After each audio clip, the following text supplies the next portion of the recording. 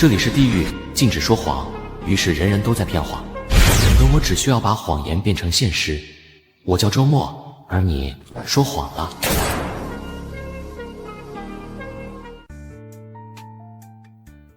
我不是死了吗？怎么又有新来的？前面的告诉他这是哪？这里是黄泉路，去排队吧。看来我是真的死了。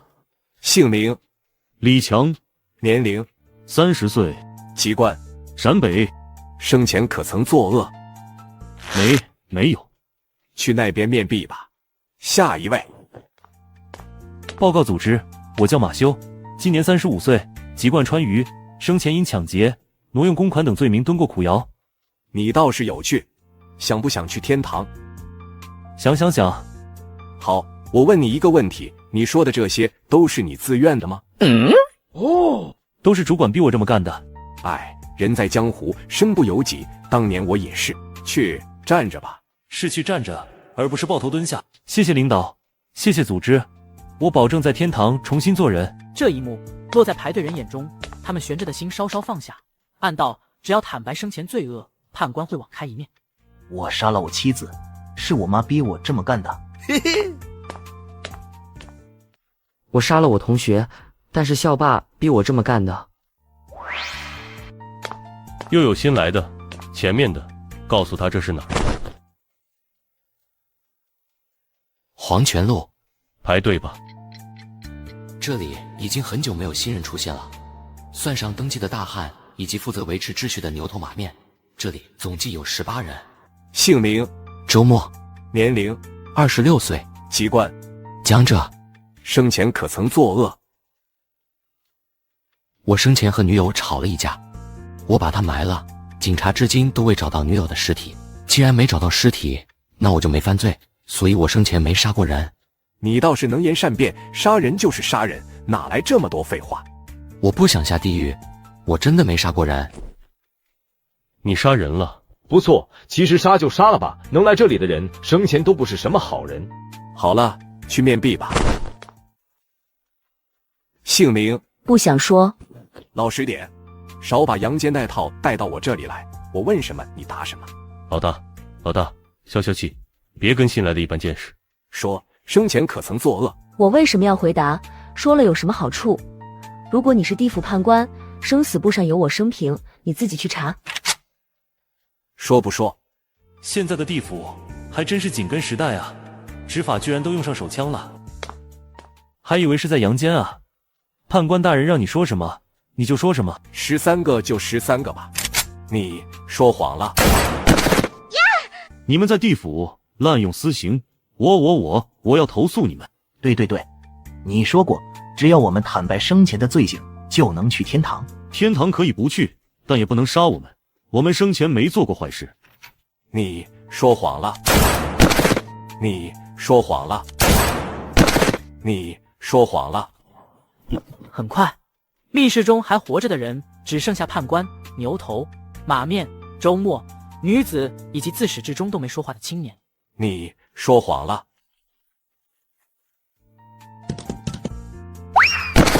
把枪给我。小姑娘，看来你就是重整地府的天命之人，把枪给牛头吧，我们引荐你去见明帝。不要给他。那我把枪给谁？给我。所以我为什么要把枪给你们？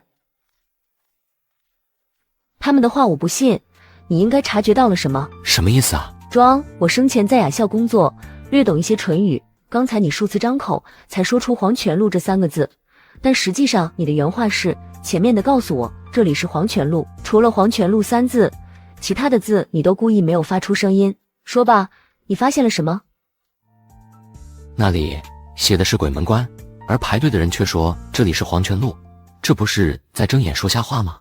这2人的话有漏洞，他们可以直接告知新来的人这是什么地方，却非要多此一举让前面的人说。你的意思是说他们在刻意引导排队的人说谎？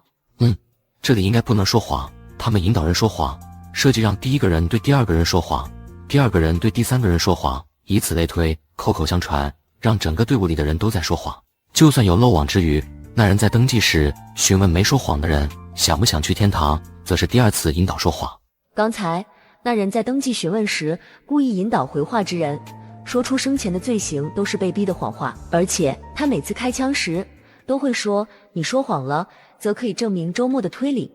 密室内禁止说谎，同时还能推理出手枪是审判每个人是否说谎的重要道具。说谎者会被枪杀，说真话者在审判时子弹会卡壳，意味着审判失败。审判失败，持枪者会失去审判资格，也就是手枪掉落。这把手枪是把杀谎者之枪。你刚才在被询问时说的话听起来也像是谎话，但大汉对你审判失败，这是为什么？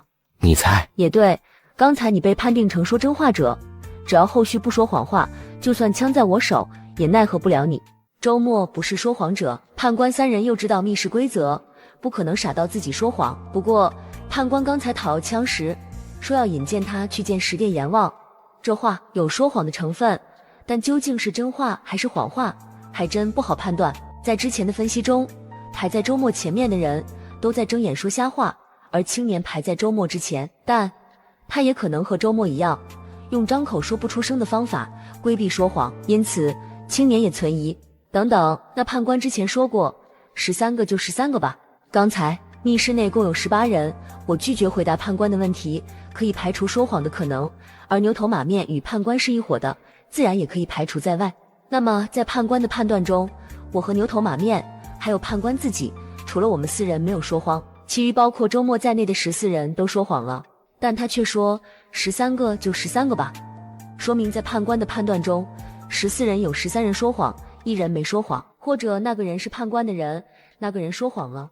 判官3人组利用一个传一个的方法设计所有人说谎。那么排在队伍第1位的人，虽然我不知道怎样才能离开密室，但你们选择引导人说谎，再枪杀他们，说明离开密室的方法与杀戮有关。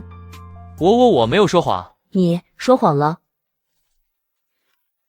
这里是地狱，禁止说谎，于是人人都在骗谎，而我只需要把谎言变成现实。我叫周末，而你说谎了。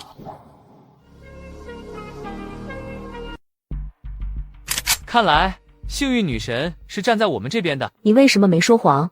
她应该知道，神话传说中过了鬼门关就是黄泉路，在密室中桌子就是鬼门关，越过桌子就是黄泉路。如果他站在桌子后面对排在第2位的人说这里是黄泉路，那么他就不存在说谎。你为什么不早说？你没问，而且我觉得你的推理可能出了问题。那人明显是判官3人的伏笔，专门负责救场。如果判官失去审判资格，那人就是判官3人组的翻盘点。周末自始至终都没说过谎，对于他来说，审判权在谁手中其实都无所谓，但他有更好的选择，将审判权移交给知道规则的人。知道规则的人在审判时会透露出密室与手枪的更多信息，这就是他没提醒我的原因。你要吗？你给吗？你真的要，不是不能不给。你真的给，不是不能不要。你不要，我不能非要你要，要不要在你，给不给在我。你不说要，你就不会知道你要是不要我不给。你不给，我不是不能不要你给，给不给在你，要不要在我。你不说给，你就不会知道你不是不能不给，是我不要。如果我给，如果我要，一个在说你要，我不给；一个回答你给，我不要。于是引导周末说出谎话，毕竟心里知道是一回事，能不能正确表达是另外一回事。那人表达的意思是你要我不给，你不要我也不给，因此周末的回答只能是你给我不要，你不给我也不要。但他还是回答了，证明周末也想引导青年说谎。这间密室是完全密封的，虽然已经死了12人，但里面氧气估计也维持不了多久。你继续说。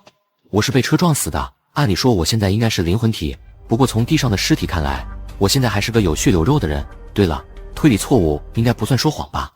你这种不算。我们是被某种未知力量传送到这间密室，如果想要离开密室，可能也会用到那种力量，或者达成某个条件。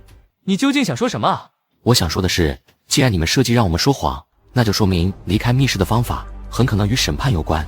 但如果我一直不说谎，就这么耗着，谁也别想活着离开。与其如此，还不如直接中门对局。你想怎么个对法？我们各自提出问题，被问者必须回答，且不能说不知道，或者回答与问题不相干的话题。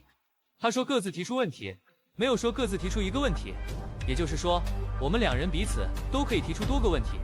他说被问者必须回答，且不能说不知道或回答不相干的话题。但如果他提出一个他私人的问题，我就无法回答。可以，但我有补充条件，被询问者回答完一个问题，下一个人才能提出问题，且问题不能涉及自己过往的私事。可以，我先来。我的问题是，既然持枪者有审判他人的资格，那么反过来，他人能否质疑持枪者的审判资格？能。我正在说谎，是真话还是谎话？说谎者悖论，无论怎么回答都是错。终于上当了。不得不说，他很聪明，但终究是吃了没有经验的亏。他必死无疑。你说谎了。你说谎了。我都还没回答你的问题，你就说我说谎了，是你在说谎，还是你在说谎？你从一开始就知道说谎者悖论。当然知道。原来如此。周末的规则中，故意未明确每个人能提出多少个问题。如果他连续提出几十个问题，青年根本无法一次性回答完。于是，青年补充规则：被询问者回答完一个问题，下一个人才能提出问题。这个补充规则就是青年最终审判失败的根本原因。周末是故意不说，青年则是被周末规则中那句必须回答影响了判断。必须回答不等于立刻回答。不对，你说谎了。你在审判的时候说你说谎了，就是相当于在回答他的问题，为何你没失去审判资格？答案很简单，你猜猜我为什么要把与青年的对决说成中门对狙？中门对狙是游戏术语，在枪战游戏中，两个人在中门对射，直至将对方狙杀为止。而在这里，我们相互提问，让彼此说谎，也就是说，谁说谎，游戏就结束。你说谎了。我没说过谎，你审判我就会失去审判资格。持枪者在审判时需要说出你说谎了的口令，但如果审判失败，那么持枪者刚才说出的口令就是在说谎，所以你说谎了。我可从没说过谎，但我自知并非你的对手。我们组队，我告诉你怎么逃离密室。你没说谎吗？之前判官在审判我时，我对你们说了什么？你杀人了。你说谎了。知情者都死了，我们该怎么离开这间密室？既然青年知道审判失败，就意味着说谎。他刚才为什么没有杀你？你不能杀我。理由？刚才牛头说我们和他组队，就告诉我们逃离密室的方法，所以我觉得离开密室可能与组队有关。继续。青年与判官三人设计，想把我们全部杀死。再结合牛头刚才的话，可以得出这样的结论：密室只剩一个队伍时才能通关。这不是我想要的答案，我给你提个醒，从密室中唯一的线索入手。等等，人是人，密室中除了物体就只剩下人了。最开始有18人，这个数字有什么含义？我们推理出来的规则是：密室中禁止说谎，18禁止说谎。这里是拔舌地狱。继续。传闻18层地狱的第一层是拔舌地狱，生前谎话连篇者，死后来到这里。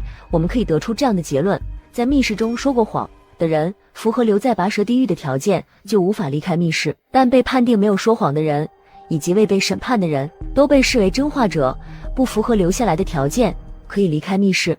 你不适合做我的队友。你总得让我死个明白吧？唯一的线索与数字有关，那么逃离密室的方法肯定也与数字有关。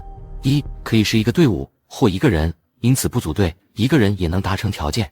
我还有最后一个问题，你在面对判官询问时，究竟是怎么做到明明说谎却没有说谎？我和女友吵架，把女友埋了，是2个独立的事件，彼此之间并没有因果关联。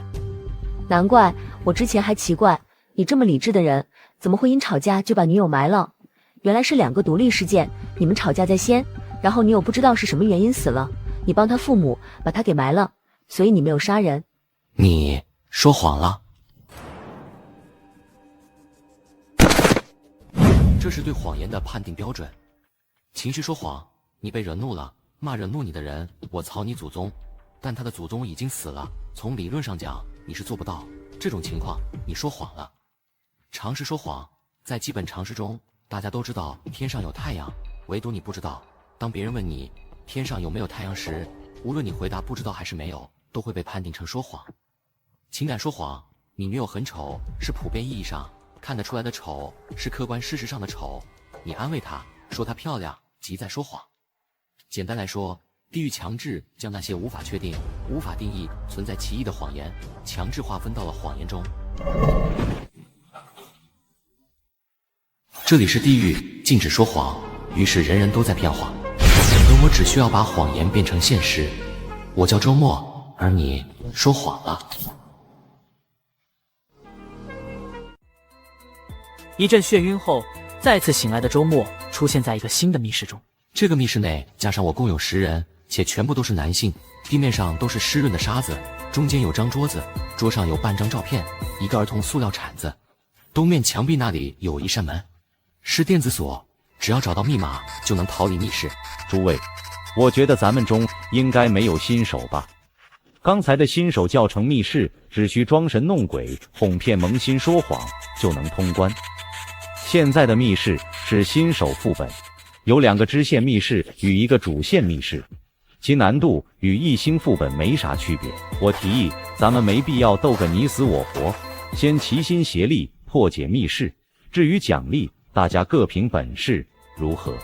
我想知道你们这群老手为什么会来参加新手副本？你是新手，还真是活久见呢，居然真有人虐菜，把自己的性命都给搭进去了。咱们手中的枪叫沙皇者，其作用就无需我多言了。新手副本是所有副本中唯一能给沙皇者赋予技能的副本，概率很小，因此很多老玩家会来碰碰运气。诸位都谈谈吧，这件密室该怎么破解？这半张照片上是一对父女，女儿坐在父亲的腿上，两人洋溢着幸福的笑容，说明完整的照片是一张全家福，因此能够推理出被撕掉的那半张上是女儿的母亲。我想问一下，新手副本有固定的人数限制吗？18人，不单是新手副本，所有副本初始人数都是18人。这件密室中只有10人，少了8人。既然如此，我们先推理出那8人去哪了。你说谎了。有3人说出了审判口令，但奇怪的是，却有4声枪响。奇怪，刚才我们还在其他密室，怎的转眼就来到了这里？有猫腻。完整的照片是张全家福，被撕掉的部分上面是女儿的母亲、父亲的妻子。黄毛的推理犯了常识说谎，而现在那个大妈的推理以及说话的内容与黄毛一模一样。你说谎了。你说谎了。看来新手教程结束后，沙皇者归个人所有，当持有者死亡时，沙皇者就会随之消失。小伙子，你真厉害，一枪就打中眉心。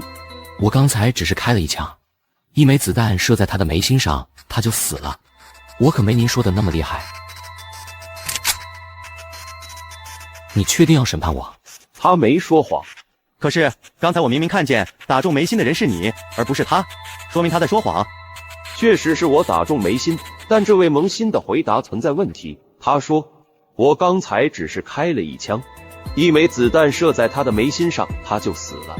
我可没您说的那么厉害。这是典型的蒙太奇式谎言，每句话都是真话，但连接起来落在他人耳中，就变成谎话。他刚才说的每句话都是真话，谁因此而审判他，谁就会审判失败。我还以为你会说出那6个字。你也太小瞧我们了，除了这个密室，还有2个，我们有的是时间慢慢玩。虽然有些规则我不知道，但这种小把戏就不要丢人现眼了。他真的是萌新吗？那半张照片上，女儿的位置有问题。按照常识，若是独生子女，女儿应该坐在父母的中间。若有2个孩子，一个坐在父亲腿上，一个坐在母亲腿上。在半张照片中，女儿是坐在父亲的腿上，说明在缺失的那半张照片上，母亲腿上也应当坐着一个孩子。完整的照片是一家4口的全家福。黄毛的分析犯了常识说谎，他被审判而死，可以理解。卷发大妈分析与黄毛如出一辙，但却没有说谎。只有一种可能，卷发大妈不是人。对了，密室黑暗时枪声4响，但黄毛身上仅有3个弹孔，同时说出口令的声音也只有3个。那么问题来了，第4枪去哪儿了？技能，中年大叔说过，来到新手副本的老玩家是来碰碰运气，看看能不能给沙皇者赋予技能。也就是说，在场中有位玩家的沙皇者拥有技能密室短暂黑暗，是在提醒玩家有人使用沙皇者技能。小伙子，刚才我也没说谎，怎么会有人想审判我？不，你刚才说谎了。哈哈，难怪你们两个能在新手教程密室中干掉老玩家，果然厉害。怎么称呼？林峰。周末，这里是地狱，禁止说谎，于是人人都在骗谎，而我只需要把谎言变成现实。我叫周末，而你说谎了。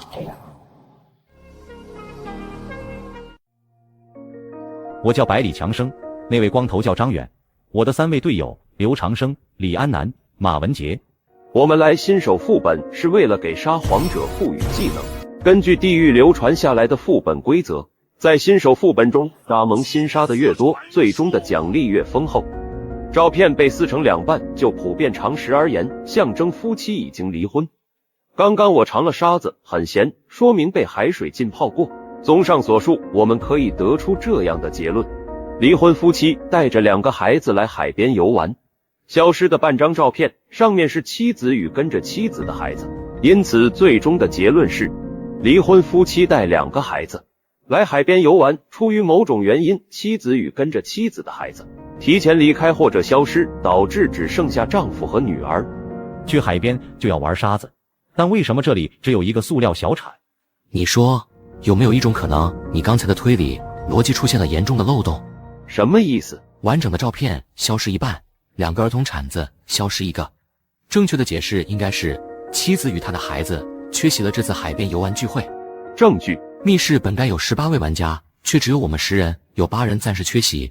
这么明显的线索摆在你面前，你是故意不想说，还想坑百里强生一手？你暂时是什么意思？先回答我一个问题。你说，释放沙皇者技能有没有什么条件限制？有，舍弃1次必定能审判成功的机会。枪口向上，在子弹射出之前，密室会提前变得黑暗。原来如此，难怪刚才密室突然就失去光亮，难怪响了4枪，黄毛却只中了3个枪。密室最开始的10人都是男性，这也是个线索。在一家4口中，已经有3人可以确定性别：丈夫、妻子、女儿。唯一无法确定性别的是跟着妻子的孩子。不过无法确定也没关系，在我刚才的推理之中，妻子与她的孩子缺席了这次聚会，来海边游玩的就只剩下女儿和丈夫。但这里有个问题，既然妻子和她的孩子缺席了这次聚会，父女2人为什么还要来聚会的海边？说明缺席的2人迟早会来。不是妻子会来，全家福消失了一半，象征婚姻破裂；儿童铲子消失了1个，就象征妻子的孩子出了问题，要么死，要么丢。等等，你分析了这么多，也没说明白8位玩家为什么是暂时缺席。一家4口可以确定是男性的，就只有丈夫，而我们这10人都是男性。你说我们是不是充当丈夫的角色？消失的8位玩家应该都是女性，她们相当于妻子，妻子一定会来。那么我们现在要做的就是把那消失的8位玩家召唤出来。夫妻感情破裂，不可能是爱情，那么就只剩下与女儿的亲情。答案就是女儿堆沙子，堆成母亲的模样，然后丈夫利用这个将妻子叫来。但女儿只有2岁左右，啥都不懂，因此真正的答案是丈夫堆沙子堆成妻子的模样，说是女儿堆的，把妻子叫了过来。妻子长什么样？没有长相咋堆啊？随便堆一个成年且拥有女性特征的沙雕不就得了？难不成还想堆成艺术品？这样可以了吧？奇怪了，新手教程密室结束后，咋感觉我好像睡了很长一段时间？我叫程思。马文杰正想继续堆沙时，程思却出声：你想一夫多妻？什么意思？新手副本共有3个密室，这是第1个支线密室，后续密室可能会出现夫妻合作的情况，你继续堆杀人肯定不被允许。众人惊讶于他的推理，只是看了桌上的东西，就推理出他们现在要干什么，并提出意见。我记得我们之间好像不是合作关系吧？你是新手，不懂地狱副本生存法则。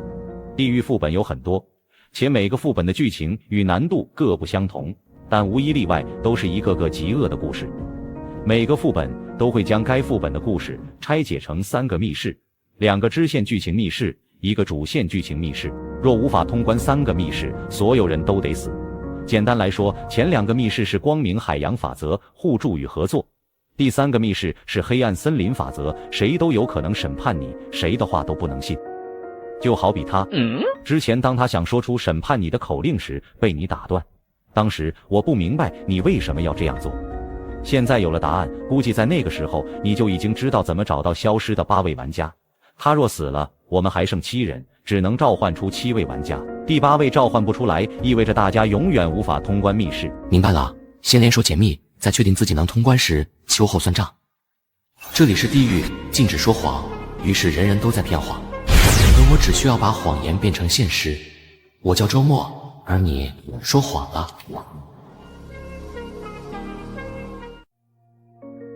既然如此，刚才审判黄毛，除了周末这位萌新开了枪，有2位老玩家也开了枪，而且你还使用了沙皇者技能。你这不是纯废话吗？我们懂生存法则，但萌新不懂。对于我们而言，每个萌新都是一颗定时炸弹，最好的办法就是先杀死萌新。如果大家都失去审判资格，会怎样？枪战片看过吗？说谎者与说谎者之间可随意朝彼此开枪，前提是先审判或质疑，证实了彼此都是说谎者，才可以这样做，否则子弹会卡壳。橙丝妹妹说的不错，我们8人相当于8位丈夫，每人只能堆1个杀人，召唤出对应的妻子。不多时，消失的8位玩家都被8人召唤出来，且都是女性。16人齐刷刷看向墙面上的电子门。电子锁密码是6位数，可以从密室内人数的变化来推理。首先，密室原本该有18位玩家，所以前2位密码就是18。其次，在最开始只有10位玩家，中间2位密码就是10。最后，密室中8男8女，因此末尾2位密码就是88，密码是181088。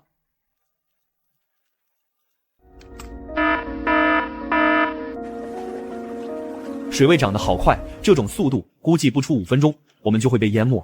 赶紧重新推理出密码。1810这4位密码肯定不会有错。最开始的密室有10人，但召唤消失的8人，只需要8人就够，多出来2人，所以我的答案是181028。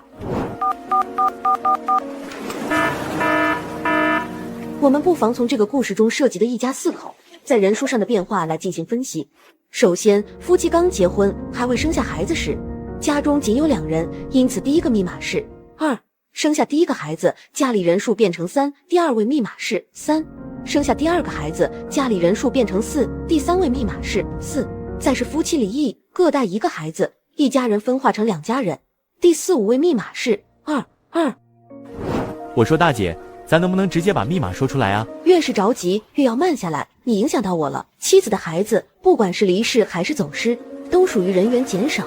那么第6、7位密码应该是21，密码是2342221，但密码只有6位数，却推理出来7位数，表明2个孩子是双胞胎。妻子生下第1个孩子，致使人数变成3，这一环节便可以删掉。正确密码是24221。橙丝妹妹，前面的分析应该正确。夫妻刚成婚，家里就2人，第1位密码是2。我说，既然橙丝前面推理正确，咱就别重复了好吗？你看你又急。生第1个孩子，家里人数变成3，第2位密码是3。生第2个孩子，家里人数变成4，第3位密码是4。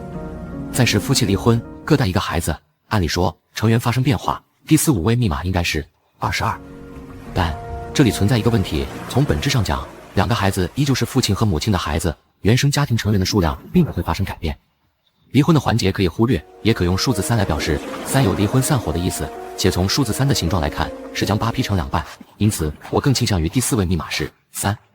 既然是按照原生家庭成员数量来计算，那么跟妻子的孩子出现问题，原生家庭人数变成3，第5位密码也是3。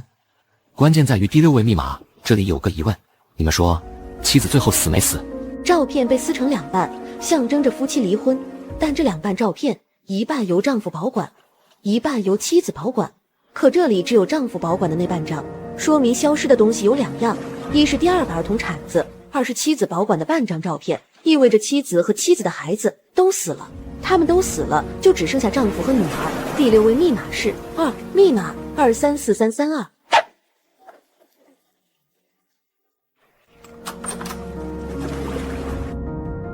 哥们儿，你以前是干嘛的？推理这么强？周末呆立在原地，他似乎明白了自己为什么会下地狱。在成为全职小说作者前，他在生育力保存中心工作，由于工作上的失误，导致该中心的蝌蚪相当于他间接扼杀了蝌蚪的进化。依据你们所说，新手副本有3个密室，这是第一个支线剧情密室。现在我们要总结一下，这个支线剧情究竟讲了一个怎样的故事？离婚夫妻带着各自的孩子来海边游玩，然而妻子的孩子可能被拐，也可能被海水淹死。妻子伤心欲绝，不愿参加这次海边游玩，唯恐触景生情。但丈夫觉得妻子应该面对现实，于是他把沙子堆成妻子的模样，说成女儿堆的，利用亲情把妻子叫了过来。但由于某种原因，妻子最后还是死了。杀人，我觉得妻子很可能是因杀人而死。如果这个结论成立，我们可以反向推理，出了问题的孩子大概率是被人贩子拐跑的，妻子寻子，最终杀死人贩子。既然第一个密室是在阐述前因，那么下个密室就该是妻子与人贩子对峙。这里是地狱，禁止说谎，于是人人都在骗谎，而我只需要把谎言变成现实。我叫周末，而你说谎了。穿过那扇门，众人来到了一间教室，只见教室内摆放着15张桌椅，且课桌上都有张卷子。除此之外，教室内2个戴着面具的人，一个站在教室最后面，一个站在讲台上。讲桌上摆放着许多具有攻击性的武器，在黑板上方的墙面上，左右各挂着一个停止转动的时钟，左边时钟3针都指向6点，右边时钟3针都指向12点。有意思，我们有16人，却只有15张课桌。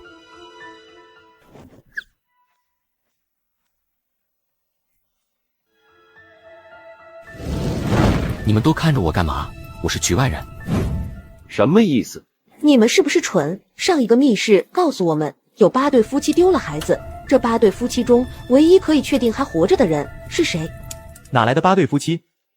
通关第一个密室的条件是8男8女，且都是男人召唤女人，而在第一个密室中，丈夫利用杀人叫来了妻子，那么我们这8男8女就象征8对夫妻。不错，8对夫妻中唯一可以确定存活的是第一个密室中有女儿的丈夫。至于证据，这15张课桌就是最好的证据。8对夫妻应该有16张课桌才对，但这里只有15张，说明有1人没来。再联系唯一可以确定还活着是那位丈夫，那么答案呼之欲出，那位丈夫没来。8位男性中谁没有抢到课桌，谁就是那位丈夫。如果周末是那位没来的丈夫，那么来的就是那位丈夫的妻子，其余7对夫妻都是成双成对的来，只有那位妻子是孤零零来，因此谁坐在单独的课桌上，谁就是那位妻子。而在第一个密室的推理中，那位妻子必死无疑。结论，我就是那位妻子。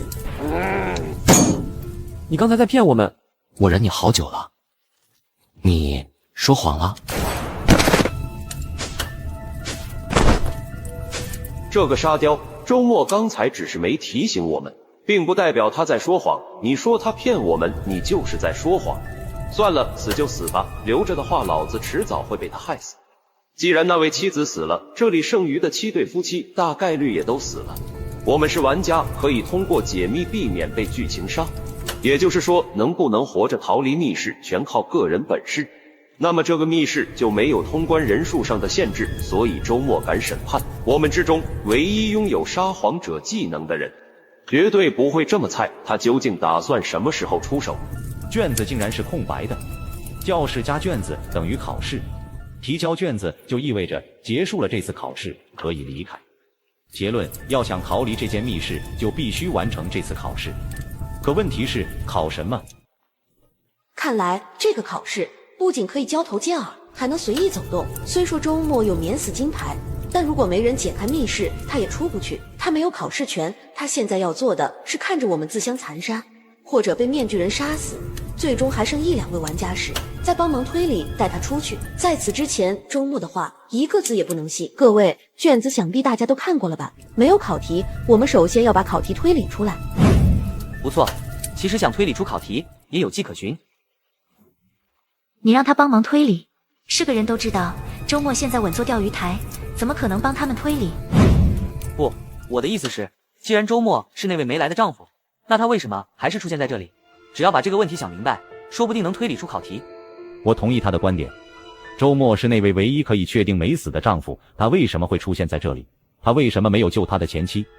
有两种可能，一是那位丈夫与人贩子本来就是一伙的，二是那位丈夫根本救不了他的前妻。我们来个排除法。第一种，倘若丈夫与人贩子沆瀣一气，他既然能指使同伙拐走妻子带的孩子，为何不让同伙将自己带的孩子也拐走？你这个假设难以成立。女儿由丈夫抚养长大，自然有着难以割舍的亲情，拐走妻子带的孩子，而不拐走自己带的孩子，从逻辑层面来讲也能说得通。有没有想过两个孩子谁大？第一个密室中，桌上的半张照片能够看出跟随丈夫的女儿年龄约莫在2岁左右。倘若两个孩子里女儿年长，那么跟着妻子的孩子就还是个婴儿。依照此前的推理，跟着妻子的孩子是被拐走的。按理说既然是婴儿，妻子应当无时无刻将其抱在怀中，不可能出现孩子被拐妻子没有被拐的情况。因此跟着妻子的孩子肯定比跟着丈夫的孩子年长。两人离婚必然是在生下女儿之后，即便生下女儿就离婚，两人也共同抚养了第一个孩子至少1年的时间，丈夫也应该对第一个孩子产生亲情。如果丈夫绝情且与人贩子勾结，两个孩子都会被拐走，但只有一个孩子被拐走，说明丈夫与人贩子没有勾结的可能。百里强生的假设是正确的。既然第一种可能已被排除，我们再来看第二种，丈夫根本救不了妻子。各位有没有留意到黑板上方的墙壁上悬挂着2个时钟？两个时钟均已停止转动，左边时钟3个指针都停在6点，右边时钟3个指针都停在12点。这里是地狱，禁止说谎，于是人人都在骗谎，而我只需要把谎言变成现实。我叫周末，而你说谎了。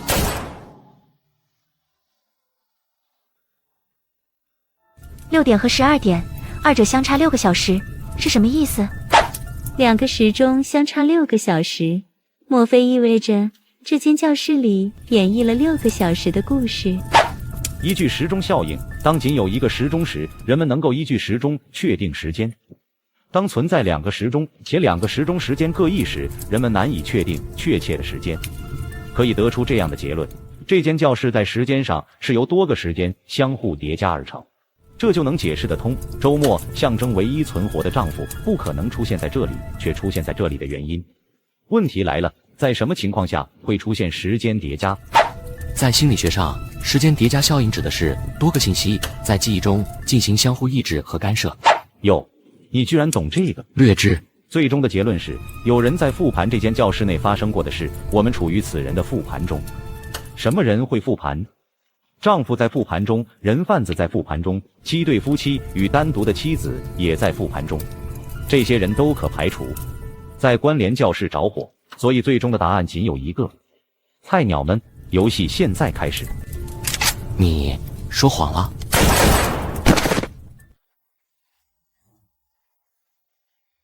刚才2声枪响，但却仅有1人说出审判口令，也就是说，周末开枪审判。百里强生释放撒谎者技能，根据他们之前的陈述，百里强生的撒谎者能够制造虚影。在场玩家算上周末，恰好15人，不多也不少。最坏的情况出现了，周末审判致死。百里强生利用撒谎者技能制造出一个一模一样的玩家虚影，鱼目混珠。此前青年被周末枪杀时，面具人会把尸体丢进火焰中。刚才在黑暗中有脚步声，应当是面具人再次将周末审判死亡的玩家尸体丢进火焰中。这下可好，连尸体都被面具人处理掉，更加无法确定百里强生撒谎者制造出了谁的虚影。在场玩家中，只有周末知道自己杀的是谁，周末杀谁，百里强生就制造出谁的虚影。刚才谁说谎了？马脸与妖艳女玩家，他们犯了常识说谎。时钟上指针指向6点，可能是6点，也可能是18点，他们却笃定说与12点相差6小时，这是一谎。3个指针都指向6点，这在时钟上根本不可能出现，因为当分针指向6点时是半小时，那么时针会在6点与7点中间。因此，马脸女玩家与妖艳女玩家，一句话2个常识说谎，还真是人才啊！刚才周末只开了1枪，表明这2人只有1位被审判死亡。结论：马脸与妖艳女玩家有1位是真实玩家，有1位是百里强生撒谎者制造出来的虚影。该怎么确定是谁？对了，卷子。面具人在处理尸体时，会连同该尸体桌上的卷子一并烧掉。该不会是百里强生在黑暗中偷走了张远的卷子吧？把卷子还给我。这个密室只有提交考卷才能逃离，若没有考卷，其后果有撒谎者的保护机制存在，我根本无法碰触到他们。我很是疑惑，在这教室中，知道谁是虚影的玩家有3人：百里强生、周末以及马脸或妖艳女玩家中的真实玩家。周末缄口不言，可以理解，他想看我们自相残杀。百里强生沉默不语也能说得通，因为他是布局之人。但是两女中未死的那位，为何要主动站在刘长生3人中间？等等，我好像明白了，两女中未死的那位已经说过谎，他怕暴露身份被他人审判致死，故而需要寻求百里强生团队的庇护。该死，将桌上的那些道具想必有某种用途，若不尽快拿回卷子，或许会有不好的事发生。我用未来谎言交换1张考卷，成交。在这个副本内，我永远不会对百里强生以及他的队友发起审判。未来谎言即为承诺，倘若违背承诺，意味着此时此刻承诺之人正在说谎。这张是你的，这张不是我的，那张是我的。你说谎了。你说谎了。你说谎了。刚才百里强生与张远的对话，2个人都没有说谎，这竟是一个圈套。果不其然，当他们看向百里强生时，只见对方的枪口已然对准他们。你说谎了。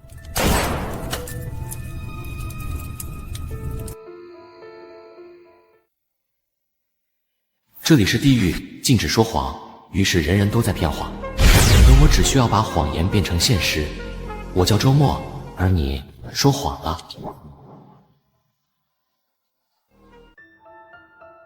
此刻，教室中还存活的玩家有百里强生和他的3位队友张远、周末、程思、林峰，以及马脸或妖艳女玩家中的1位。16人锐减至9人。这是你的，这张不是我的，那张是我的。百里强生与张远的对话存在问题，翻译过来是：这张是我给你的，这张不是我原来那张，那张才是我原来那张。2人都没说谎。第1位拔枪的女玩家误判百里强生说谎，百里强生被审判失败。第2波女玩家们理所当然地认为张远说谎，于是调转枪口。这些我皆能理解。我想用考题交换一个问题。从已知的规则来看，只要不说话、不审判，想死都很难。这些人似乎很着急，一旦意识到有人说谎，便拔枪审判。我想知道这是为什么。审判成功有奖励，副本结束时结算奖励。为了奖励，连命都不要。争可能会死，不争迟早会死。长痛不如短痛，因此当玩家确定通关密室没有人数或性别等条件限制时，发现有人说谎，就会立即审判。但凡慢半拍，可能会被其他人抢先。争可能会死，不争迟早会死，是否意味着在地狱中没有奖励的玩家难以存活？好，现在来说考题。想要推断出考题是什么，就得先理清是谁在复盘教室中发生的一切。首先，教室内出现了时间叠加的状况，这表明复盘之人知道教室内发生了什么，但不知每件事发生的先后顺序。那么能够确定复盘之人并非在场中的任何一位。其次，周末象征的丈夫出现在复盘中，这说明复盘之人认为丈夫与教室内发生的事有关。最后，教室位于学校内，学校附近定然有人居住，教室着火，附近的人必定会看见。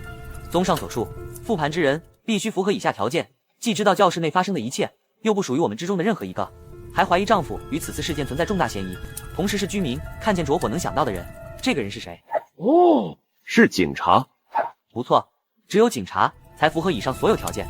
居民目睹学校内起火，选择报警。警察通过现场勘查，大致了解教室内的情况，但具体细节不知道。比如究竟是7对半夫妻绑架了人贩子来教室行刑，还是人贩子绑架了一直在寻死的7对半夫妻来教室行刑。无论何种情况，过程及先后顺序，警察都不知道。因此，他们在撰写报告时，脑海中涌现出多个信息，彼此抑制与干涉，这就是所谓的时间叠加。也就是说，这间密室仅存于警察的脑海之中，正在对整个案件进行复盘。警察为何要复盘？只因他要撰写报告，而报告的内容正是我们这间密室的考题。因此，考题是整个案件的前因、过程、结果。前因，他们在第1个密室已经推理得出结论，人贩子拐跑了8对夫妻的孩子。先等等，你们倒是快点啊，别磨蹭了行不行啊？现在，他们面临的问题是，这间教室中究竟发生了什么？刚才教室内的火焰是面具人放的，说明是面具人绑架了7对半夫妻，想将他们烧死在此处。这里是监教室，表明7对半夫妻在寻子的过程中，将嫌疑人的身份锁定为他们孩子的老师身上。老师察觉到这点，将15人绑架到教室，企图杀害他们。如何绑架？自然是利用孩子的物件将他们骗来的。15个人寻子，最后反被人贩子骗至教室内杀害，这也太蠢了吧！而且人贩子但凡有点智商，也不会在教室内行凶。可是教室内并无孩子的物件。你瞧见那些剪刀、锤子了吗？象征孩子的物件。你说谎了。你说谎了。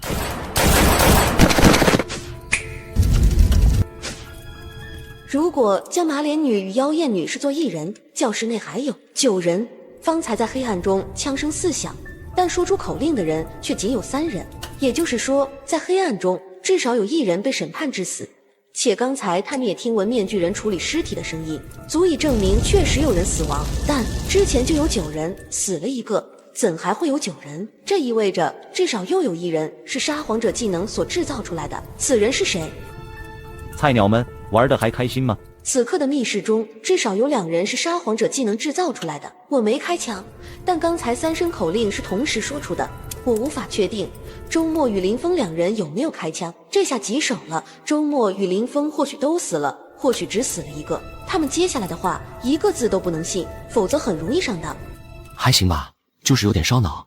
咱们能不能先停止内斗？教室内的火焰越烧越大了。首先，张远的推理我全盘推翻。谁能帮我取下？你为啥不自己去取？百里强生撒谎者制造出的是虚影，无法触及实体。周末自己不去取，着实令人起疑。这里是地狱，禁止说谎，于是人人都在骗谎，而我只需要把谎言变成现实。我叫周末，而你说谎了。告诉我，2个时钟分别停在几点？这家伙想让我说谎，我可不是刚才那2个蠢女人。一个是12点整或24点整，一个是6点30分30秒或18点30分30秒。你说谎了？好玩吗？你知道我为何要当这个局外人吗？很简单，我需要梳理一下已知的规则和获取的信息。首先，橙丝妹妹说过，争或许会死，不争迟早会死。于是我就在想，既然你们能够来新手副本虐菜，那么同理，比你们强大的玩家也能够前往你们常刷的难度副本来虐你们。就像某些策略游戏中 S2 赛季的玩家报名回流至 S1 赛季，纯粹的降维打击。说实话，当我推理出这个副本机制时，惊出一身冷汗，因为无论你再强，在正常副本中都会遇到比你更强的玩家来虐你。就好比你是练气期却遭遇筑基期的敌手，在筑基期又碰上结丹期的敌手，毫无退路，除非一直不停的变强，变强再变强，强到没人比你强。不错，这就是地狱副本中最恶心、最恶毒的机制——向下兼容。你还推理出了什么？向下兼容吗？由于存在向下兼容机制，致使每个玩家必须向上爬。既然杀死说谎者有奖励，那么奖励应当就是提升玩家实力的关键所在。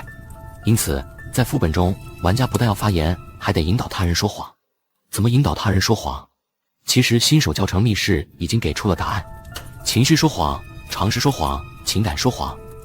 综上所述，让一个人说谎的方法无非3种，这3种就是副本内玩家之间内斗的核心要素。全对，周末的推理与地狱规则简直如出一辙。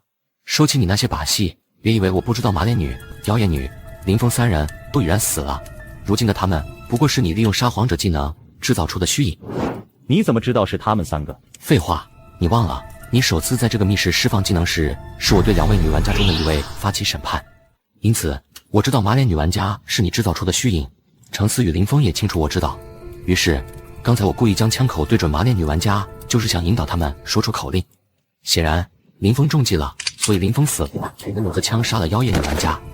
马脸女玩家是虚影，林峰因说谎被审判而亡，妖艳女玩家被周末审判死，所以现在这3人都是百里强生制造出的虚影。纵观整场布局，周末先获取局外人的身份，以此为借口暂不参与推理，但实则他在悄悄整理副本规则以及获得的信息，推理出向下兼容机制以及让人说谎的3种方法，立刻运用到实战当中，故意将枪口对准马脸女。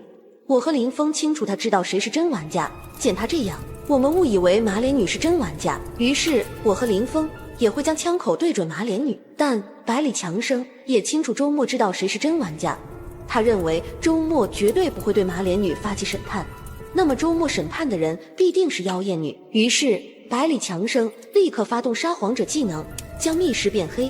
如此一来，除了他和周末，就不会有人知道妖艳女玩家死在黑暗中。最终的结果就是周末审判妖艳女玩家，审判成功；林峰审判马脸女玩家，审判失败。而后林峰再被其他人审判死亡。还没完，除掉妖艳女玩家和林峰后，周末立刻参与到推理当中，让刘长生说出时钟上的时间，使其犯下常识说谎，再将其审判死。好心机、好算计，对人性上的把控以及心理上的博弈都达到极致，堪比2星玩家。这家伙简直就是个魔鬼。如果早知道这次新手副本会有这种怪物，我就不该前来参加。你很好。你们看到了什么？2个时钟上的3个指针，一个全部向上，一个全部向下，这是镜像，说明教室内发生的事与警察撰写的报告截然相反。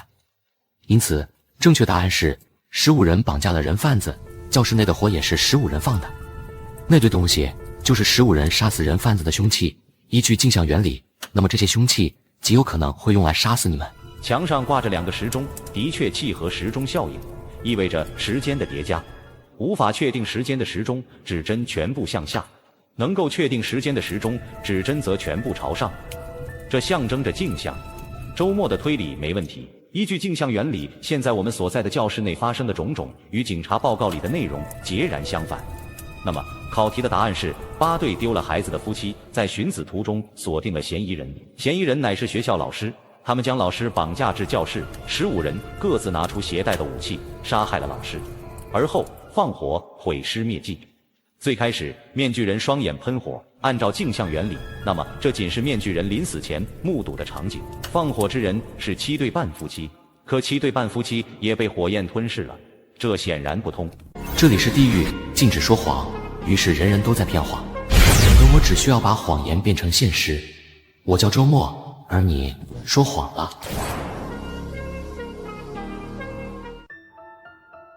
面具人还有同伙，纵火之人就是这个同伙，他把7对半夫妻以及老师全都烧死在教室内，因此结果是7对半夫妻以及老师皆被烧死在教室之内。推理至此结束。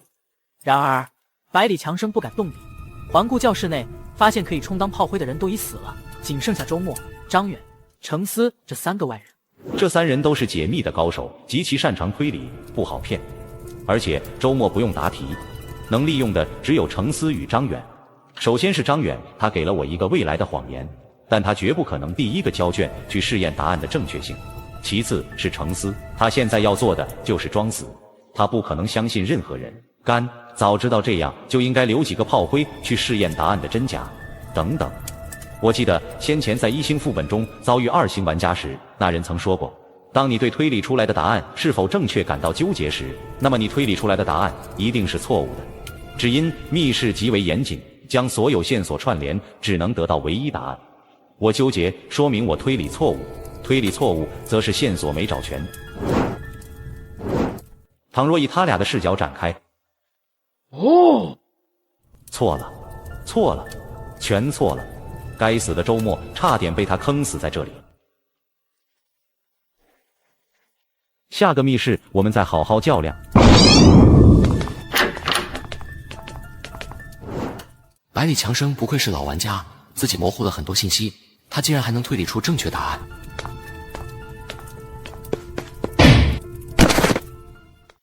等等，答案是什么？他在伪装。奇怪，在上个密室，程思只是扫了一眼桌子上的东西就能推理出答案，在这个密室，他全程表现得极为糟糕，却依旧能够识破自己的演技，没有审判马脸女。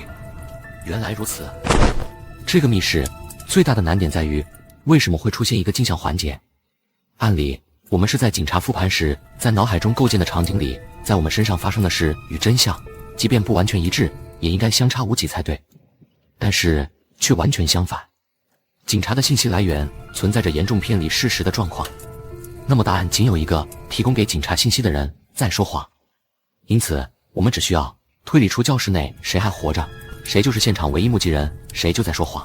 第一个密室的丈夫，八对夫妻丢了孩子，在寻子的过程中，他们将嫌疑人锁定在学校的老师身上，但在跟踪的过程中，被老师察觉自己的行径已经暴露，于是老师一不做二不休，将八对夫妻中的7对半骗到教室里来，将他们残忍杀害，又一把火烧掉。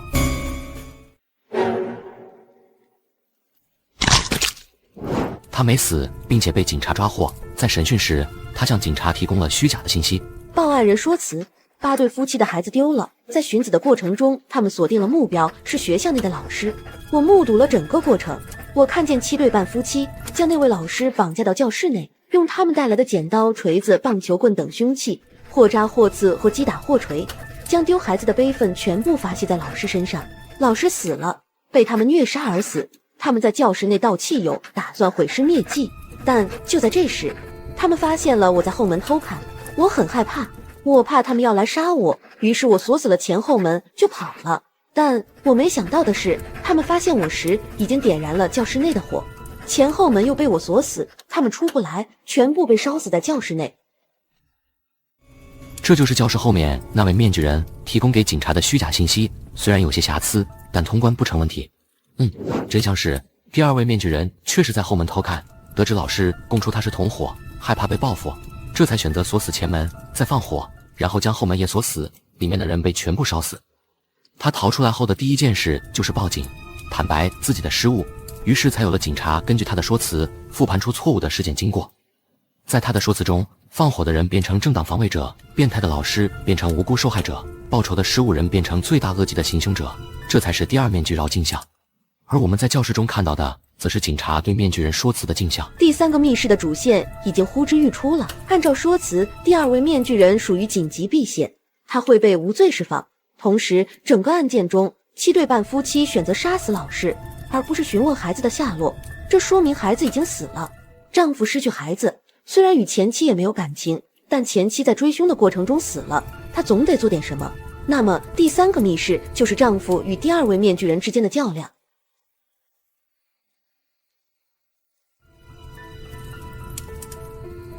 这里是地狱，禁止说谎，于是人人都在骗谎，而我只需要把谎言变成现实。我叫周末，而你说谎了。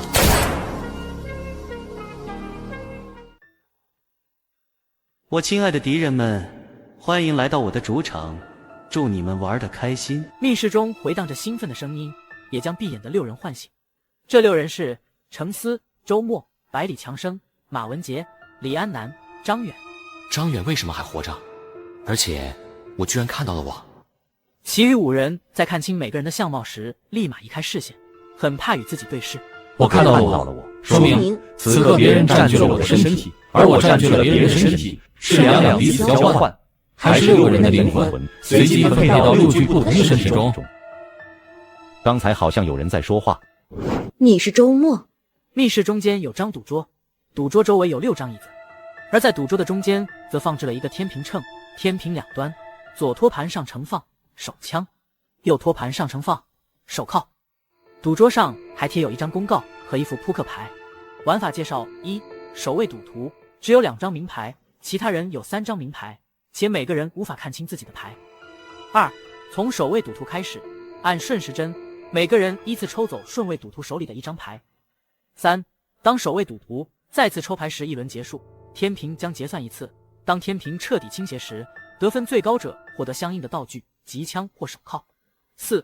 使用语言和肢体暴露身份者，以及暴露他人桌面上牌型者，都将失去上赌桌的资格。从玩法上看来，2张或3张牌要搭配成某种组合才能得分。那么，首先就要推理出自己手里有什么牌，其次，在抽牌时要破坏下位赌徒的牌组。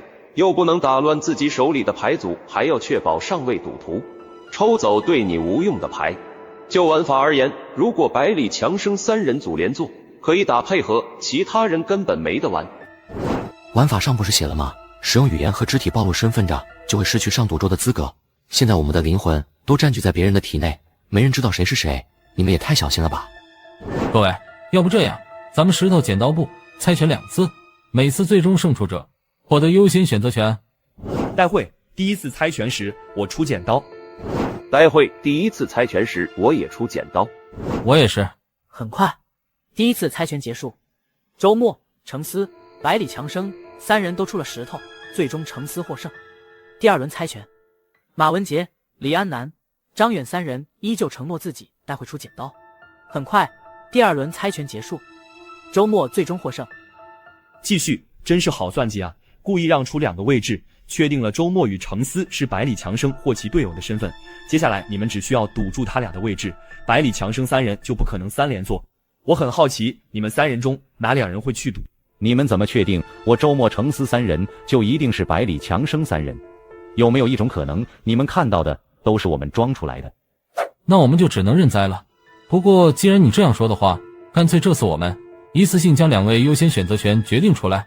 第3轮猜拳结束，百里强生和张远出的剪刀，李安南与马文杰出的石头，获得接下来2次优先选择权。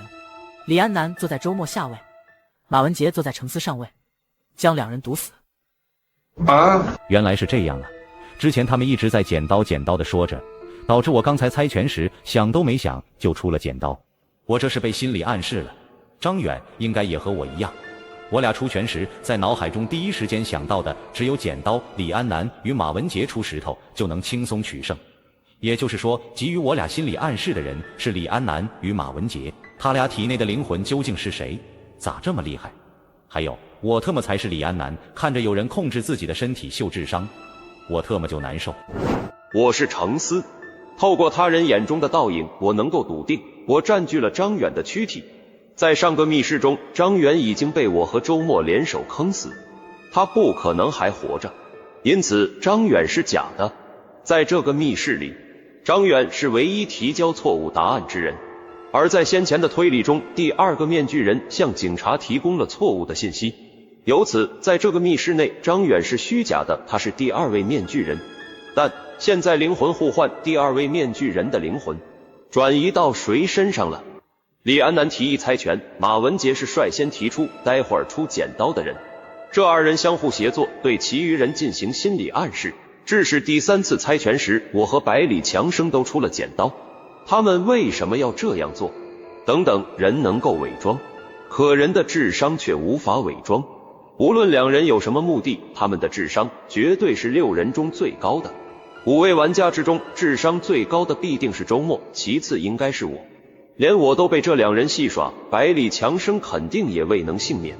可以得出这样的结论，李安南与马文杰之中，一个是周末，一个是第2位面具人。结束思考，张远见百里强生坐在李安南的下位，只剩下马文杰的上位，他别无抉择。这里是地狱，禁止说谎，于是人人都在骗谎，而我只需要把谎言变成现实。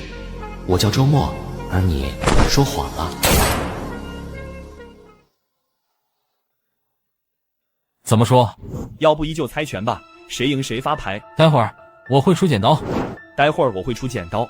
再次猜拳，结果令人诧异，4人都出了石头，李安南与马文杰都出了布。2人获胜的同时，也意味着2人说了谎。你刚才2人的话存在问题，待会儿我会出剪刀，待会儿是多久？靠，险些上当。还继续吗？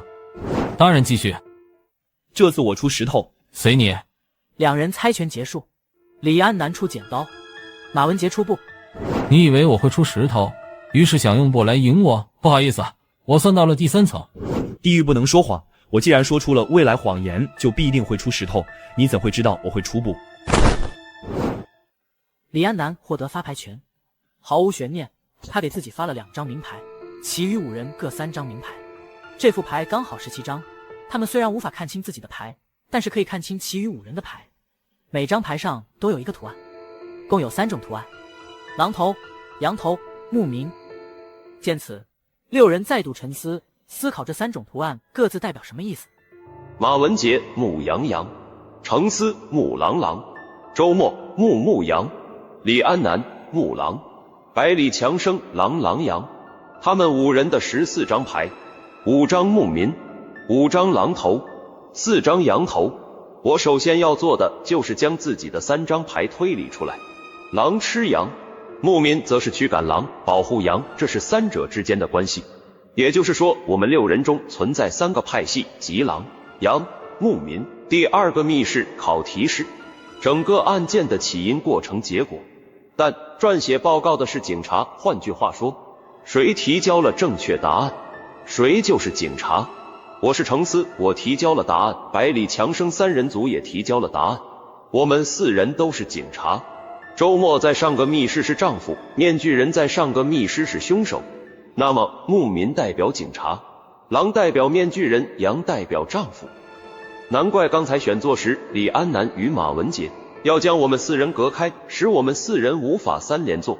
这2个家伙从一开始就推理出6人中存在3个派系，我们共有6人，那么牧民、狼头、羊头应当各有6张才对，一副牌就是18张，但这副牌只有17张，缺失的那张牌会是什么？既然狼头代表面具人，而第1位面具人在上个密室已经被其对半夫妻杀死，那么缺失的那张是狼头，因此这17张牌中有6张牧民，5张狼头，6张羊头，而桌面上他们5人只有5张牧民，5张狼头，4张羊头，少1张牧民，2张羊头，那么我的牌是牧羊羊。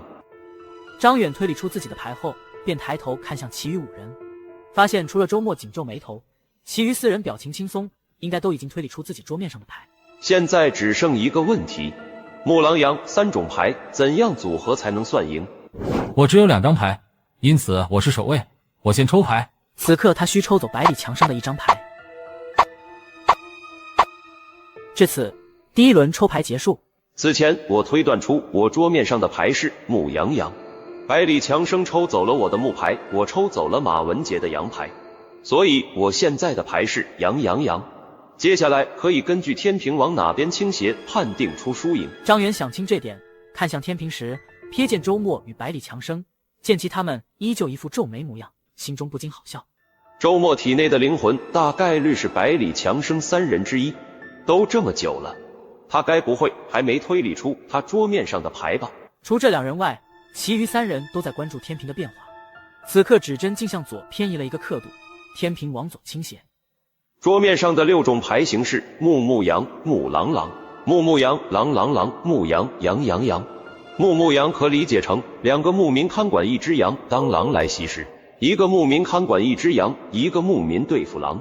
如此一来，既能确保羊不会逃跑，也能保证狼吃不到羊。结论：牧牧羊是牧民胜。按这个思路，牧狼狼，狼胜；牧牧羊，牧胜；狼狼狼，狼胜；羊羊羊，羊胜。最棘手的就是百里强生，他桌面上仅有2张牌，牧羊，不好确定胜负情况，但可以先不理会。除去百里强生的牌，我们5人得分情况是牧2胜，狼2胜，羊1胜。第1轮抽牌结束，天平的审判结果是恶大于善，恶是手枪，善是手铐，因此面具人是恶，警察是善，丈夫只能越过法律亲手杀死面具人，所以丈夫是羊，羊也是恶。由此能够得出这一轮5人的胜负情况是善2胜，恶3胜。善恶位于天平两端，2个善抵消2个恶，还剩1个恶，于是就出现了天平向左倾斜1个刻度。既然5人的胜负决定了天平的倾斜情况，说明百里强生桌面上的牌毫无意义，牧羊是平局。不对，应理解成牧是善，羊是恶，二者在一起就是平局。这里是地狱，禁止说谎，于是人人都在骗谎，而我只需要把谎言变成现实。我叫周末，而你说谎了。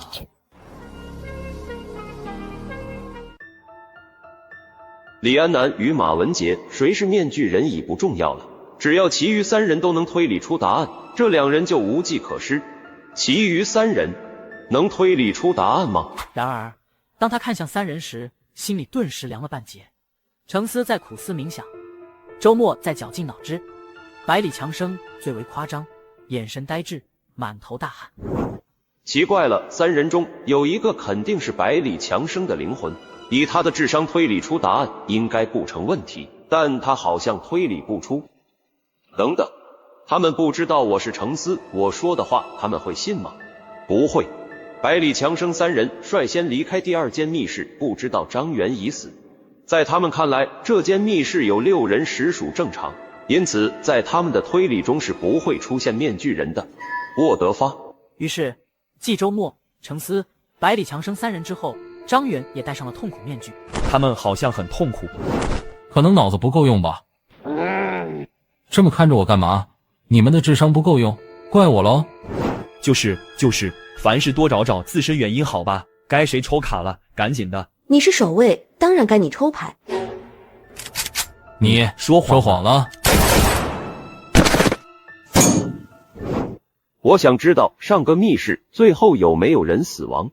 程思体内的灵魂应该是百里强生三人组之一。李安南与马文杰故意在说风凉话，打乱我们思路，其实是在积攒我们的愤怒。当马文杰冷不丁询问该谁抽牌时，被愤怒冲昏头脑的程思说话不经过脑子，指着李安南就说：“你是守卫，该你抽牌。”上一轮李安南是守卫，但这一轮百里强生只有2张牌，百里强生才是守卫，该他抽牌。程思犯了情绪说谎，程思能犯这种低级错误，说明他体内的灵魂不是百里强生。大家都灵魂互换过，百里强生体内的灵魂肯定不是百里强生。答案：周末体内的灵魂才是百里强生。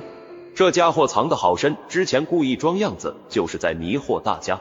在百里强生的推理中，我占据的张远，以及说风凉话的李安南与马文杰是周末、张远、程思。我刚才拍案而起质问，上个密室最后谁死了？只要百里强生不是太傻，就该明白我想表达的意思。果不其然，周末在听到张远的质问，立刻瞳孔骤缩。我是百里强生，我占据了周末的身体，眼睁睁看着又一位队友死在我面前。张远的质问让我意识到，周末、程思、张远在上个密室我和队友离开后发生了内斗。至于谁死了，肯定是张远，他玩不过周末和程思，必定被2人坑死。但第3个密室为什么会出现已经死亡的张远？我不知道过程，但答案似乎只有一个：张远是第2位面具人。经过灵魂互换，第2位面具人的灵魂不知道换到谁身上了。那么现在场内的张远、李安南、马文杰3人体内的灵魂就该是程思、周末第2位面具人。都说得通了，难怪我推理不出3种图案。原来木是警察，狼是面具人，杨则是8对夫妻中仅存的丈夫。但在我的视线中，是的，张远的牌不是羊羊羊，而是狼羊羊。他们5人的牌4张牧民，6张狼头，4张羊头。我的牌要么是木羊，要么是牧羊羊，也就是说17张牌中要么缺张牧民，要么缺张羊头。木是警察，羊是丈夫，他们2个怎么可能会少一个？无论是木羊还是牧羊羊，下一轮上家要么抽走我1张木牌，要么抽走我1张羊牌。我还是分析不出17张牌中究竟少了哪张，除非把我桌面上的3张牌都换成狼牌。刚好我的下家是李安南，他桌面上的3张牌都是狼牌。伴随着程思的死亡，第2轮抽牌顺序：百里强生、张远、马文杰、周末、李安南。我有个疑问，程思死了，他的牌是不是永远不会发生变化？如果我猜的没错的话，当天平的一端倾斜到底，才会重新洗牌。天平是审判，当审判结束，就会重新审判，意味着将重新洗牌。虽然我不知道是怎么回事，但天平左右善恶，我还是懂的。天平向左倾斜是恶，那么我是善还是恶？自己的牌是牧羊。既然不知道答案，那我就来个雨露均沾，抽狼牌。于是，百里强生抽走张远的狼牌。不得不说，乱拳打死老师傅是存在的。他这一举动，让李安南与马文杰同时皱眉，张远则是怀疑人生。这里是地狱，禁止说谎，于是人人都在骗谎，而我只需要把谎言变成现实。我叫周末，而你说谎了。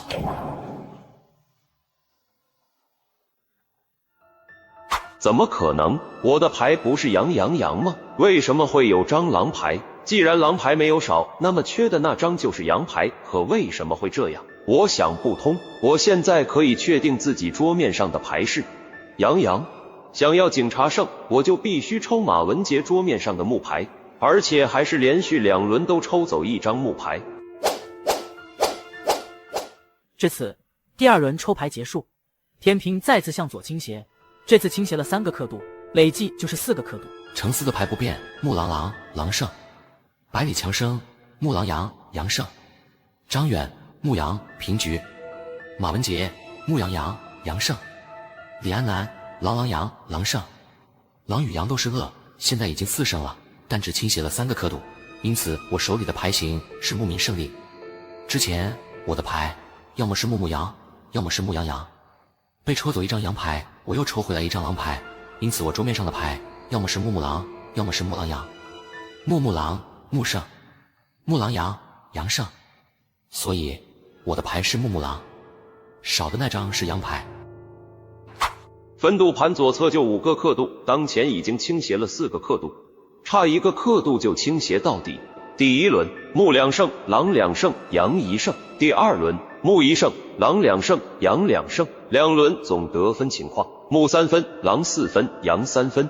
如果天平左侧倾斜到底，牧民是警察，不需要抢，就看狼和羊的分数，谁得分多，谁获得枪。现在狼领先羊1分，狼是面具人，没有人性，他拿到枪杀警察、杀丈夫都可以。羊是丈夫，他只想杀狼，他拿到枪，应该不会杀警察吧？程思死了，他的牌不会变，也就是说，狼下1轮必得1分。咱们来打个赌吧，猜猜等会儿拿到枪后谁会被射杀？就这副牌，怎么看都是难以存活，我猜他会死。他的牌也很难存活，我猜他会死。单从牌面看不出端倪，这里只提及得分最高者，并未提及得分最低者会怎样。第1轮我的牌狼羊羊，羊胜，我是警察，却让恶羊获胜，我上1轮的得分是-1。这1轮我的牌牧羊，平局，这1轮得分是0。2轮我最终得分-1。周末呢，他上1轮是木羊，木胜。周末体内的灵魂必定是百里强生，他是警察，木胜他得1分，他这轮木狼，木胜再得1分，因此周末2轮最终累计得分是2分。百里强生呢，上1轮木羊，平局0分，这1轮木狼羊，羊胜，而百里强生体内的灵魂肯定是李安南或马文杰，是警察，羊胜-1分，他2轮最终得分-1分，因此我和百里强生2轮最终累计得分都是-1分。假设得到枪的人是要枪杀得分最低的人，那么第3轮我和百里强生要争夺倒数第2，才能免死。我的牌牧羊，他的牌木狼羊。下轮抽牌顺序：我马文杰，周末李安南，百里强生。马文杰牧羊羊，周末木狼，李安南狼羊。我是牧羊牌，若想得胜就必须抽走马文杰桌面上的木牌。马文杰是牧羊羊，被我抽走木牌，他的下家是周末，而周末桌面上的牌是木狼。马文杰抽走牧羊羊，马文杰抽走狼羊。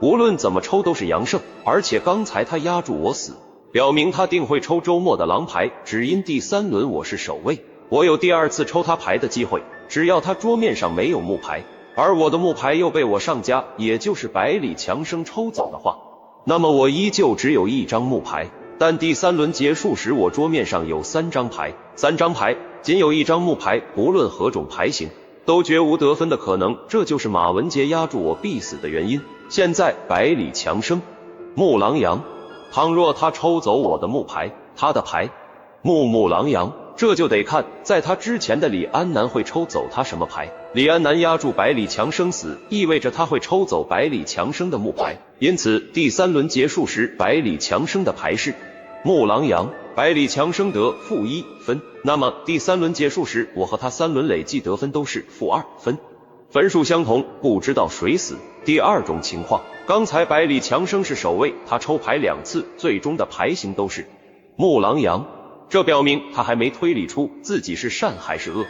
如果李安南抽走他的羊牌，他想继续保持中庸，也会抽走我桌面上的羊牌，而我桌面上的2张木牌就能得以保留，他依旧是木狼羊-1分，而我手握2张木牌，根本不可能输，我得1分。第3轮结束，百里强生总分数是-2，我则是0分。最终结果百里强生垫底。以上2种情况，要么我和他分数相同，要么我比他高出2分。无论哪种情况，李安南都起着很大作用。结论：2种情况存在的不确定因素过多，既要百里强生体内的灵魂继续愚蠢下去，又要确保李安南体内的灵魂是真心帮我。最理想的2种情况都这样，岂不是说我大概率是要2。这里是地狱，禁止说谎，于是人人都在骗谎，而我只需要把谎言变成现实。我叫周末，而你说谎了。好，既然是赌，那咱们来点彩头吧。刚才审判死成丝时，你似乎很震惊，应该是在好奇我为什么也有撒谎者。你赢，我就告知你，输会付出什么？谁输说清楚。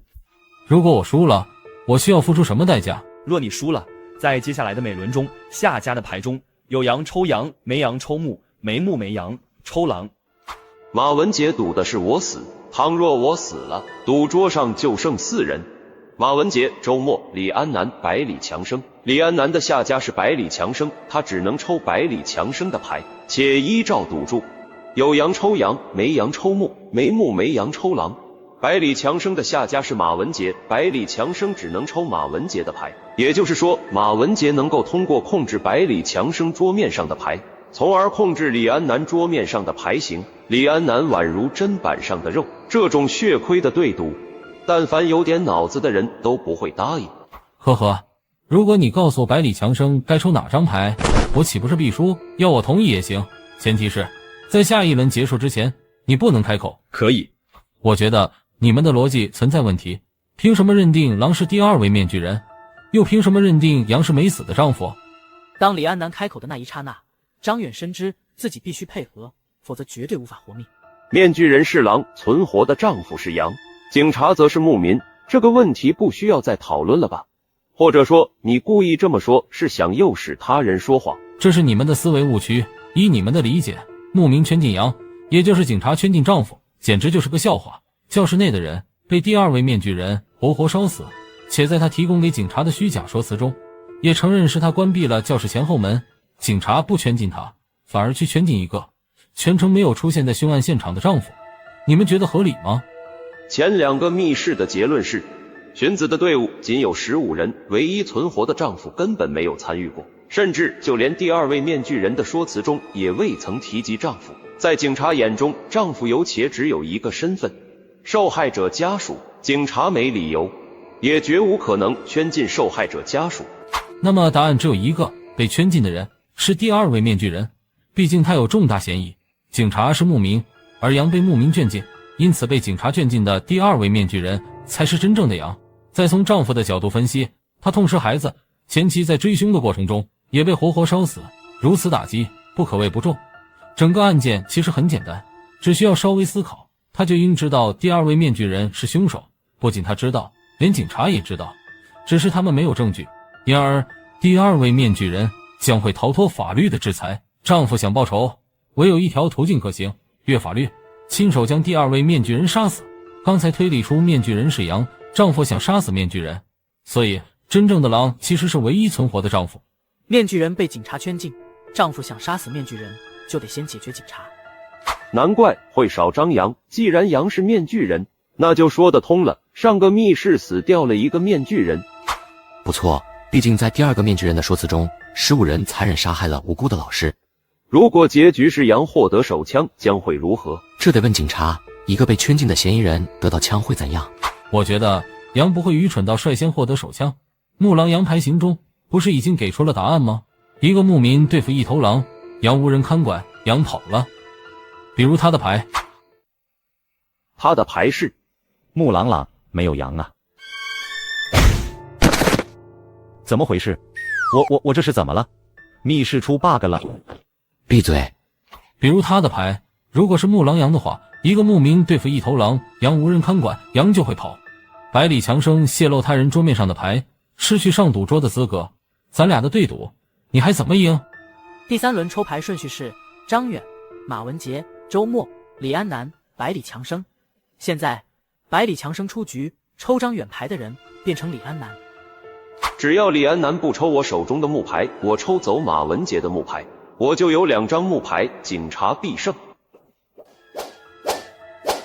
至此，第3轮结束，6人桌面上的牌变成程思、木郎郎、百里强生、木郎阳、张远、木木阳、马文杰、郎阳、周末、木木阳、李安南、郎郎阳、木2胜、郎3胜、杨1胜。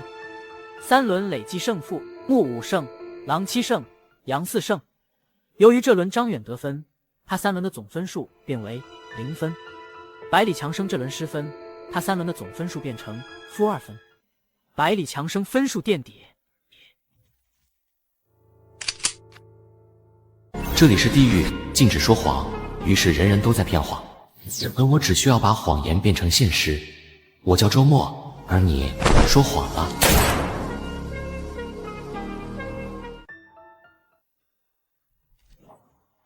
我叫李安南，我要死了吗？像我这种生前祸害无数家庭的电诈人，的确早就该死了。让我好好想想，死前还有什么心愿？有了，李安南，你就是个废物。百里强生久久未曾倒下，他对着李安南竖起中指，看到自己的模样，眼中浮现不堪回首的一生。我有个疑问，枪口对准马文杰，为什么死的却是百里强生？在之前的推理当中，警察将面具人圈禁，丈夫若想杀面具人，就必须先解决掉警察。这就是李安南射向马文杰的子弹会拐弯命中百里强生的缘由。然而，李安南想回答周末的问题，就必须说出自己和马文杰的身份。在玩法介绍中暴露身份者将失去上赌桌的资格。说吧，有些老玩家啊，既想让萌新帮忙解密，又不告诉萌新地狱副本的规则，真是败人品。你这种人也配在指责别人的人品？此时众人心里都清楚，李安南体内的灵魂是周末，马文杰体内的灵魂是第2位面具人。我可没兴趣听你们这2个败类在此谈论人品。你有没有想过，地狱中的副本以及密室是怎么来的？实际上，被沙皇者剥夺生命的玩家没有真正死亡，他们生前的恶会化作副本，他们则会变成自己副本中的 NPC， 提心吊胆，唯恐有玩家通关他们的副本，一旦通关，就是真正意义上的死亡。我们将这种死亡称作终极死亡。你知道吗？他害怕终极死亡，他每天都在3个密室中观看自己生前的恶行，一遍又一遍的忏悔，祈求得到救赎。这是一种折磨，他时时刻刻都能体会到被他杀害的人在临死前的那种滋味。玩家们的到来，他既惶恐又兴奋。惶恐的是终极死亡，兴奋的是他可以展示自己生前的杰作，再次体验到杀人的快感。这家伙该不会被逼疯了吧？难道说地狱内的副本永无止境？你依旧没告诉我，你为何会有沙皇者？这个问题暗藏玄机。倘若马文杰承认自己是第2位面具人，会失去上赌桌的资格；不承认，之前对赌时他所说的话就会变成未来谎言。只因马文杰是玩家，他拥有沙皇者，很合理吧？有些人吧，是萌新，没去过第18层，不知道本我、自我、超我3种系统性的修心方法，仗着些许小聪明就以为别人蠢。我觉得他应该庆幸第2位面具人的主场与修心无关，只斗智。烂货，我让你们见识一下真正的沙皇者技能。沙皇者灵魂转入。我是程思，我刚才掌控张远的身体，但此刻张远在我的视线中，马文杰在我的视线中，周末也在，所以我的灵魂被转移到李安南身上了。使用沙皇者的条件是舍弃一次必定审判成功的机会。刚才马文杰说出谎言，他舍弃一次审判自己的机会，将我们4人的灵魂再次转移。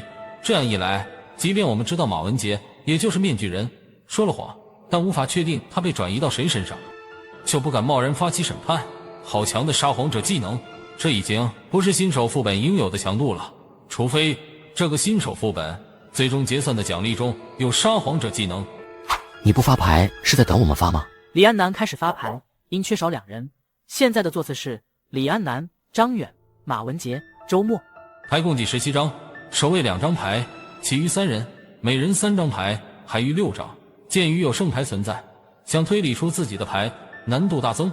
首轮结束，首位的下家将仅剩2张牌，存在3种牌型：木狼、牧羊、狼羊。木狼平局，牧羊平局。狼羊、狼圣。只要守卫的下家确定自己桌面上有张狼牌或羊牌，就能根据天平的胜负结算，推理出自己桌面上的第2张牌。守卫下家有优势。想到这里，他给上家周末发2张牌，其余人各3张。张远、木狼羊，马文杰、狼狼羊，周末、狼羊，李安南、木狼羊。看你们一脸倒霉相，我就知道你们的逻辑出现了问题。仔细想想，刚才的马文杰为什么要说谎？不要听他的话，马文杰说谎可能只是为了使用沙皇者技能。逻辑出现了问题，这话好像在哪儿听过。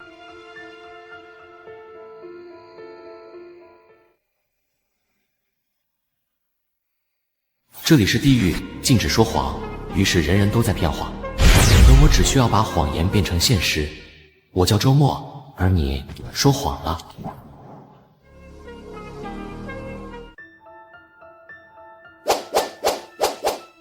首轮结束，张远、狼羊羊，马文杰、狼狼狼，周末、狼羊羊，李安南、木木，木一胜、狼一胜、羊2胜。天平向左倾斜2个刻度，渐次倾斜，每个人都在第一时间内推理出自己桌面上的牌。局势已经明朗了，先前羊说过谎，只要让羊赢，羊在拿起托盘上掉落的手枪那刻，就能确定羊是谁。我们用沙皇者将其审判死。哥们，你想的过于乐观，当心阴沟里翻船。第2轮抽牌，李安南为守卫，在张远诧异的目光中抽走羊牌。至此第2轮结束，张远、狼羊，马文杰、狼狼羊，周末、木狼羊，李安南、木木狼，木一胜、狼2胜、羊1胜。天平再次向左倾斜2个刻度，还差1个刻度便触底。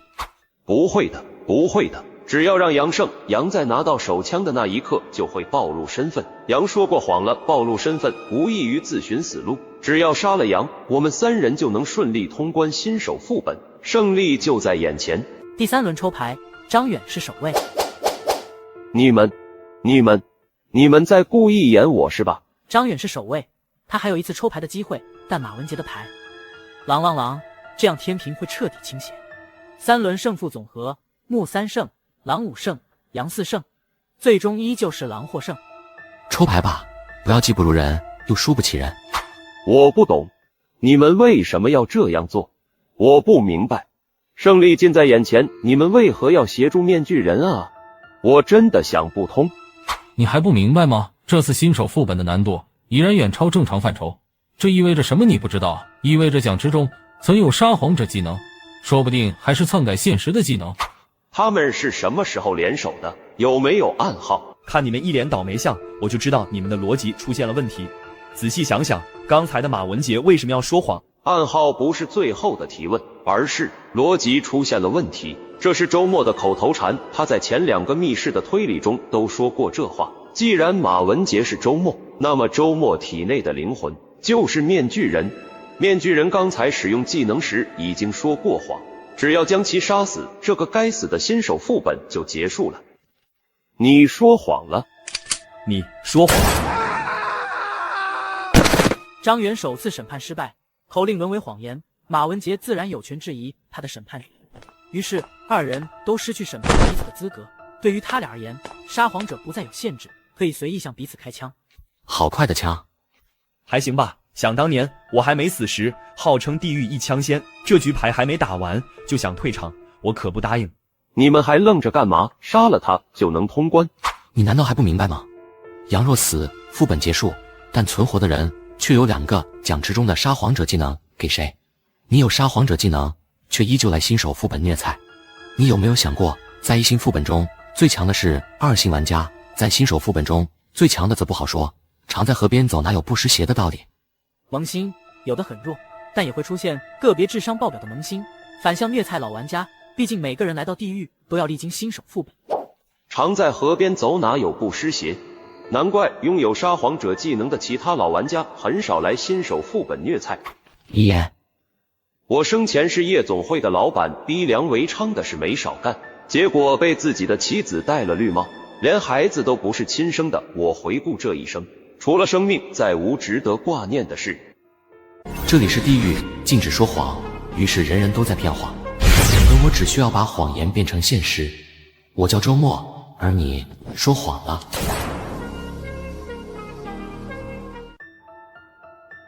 强要始终强大下去，否则迟早会如我一样死在某个副本中。还有18层，除了你推理出的规则，其余的一概不要相信。多谢。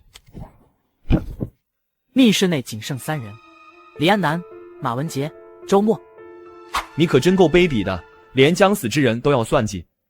将死之人其言也善，我得套取些有用信息。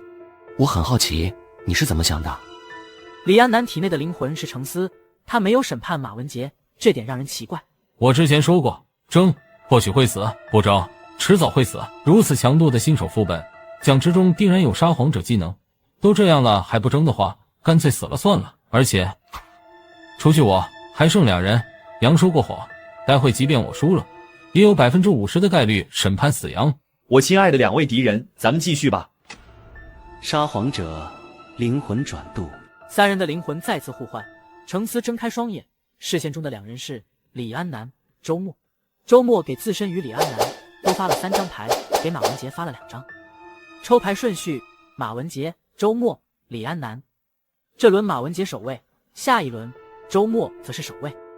周末木木木，李安南狼狼羊。周末3张木，对于马文杰体内的程思堪称天胡开局。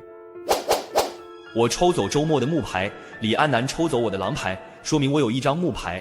现在周末的牌是木木狼，如果我再抽走他的木牌，这轮就是平局。但如此一来，他们2人都能猜出各自的牌，我却无法推断出我第3张究竟是什么。赌一把。第3张是木牌，木木狼。8张牌，竟有4张木牌，我都不知道该怎么输。第一轮木2胜，狼1胜，3人都推理出自己的牌。第2轮轮到周末抽牌。我有个疑问，如果警察获胜，得到手铐将狼拘捕，那由谁来杀羊？我大胆猜测一下，狼被警察拘捕，失去上赌桌的资格，接下来就是警察与羊的对决。羊若胜，获得手枪，私下伪装变为真正的狼，会杀谁？会杀狼，毕竟羊在获得手枪的那一刻就已经私下伪装，只能将所有人都杀死，而狼在上局被手铐束缚，自然变成首个目标。警察获胜又会怎样？我认为，如果警察聪明，就不会赢，坐等羊杀死狼，而后再审判死羊，成为最后的赢家。这一局警察想要赢很难，要不要打个赌？什么？8张牌，4张木牌，天胡开局，你却告诉我警察想赢很难？不信，玩几轮你就知道了。第2轮，周末率先抽牌。第2轮结束，周末木狼狼，李安南木羊，马文杰木木狼，木1胜，狼1胜，天平毫无变化。8张牌有4张是木牌，居然还能平局。第3轮，李安南是守卫。第3轮结束，桌面上的牌：周末狼狼羊，李安南木木木，马文杰木狼，木1胜，狼1胜，天平依旧未发生改变。连续2轮皆是平局，我这是被针对了。你还是没明白游戏规则。刚才我说过，这局若狼被拘捕，羊要借助警察才能杀狼，狼死了，羊此前说过谎，警察可直接审判其死亡。同理，若此局狼胜，狼会枪杀羊，警察挡枪，警察死，那么就只剩狼和羊，羊说过谎，狼能够直接审判死羊。也就是说，在这一局中，羊不会让木赢，也不会让狼赢，桌面上只有1张羊，羊更不可能赢。除非周末点到即止，马文杰自然明白他的意思，除非木或狼能让羊没有后顾之忧。未来谎言，羊需要一个未来谎言，以确保最后仅剩2人时，2人都失去审判资格。谁说出未来谎言，在这局中羊就会帮谁赢得胜利。当失败者死亡时，就剩羊与说过谎的人存活，2人都失去审判的资格，将演变成枪战。羊的枪法极快，从刚才杀死张远就能看出，谁和羊枪战，谁就在找死。难怪羊一直不赢，难怪羊会提前说谎，原来在这等着。羊把我们当傻子吗？怎么说？我们这只有3人，假设我是狼，我审判你们中的1位，如果失败，则证明另1位是羊，也就是说木和狼轮流审判，羊必死无疑。这个提议不错，谁来当这个炮灰？是啊，谁会甘愿当炮灰？只有50%的几率成功，若失败就意味着自己会死亡。若审判成功，杨会被直接杀死，我和周末都通关。奖池内的撒谎者技能该归是。这里是地狱，禁止说谎，于是人人都在骗谎，而我只需要把谎言变成现实。我叫周末，而你说谎了。说吧，你想怎样？赌输赢吧，我们三人都赌，我们三人说出未来输赢，由杨自行下注谁赢。同时，我们三人都把撒谎者扔到远处。可以，你先。这局警察赢。我是警察，周末说警察赢。若这局最后是狼赢，他便是在说谎。但周末是狼还是羊？若是狼，上面的推理自然没问题。狼赢他就说谎。若是羊，羊之前说过谎，这个未来谎言对他没啥作用。该你了。这局警察赢。狼和羊都说警察赢，我只能说狼赢，就看羊帮谁。羊帮警察，警察赢。我说狼赢就是在说谎。羊帮狼，狼赢。而狼说这局警察赢，狼在说谎。也就是说，无论羊帮谁，胜利的一方都在说谎。如此一来，在最后的对决中，羊和这局胜出的那位都说过谎，可以质疑彼此审判的资格。但这里存在一个问题，警察赢只能把狼铐起来，还需要让狼说出一个补充协议才行。你们再说出一个补充协议，内容为：若狼被手铐束缚，不会审判他人。狼被铐住，不会审判之前说过谎的人。这局狼赢。至此，三人都说出未来谎言，其中杨是陪跑，说与不说没啥区别。关键在于其余两人，周末与程思皆说出未来谎言，就看杨帮谁。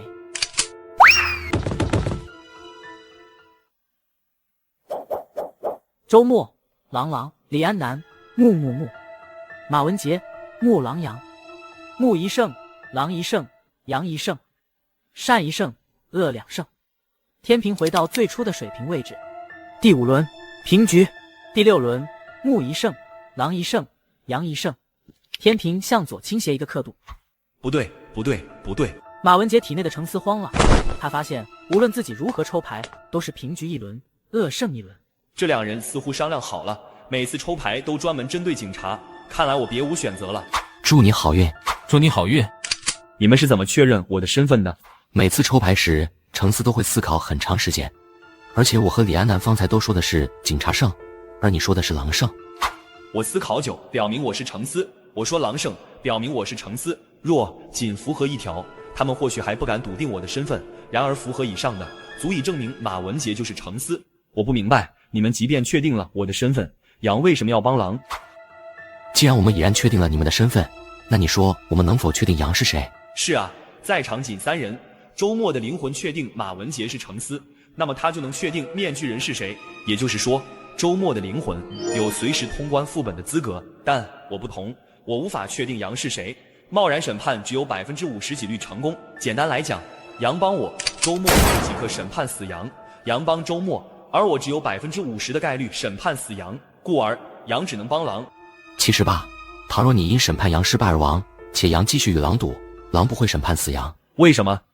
羊就应当被狼杀死，而不是面具人被玩家周末击毙。整个副本都是为丈夫杀死面具人做铺垫，唯有丈夫杀死面具人才是最完美的通关。二者的差异在于，一个是被撒谎者杀死，一个是被天平上的手枪击毙，但意义却有着天壤之别。我还在追求如何单人通关副本，周末却已然想到如何能够完美通关。虽说在我的推理中你应该是真正的周末，但鉴于你的诡计多端，我反其道而行，你说谎了。你说谎了？为什么？我不认为你会相信完美通关这类屁话。拙劣的套话。我有几个问题。第一个问题，我发现玩家即便没有撒谎者的庇护，也不会动手杀人，这是为什么？在回答你的问题之前，你先解答我的疑惑。其实从第一个密室起，我就在关注你。你似乎对于杀人以及密室丝毫不感到恐惧。我生前是小说作者，我每日都会构思一些奇异诡谲的剧情。这个世界对于我而言，无论发生什么事，其实也就那样，无非是与天斗、与地斗、与人斗，只是形式不同而已，没什么好大惊小怪的。这种心境不会在生前就已然达到了本我心境吧？在此心境下的人，能够随意掌控自己的情绪，更为重要的是能够操控他人的情绪。情绪是3种心境中最易操控的东西。你喜欢糖，我给你糖；你会高兴；我抢你糖，你会哭。就这么简单。通过情绪引导，操控他人的行为以及想法，从而达成自己期望他人完成的预定目标。说起来简单，做起来难。周末没有系统性学习过地狱修心方法，他应当只是触及到了这层的门槛。这里是地狱，禁止说谎，于是人人都在骗谎，而我只需要把谎言变成现实。我叫周末，而你说谎了。副本禁止打架斗殴，禁止说谎，禁止骂人，禁止吹牛，禁止画不可能达成的大饼，除非你是说谎者，除非什么？除非你是鬼语者，一个谎话让所有人都信，连说这个谎话的人都深信不疑，那么他所说的话即便再离谱也是真话。在18层，这类人被称作鬼语者，未知常识。不错，我们生前都生活在一颗蓝星上，所有人都告知我们蓝星是圆的，书上也这么写，我们也理所当然地认为蓝星是圆的，但这是他人所说，书上所写，视频所见，而实际上我们并未亲眼目睹。有没有一种可能，蓝星是方形的？当一个谎言被所有人都视作真话时，谎言就成了真话。鬼语者常常会以文字的形式扩散谎言，让副本中的玩家都笃信文字的内容是真话。那么真主说出文字上的内容时，就不会被撒谎者判定为谎话。在那间密室中，明明没有鬼门关，但所有人都看到桌子挡板上写的鬼门关3个字，于是就有了鬼门关。如何破解鬼语？你是作家，知识储备应该比我们这些普通人广。在推背图中，第3项的谶语是什么？第3项的谶语是日月当空，照临下土，扑朔迷离，不闻一舞。怎么解读？这个人要么是皇帝，要么是皇后，要么是奴隶仆人，要么是男女，要么是太监，要么是文臣，要么是武将，要么是读书人，要么是匹夫，站在大地上做了一件事。我记得还有配图，是一个女子拿刀也有歧义，可能是去杀人，可能是去救人。囊括这么多人，想猜错都很难。推背图不过是江湖术士骗人时惯用的把戏，说些模棱两可的话术让人去猜，无论结果是如何，都能从话术中得到印证。如果我们删掉其中的一句会怎样？在网上很多人认为这是武则天的预言，如果删掉其中的扑朔迷离，就不会有人联想到这是武则天的预言。不错，这就是鬼语者致命的弱点，他们的谎言可以被否定。在18层中有2个比较出名的组织，一个叫撒谎者联盟，一个叫鬼语者联盟。2个组织积怨已久，时常爆发大规模的组队猎杀。鬼语者利用骗术让撒谎者说谎，而撒谎者破解鬼语者骗术中的一环，就可以否定鬼语者伪装成真话的假话。一个谎言也需要完整的逻辑闭环，否则难以让人相信。就好比新手叫成密室，我是被车撞死后来到那个密室。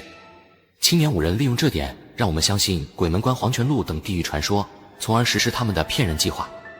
但如果没有鬼门关那3个字，青年对第2位排队人说出这里是黄泉路时，就是在说谎。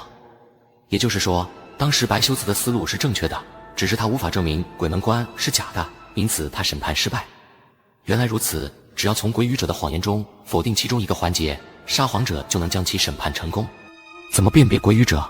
这个很简单，在副本中，谁在没有说谎的情况下使用撒谎者技能，谁就是鬼语者。下个问题，你们说的18层是个怎样的存在？18层是所有玩家们待的地方，相当于休息区。休息几天？没有时间限制，你可以在18层休息到天荒地老。但我觉得是个人都不想待在那个鬼地方，但凡有机会都会刷副本。怎么说？你到了那里就会知道了。我很期待你那时的表情，我是没机会看到了。接下来的问题是，如果玩家在18层说谎会怎样？还有副本与18层是独立判定谎言，还是连带关系？疯了吧？在18层说谎，18层与副本之间是相互独立的。也就是说，如果你在副本内说谎，其他玩家只能在副本中审判你，一旦出了副本，你就不存在说谎。同理，在18层说谎，其他玩家也只能在18层审判你，但是你在18层中说过的谎，不会因为你去刷了个副本而消失。只要你出现在18层中，这个谎就会永远伴随你，一旦被审判，必定审判成功，除非你把说过的谎变成真实，也就是沦为鬼语者。原来鬼语者是这么来的。不对，照这么说，18层中的所有规则有很大可能都是鬼语者曾经说过的谎，他们只是通过某种手段将说过谎变成规则。哥们，地上的几具尸体都已经凉透了，咱们什么时候开始赌牌啊？如何逃离地狱？答案就隐藏在规则中。你这是什么眼神？你忘了你刚才说过的话？什么话？你说，就算只剩2人，你也不会用撒谎者杀死羊。你是羊吗？如果我承认是羊，就失去上赌桌的资格；如果我不承认是羊，周末就会审判我。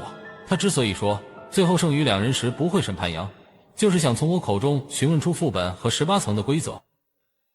这里是地狱，禁止说谎，于是人人都在骗谎，而我只需要把谎言变成现实。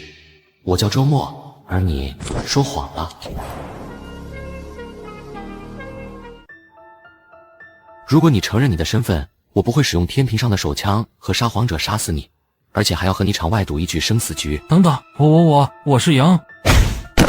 其实我一直在猜你最后的杀招是什么。你敢提前说谎，说明你在仅剩2人时有必赢的方法。我想来想去，留意到公告中并没有说不能挑牌，因此我推理出你的杀招是在仅剩2人时抢到发牌权，然后将所有的木牌和狼牌挑出去，这样一来就只剩下羊牌，2人无论怎么抽都是你赢。现在只有你一人还在赌桌上，你无牌可抽，也没人抽你的牌，我看你怎么赢我。等等，你想问什么？只剩你一个赌徒，没人抽你的牌，你也没牌可抽，为什么天平会直接倾斜到底？我这人喜爱下棋，最享受一步步将人逼上绝路的感觉。你仔细回想一下，我刚才问了你什么？周末刚才问了很多问题。等等，怎么破解鬼语者？公告上说，首位赌徒再次抽牌结束，但赌桌上只有我一人，我无法抽牌，也无法被抽牌。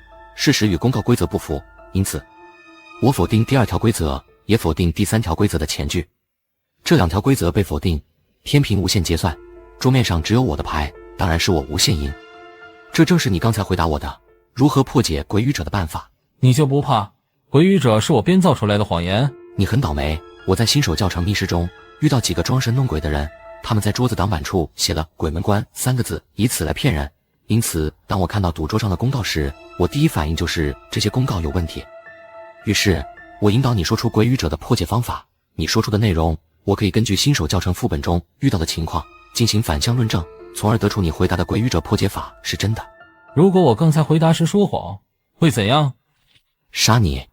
等等，你刚才说过，只要我承认身份，你就不会用天平上的枪或撒谎者杀我。你是不是被我绕晕了？那是未来谎言，等我杀你了才会被判定成说谎。但话又说回来，等你死了，密室中只剩我一个人，谁能审判我？知道我为什么要完美通关？拐走孩子，杀害孩子，活活烧死15位父母，8个原生家庭只剩1个丈夫还活着。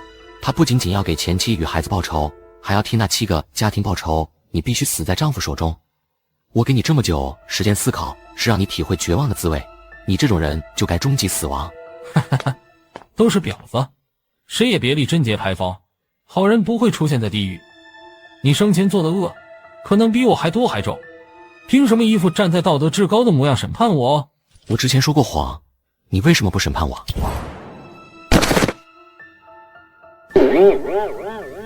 ？BOSS 死亡，19位玩家也都死了，仅剩周末一人。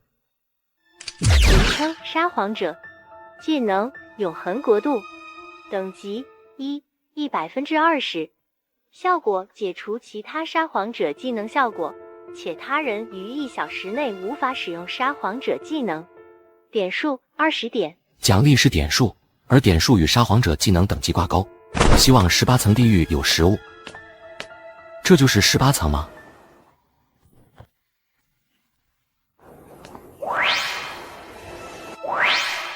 这些人走路的样子很奇怪，正常人走路是要摆臂的，但这些人双臂垂直，一动不动。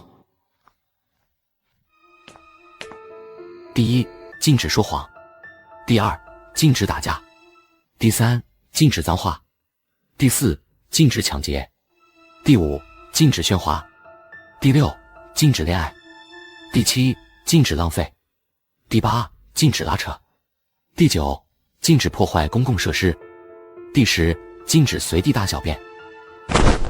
既然第1根石柱上有10条规则，那么其余9根，按理说每根也应该有10条规则，但那9根都是普通石柱，难道有某种限制？我刚来18层，不知道该干嘛。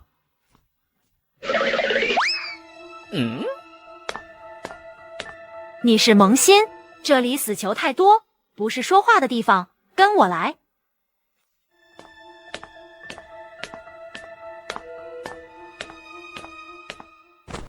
我可以给你介绍18层，但我的收费很贵，5个点数，不讲价。点数？应该是沙皇者中的点数，我有20点。点头不行，你得说话。你介绍18层，我支付你5个点数，当然前提是点数能支付。跟我来。这些食物多数是死球制造出来的，它们大部分的沙皇者技能可以制造出实体物品。死球？门房处除了第10根石柱以外，其余9根石柱每根上都刻有10条不同的规则。这里是地狱，禁止说谎，于是人人都在骗谎，而我只需要把谎言变成现实。我叫周末，而你说谎了。你是萌新，只能看到第1根石柱上的10条规则，在18层待3天，你就会看到第2根石柱上的10条规则，以此类推。当你看到第9根石柱上的10条规则后，你就会变成死球。只因第90条规则是禁止参加所有副本。店铺内的食物需要点数购买，不能参加副本，就意味着没有点数的来源，迟早会被饿死。难怪那群死球看起来像是一群提线木偶，没有希望，又有90条规则约束，当真是惨二。比如你刚才上前，他们就立刻避开，是因为第7根石柱上有条规则叫禁止聚众，3人承重，他们2人再加上你，刚好3人，他们就会触发规则，而你则不会。他们假笑，是因为在第6根石柱上禁止大哭，禁止面无表情，禁止愁眉苦脸。照你这么说，每个玩家在这待满24天就会变成死球。是连续待满24天就会变成死球，每次通关副本时间会得到重置，所以啊，想要不变成死球，至少24天刷一次副本。但很多人撑不到24天，就会着急忙慌的去刷副本。听着女子解释，周末眼睛越瞪越大。好家伙，在前80条规则中竟然有禁止单眼皮在双数时间出门，禁止双眼皮在单数时间出门，禁止龙凤眼出门，睡觉禁止超过6小时，走路禁止超过1小时，坐下禁止超过1小时，每天24小时，除去睡觉6小时，走路1小时，坐下1小时，还剩16小时。在这16小时内，不能睡，不能走，不能坐，那能干嘛？站在原地不动。如果自己将来变成死球，干脆自我了断算了。触犯规则会怎样？他是上个月来18层的萌新，待会仔细看他是怎么死的，你就会知道触犯规则的下场了。呵呵，骗子，你们全部都是骗子，小爷我不跟你们玩了。老板，汉堡包怎么卖？怎么支付？奇怪的是，刚有支付的念头，他手里就多了张小卡，小卡上面有个数字1。不好意思，10几个小时没吃饭，有点饿。我还想看看这个萌新在见到第2种终极死亡时的反应，没想到他跟没事人似的。你就不害怕？他是上个月来着的萌新，死的又不是我，我干嘛要害怕？也对，你的汉堡包买贵了，正常价格是1个点数3个。死球也有心眼，他们也会看人下菜碟。你说他们这样活着有什么意义？今天之前或许没有意义，也看不到希望，但3个小时前，门方处第10根石柱出现了，他们看到了解脱的可能。不然你以为这些出门都有限制的死球，为什么会集体出现在门方处？既然在石柱上能刻下规则，也就是说第10根石柱上可以刻下否定之前9根石柱的规则。第10根石柱的出现，意味着今天这批萌新中有人获得了真我级别的沙皇者技能。可惜你出来的太晚了，怎么看都不像是那位超级萌新，否则我非要带你到沙皇者联盟领赏。真我？沙皇者的技能按照强弱可以划分为本我、自我、超我以及传说中的真我。本我掌控个人的情绪，技能大多数是以影响玩家的精神为主。自我掌控常识，这类沙皇者技能多数可以制造出实体，通过环境影响他人的常识。超我掌控情感，这类沙皇者技能很诡异，有的可以暂时抹除目标的记忆，有的可以暂时抹除目标的友情或亲情或爱情。一个人如果没有了情感，那将是一件多么可怕的事。如果在副本中遇到超我级技能，想都不要想，直接跪地求饶，或许能活下来。在新手副本中，百里强生的沙皇者是制造虚影，应该是最低级的本我技能。真我呢？不知道。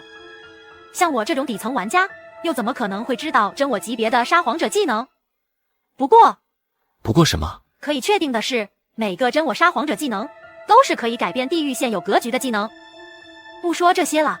对了，你有没有获得沙皇者技能？看似普通的岔开话题，实则是铺垫多时的预谋。我感觉只要自己说没有，绝对会被此人枪杀。萌新，恭喜你顿悟18层的生存法则。我叫梅之许。我叫周末。如果刚才我着了你的道，会怎样？这里是地狱，禁止说谎，于是人人都在骗谎，而我只需要把谎言变成现实。我叫周末，而你说谎了。之前自然的那位萌新，就是被人骗出谎言，遭到拿捏，可以说是当牛做马也不为过，处境比死囚还惨，自杀是他唯一的解脱。果然，地狱有一套全新的常识。说说地狱中的常识。沙皇者技能是玩家的立身安命之本，禁止说出自己的沙皇者技能。如果诱导他人说出18层常识谎言，只有诱导的人可以审判，其他人无权审判。我既然问出这个问题，说明我已经推理出这2个常识，我想知道其余的。既然18层的常识对老玩家有利，那你说有没有一种常识叫不能随意向萌新透露18层中的常识？在什么情况下可以随意向萌新透露18层中的常识？得加钱10个点数。感觉有坑。首先是石柱上的规则，一旦触犯就会自然而死。但有问题，第一根石柱上第1条规则是禁止说谎。根据面具人所说，18层可以说谎的，但如果被人发现，也是会受到审判，除非把谎言成真，也就是变成鬼语者。刚才梅之许提到过鬼语者联盟，说明鬼语者确实存在。那么问题来了，玩家想要变成鬼语者，就得先说出谎言，但石柱上禁止说谎，触犯规则者会自燃，岂不是自相矛盾？最合理的解释是，沙皇者的优先级高于石柱上的规则，导致石柱上的第1条规则失效。在18层说谎不会出现自燃的情况，但可以被审判。优先级沙皇者大于石柱，所以先由沙皇者判定，当18层没有沙皇者时，才会轮到石柱进行判定。等等，既然有优先级，那么18层常识的优先级应该在石柱之下。梅只需要10个点数，再加上我刚才承诺的5个点数，也就15个点数，我还剩4个点数。有没有一种可能，在18层住还要付房租，房租超过5个点数？还有没有一种可能，在18层中存在一个常识，天黑玩家必须待在自己的房子或出租屋内？继续介绍18层吧。沙皇者联盟、修心方法，这些都不会触及到常识。那我先说说沙皇者联盟吧。沙皇者联盟，其宗旨在于途径鬼语者，抹除鬼语者在石柱上刻下的规则。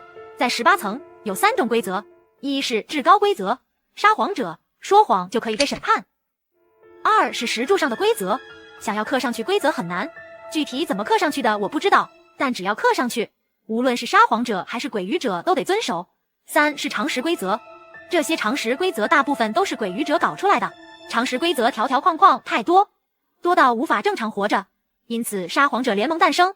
只要杀死把谎言变成的鬼语者，那么其所对应的常识规则就会消失。你是不是想问，怎么确定常识规则消失？这个很简单，在沙皇者联盟大厅有一个巨大屏幕，上面显示着每个鬼语者对应的常识，这也是联盟的赏金机制，接取杀死鬼语者的任务，若成功就会得到一笔不错的点数奖励。你是不是还想问，沙皇者联盟哪来的这么多点数？点数都是从奴隶身上搜刮来的，每个奴隶每个副本上交2个点数。果然，这世间之人都是伪善之辈，鬼语者利用常识压迫整座18层中的玩家，而沙皇者联盟打着造福玩家的口号，靠剥削萌新来赚取猎杀鬼语者提供的赏金。你的思想可能出了问题，无论是阳间还是地狱，都是优胜劣汰法则，这些萌新能上当，说明他们很弱，迟早会死在地狱的副本机制中。既然他们无法活到最后，还不如在活着的时候发挥更大的作用，否则18层地狱就是一个无解的死循环。好像是这么回事。如果把时间线拉长，会有源源不断的沙皇者变成鬼语者，想变成鬼语者，就必须把谎言变成常识，也就是说，18层地狱中的常识规则会越来越多。如果不一直猎杀鬼语者，将来18层每个人身上的枷锁会越来越多，多到无法正常生活，甚至连站着走路都是一种奢望。想要遏制这种情况，就必须赏金猎杀鬼语者。毕竟在副本中遇到鬼语者，可杀可不杀，但有了赏金，大部分玩家会选择杀。发布赏金就需要钱，钱怎么来？只能剥削弱者。地狱啊，真是一个人吃人的地方。不过想想也对，来地狱的有好人吗？说教了。其实，在这里的玩家都希望成为鬼语者，一旦成为鬼语者，就不会受常识的束缚。只不过想要成为鬼语者太危险。当然，沙皇者想要无视18层的常识规则，也可以做到。自我。不错，这里涉及到修心。修心在18层被称作灵台三师。心境达到本我，就可以控制自己的情绪；达到自我，就可以无视大部分常识规则。大部分石柱的规则常识无法无视，但想要达到自我心境何其困难啊！不经历一番痛苦的折磨，怎么可能会提升心境？据说整个18层只有沙皇者联盟首领到达了自我心境。修心的方法怎么获得？沙皇者联盟贡献兑换。玩家的星级是由沙皇者等级来判断的，比如周末的沙皇者只有1级，那么他就是1星玩家。可以选择的副本有新手副本以及1星难度副本。沙皇者等级上限是18级，但目前地狱中最高的才10级。这里是地狱，禁止说谎，于是人人都在骗谎，而我只需要把谎言变成现实。我叫周末，而你说谎了。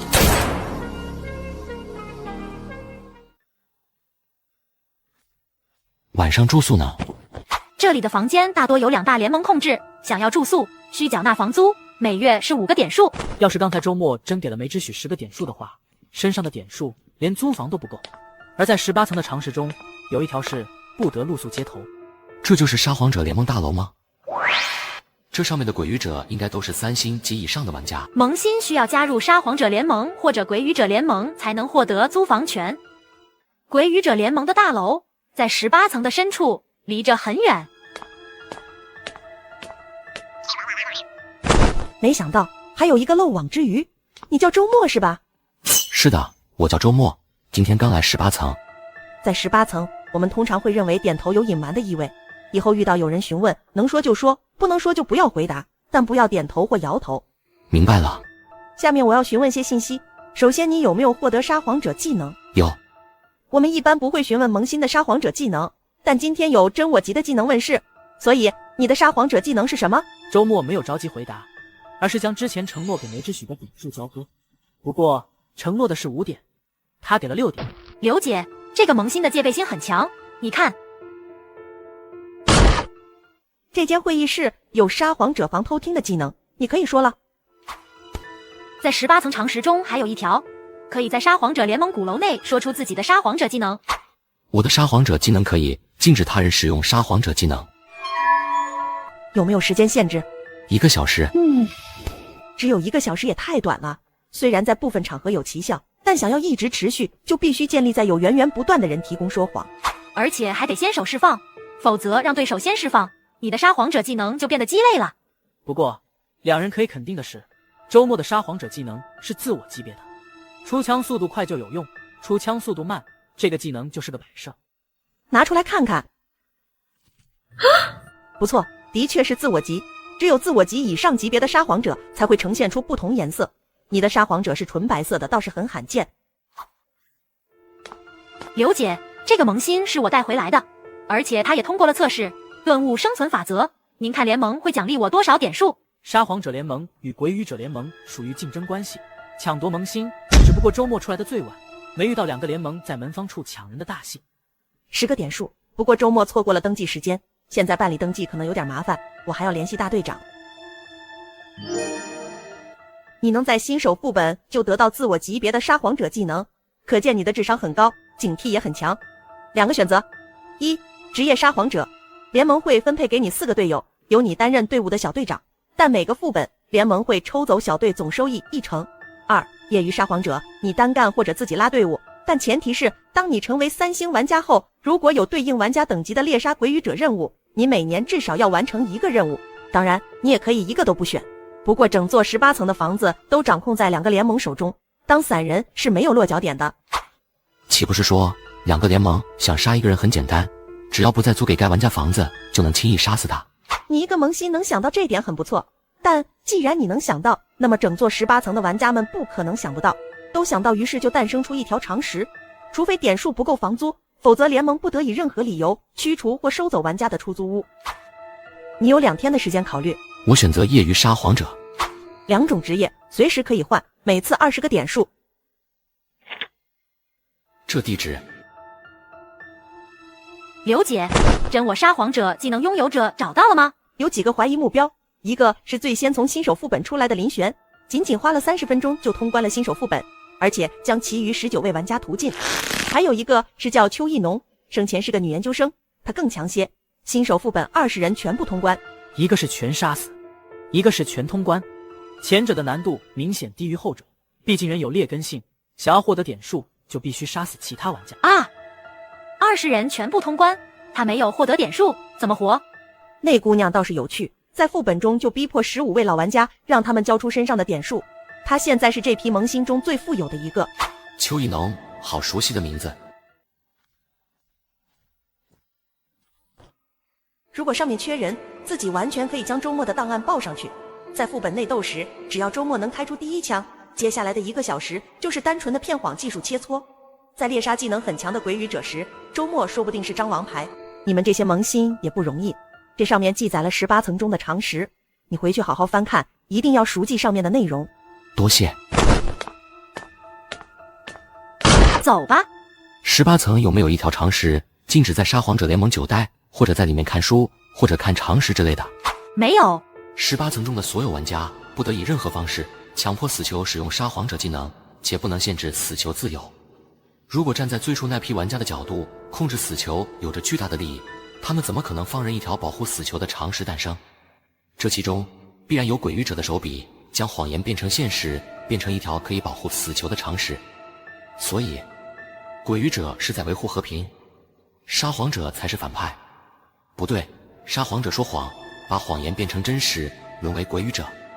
等等，来地狱的都不是好人，但你在地狱做好事就会变成鬼语者。可问题是，鬼语者越来越多，对于沙皇者约束也就越来越多，因此沙皇者要杀鬼语者。我并不是在思考好人坏人，我也不在乎谁好谁坏，而是我感觉这里面似乎隐藏着一个秘密，逃离地狱的秘密。有罪下地狱，做好事沦为鬼语者，鬼语者多了就变成坏事，但这个坏是对于沙皇者而言的。推理到这里，周末感觉自己面前好像有一层窗户纸，怎么也捅不破，似乎缺少了某个线索。这里是地狱，禁止说谎，于是人人都在骗谎，而我只需要把谎言变成现实。我叫周末，而你说谎了。禁止篡改本书内容，禁止撕掉其中的一页。这个很好理解，防止别人拿本假书骗刚来18层的萌新。18层禁止说谎，但不禁止骗人，每个人的话都不要完全相信，不能说谎又要骗人，场景骗人，半句真话骗人。这条常识是在告诉萌新18层的骗人方式。周末看向最后一页的倒数第1条常识，发现是空白的。空白的，自己填？不对，根据倒数第3条常识来看，禁止篡改内容。如果有别人填上，然后触犯规则而死，而他的这本书落到我的手里，岂不是说让我捋捋？书上的内容是常识，倒数第1条是空白的，但也是常识，被人填写上内容，还是常识，但前提是得找个替死鬼帮忙补齐上面的内容，而且还不能违背现有的情理之中。看来今后在18层中遇到的所有人和事都要小心些，稍不注意就会触犯。走吧。你既然已经了解常识，接下来有什么打算？正常情况下的萌新都会在18层拖个10几天再去刷副本，他们利用这个期间招募队友。你如果需要组队的话，我可以帮忙介绍点人给你，当然这是要收费的。不了，我也没有组队的打算，与其在18层耗着，还不如明天去刷副本。我现在暴露了技能效果，在特定环境中能起到决定性作用。刘大妈肯定是要上报的，我迟早会被高层拉去当壮丁，还不如先去副本中躲一躲，在与玩家的内斗中成长。我可不想被沙皇者联盟征用去高星级副本当炮灰。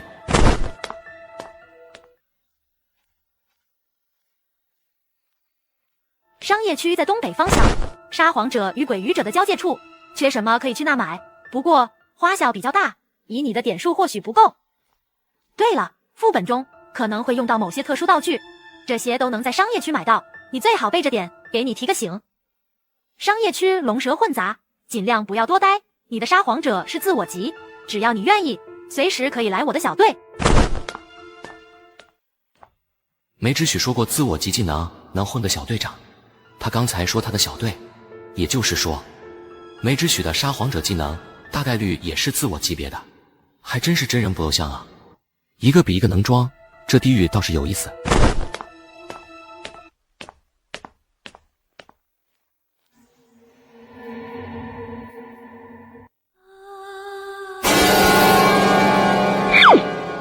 周末，好久不见，你怎么还和大学一样呆呆的？咦，你不会把我忘了吧？你是邱一农？萌新，难道没人告诉你，在18层你看到的所有人和物都不能相信吗？签了他，给我当牛做马，我可以考虑饶你一命。不可能！哼，小子，活着才有无限种可能，死了就什么也没有了。我再给你一次机会，签不签？我有个问题，刚才那是你的沙皇者技能吧？据我所知，使用沙皇者技能的前置条件是舍弃一次必定审判成功的机会。如果你不是鬼语者，我们才见面，你哪来的舍弃一次审判成功的机会？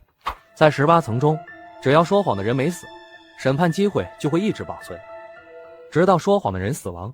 于是在黑市上诞生了一条出售审判机会的产业链，由变成奴隶的萌新当着购买者的面说出谎言，而奴隶主确保这个萌新在短时间内不会死。这样一来，审判机会就保留下来。原来如此，刚才你变成邱一农的模样套话，但你说的话有问题，这是不是意味着你刚才也说谎了？哈哈，30秒之内，你要是还不签，我就审判你。我是不会签的。好，那就去死吧！你说谎了。怎么可能？你说有没有一种可能，我那话是对你身后的人说的？你是邱一农？你说谎了。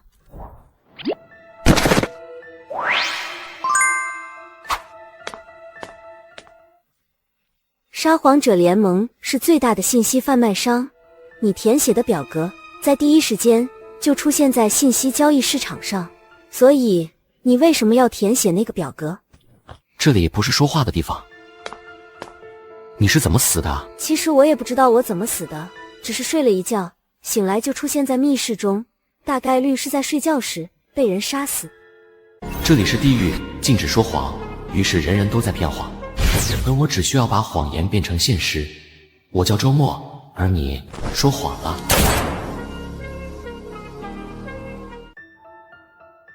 你是怎么死的？我是被货车撞死的，看来我们生前应该是得罪了什么人，不过已经无所谓了。有什么打算？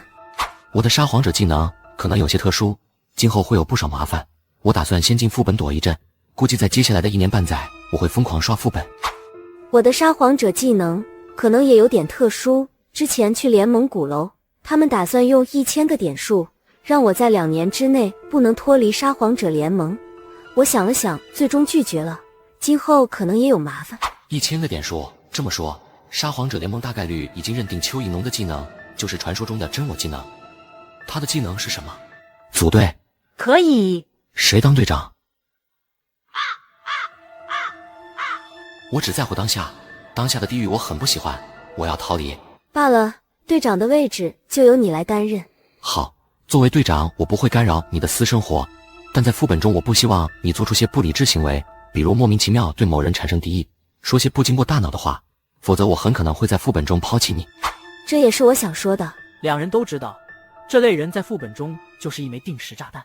接下来说说副本吧。根据我的了解，新手副本是考验玩家的推理，但从1星副本开始，学识就变得尤为重要，涉及到方方面面，天文、地理、物理、化学、文学、数学、哲学、佛学、历史、电影等等，每一条线索都可能对应一个领域的学识。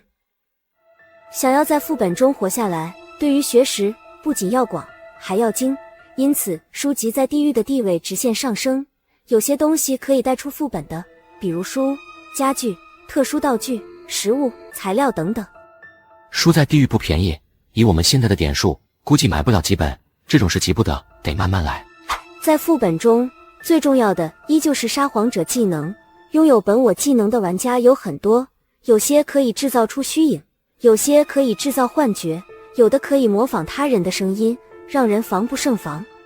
为了避免上当，我们得有确认彼此的暗号。没必要，如果遇到置换类的撒谎者技能，幻觉作用于大脑，因此在幻觉中，幻影是可以流利的对出暗号，暗号反而会变成击碎我们心理防备的利刃。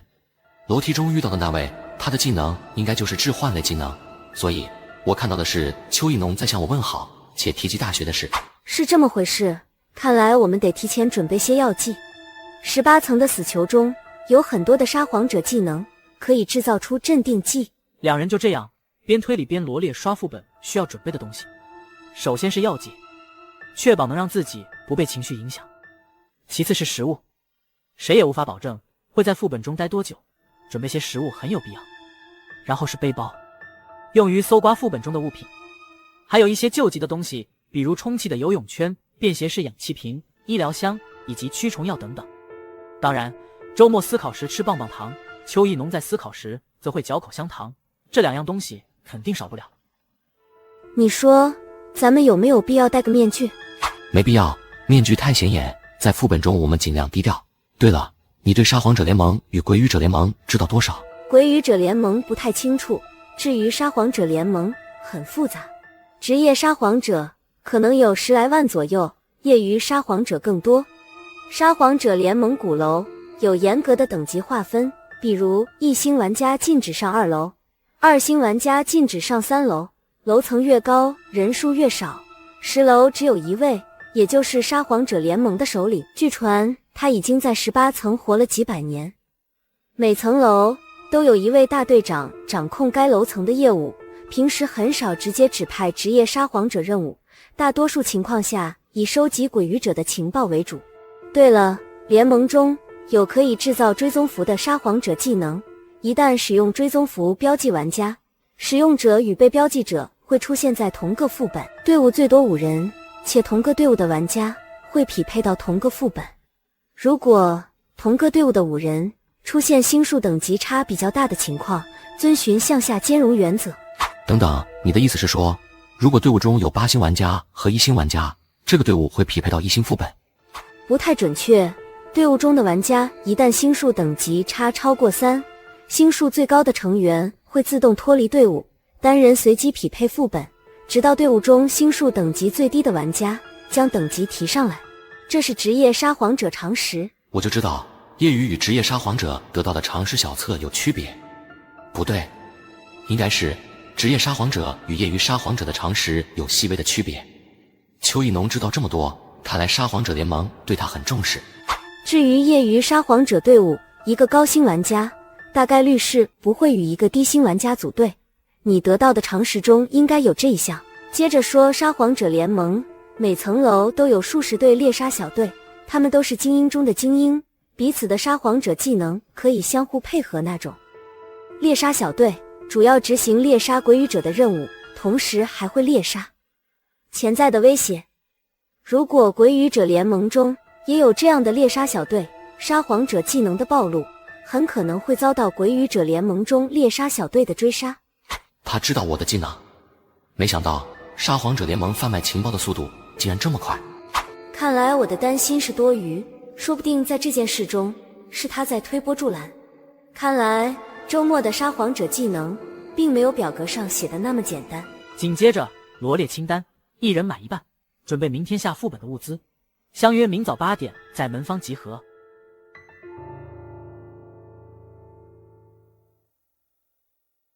这里是地狱，禁止说谎，于是人人都在骗谎，而我只需要把谎言变成现实。我叫周末，而你说谎了。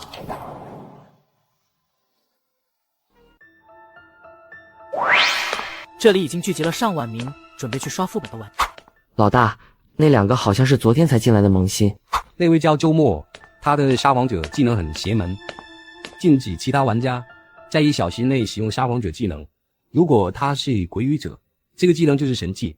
还好他是沙皇者，但也不能小觑，只因没人敢跟他赌，谁开枪的速度快，能在新手副本获得继我级沙皇者技能，肯定不傻。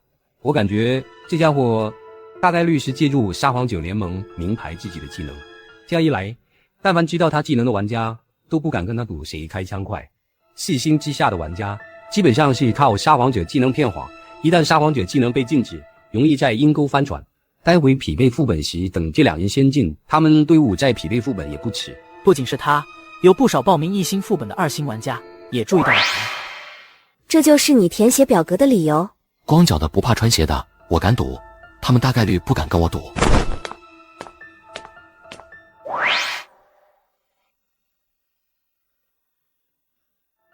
这是一间密室，也是一间书房。很快，这20位玩家陆续苏醒。书房内有3个书架，每个书架上的书都有各自的编号，从19301号到19999号。3个书架将近700本书，其中以文学类作品居多。书桌上的东西很简单，有个沙漏。奇怪的是，沙漏中没有沙子，而是有20颗玻璃珠，每个玻璃珠都有编号，从1号到20号。桌子上还有一沓纸，目测有20张左右。最上面的纸张上写着地有4室，气从8方。密室中的20人有3个5人队伍，1个2人队伍，3个散人。这3人敢单刷副本，说明他们对自己的解密实力有绝对的自信。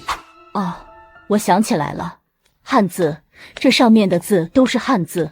阿姨，您没看错吧？我怎么觉得这些都是日文啊？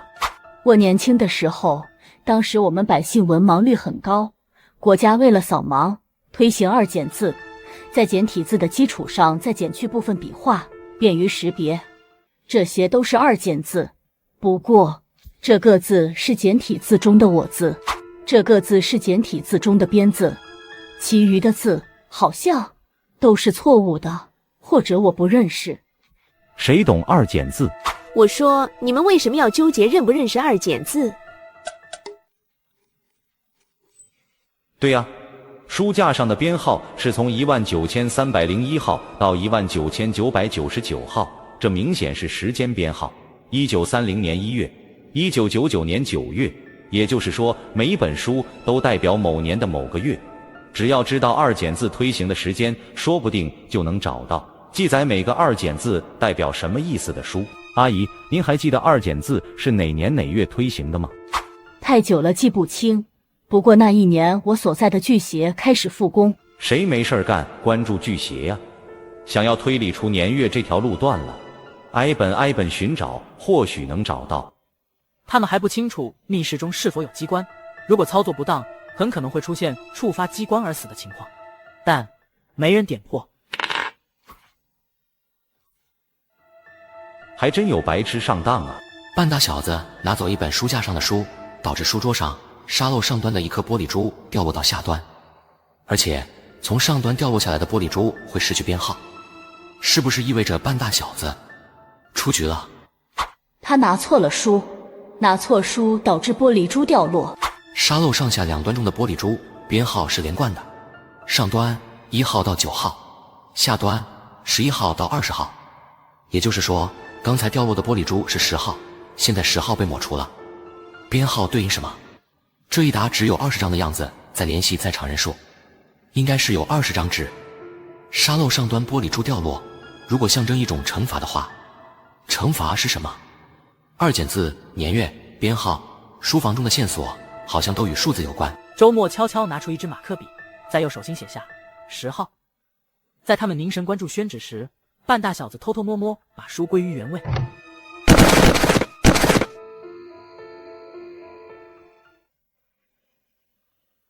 奇怪，沙漏上端不是有10颗玻璃珠吗？怎么变成9颗了？诸位，你们谁还记得之前沙漏上端10颗玻璃珠的编号？这是2简字，但2简字早已被废除，我认识的不多。多不多没关系，您知道2简字是在哪一年推行的吗？时间太久记不清，但我记得那年我们剧协开始复工。还真有白痴上当，没编号的就是6号。周末与邱意农悄悄拿出马克笔，然而正当他们在掌心写下掉落的玻璃珠编号时，两人都怔住了。周末掌心10号，邱意农掌心10号。不要！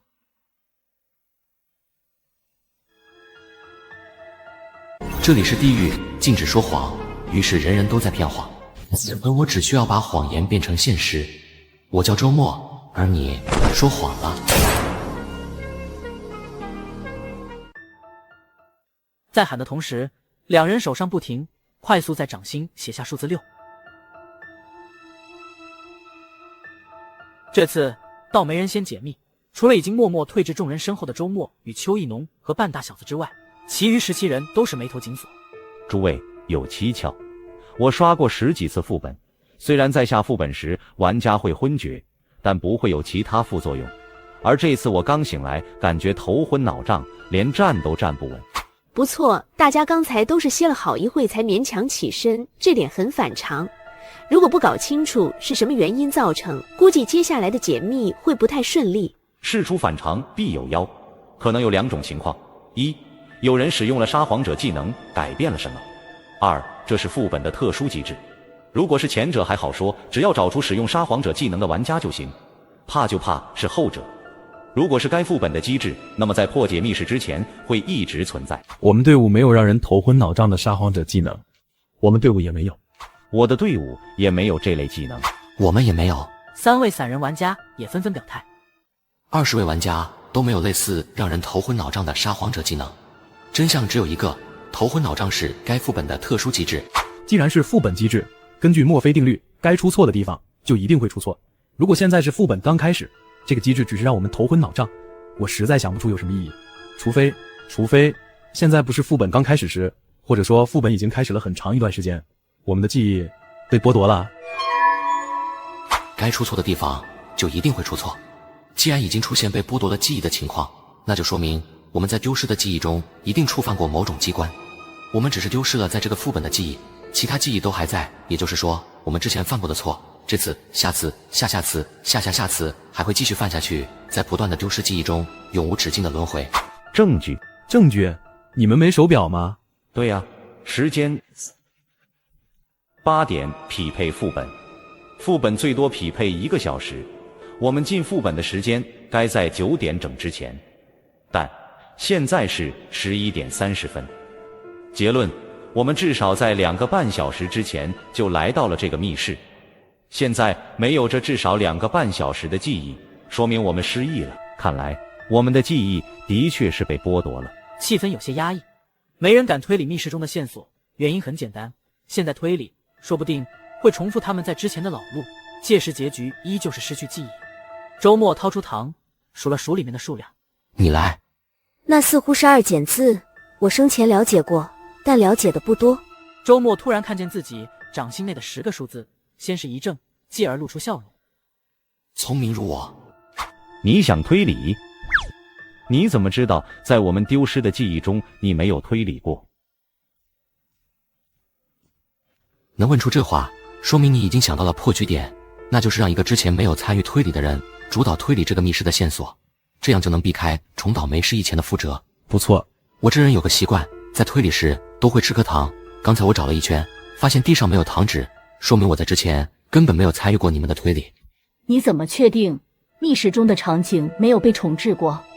对呀，如果失忆一次，密室中的场景就被重置一次，他不可能在地上找到自己丢的糖纸。手表是你带进副本来的，糖也是我带进副本来的，你手表上的时间没有被重置，凭什么认为我的糖会随着密室场景重置而消失？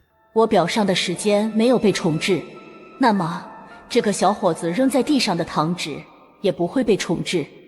根据他所说，他在推理时都会吃颗糖，则证明他在之前的时间中确实没有参与过推理。这是我年轻时国家推行的2减字，早就被废除了。上面的字有些连我都看不懂，难不成你能看懂？你是不是想说上面的字有些是错误的写法？不错，你或许没参与过推理，但并不意味着你能推理出来。不，你误会了。我刚才是在思考你有没有尝试说谎。这上面的2简字明显是机打出来的，但2简字在1986年就被国家废除了，因此有些字输入法是打不出来的。比如这3个符号在结构上应该能组成2简字中妻子的妻字，所以我认不出，是因为这上面的2简字在击打的过程中出现了问题。这些字是什么意思？这里是地狱，禁止说谎，于是人人都在骗谎，而我只需要把谎言变成现实。我叫周末，而你说谎了。2简字于1978年开始在教科书上推广，于1986年正式废除。闻言，立刻就有人冲向对应标号的书架前，但周末留了一手，没有说出是几月。这几个玩家尴尬地走了回来。别急，慢慢来。我总感觉之前触发机关导致失忆，是这家伙的手贱造成的。在副本中，最怕遇到的就是这种手贱玩家，稍不注意就会把所有人害死在副本里。推广废除，也就是说2简字对应的2本书，推广那本象征着开始，废除那本象征着结束。开始是什么？结束又是什么？副本中线索不多，一是墙上那幅字，2是沙漏，3是书桌上那一大宣纸。既然墙上的字对应书架上的2本书，那么宣纸上的字也应该对应书架上的书。沙漏象征时间，一旦开始就必须在规定时间内找出宣纸上对应的书籍。我掌心中有10个数字，11、15、3、6、10、17、7、9、19、5，这10个数字都没超过20，只能是玻璃珠的编号。而且我是左手写字在右手上，根据我的习惯，我应该是从右往左写。最右是10号，说明10号是我最开始记录在掌心的数字，但是后面有个号字，而其他9位数字后面没有写号字，说明这些数字是我分批次写下的。也就是说，我们在这个密室中失忆了10次，每次失忆前我都会在掌心记录一个数字。结论：有人触发机关导致我们全体失忆，每次失忆沙漏中的一颗玻璃珠就会发生变化。但这里有个问题，在前9次失忆中，我大概率有可能看到手心上的数字，现在的我都能推理到这一步，那么在前9次失忆中的我也应该能推理到这一步。但我为什么没阻止那个一直手贱触发机关的玩家？答案只有一个，根本来不及。也就是说，前9次失忆中，我的推理速度根本赶不上那位玩家的手贱速度。这种情况只有一个，前9次失忆，我们丢失的记忆越来越多，直到第10次，也就是这次，我们对这个密室没有了任何记忆。只有这种情况才会出现我有时间推理，而那位手贱玩家没时间去触发机关。还有更可怕的，如果再次失忆是丢失18层中的记忆，还是全军覆没，手贱必须死。该怎么整死他？你们不觉得很奇怪吗？沙漏中有20颗带编号的玻璃珠，宣纸目测有20张，我们刚好是20位玩家。你的意思是一人一纸一编号？书桌上首张宣纸上的8个字地有4世，气从八方，出自东晋郭璞的《藏经》，是一本寻龙点穴的风水书。这家伙的措辞中没有使用应该、大概、可能，也许这些避免说谎的词汇，他说的是真话。2简字在我国于1978年3月正式推广。沙漏180度旋转，下端转动到上端，原本位于下端的20颗玻璃珠，此刻全部位于上端。见此，在场玩家知道游戏已经开始了。在确定没有失忆后，众人冲向书架一目十行。寻藏经，10号玻璃珠从上端掉落，变成一颗没有编号的玻璃珠。我是谁？我在哪？这上面是什么字？我不知道。半大小子宛如失去全部记忆，连最基本的汉字都不认识了。你说谎了。终于把这家伙揪出来了。这几人都不是傻子，他们也注意到周末竟然能解密，那么他肯定会让他的队友提前找到藏经，但他没这样做，说明这是一个坑，实则只是在装模作样揪出那位手贱的玩家。没想到在游戏开始后，抽错书触发机关的人会完全失忆。我现在只能告诉你们，这间书房的主人应该是个老头，他已经死了，再联系我们会在密室中失忆。我觉得惩罚大概率是老年痴呆。我们与他的信息差，只有他能看懂上面的2简字，我们看不懂，因此这些2简字应该能推理出书房主人。说出你的条件吧。如果我不说，耿浩摊开掌心，只面向周末一人，掌心有5个数字。这些数字大概率是我在之前的失忆中留下的。既然数字与失忆有关，那么掌心中的数字一定不可取。你如果不说出墙上2简字的内容，我们和你死磕，就看谁能避开这些数字。这就是一星玩家吗？果然，只有废物才会向下兼容，真正的强者都会刷与自己星级相对应的副本。地有4势，气从8方，夫葬之以左为青龙，右为白虎，前为朱雀，后为玄武。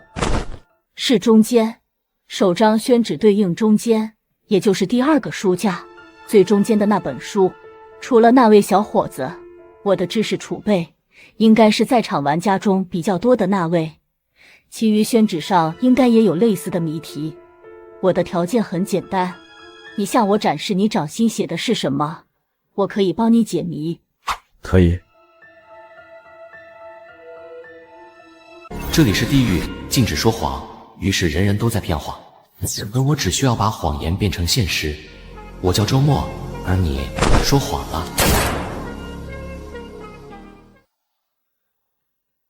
中年大叔与刘星都没有在意耿浩掌心的字，他们大概率也有类似的记录。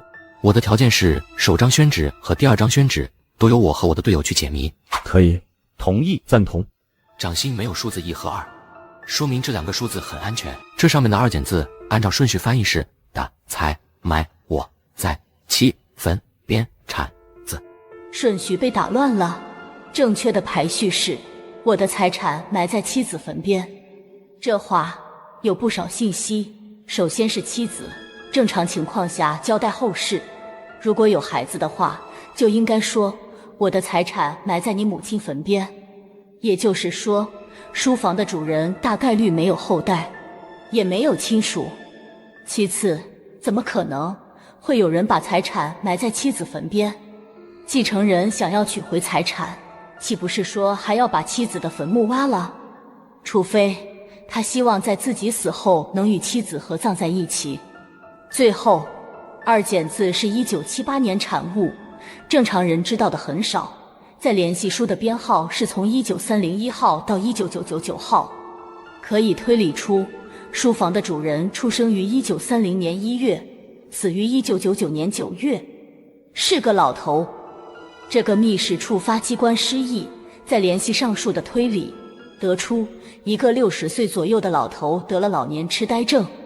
小伙子之前说的都对，而且这个信息直接将密室内的线索串起来，也能反向证明小伙子翻译的2简字没问题。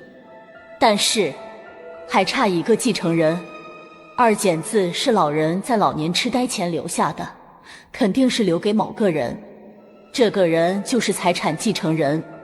也就是说，这个副本最后的大 boss 应该就是继承人。不对，2简字又是击打，又打乱了顺序，相当于3次加密。他在防谁？推理到这，众人感觉很难再推理下去了，想着估计只有第2、第3间密室才能得到答案。你开始吧。这次推理我差不多暴露了自己的实力，但他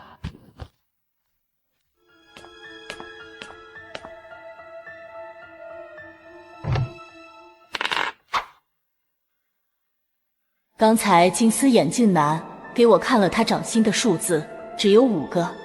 扮大小子和推理的小伙子，一个抽错书，一个抽对书。从结果来看，无论抽错还是抽对，沙漏中的玻璃珠都会掉落。前者掉落的是10号，后者掉落的是1号。但抽错掉落的玻璃珠会失去编号，抽对则会保留编号。可问题是，金丝眼镜男掌心中的5个数字没有10号，也就是说，我们在这个密室中的失忆次数超过5次。金丝眼镜男掌心只记录了后5次沙漏掉落的编号。该死！中年大叔高个队长，中年妇女金丝眼镜男张景华。五人瞪大眼睛，显然都推理出来，他们失忆的次数与自己记录的数字个数存在差异。推理的小伙子既然选择1号与2号，说明他知道1号与2号绝对安全。邱意农看向第2张宣纸，上面的内容是三光日月星7。但凡写小说和经常看小说的人都对三光日月星很熟悉。这是上联，正常的下联是四时风雅颂。三光，3种光芒，日月星这3种都有光。这个上联的难处在于前面的数字是3，而且只有5个字。7，我首先想到的是七色，红橙黄绿青蓝紫。七色后面只能有3个字，但红橙黄绿青蓝紫有7个字，必须得把这7个字压缩成3个字才行，而且还要囊括上述的7种颜色，压缩成哪3个字？3原色，红绿蓝，这3种颜色混合可以调出上面的7种颜色，因此我的下联是7色红绿蓝。接下来是平仄问题，用现代拼音来说，1、2声是平，3、4声是仄。三光日月星，平平仄仄平。7色红绿蓝，平仄平仄平。平仄不对，得换字。7颜赤绿蓝，平平仄仄平。上联三光日月星，下联7颜赤绿蓝。对出下联很简单，关键是要从书架上找到对应的书籍。这张宣纸上的谜题主观性很强，只要符合都正确，谁来确定我的下联是否符合？第3间密室的 BOSS， 上联三光日月星，下联7颜赤绿蓝。邱意农就径直走到书架，开始寻找有关色彩的书籍。当他抽出纺织业的书籍时，沙漏中第2颗玻璃珠掉落，玻璃珠编号2号。我的下联是7弦君臣恩，7弦其上，大弦为君，小弦为臣，后2弦合君臣之恩。虽然平仄不对，但可以用同义字替换，这些都是小事。我是小说作者，知识储备丰富些不奇怪，但他却能在顷刻间对出工整的下联。这个队友很强。他俩是安全了，但其余的17人脸色一个比一个难看。第3张宣纸上的内容，书房主人死因。既然有这个问题，说明答案就在这间密室中。书架、书籍、2简字都可以直接排除，剩余沙漏和宣纸。沙漏不好判断，应该是记忆锚点。老人在老年痴呆症中不断失忆，这种情况下一般都会记录自己干过什么事，才能确定接下来自己该干什么。就好比玩家记录编号，只有记录编号的玩家才能确定哪个编号有问题。沙漏可以排除，就只剩宣纸了。每解谜1张宣纸，宣纸就会被水融化，从而消失，但下面的纸却不受水渍的浸湿，这点很可疑。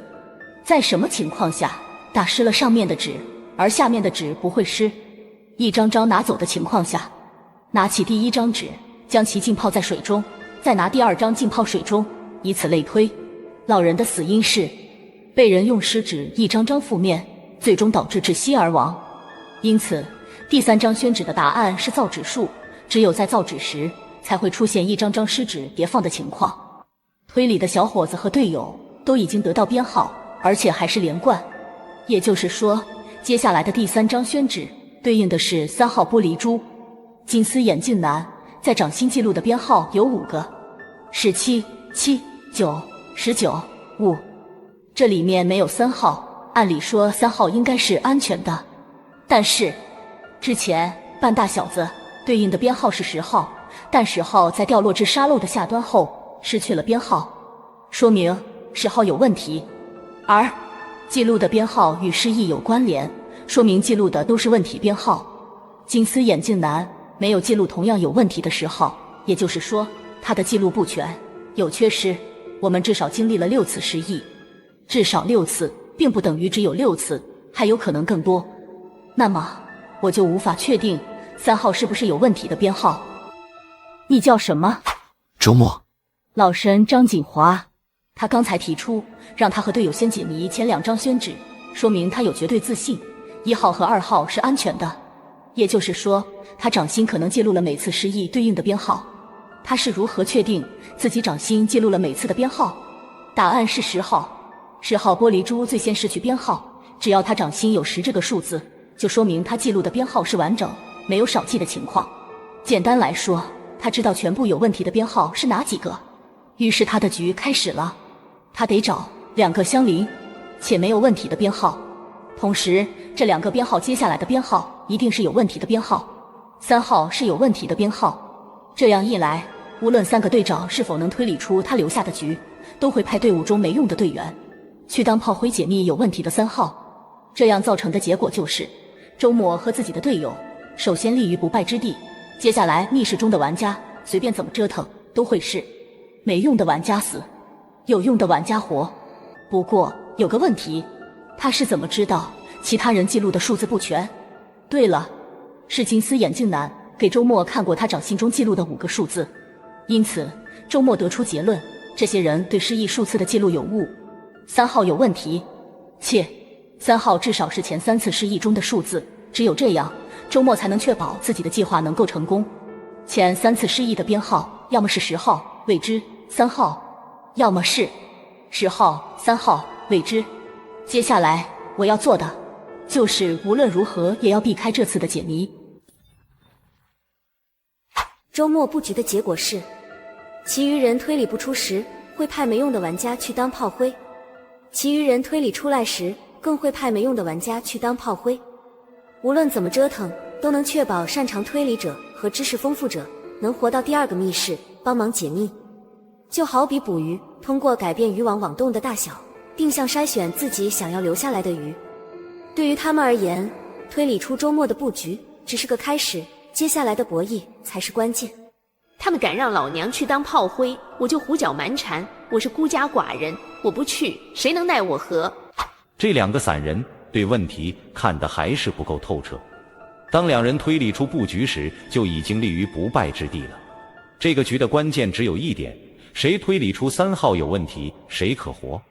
对于推理出来的人而言，无论怎么骗，都不会骗到他们，去当送死的炮灰。中年大叔扫了眼队伍，最终将目光落在队友王岩身上。高个队长也是如此，最终将目光落在队友李成龙身上。金丝眼镜男也将目光落到队友梁静身上。宣纸有问题，上张被打湿，但下张却没被打湿，说明被叠放的宣纸被一张张拿走，浸泡在水里。老人的死因是被一张张打湿的宣纸盖面，窒息而死。符合这种情况的书是造纸术，纸张在制作的过程中会将从池中捞起来的纸浆叠放在一旁进行自然脱水。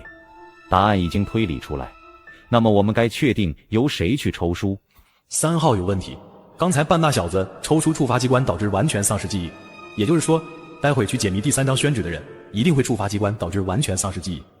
一个完全失去记忆的人，如果不杀，谁也无法保证他会做出怎样疯狂的举动，说不定会害死所有人。因此，谁完全丧失记忆，谁就会被其他人骗出常识谎言，最终被审判而死。既然如此，我说一个比较公平的方案吧。打住，你所谓比较公平的方法，我都不用想就知道大概率对你有利。我觉得这个世界上相对公平的方法是抛硬币，谁知道反面，谁的队伍优先解密。如果我们3人中有3个或2个反面，则继续抛硬币。可以。 3人对规则进行补充，比如判定正反面，只看朝上的面，且在接下来的18次宣纸解谜中，按照抛硬币获得的顺序循环。同时，中年妇女以及张景华随时可以插队。还没完，3人又给队友补充了规则，轮到本队伍时，谁进行抽书，由队长指派。有些队员迟疑，但考虑到他们连谜题都很难推理出来，只有被拿捏的份，于是也同意规则。这里是地狱，禁止说谎，于是人人都在骗谎，而我只需要把谎言变成现实。我叫周末，而你说谎了。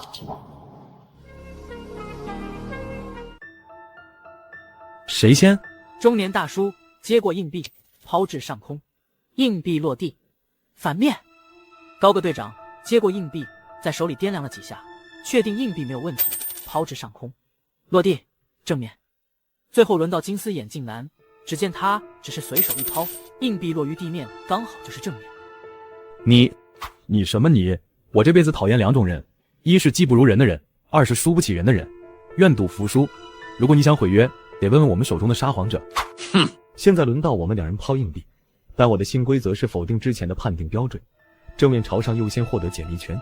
首先，队伍越迟解谜越有优势，毕竟3人在失忆中都记录过编号，只要排除没有记录的，那么接下来无论怎么解谜，自己都不可能中招。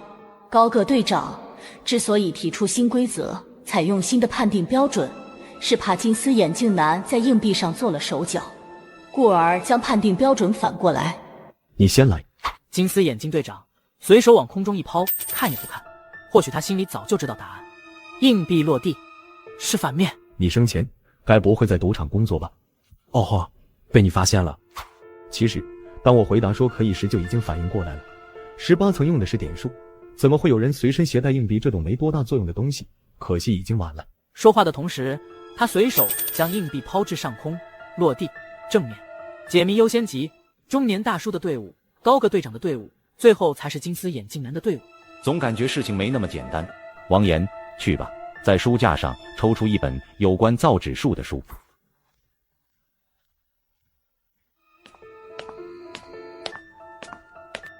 沙漏里的3号玻璃珠一定有问题，对吧？其实我早就知道会有这一天。地狱啊，我迷茫过，忏悔过，虔诚祈祷过，但呵呵，这些都不重要，没有实力，终究不过是炮灰罢了。来到书架前，这排书架的编号都是1986开头。就是你了。就在他触碰到书籍的那刻，你说谎了。我早该知道，地狱没好人，怎么可能会有人甘愿当炮灰啊？如果是我也会拉着所有人陪葬。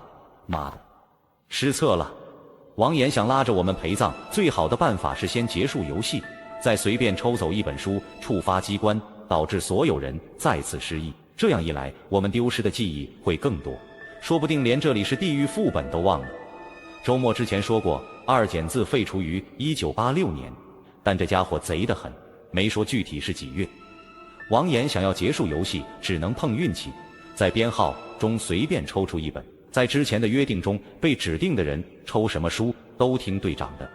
一旦让我们反应过来，见他没抽造纸术相关的书，我们绝对会将他审判而死。所以王岩没时间细想，取了个中间数，伸手就要抽书架上编号的书，这些都可以理解。但刚才整个过程中最大的 bug 出现了。周末与他的队友是怎么知道王岩要抽的书一定是与造纸术不相关的书？除非这本书对应的时间就是2减字废除的时间。王岩手里没有书，且这本书还在书架上。2减字的确废除于1986年6月，就是这么巧。果然，地狱玩家怎么可能会束手就擒啊？刚才枪声四响，但只有我和邱义农说出了沙皇者口令，也就是说，4枪中有2枪是审判，有2枪是沙皇者技能。他看向邱义农，没觉得什么不妥，但当他看向其他人时，好多个邱义农，在场每个人都顶着一张邱义农的脸。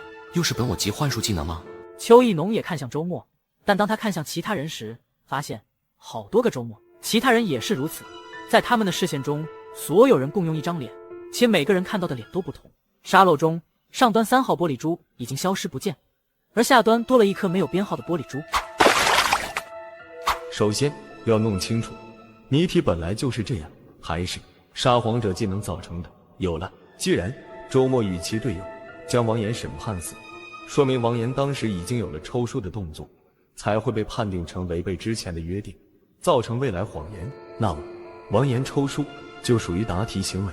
第3张宣纸已经结束，第4张宣纸是空白，得替队友把答案推理出来。即便是炮灰、空白、白纸、白纸是一味中药，有祛风止痛、消肿排脓的功效。此刻第4张宣纸上有白纸无白纸，说明白纸被用了。殴打，老人生前遭遇过殴打，刑事犯罪类的书。高个队长看向队友，发现每个人都顶着张李成龙的脸。李成龙，这次你去解谜，答。带有4号的玻璃珠落在沙漏下端，而且没有失去编号，说明4号没问题。沙皇者显像还生，收。所有人的视觉全部恢复正常，而刚才那位从书架上抽走书的李成龙，则是中年妇女。密室中，气氛很压抑。3位队长朝彼此点头，他们拿出马克笔，在掌心写出10个数字。3人比对，发现除了3号和10号，3人掌心再没有相同的编号。给条活路就这么难？我们对异星玩家没有太精准的认知，因此需要你们露2手。金丝眼镜环视众人，发现每个人都顶着梁静的脸。这是沙皇者技能，谁在用？不对，应该要考虑这时候用沙皇者技能的战略意义。我看到的都是梁静，这是为什么？我把他当炮灰，准备让他去送死，我心里对他有愧。等等，这些梁静好像都是按照梁静本人复刻的。如果我对周末有愧……刚这么想着，金丝眼镜突然发现所有人的脸都变成周末，连忙看向周末的掌心，发现都记录有10个数字。果然是这样，该沙皇者技能拥有者是想通过这种方式得到周末掌心内记录的10个数字。周末的队友应该也记录了每次失忆时对应的编号。下一刻，所有人都变成了邱意浓的模样。金丝眼镜果然在他们掌心看到了10个数字，并且记录下来。但渐渐的，他发现不对。周末与周末的队友2人掌心记录了不同的数字。他还想继续时，中年妇女解除了技能。这里是地狱，禁止说谎，于是人人都在骗谎，而我只需要把谎言变成现实。我叫周末，而你说谎了。当3人比对时，看见6组不同的数字，心情可想而知。这2人比我们聪明，在刚才的整个过程中，由于中年妇女是先手，因此她得到的10个数字是真的。紧接着是周末2人，他们2人立刻意识到，这个沙皇者技能有复制本体所有特征，粘贴在其他人身上的功能，当然都是幻术，但依旧可以通过窥探粘贴体得到本体的信息。于是2人立刻改写了掌心记录的数字。他们做完这点，我们这3位队长才推理出来，结果可想而知，他们预判了我们的预判。要不是我们谨慎细心比对，否则很可能会被2人坑死。这2个人是神坑，于是他们把主意打到了我们身上。当觉察到我们利用中年妇女的沙皇者技能窥探周末掌心内的数字时，他们就立刻改写了掌心上的数字，主打一个制造困难。看看能不能找到刚才第2位使用沙皇者技能后留下的痕迹。首先是实体类技能，周围环境都没有发生变化。接下来是人，没发现问题。既然外在的实体与幻术都不是，沙皇者技能作用于内，可能是改变我精神方面，我的记忆，我的常识，我的认知，哪个被篡改了？周末转头看向邱意浓，就见此刻的邱意浓，银白色的头发以及布满皱纹的脸，与自己记忆中的邱意浓一模一样。你们想要顺利通关，就得露2手。周末这位老年队友还真是咄咄逼人啊！张景华则在装死，这时候他不能说话，否则会被卷进争斗的漩涡中。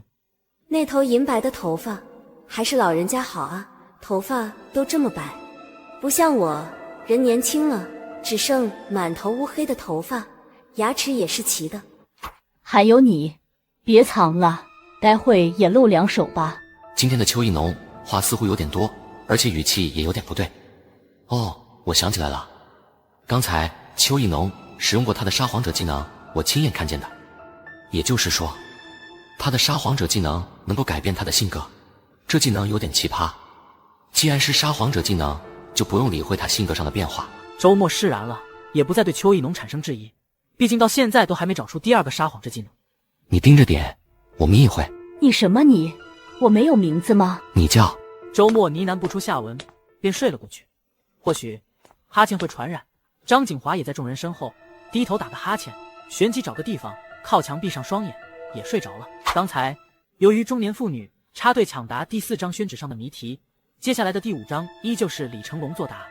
高个队长看向手心，他之前在失忆中记录了5个数字，5、19、9、7、17， 5号赫然在列。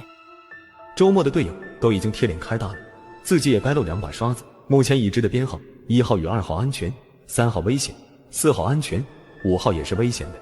但玻璃珠从沙漏上端掉落的顺序有问题，半大小子抽错，掉落的是有问题的10号玻璃珠。周末和他队友抽对，掉落的是没问题的1号和2号。王岩抽错，掉落的是有问题的3号玻璃珠。为什么会先掉落10号？10号刚才在中年妇女的沙皇者技能中我好像也不是完全没有收获。虽然周末改写了数字，但始终都有10个数字，也就是说，我们在这个密室失业了10次，3、5、7、9、10、17、19，似乎有规律。3、5、7、9以及10号、11号、15号、17号、19号，9个危险数字，还差一个危险数字。这个数字是双数，是被1号挤到单数阵营的双数。也就是说，如果接下来出现一个双数危险数字，那么我所有的推理都是正确的。李成龙去报，我可以明确告诉你，5号有问题，但我记得你还有个妹妹。如果这个副本我能活着离开，我会将身上的点数全部给你妹妹，而你待会要做的就是别耍花样。这种承诺连个屁都不是，毕竟只要出了副本就会消失。但是对于一个溺水的人来说，也是希望，哪怕这个希望渺小的跟一根稻草似的，他也会拼命抓住。我生前坏事做尽，在社会上混，被我砍过的人有很多，下地狱再正常不过了。但是我死了，大概率会变成1星副本。刘星，你给我记住，如果你敢违背承诺，匹配到我的副本，我会弄死你。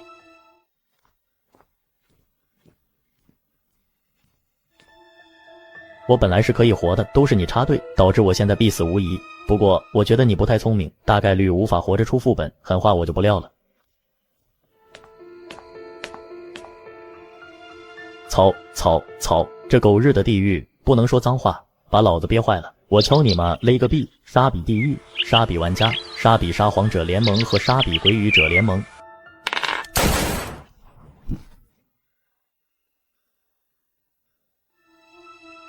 这里是地狱，禁止说谎，于是人人都在骗谎，而我只需要把谎言变成现实。我叫周末，而你说谎了。我感觉自己会是下一位炮灰。此刻他才后知后觉，之前3位队长抛硬币决定优先权都是在演戏，目的是将他们这群炮灰套进来，说出那句听队长指派的承诺。我不想死，6号是安全还是危险？6号和8号很关键，如果其中有一个是危险编号，他们就可以推理出10次失忆对应的10个编号。这位妹妹大概率不会轻易就范，倒是有些麻烦。我知道你心有不甘，这样吧，还是用抛硬币的方法，你指定一个面，如果该面朝上，我就不指派你。好，我选择正面，你负责抛100次，但凡出现1次正面，就是我赢。你是10天前来地狱的新人，可能还不太懂地狱的某些潜规则，我给你一次改变规则的机会。不改。金丝眼镜队长无奈，再次从兜里摸出硬币，反面。当硬币第100次落地，依旧是反面朝上。什么意思？硬币两面的质量几乎一模一样，怎么可能会有人做到连续100次抛出反面？你是鬼语者。现在我根据100次抛硬币出现100次反面的结果，否定你手里的东西叫硬币。你刚才说抛硬币用的道具却不是硬币。梁静觉得自己有随时审判此人的权利，一旦队长死了，就没人指派他。可活。如果他的推理成立，那么金丝眼镜把谎言变成真话的是硬币2字。现在他根据他连续抛出100次反面的结果，否定金丝眼镜把谎言变成真话的鬼话，那么这个鬼话又恢复成谎话。这就是对付鬼语者时常用的以点扩面，找到不合理之处将其否定，从而全盘否定鬼语者编织的鬼话。但他的否定，梁静否定的方向搞错了，100次反面很离谱，但也仅仅只是离谱。你可以试试。你说谎了。不可能。我刚才提醒过你，你来地狱不久，还不懂某个潜规则。在地狱中，沙皇者经常伪装成鬼语者，鬼语者也经常伪装成沙皇者，骗的就是你这种逻辑混乱的玩家。抛硬币100次，出现100次反面的概率是2的100次方分之一，不是0。既然概率不是0，那么就有可能做到。因此，无论你怎么否定这100次反面，都不会成功。否定鬼语者的鬼语是要100%否定，而不是可能否定。简单来说，若在概率上抛硬币100次，绝对不可能出现100次反面的情况发生，而我却抛出了100次反面，那么你刚才对硬币的否定就成立。金丝眼镜没有审判他的意思，而是滔滔不绝讲述，在心理上击溃他，给接下来做铺垫。原来如此，你们之所以不审判我，是想让我去解谜第6章宣纸。不错，现在宣纸解谜轮到第6章，也就是6号，我们无法确定是否安全。你若乖乖去解谜，我们可以承诺如果6号安全且你抽对输，我们在接下来的10个小时内不会审判你。我好像被他耍得团团转，我不想当炮灰，他怕我学王岩抱着同归于尽的想法，于是他提出抛硬币，将我一步步带进深渊，骗出我的谎言。我现在只有一条路，那就是赌6号安全。而且为了让我选择赌，他们可以承诺我赌对了，他们就在10个小时内不审判我。这个条件很丰厚，只要我赌对了，接下来的10个小时，我想怎么说谎就怎么说谎。真是个可恶的男人，把我这个单纯少女骗麻了。果然，越是斯文的男人越会骗人，我好像没得选。3位队长的心也都提到嗓子眼了。只要判断出6号或8号是危险数字，那么他们就能推理出10个危险数字。喂，那个谁，麻烦把周末叫醒一下。凭什么？凭你们是队友。周末被叫醒，张景华也被叫醒。2人得知事情经过，很是配合地说出对梁静的承诺。推理了这么久，他们这才有时间去看书桌上第6宣纸上的内容。1眼死，2眼生。我记得刚才张景华和我有承诺，我给他探长心中的数字，他帮我解谜。我感觉耿浩队长的话有问题。按理说，这种情况在称呼中一般会说你，而不是直呼其名。他们还在内斗。我来帮你们解谜吧。这是围棋基本术语，在围棋中，棋盘上每个单独的棋子最多有4个直线相邻的空点，这些空点叫弃眼。在一片棋子中，如果弃眼的数量只有1个，是死棋；如果弃眼的数量有2个或以上，则是活棋。不过，纸张上面只有术语，没有棋局，我们无法判断是1眼死还是2眼生。就好比把一只猫关进有放射性物质的箱中，在没有打开箱子之前，我们无法确定猫是死是活，因此猫既生又死。这次的谜底是类似与薛定谔的猫有关的书籍，如果没有的话，就选一本佛经。如来究竟来没来？如来。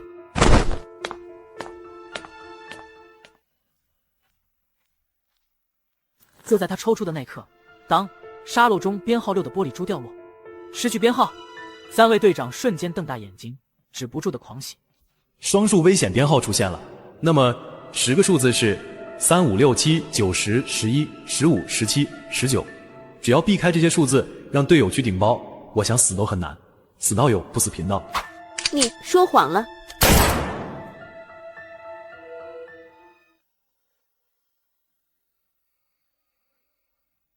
这里是地狱，禁止说谎，于是人人都在骗谎。而我只需要把谎言变成现实。我叫周末，而你说谎了。何浪，你去解谜第7张宣纸。虽然我没有推理出每次失忆时对应的编号，但是以我的实力，队长应该不会让我去送死，因此7号是安全的。第7章上的内容是本章只占地0.000025987母，这都是些什么玩意儿啊？首先，我们得知道母数是怎么来的。在古代，人们没有太好的测量工具，只能用步数代替。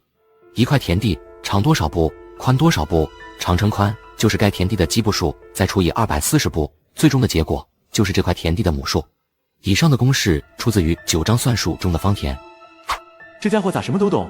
不行，我感觉得找个机会和队长说说，把周末整死在第2个密室中，不能让他活到最终密室，否则一旦内斗起来，我们说不定还真不是他的对手。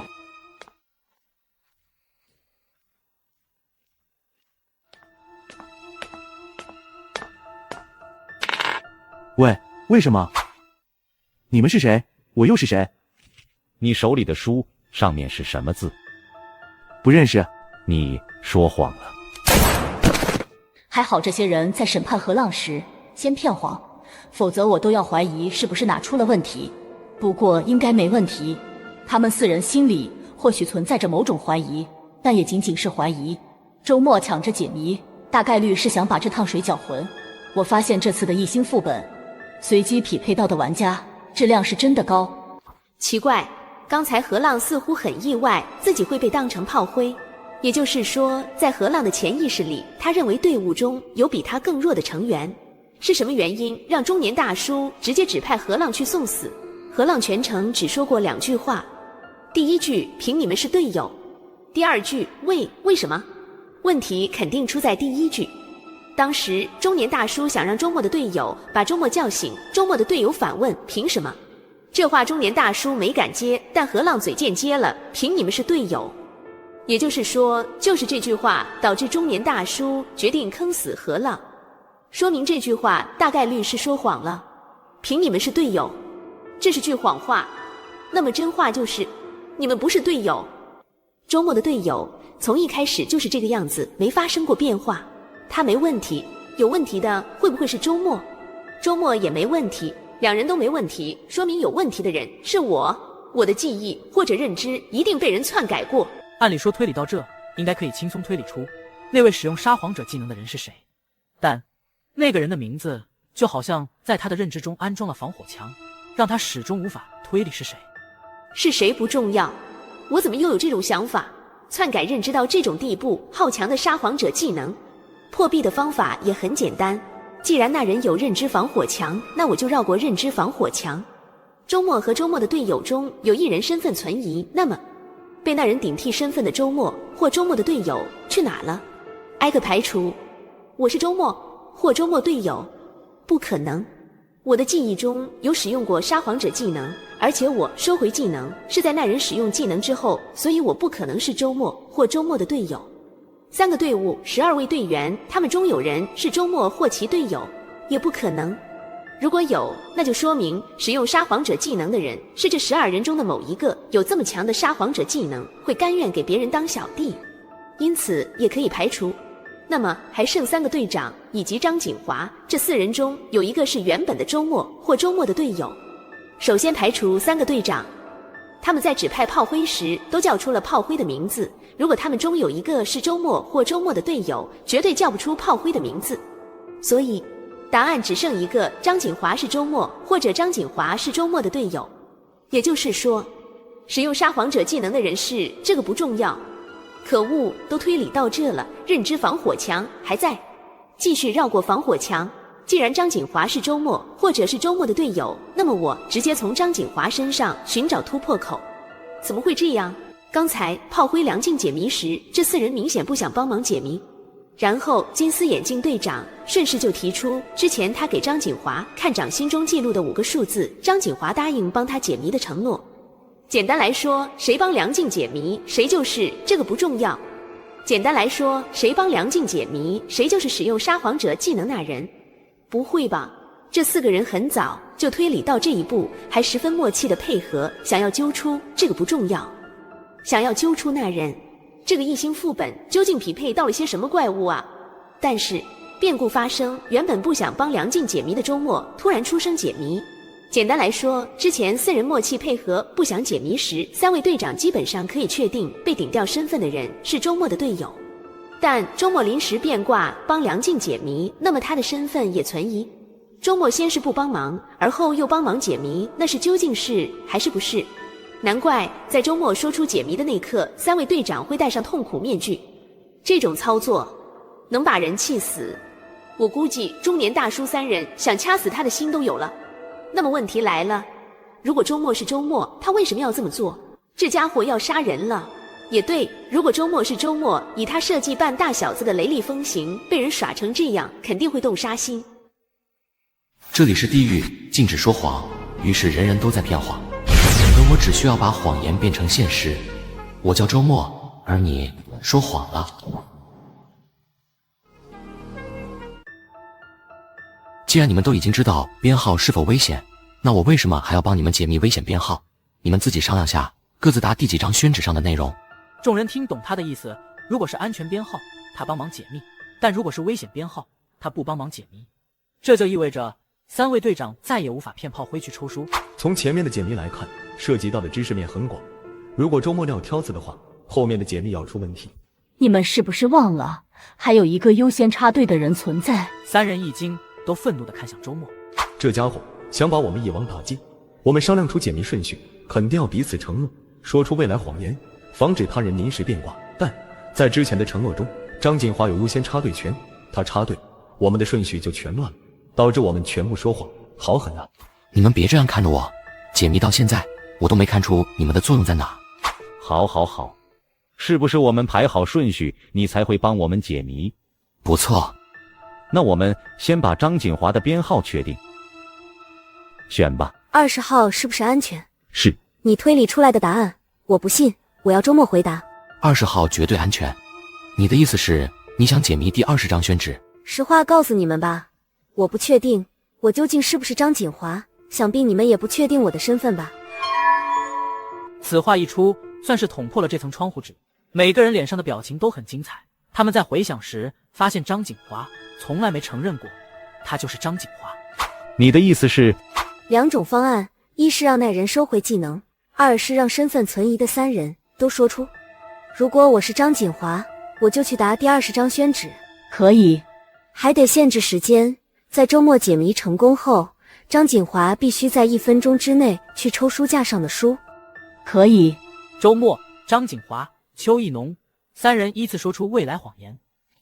漂亮吧？3个队伍将剩余的人数排列好顺序，在排好顺序后，解谜速度变得很快，眨眼间就将第8张、第9张宣纸上的内容解谜。让他们奇怪的是，周末竟然还帮忙解密第9张宣纸。要知道，第9张宣纸对应的是危险的9号。周末之前说过，他只帮忙解谜安全编号。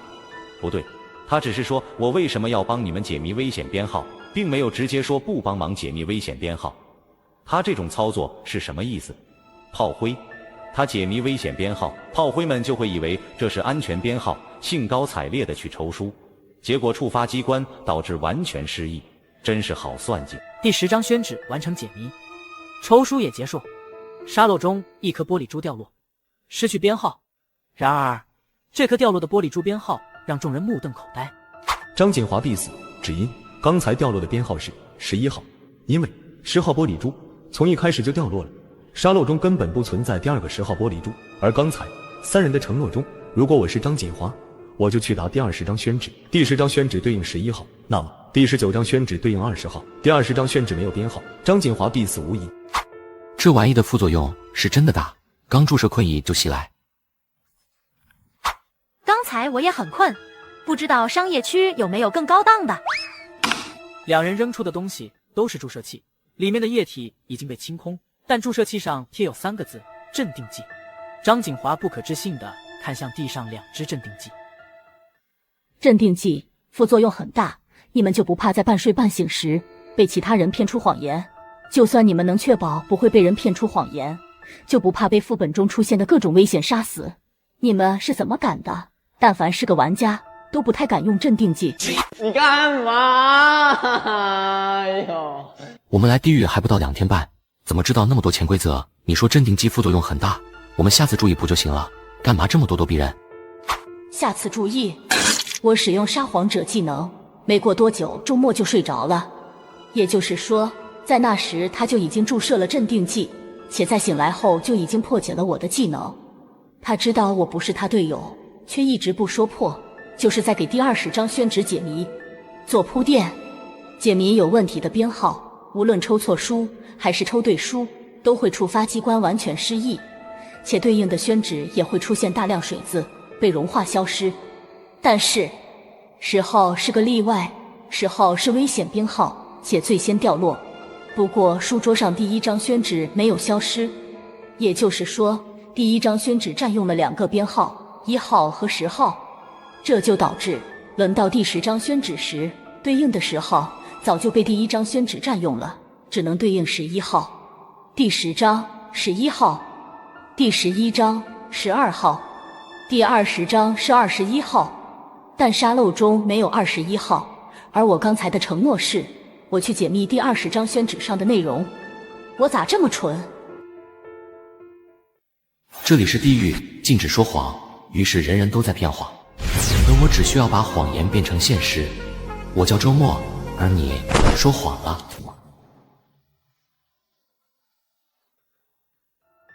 你叫什么？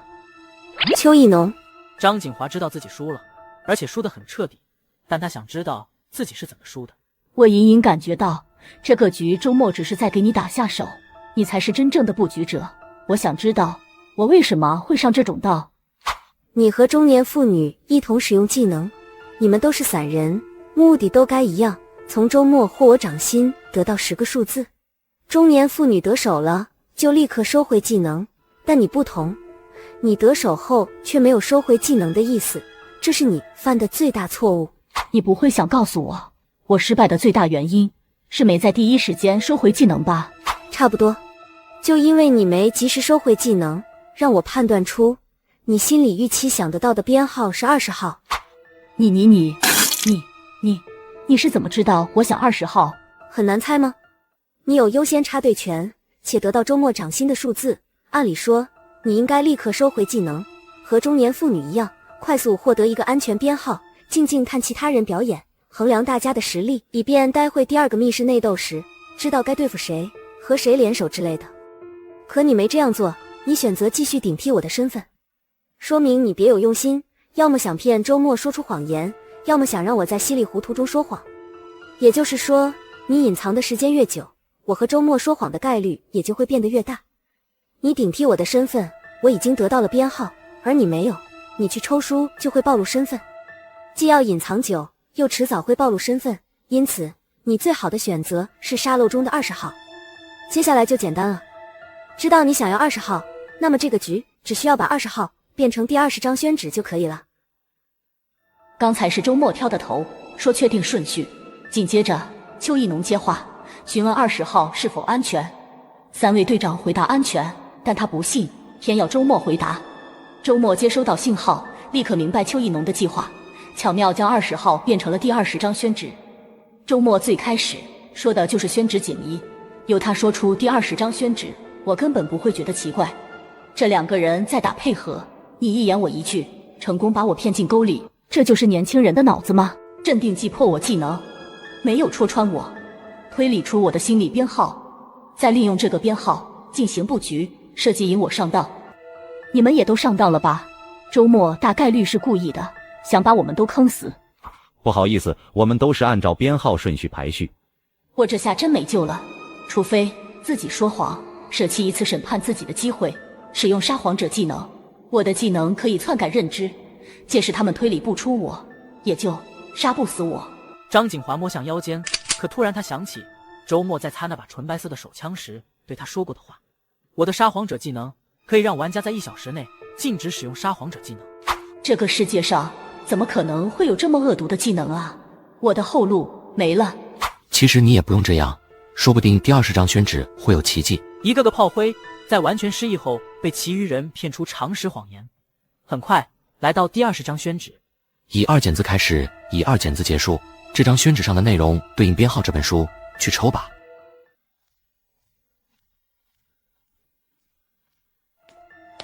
张景华在第一时间发现自己没有失忆，笑容刚浮现在脸上时，就看见其余人仿佛见了鬼，一个劲的远离他。沙漏被打碎，一颗颗玻璃珠滚了出来，刚好滚到10人跟前。10人捡起跟前的玻璃珠，愕然发现都是自己对应的编号。在爆炸后，竟然露出一个地下室入口。首先，这间书房的主人生前得过老年痴呆症，在解密宣纸时，我们还得知他被人打过。还有墙上的2减字，我的财产埋在妻子坟边，这也是很重要的信息。还缺一个继承人，你们说，如果这位继承人不认识2减字，他会不会不知道老人的财产在哪？你的意思是说，整个副本的主题是围绕寻找财产？我怎么觉得副本的主题是那位继承人在帮老人找回记忆？怎么说？你们看，玻璃珠象征记忆锚点，而对应的宣纸上又涉及到各种知识，再联系书房这么多书，我们是不是可以得出这样一个结论：老人喜欢看书，在他失忆后，继承人想要知道老人把财产藏在哪去了，于是想通过老人喜欢看书这一点，帮他找回部分记忆，特别是财产方面。这个密室涉及到的解密只与2减字的推行和废除时间有关，但与2减字上表达的内容没有一点关系。也就是说，继承人还没有帮老人恢复财产相关的记忆，因此下个密室大概率还是继续帮老人恢复记忆，这次恐怕要遭老罪了。说着，他拿出马克笔，想写下这个密室的结论。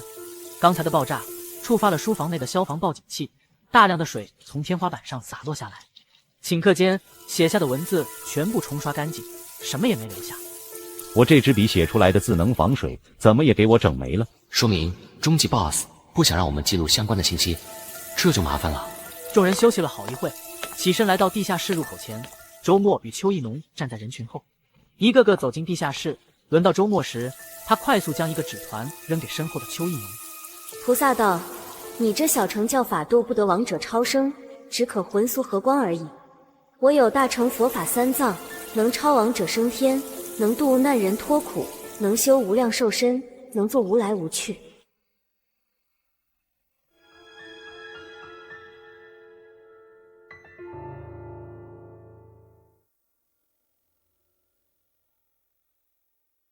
这里是地狱，禁止说谎，于是人人都在骗谎，而我只需要把谎言变成现实。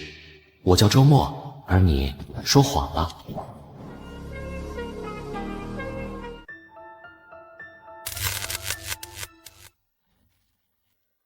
我的头流血了。等等，我是谁？这是哪？他下意识摸向裤兜，摸出了一盒糖，立即将糖扔掉。我不想吃糖，我兜里怎么会有糖？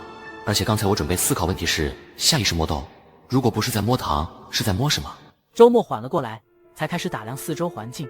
这是一间密室，沙发前有张茶几，在茶几上有本倒扣的《西游记》。我认识字，奇怪了，我记忆中没有学习过文字，但我却知道这上面是汉字，而且我都认识。腰间有什么东西，硬邦邦的，硌得我难受。这是枪，奇怪了，我怎么无法扣动扳机？这个应该能扣动啊。继续打量周围环境，在沙发正前方有一面背对他的衣帽镜子，在镜子左侧有张椅子，除此之外再无他物。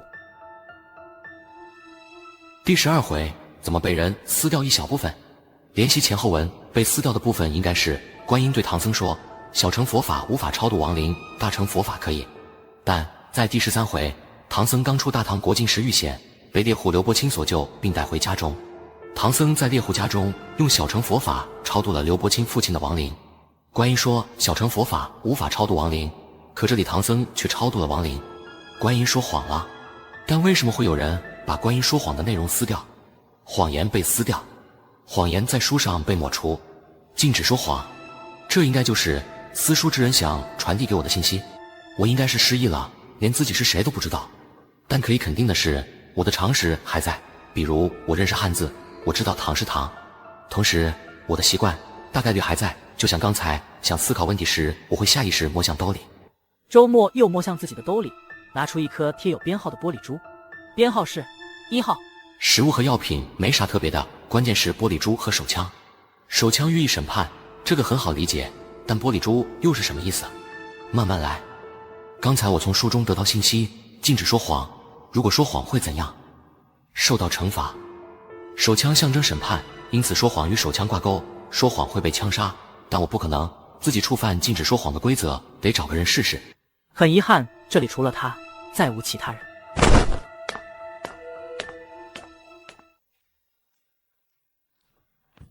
这张椅子像是审讯犯人用的，镜子上有2段文字，应该是用头上流出的鲜血写下的。第一段，椅子有大记忆恢复术的效果，坐上去立刻恢复记忆。密室中只有我自己，我头上的伤是怎么来的？十有八九与这所谓的大记忆恢复术有关。第二段，终于循环回来了，不想死的都坐上椅子。还有，据我推测，我们身上的玻璃珠可以存储一次记忆锚点。玻璃珠。随意将书丢在一旁，他看向自己扔书位置，顿时瞳孔骤缩。只见那个位置附近共有5本《西游记》，且每一本书上第12回观音对唐僧说的谎言都被人撕掉。怎么会这样？循环，也就是说，我每循环一次都会向这里扔一本书，整整扔了5次。1. 镜子上的文字都是骗人的，想骗我坐上椅子。2. 糖和书属性不同，糖无法循环，但书可以。首先，我失忆了，而且这具身体与我严重不搭，应该不是我的身体。这点可以从我不吃糖，兜里却有1包，以及我身上和兜里似乎少了点什么得到证实。其次，有人曾经占据了这副身体，并在镜子上留下字，而且还占据了2次。这点可以从镜子上的2段文字得到证实。最后，占据这副身体2次的那人应该还没推理出答案，毕竟那人留下的文字中提到终于循环回来了。从现有的情况来看，我被困在密室中，首要任务是逃离这间密室。那人曾经出现在这间密室中，说明他也被困在密室中。但那人留下的文字是终于循环回来了，而不是终于逃离了这间密室，因此那人大概率也没推理出逃离密室的方法。或者说，那人已经知道逃离密室的方法，但他独木难支，需要我们帮忙。帮忙？玻璃珠。文字中提到过，玻璃珠是记忆锚点，也就是说，那人想得到我们身上的玻璃珠，以此找回记忆。可问题是，既然他想得到我们身上的玻璃珠，又为什么会提醒我们玻璃珠是记忆锚点？除非……下一刻，他感觉有什么东西盖住自己的头，紧接着他就被电晕，额头上不断鲜血流出。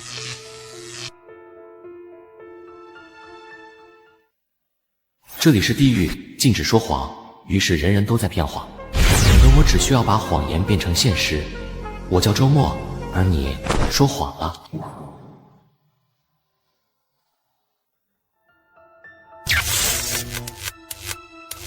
血，我的脑袋被人开瓢了。我是谁？我在哪？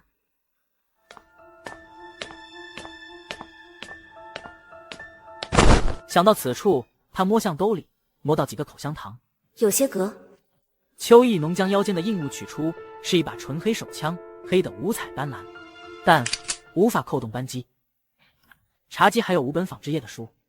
我想不起我是谁，说明我失忆了。但我的基本常识还在，知道手枪是手枪。这里是间密室，那我首要的任务就是逃离密室。这种情况一般都会有线索。奇怪，我怎么推理的这么顺利？大概是聪明如我吧。邱意浓就将兜里的东西全部掏出，几个口香糖，一个玻璃珠，以及一团小纸条。这是《西游记》第12回的内容，观音忽悠唐僧的话，但在13回就被打脸了。唐僧超度了猎户父亲的亡灵，观音在说谎，把观音说谎的内容从《西游记》中撕下来，是什么意思？而且还留在我身上，是在提醒我小心说谎。等等，我为什么知道是《西游记》？除非我以前对《西游记》很了解，了解到已经变成我的常识，就好像手枪一样，大概率是我以前经常看见手枪，才会在失忆后知道手枪是手枪。小心说谎，谁小心说谎？我小心说谎，禁止说谎。如果触犯这条规则，说谎会被枪杀。这只是我的推理，虽然无法证实，但还是得小心点，尽量避免说谎。纸团掉落的位置还有4个纸团。邱意浓看到这一幕，瞬间瞳孔骤缩，凝视地上5个纸团，发现这5个纸团无论是大小还是褶皱都一样。让我捋捋，也就是说，之前也有人像我这样扔过纸团，但每个人的力气不同，手法也不同，怎么可能5个人都扔在同一个位置？除非这5个纸团都是我扔的。结论，我在这间密室中出现了5次，而且每次都失去记忆，有点意思。既然我是我这么聪明，应该会留下些线索。镜面上有2段文字，第一段，椅子有大记忆恢复术的效果，坐上去立刻恢复记忆。我信你个邪！真当我推理不出头上的伤是怎么来的？但这字体。第二段，这副身体不是我的，这是4次循环。后来的我一定要想清楚，为什么第4次循环我会出现在这副身体中？还有玻璃珠应该是记忆锚点。镜面上的字是我写的，也就是说，我占据别人的身体，在这间密室循环了5次。前4次中，我推理出了镜面上的2条信息。等等，我占据了别人的身体，是不是意味着别人也占据了我原本的身体？这是灵魂互换还是记忆互换？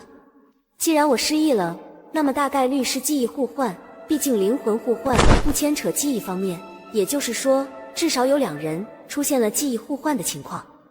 如果人数更多，那就更麻烦了。假设有5人，每次循环都会互换记忆的话，也就是说，我要循环5次才会重新回到这具身体中。这就不是第5次循环了，而是第25次循环。假设有10人，就是第50次循环。邱意浓习惯性的拿起茶几上的口香糖，也不撕开包装，而是夹在食指与中指间，送到嘴巴，深吸一口，啥也没吸到。地上的口香糖有且只有1个，而不是5个。说明口香糖无法循环，但纸团却可以循环。也就是说，口香糖与纸团的属性不同，一个在循环内，一个不在循环内。既然如此，那么玻璃珠编号12号，手枪黑的五彩斑斓，有没有一种可能，这两样或者其中的一样也在循环内？是玻璃珠。毕竟镜面上从头到尾都没提到过手枪，而且刚才我也推理出手枪是枪杀说谎者用的。这玩意既然是记忆锚点，那么该怎么使用？等等，如果玻璃珠能循环，那么我身上为什么只有1颗？不应该是5颗吗？两种可能：一，前4颗都被用了；二，玻璃珠不使用，玻璃珠就不会循环。镜子上没有记录使用玻璃珠的方法，前面的我是怎么知道玻璃珠是记忆锚点？答案在第1段文字，椅子有大记忆恢复术的效果。我是怎么知道的？除非在上一次循环占用其他身体时，我使用过玻璃珠，将记忆保存到了下一次循环。也就是说，我故意不写玻璃珠的使用方法，是想让我或者其他人推理出这个答案。简单来说，假设共有4人在循环甲乙丙丁，我第一次记忆出现在甲的身体中，使用了玻璃珠，把自己在甲身上中发生的所有记忆都保存下来。这样一来，我的记忆被转移到以后，我还保留在甲身体中时的记忆。在乙的身体中有在甲身体中的记忆，于是我在乙的密室中写下了镜子上的第1段文字。但这里有个问题，既然如此，我这次为什么没有保留上一次循环的记忆？这里是地狱，禁止说谎，于是人人都在骗谎，而我只需要把谎言变成现实。我叫周末，而你说谎了。这副身体不是我的，这是4次循环。后来的我一定要想清楚，为什么第4次循环我会出现在这副身体中，还有玻璃珠应该是记忆锚点。原来如此，5次循环是指我出现在这个密室的次数，没算其他密室。如果我的记忆还去过其他密室的话，这次数就多了去了。2号是属于我现在这副身体的，不属于我。我要找到自己的身体和自己的编号，才能保留记忆。还好有个老六在，这个老六应该是来这个奇怪的密室之前就想到大家可能会失去记忆，于是这个老六将《西游记》这本书撕掉一小页，将撕下来的纸团给了我这副身体的人，以此提醒他禁止说谎。也就是说，无论有多少个密室，只有我和他才能率先推理密室循环机制。这个老六大概率是我。椅子是记忆消除器，同时也是记忆转换器。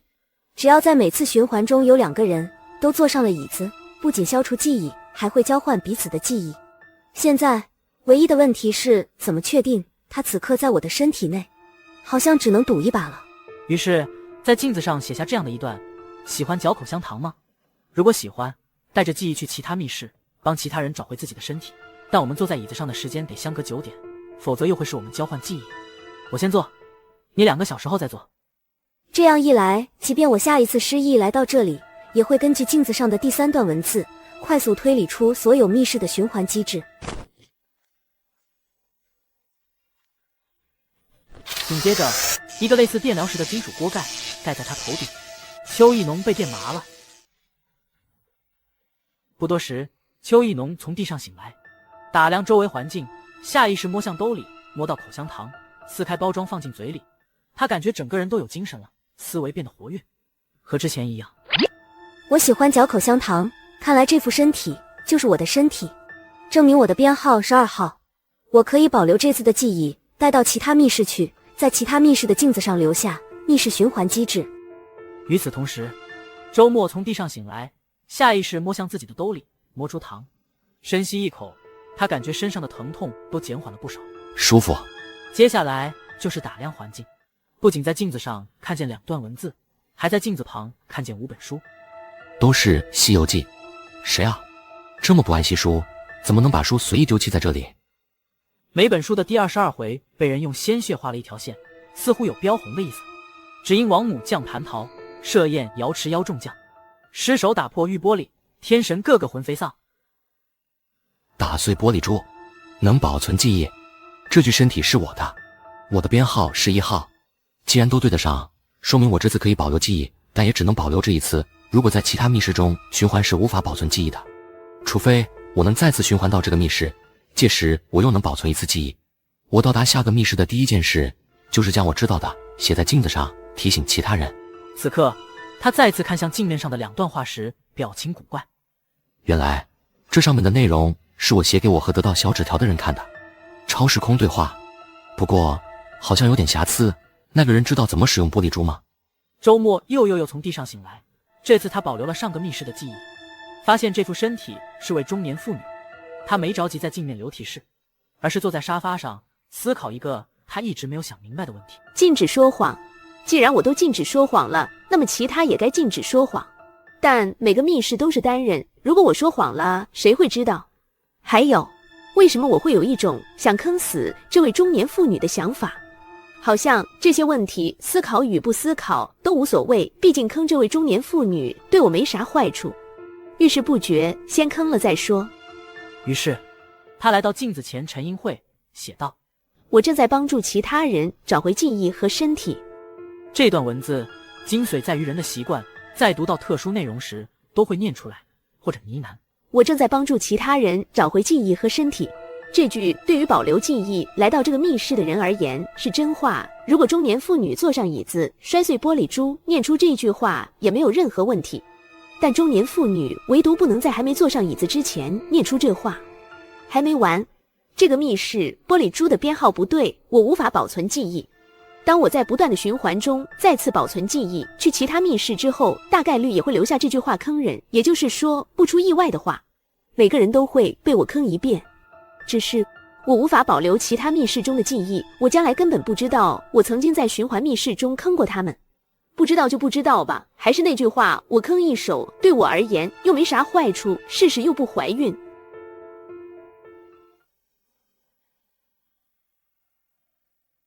这里是地狱，禁止说谎，于是人人都在骗谎，而我只需要把谎言变成现实。我叫周末，而你说谎了。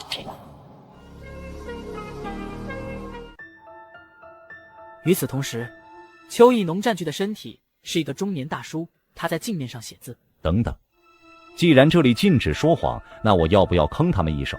反正也没坏处，试试。于是他在镜面上补充：使用玻璃珠时需要说出以下的咒语。我正在帮大家找回记忆和身体。但凡是个正常人，看到这里都会不自觉念出来，并且反复品味这句话。而且这句话我和那人念出来都不是在说谎。至于其他人，自求多福吧。看来我以前绝对是个坏女人，写下这种坑人的文字，我心里一点负担都没有，反而有点小兴奋。这2个神坑在不断的循环中出现在各个密室，除了2人所在的密室，其余密室中的镜子上都有一段需要念出来的一段口令或咒语。又不知道循环了多少次，周末又回到有《西游记》那本书的密室，镜子上的字和前几次不同。密室循环机制，2个坐上椅子的人失去记忆，且彼此交换记忆，交换密室。只有确定这副身体是你的，才能保存记忆。保存记忆方法：坐上椅子，摔碎你的玻璃珠，并喊出自己的名字，我叫。禁止说谎。这几段笔记不同，说明镜子上的字不是我写的。既然密室存在循环失忆，写字的人是怎么知道我叫张三？有坑，好险，差点就不自觉念出来了。是哪个王八羔子在干这种丧尽天良的事？不过既然我的记忆回到我的身体中，又有人留下密室循环机制，说明有人了解机制，我就不需要再循环了，让知道答案的人去帮其他人吧。邱义农从地上醒来，他体内是带着记忆的中年妇女，想都没想就走向镜子前，留下密室循环机制。然而当他看见镜子上的文字与自己密室中的文字不同时，我就说打碎玻璃珠时为什么要念那个奇怪的口令？原来口令是假的。可在我密室留下文字的人为什么要这么做？从目前来看，我是坐在椅子上被电击时才念的，也就是说我正在帮助其他人找回记忆和身体。符合我当时的情况，念出来应该没什么问题。但如果我是坐在椅子之前念出来的话，就有问题了。原来如此。中年妇女将镜子上的文字全部擦掉，把周末写在她密室镜子中的文字写在这上面。只是写到口令时，将我正在帮助其他人找回记忆和身体，改成我叫王翠芬。不是这个密室的人在坑我，就是其他密室的人在坑我。我现在坑回来。于是乎，身体与记忆匹配的都不敢再次坐上椅子交换记忆，而身体与记忆不匹配的则是心一横，不说口令，继续坐上椅子交换记忆。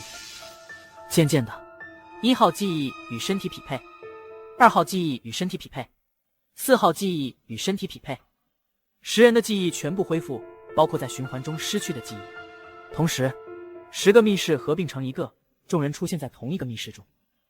这间密室有10张椅子，1面镜子，1张沙发，1张茶几，在茶几上有10本书。沙皇者步步高升，沙皇者循循善诱，沙皇者秋日海棠，沙皇者沧海一粟。4个沙皇者技能竟在同一时间使用，怎么回事？为什么我的回忆中只记住了8个人的面孔？第9个人是谁？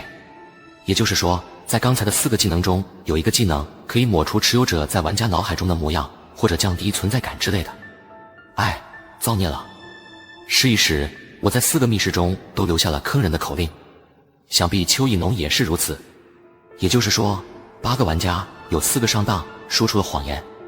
这4个玩家害怕我们发现端倪，审判他们先手一步使用了沙皇者技能。不多时，密室恢复光亮，眼前的景象让人眼皮直跳。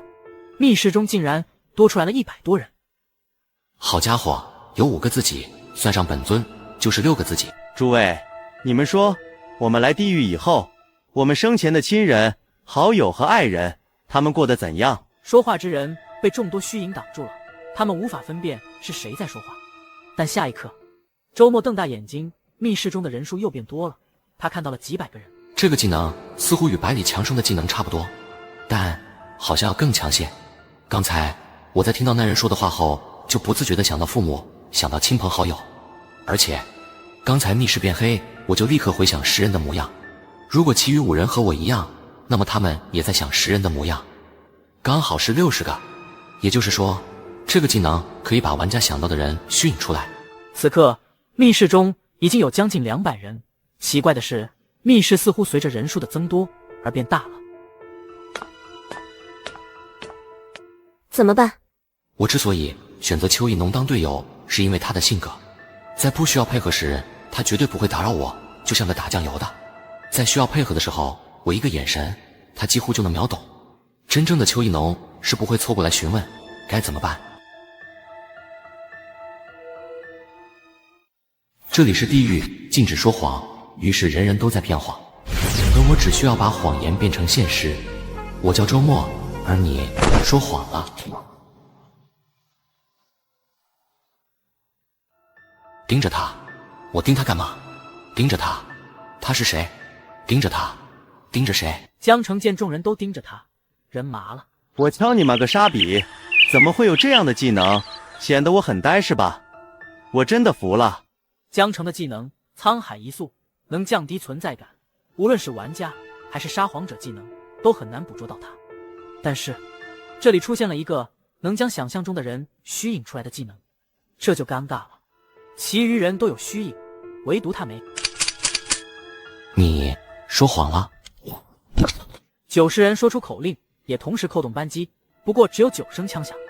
玩家又变成90人了，大概是刚才使用沙皇者技能的3人又把10人想了一遍，否则他们容易被人发现。你们说出未来谎言，不得审判在记忆循环中说过谎的人，我们就把技能收回来，否则……这话家带了私货，如果同意就意味着在这个副本中都不能审判他们。没人说话。唉，之前我不与你说我的沙皇者技能是什么，原因是我的技能口令很特殊，你知道吗？在得到这个技能后，我一度认为这个世界上没人能审判我。我说谎了。沙皇者时间之轮。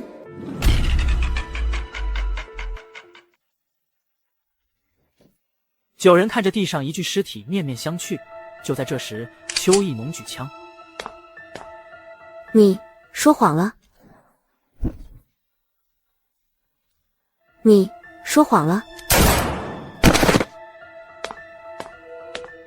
你说谎了。3枪，3人毙命。他又将枪口对准中年妇女。你说谎了。我说谎了。撒谎者，时间之轮。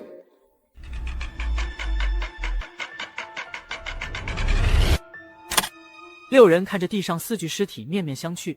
就在这时，邱义农快速举枪对准中年大叔。你说谎了。我说谎了。撒谎者，时间之轮。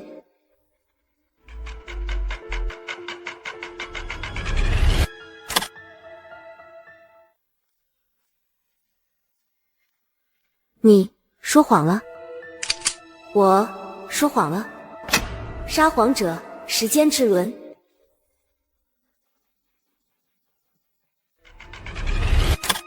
中年妇女3位队长在时间轮回中依次被审判，但这4人确实没说过谎，都以审判失败告终。我说谎了。撒谎者，时间之轮。止。 6人看着地上4具尸体面面相觑，正要询问时，他们脑海中突然多了几段记忆。第一段，10人都在，有4人使用撒谎者技能，各种博弈后，邱义农使用了他的撒谎者技能。第二段，邱义农杀3人，审判中年妇女失败，他再次使用了撒谎者技能。第3、4、5段，邱义农都审判失败，且都使用了撒谎者技能。让我捋捋，他的口令是“我说谎了”，潜台词是“我说谎了”，你们最好没有说谎。在不断的时间轮回中，他可以挨个点名审判所有人，即便他不确定目标是否说谎，先审判了再说。审判失败，他便舍弃一次审判自己的机会，再次使用时间之轮重置时间。他既然敢这么做，说明其他人无法审判他的谎言。这是为什么？是时间线。之前的几次时间线已经不存在了，而在这次的时间线上，邱义农并没有说过谎。也就是说，想审判他，只有在他说谎时间线上的我们才能审判，而他没说谎的时间线上，我们根本无法审判死他。这个技能无敌，我的技能看似也无敌，可一旦使用，就只能和对手拼智商、拼思想、拼学识。他的技能也一样，问题出在口令上。如果有人提前知道了他的技能和口令，在他说出“我说谎了”的那刻立即审判他，他会死。当然，前提是时机的把握。但凡让他使用出了技能，哪怕审判的子弹已经射出，也无法伤他分毫。但如果我使用永恒国度破解了他的技能，他岂不是要凉凉？不能这样想，我们现在还是队友，不能做不利于团结的事。而且他的技能对我来说很重要，如果将来我在未来谎言上中招，他可以把时间重置到我说出未来谎言之前。不仅如此，时间紧迫时，他可以重置时间，再在轮回中不断提醒我，从不同角度去思考问题。怎么可能？你的技能至少是超我级别，撒谎者联盟怎么会放心你在没人保护的情况下与一个萌新组队刷副本？是啊，他是撒谎者联盟的人，技能一旦暴露，鬼语者联盟会疯狂且永无止境地追杀他。他大概率在撒谎者联盟的表格上做了手脚，联盟高层知道他的技能，但不知道具体是什么，都有些什么效果。他现在把技能暴露在我们面前，意味着这2人根本不打算让我们活着离开副本。这里是地狱，禁止说谎，于是人人都在骗谎，而我只需要把谎言变成现实。我叫周末，而你说谎了。我得提醒你们，我的技能可以禁止玩家在1小时之内使用技能，你们在这个副本使用技能的时候要小心。4人明白，周末这么说是在告诉他们，接下来谁都别想使用技能。刚才只顾着内斗，于是他们现在开始仔细打量这个密室。沙发1张，没啥端倪；茶几1张，没啥端倪；书籍10本，没啥端倪；一面镜子，没啥端倪；10张椅子，有问题。之前我们在循环中，每个密室有且只有1张椅子，这里却有10张。按理说循环已经结束，电疗恢复记忆法也该结束，椅子应该失去意义才对。椅子不仅没消失，反而多了9张，太不合理。沉浸在思考中的4人被2道玻璃珠掉落的声音惊醒，2颗玻璃珠的编号是1号和2号。是周末和邱意农的。密室中哪还有周末和邱意农啊？两人就想凭空消失。无耻，这两人应该是推理出逃离密室的方法，趁我们不注意悄悄跑了。玻璃珠应该是从沙发上掉落下来的。中年大叔抢先一步坐下，过了良久也没被传送走，他开始沉思。那两个无耻的家伙趁我们不注意，在远处将玻璃珠砸向沙发，引起我们注意，让我们把时间都浪费在推理沙发上。玻璃珠从沙发上滚落，我们就很难判断是从什么方向砸过来的，当真是无耻啊！诸位怎么说？内斗刚结束，还在打量环境，他们就逃离了密室，说明这个密室中我们该完成的已经完成了，只差最后一步，寻找出口。密室中的东西不多，沙发、茶几、椅子、镜子以及10本书，我们挨个排查。首先，沙发、茶几、书籍可以排除，椅子和镜子这两个有一个是出口，椅子可以排除，在循环结束后，椅子就失去了意义。当然，椅子还有一种可能是什么？他们有种错觉，当周末和邱意农消失后，这位四眼仔好像突然变厉害了。首先，我们要捋清楚老人被虐待的整个过程。继承人先利用书籍帮助失忆的老人找回记忆，结果失败了。继承人失去耐心，殴打老人，还是无法帮他找回记忆。于是乎，继承人变得丧心病狂，把老人带到地下室，绑在椅子上，电击其头部。在第一个密室，我们得到的信息是老人被施纸盖面，窒息而死。继承人把老人杀了，说明他得到了自己想要的信息，就是第一个密室2简字的内容：我的财产埋在妻子坟边。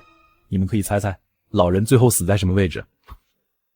施纸盖面是明朝东厂发明的一种刑法，首先要把犯人的四肢固定在压床上，然后再用施纸一层层盖在犯人脸上。在循环中，只要我们一坐上椅子，四肢就会被固定。椅子上，不错，在这里出现了10张椅子，说明其意义没有结束。椅子还有什么意义？老人被电击后就是刑罚，我们也被电击了。你们说有没有别的刑罚？如果我们稍不注意的话，很可能会被雨浇梅花。雨浇梅花，古人对施纸盖面这种刑罚的雅称。刚才讲到椅子还有一种意义是雨浇梅花，因此我们接下来一丁点错误都不能犯。椅子是惩罚，那么出口就只剩一个了。镜子，在《本草纲目》中有这样一段话：镜乃金水之精，内明外暗。镜子内是明，镜子外就是暗。我们被困在密室中是暗，我们逃离密室是明。闻言，三人皱眉，他们不得不承认金丝眼镜队长的推理能力很强，比他们强，但似乎有点牵强。首先我认可你前面的推理，其次关于镜子的推理我不太认同。镜乃金水之精，内明外暗，这样的古文引用多的是，你凭什么认定密室中的镜子对应的就是本草纲目上的内容？你要不要听听你在说什么？你难道就没发现从常识而言，在这个密室中没有雨浇梅花中的雨吗？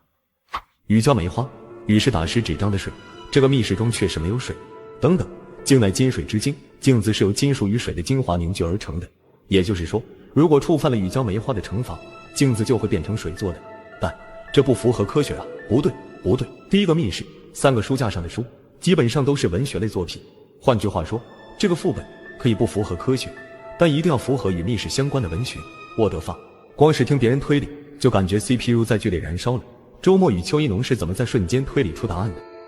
你的意思是说，这个密室的支线剧情有2种结局，一是被雨浇梅花，一是安全逃离。不错啊，证据有没有搞错啊？难道你们从来都不总结获得的线索吗？第一个密室中，老人对遗嘱3层加密，2简字，击打乱顺序。你们说老人在防谁？又想把遗嘱留给谁看？这个副本从始至终都有2个继承人，也就是说，在这个地下室内其实有3人，一个是邪恶的继承人，一个是老人，一个是第2位继承人。老人被雨浇梅花导致窒息而死，这是老人的结局。这只是第2个密室，说明故事还没结束。那么第2位继承人的结局大概是安全逃离，因此我们有2个结局可以选择，要么是老人的结局，要么是第2位继承人的结局。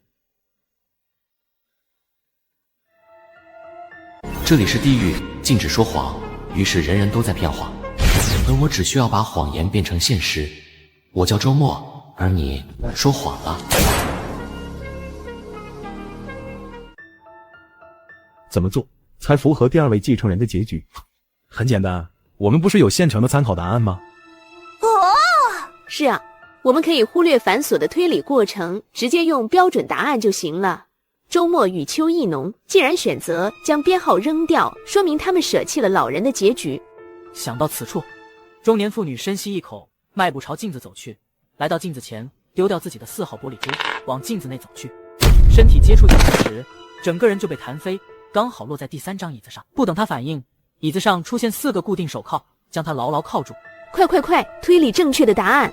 周末与邱意农在舍弃自己的编号后从镜子逃离，而中年妇女也舍弃了自己的编号，却无法逃离，说明这中间有个过程，或者说某种触发机关的行为。少了什么？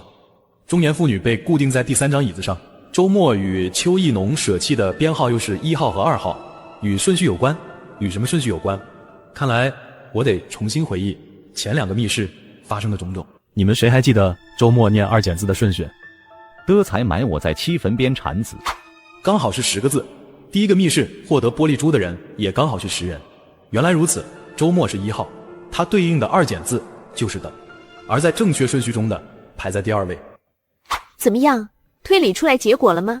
中年妇女被锁定在第3张椅子上，而她的编号是4号，但从获得玻璃珠编号的顺序来看，她是第3个获得的，也就是说，它对应2简字打乱顺序中的埋字，而埋字在正确顺序中，我的财产埋第5个字，因此他应该坐在第5张椅子上，把玻璃珠与2简字错乱的顺序矫正，再穿过镜子离开。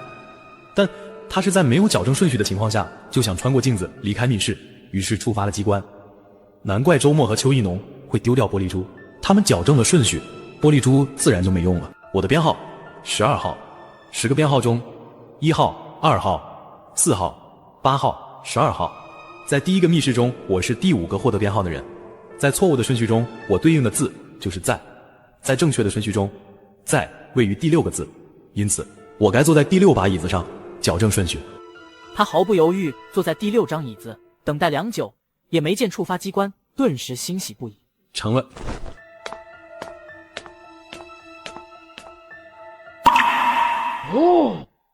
果然，镜子就是密室出口。问题在于，中年妇女还活着，而且她是被固定在第3张椅子上，她占据别人的位置，必须把它挪开才行。但怎样才能解开手铐？在密室循环中，我们在被电击后，椅子上的4个手铐就会自动解开。如果将这个密室划分成上下2个阶段的话，第1阶段老人被电击，第2阶段老人被雨浇梅花。在第1个阶段，我们被电击后，手铐会自动解开。那么我们在第2个阶段，靠，要不要这么残忍啊？中年妇女身体被固定，半躺在椅子上，一张张打湿过的书页覆盖在她脸上。中年大叔撕书，把撕下来的书页交给下一位。金丝眼镜队长接过书页，将其浸泡在镜子内。刘星站在椅子前，接过被打湿的书页，覆盖在中年妇女的脸上。3人穿过镜子，逃离这间密室。我亲爱的敌人们，欢迎来到我的主场。 5人睁开眼睛，先是彼此确定了下人、术语相貌，再打量这间密室的环境。密室很空旷，中间有张长桌，长桌对位上各坐着1人，一男一女，他们都握着枪，看向彼此，似乎在进行某种对决。桌子上有筹码、有凶牌以及公告。筹码共有20个，2人各10个，每个面额都是1亿。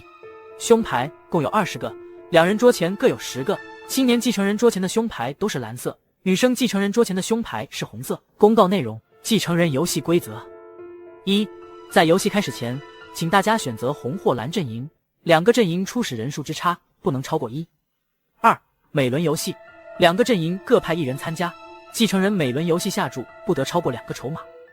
3，在游戏中，胜者将掠夺败者的凶牌，失去凶牌者可以重新选择阵营。能不能快点？这个游戏对于你们来说。 谁是杀害那个老头的继承人？重要吗？对呀，桌上筹码共有20亿，也就是说，老人的财产还是被找到了。2人手上都有1把枪，而且枪口对向彼此，说明这场游戏对于2个继承人来说是你死我活的游戏。谁输光筹码，谁很可能就会被对方射杀。重点在输赢，而不在阵营的选择，因此选谁都行。你喜欢什么颜色？ 红色吧。于是，2人来到少女继承人跟前，拿起红色胸牌戴上；3人只好来到青年继承人跟前，拿上蓝色胸牌佩戴。东侧墙壁上出现一扇门，门上有2个字：极难。这里是地狱，禁止说谎，于是人人都在骗谎，而我只需要把谎言变成现实。我叫周末，而你说谎了。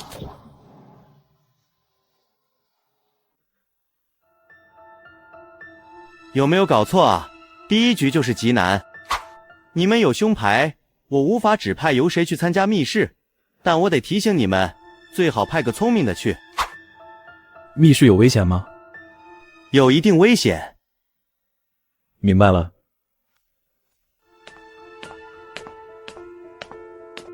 我叫耿浩。我叫周末。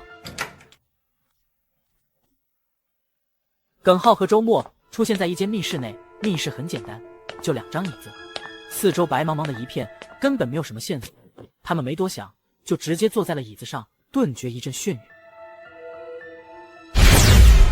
当2人醒来时，发现这里还是间密室，而且这间密室他们见过，是这个副本的第1间密室。只不过书房内没有沙漏和玻璃珠，也没有2简字，3个书架也没被炸毁。我们又回来了。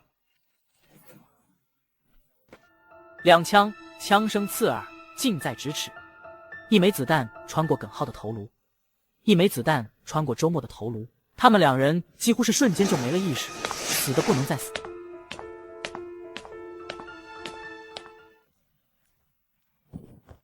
之前张锦华触发机关把地板炸开，出现地下室入口，按理说地板应该是空心的才对。你说有没有一种可能，我们可以从书房正门走出去？周末，你的意思是这个门是可以打开的？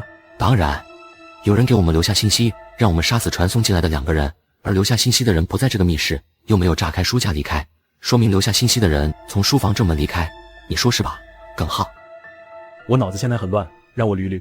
我们进来，看到书桌上的提示，让我们杀死待会传送进来的2人。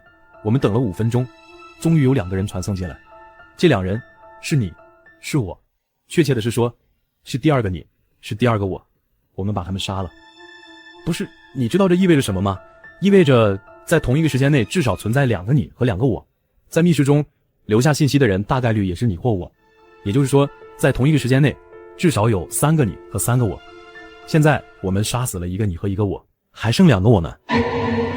也就是说，在那扇门的背后，大概率还有1个你和我打算偷袭我们。别急，我没急。3个我们先后来到这间密室，被我们杀死的2人是第3批，我们是第2批，那么留信息的是第1批。你说这3批中，哪批才是真正的我们？如果第1批周末和耿浩是真正的周末和耿浩，那我是什么？是假的吗？只存在于这个密室，等真正的周末和耿浩通关，这个密室中的我和周末就会像 NPC 一样，随着游戏的结束而被抹除。对，2人躲进了阴影中。我们又回来了。2枪，耿浩头颅被洞穿，第2枪打弯而来，但也依旧洞穿了周末的头颅。在临死前，他转过头看向开枪的2人。我杀了我。 2人没说话，而是和之前一样，先把尸体藏好，然后清理现场痕迹，做完才继续交谈。这已经是第4个我们了。首先，我们得确定这个密室的机制，每隔5分钟会有1个你和1个我同时传送到这里来。书桌上有人留下字，让我们杀死传送进来的我们。现在书房只有4具尸体，且都是我们杀的，说明留下信息的我们与现在的我们只有5分钟的时间之差。这个密室每隔5分钟会有1个我们传送进来，如果他们看到信息，就会杀死5分钟之后的他们。但密室内现在只有4具尸体，还都是我们杀的，说明我们是第1批看到信息之人。那么留信息的人与我们的时间差就只有5分钟。其次，我们得弄清楚一点。什么？沙皇者可以随意开枪的前提是彼此都失去审判资格，而且还只能是失去审判资格的人之间进行枪战。我们2人从来没质疑过彼此的资格，却可以随意开枪不说，还能随意朝其他的我们开枪射杀，你不觉得很奇怪？你是说留下信息的周末和耿浩都已经说过谎了，还质疑过彼此的资格，导致2人都失去资格，而且在他们之后诞生的我们都没有审判资格。不错，把我憋坏了。这尼玛是什么密室啊？我怀疑是在刁难我胖虎。这对于一个21世纪的青年，在禁止说谎的地狱就是一种煎熬。你看着我干嘛？我脸上有答案啊！你已经是一个成熟的老玩家，什么事都得自己来。这家伙解除禁止说谎，咋就跟变了个人似的？也就是说，这个密室其实是我们与我们自己斗。不错，他们留下信息，还主动说谎，摆明了是想让后面诞生的我们自相残杀。可他们为什么要这样做？先别管为什么了，我们得先弄清楚，我们究竟是不是真正的周末和耿浩。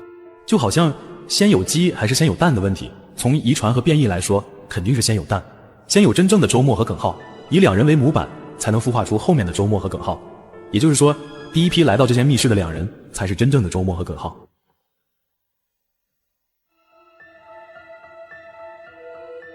这里是地狱，禁止说谎，于是人人都在骗谎，而我只需要把谎言变成现实。我叫周末，而你说谎了。既然我们是假的，打住！你还记不记得我们来到这里之前是先坐在椅子上的？你看哈，游戏开始，我们进那扇门，看到2张椅子，我们坐上椅子，被传送到这里。你有没有发现，坐上椅子的流程完全可以省略？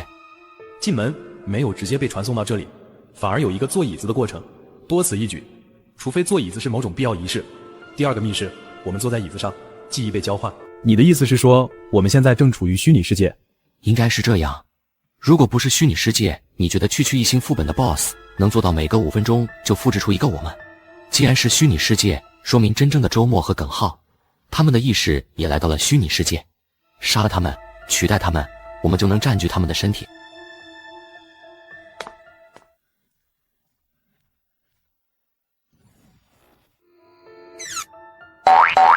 轻轻推开门，等待良久也不见有动静，两人这才小心翼翼探出头，看向门外，只是一眼，就石化在原地。门外也是一间密室，而且还是副本第1间密室的书房，只不过这间密室中全是周末和耿浩的尸体。刚才我俩在门后偷听他俩对话，发现他们的对话与思路和我们在第1间书房时一模一样，但他们打开书房门遇到了我们，而我们打开书房时，这里面除了尸体没有活人。你的意思是说，当我们打开门时，第2间书房的周末与耿浩刚好离开了第2间书房，前往第3间书房？大概率是这样的，第2间书房的人去了第3间书房，我们扑了空，这才活下来。由此我们可以推出，这个密室游戏是将无数个书房串联起来。第1个书房每隔5分钟会诞生一个周末一个耿浩，周末和耿浩会不断往前摸索，出现在各个密室中，也就是说无限串联的书房中，每个书房应该都隐藏有一个周末和一个耿浩。耿浩连忙叫停，他已经跟不上周末的推理了，各种线索在他脑海中交织。你看你又急，真正的周末与耿浩应该在最前面的那个书房中。如果我是真正的周末，也会利用让第1批假周末与假耿浩说谎。他俩说谎，他俩之后诞生的假周末与假耿浩都说谎。因此这场密室游戏的关键不在于我们，而在于真的周末和耿浩与第1批假的周末和耿浩这4人之间的博弈。你能不能说的直白点？想要避免死局，周末与耿浩就会和第1批复制出来的周末与耿浩4人联手，把第2批被复制出来的周末与耿浩的谎言骗出来。从结果来看，既然我们可以无视审判直接开枪，说明第2批假货说谎了，导致之后诞生的每一批假货都说谎了，那么咱们就可以推理出复制原理是根据前1批次为模板复制的下一批次。能不能再简单点？再简单点，就是待会有人会从第3个书房来到我们所在的第2个书房对我们开枪，而我们无法对他们开枪，简单来说就是等死。为什么没说谎的4人会返回来杀我们？我们自带说谎的属性，可以随意设计彼此，那就说明我们曾经说过谎言，还失去了审判资格。如果我在第1间书房留下一个规则，密室游戏中可以随意使用沙皇者技能，然后把每个批次擅长推理的周末杀死，只留下无法推理出密室机制的耿浩，你觉得密室游戏最后会变成啥样？鬼语者利用鬼语者中断所有诞生的周末与耿浩都附带说谎的这一弊端，导致布局的4人无法审判他们，除非布局的4人能证明在密室游戏中不能随意开枪。现在的周末能想到这个问题，那么真正的周末与第1个假周末也会想到这个问题。为了防止这种事情发生，他们4人会杀得回马枪，将我们提前杀死。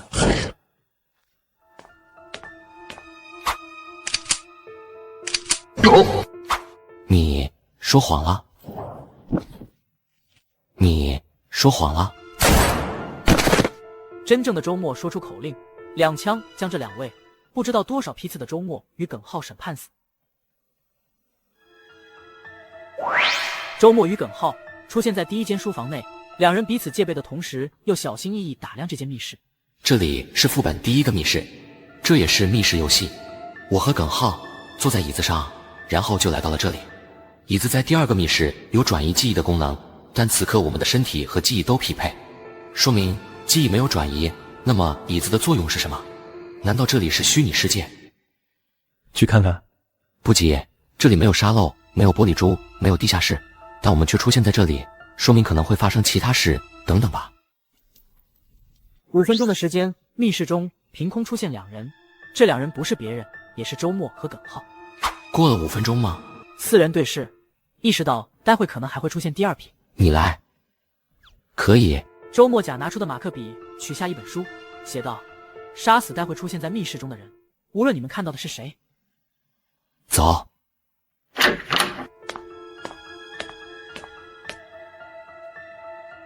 这里是地狱，禁止说谎，于是人人都在骗谎，而我只需要把谎言变成现实。我叫周末，而你说谎了。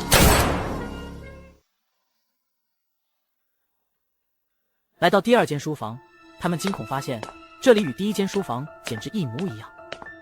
周末拿出马克笔，在书上写下这样一段话：这是虚拟世界，无限串联的密室，每隔5分钟会诞生一个周末和耿浩。看到这段文字就立刻撕掉，把书放回原位。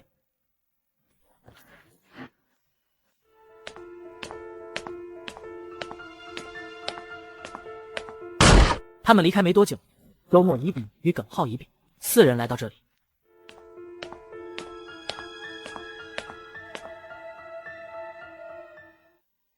书桌上的信息大概率是周末留下的，也就是说我们可能是复制的，但都没人说谎，我们怎么杀？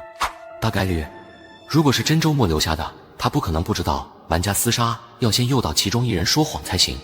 眼前这个周末比我们先来第1间密室，书桌上的信息很可能是这家伙留下的，他是真周末伪装成假周末，想骗出我的谎言。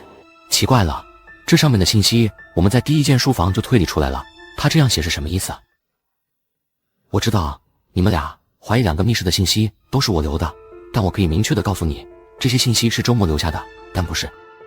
如果我说但不是我这个假周末留下的，这句话有没有说谎？假周末是对周末名字或者身份上的否定，我否定自己的身份，没问题，这些都是周末留下的，但不是我这个假周末留下的。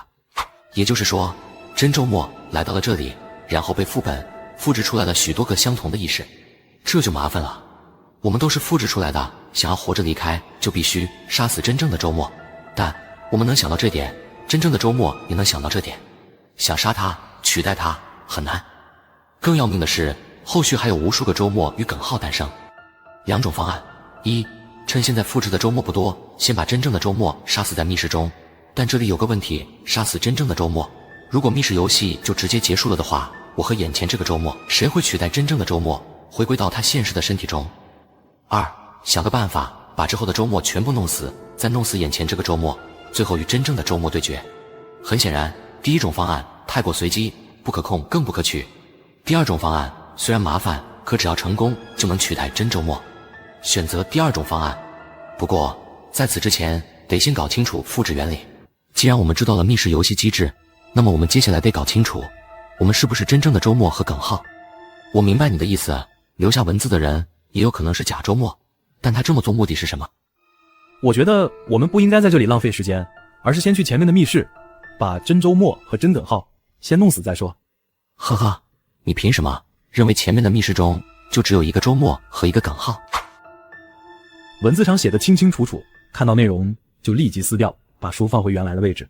那你说真周末是怎么确定这个游戏密室中每隔5分钟会诞生一个周末和一个耿浩？是啊，只有一种可能，真周末见到过假周末诞生，才会确定这个密室每隔5分钟诞生一批。那我们接下来该怎么办？你们说有没有一种可能，在虚拟世界既然能复刻周末与耿浩，那么是不是也能复刻他们的撒谎者技能？你们2个记住，我的技能叫做永恒国度。你个王八蛋炸老子！居然成了！本来只打算试一试的，没想到这么轻易就成功了。我就说嘛，像我这种克制力强的人，不说脏话都憋得难受。地狱中都是一群罪大恶极之人，怎么可能不想说脏话？原来他们跟我一样啊，都是在憋着，稍不注意就会原形毕露。情绪说谎，常识说谎，情感说谎，以前都是用常识诱骗其他人说谎，原来情绪诱导说谎这么简单，这么快捷。以后要是再遇到这种没我聪明的，就绕晕他，再利用情绪说谎骗出谎言。你说谎啊？你选择第一间书房还是第二间？我选择第一间书房吧，好骗。说着，周末丙就要走向第一间书房，在走到书房门口时想了想，扛起一具尸体。如果诞生的耿浩是复制前一个耿浩，也就是被我们杀死的2个耿浩之一，且2个都耿浩说谎了，那么新诞生的耿浩就自带说谎属性。我需要你应该知道是什么吧 ？OK。周末丁与耿浩丁出现在第一间密室，他们好奇打量周围的环境，发现这是副本第一个密室。密室中还有人，这个人是玩家。从新手副本到现在，每个密室都是有光，但无光源。副本密室这种设计是防止玩家关闭光源开关，从而伪装成使用沙皇者技能时的场景。因此，密室突然变黑，一定是有人使用了沙皇者技能。这里是地狱，禁止说谎，于是人人都在骗谎，而我只需要把谎言变成现实。我叫周末，而你说谎了。书房光源恢复，眼前的场景让人瞳孔骤缩。只见书房内多出来一个耿浩和一个周末。你是谁？我是周末，你是谁？耿浩是吧？这该不会就是你的沙皇者技能吧？不是，这不是我的沙皇者技能。怎么证明？除非你立刻马上使用沙皇者技能。我凭什么要自证清白？刚才门上的信息你也看到了吧？这个密室的难度是极难，你觉得光凭你的推理能顺利通关吗？刚进密室就出现这种诡异的事，可见这个密室有多难。而且我十分确定，别说这个密室了，就是整个副本我都没有说过谎。也就是说，我的沙皇者技能绝对无法使用出来。好，沙皇者3进2退。然而，让耿浩丁诡异且惊恐的事发生，他的沙皇者仿佛不属于他一般，不受控制地掉落在地上。一般情况下，在没人说谎时使用沙皇者技能，只是无法扣动扳机而已。但现在沙皇者竟然掉落，就好像突然遭到了游戏里的沉默技能一样。我记得周末说过，他的沙皇者技能是禁止其他人在1小时内使用沙皇者技能。是周末，刚才的沙皇者技能一定是周末在使用。你说谎了。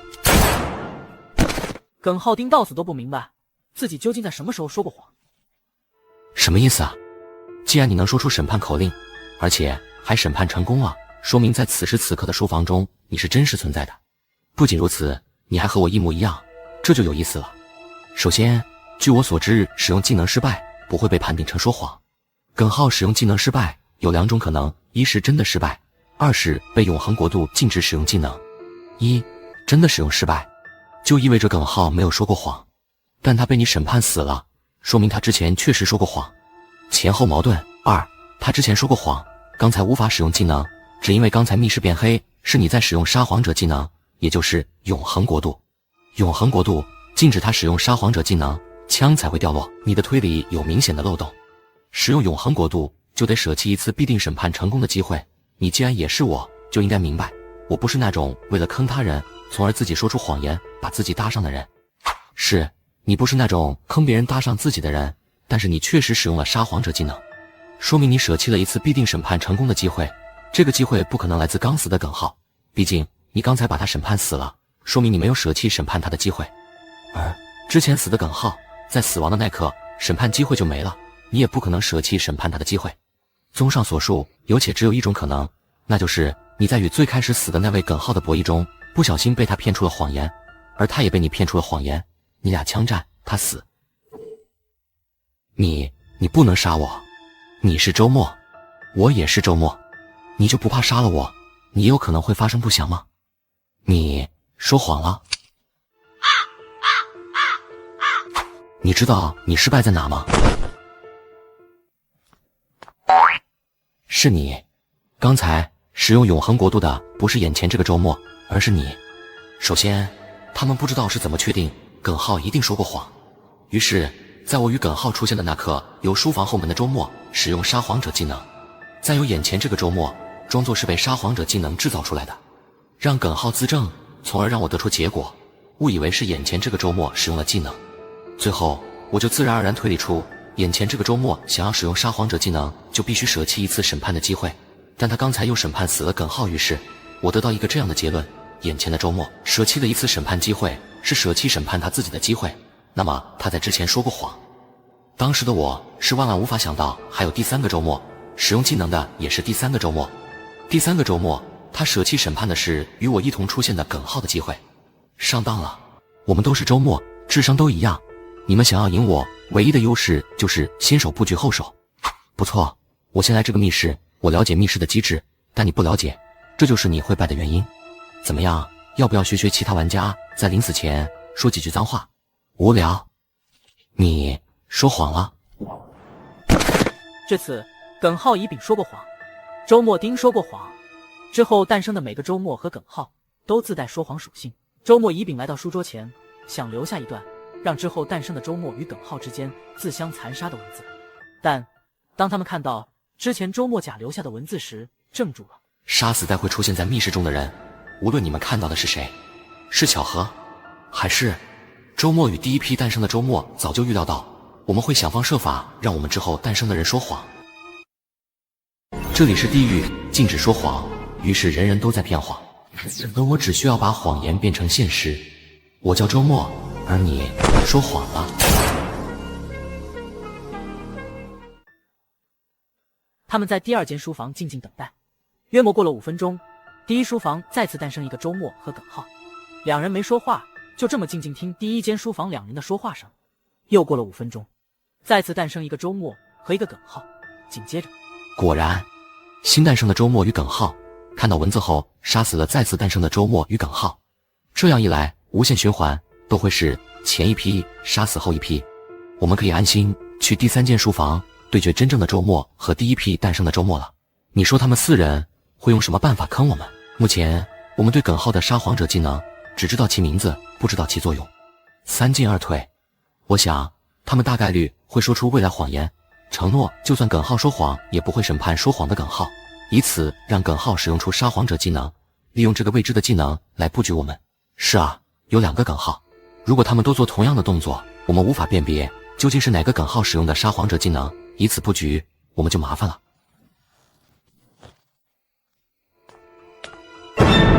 你说谎啊！新诞生的周末与耿浩立即被审判而亡，根本没有反抗的余地。简单来说，从周末丁审判失败那刻开始，之后诞生的人在周末甲乙丙、耿浩甲这6人面前根本没得玩。那4个家伙真是好算计啊，留下2段文字让我们内斗，而他们则在后面的密室布局我们这2个内斗冠军。现在说这些没用，走吧，去看看他们打算用什么方式杀我们。通往第3间书房的门被轻轻推开，里面没有人，看向通往第4间书房的门。不好，沙皇者3进2退。不多时，黑暗褪去，密室内的光亮恢复。周末乙丙立刻看向后门，后门已经被关闭，2个耿浩不在这间密室中，只留下2个周末。2种情况，刚才黑了，说明有人使用了技能：1. 耿浩使用技能；2. 周末使用技能。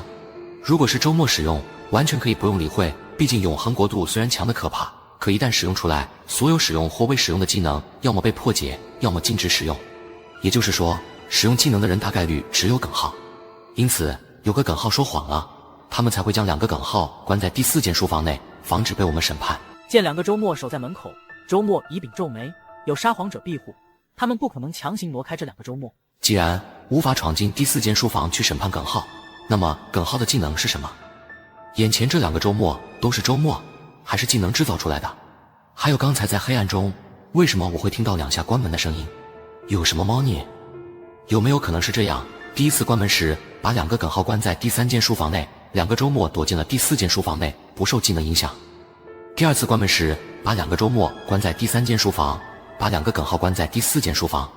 这样一来，在第3间书房中，只有我们2人受技能影响，不知道技能是什么，又只有我们2人中招，劣势太明显。哟，你们这是不是来与我们对决吗？怎么现在连话都不敢说了？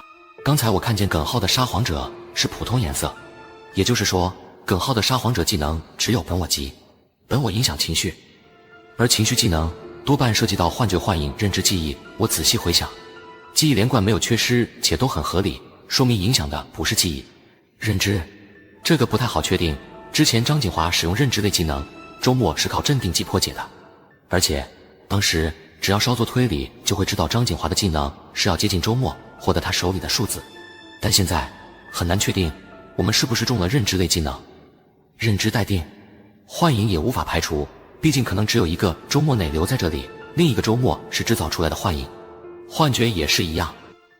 推理到这，周末乙丙已经心生退意，他们急需一个刚诞生且具有说谎属性的周末或耿浩来解除自己中招的技能。1步、2步、3步、2步、1步，2人惊恐发现他们一共迈出了5步，到头来却只走了1步。原来如此，这就是3进2退，走3步退2步。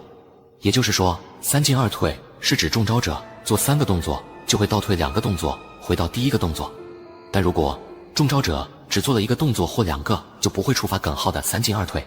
说话也是动作，是不是意味着说话也会说3句，退回2句话？该怎么退回2句话？这个技能倒是很有趣，耿浩的技能竟然可以让人做3个动作退回2个动作，倒是很有趣。耿浩的技能竟然可以让人做3个动作退回2个动作，耿浩的技能竟然可以让人做3个动作退回2个动作。好强的技能，竟然连话都会从3句减到1句，不过好像也没啥卵用。只要我说出的3句话都没有说谎，无论怎么删减，我都不可能说谎。而且耿浩使用技能，玩家只要发现人和场景没变化，自然会从其他方面思考，从而试探出这个技能。也就是说，这个技能看似很强，其实也就中规中矩。这里是地狱，禁止说谎，于是人人都在骗谎，而我只需要把谎言变成现实。我叫周末，而你说谎了。说吧，我们要怎么斗？你们说出个章法。我们要怎么斗？你们说出个章法。你们说出个章法。抛硬币，只要不是连续3个动作，就不会触发耿浩的3进2退。你们过来吧，我们走3步就会退2步，太麻烦了。知道为什么我们要用耿浩的技能来布局你们吗？原因很简单，因为我亲自实验过，我知道我一定会上当。既然我这个本体都一定会上当，同理，你们这些周末也一定会上当。什么意思啊？3个字，想太多。你们说，有没有一种可能，耿浩的技能其实很简单，是你们把这个技能想得太复杂？你是不是想说，耿浩的沙皇者是最普通的颜色，其实根本就不是走3步退2步，真正的技能效果是欺骗中招者的记忆。尝试谎言不以主观臆断为判定标准，而是以客观存在为判定标准。如果耿浩的技能是欺骗中招者的记忆，在中招者的记忆中是走3步退2步，但事实上中招者只走了1步。刚才你们都说过自己是走3步退2步，主观臆断是走3退2，客观存在走了1步。说话的内容与客观存在不符，就是尝试说谎。在这场对决中，有个大前提，那就是耿浩的技能必须真的欺骗了他俩的记忆。但你还不知道吧？我每次说话的同时，都会用指甲在手臂上狠狠划一下。如果走3步退2步是耿浩技能制造出来的记忆，你觉得我手臂上会有这些血痕吗？你凭什么认为我们在没有排除记忆欺骗的情况下，就敢随意说出走3步退2步？刚才我好像说过自己中招了，周末乙丙一定会中招，这是一句未来谎言。如果周末乙丙2人爆发内斗，一个杀死另一个，那么被杀死的那个就永远不可能中招。我手臂上的血痕证明耿浩的技能确实有走3步退2步的效果，而且你刚才说出了未来谎言，接下来只要我和这个周末死一个，那么你的未来谎言就会变成真正的谎言。我就说他们一定会上当吧。我知道你们现在一定很困惑。沙皇者永恒国度。密室的光亮恢复，周末乙丙皱眉看向四周与人数，发现并没有任何变化。周末乙丙低头一看，顿时吓得半死，手臂上哪有划痕啊？耿浩的技能3进2退是幻想型技能，你们走了3步退了2步，确实是真的，但在手臂上留下划痕是你们幻想出来的。3进2退这个技能最大的骗点在于3进2退之后必定会触发一次幻想，你们回想一下，能不能想起划手臂时的痛感？哦，对了，周末在之前对付张景华时注射过镇定剂，镇定剂有止痛效果，所以你们必定会上当。难怪这家伙赌我们一定会上当，原来伏笔在第一间密室。镇定剂的药效会持续6到12小时，之前确保计划能成功，周末实验过，想必他在中了耿浩的技能时就察觉到这一点，但他不说，真是无耻。等等，周末无耻不就等于我也很无耻？我想知道你们是怎么说服耿浩使用技能。简单，我们以此舍弃审判他的机会使用技能，也就是说他说过的谎言对其余3人而言已经不存在了。有瑕疵，切换书房。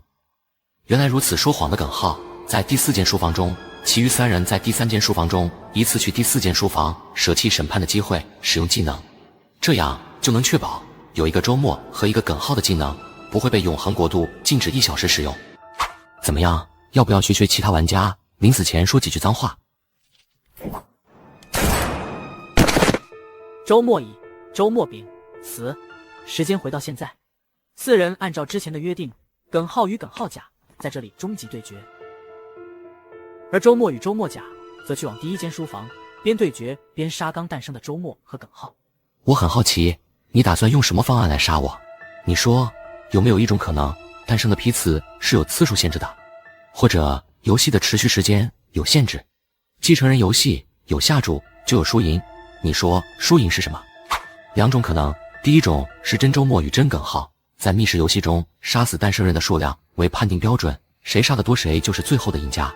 第2种可能是在规定时间内，真周末和真耿浩谁杀死的诞生人多谁就获胜。这2种可能的区别在哪？第一种没有时间限制，那就说明有复制次数限制；第2种有时间限制，那就说明只要时间一到。第2种有时间限制，则说明只要时间一到，游戏结束，真周末与真耿浩就会被立即传送出去，而我这个 NPC 就会永远的留在这里，或者直接被抹除，毕竟他们才是玩家。等等，他是在骗真耿浩，从结果来到真耿浩被他骗的留在第2间书房内，这样一来，第1间书房内诞生的玩家都是他的击杀数绝对高于真耿浩。这里是地狱，禁止说谎，于是人人都在骗谎，而我只需要把谎言变成现实。我叫周末，而你说谎了。对于我来说，无论哪种可能都无所谓。如果是第1种可能，我大不了再与你斗一场；如果是第2种可能，我和耿浩直接被传送走了。你说，没有玩家的游戏还有存在的必要吗？不知道你刚才有没有注意到，第2间书房内的尸体是真的多啊？这家伙是想提醒我，尸体多则证明复制可能是无限的，但玩家们的参与时间有上限。你说谎了。周末并没有着急调转枪口去审判刚诞生的耿浩，而是慢悠悠移动枪口。不要！然而晚了，刚诞生的耿浩见与自己一同出现的周末被审判死，还有个周末在慢悠悠调转枪口想要审判自己，他哪还不明白自己大概率是已经说过谎了。撒谎者3进2退。黑暗中刚才诞生的耿浩拼命往书房后门跑，在密室亮的前一刻把门关上。门关上了，不是里面的耿浩不应该先杀死这个新诞生的耿浩吗？把门关上是什么意思啊？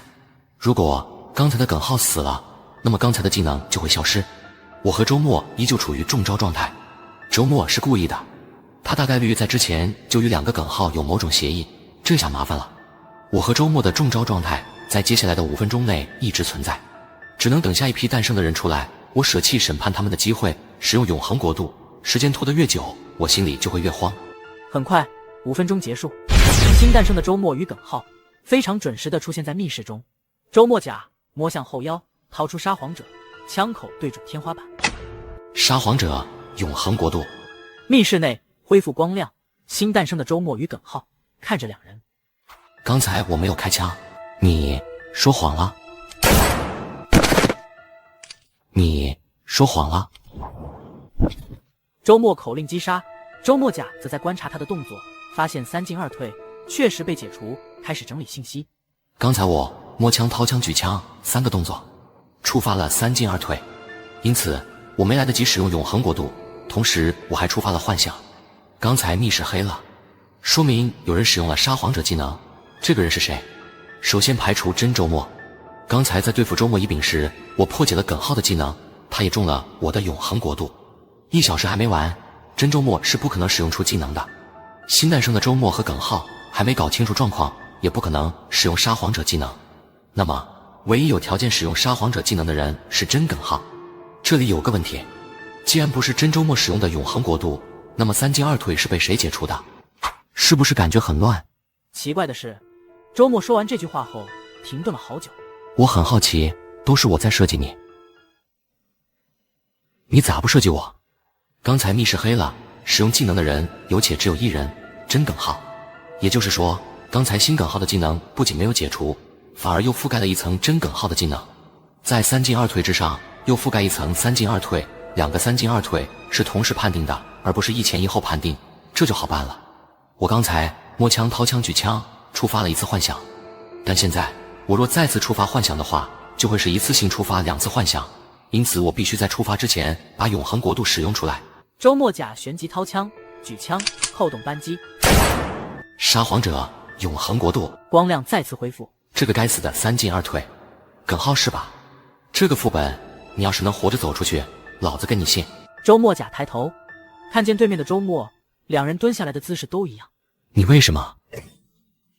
蹲下2个字，周末甲不敢说，只因他还不能确定刚才使用永恒国度密室变黑是真实发生的事，还是自己幻想出来的。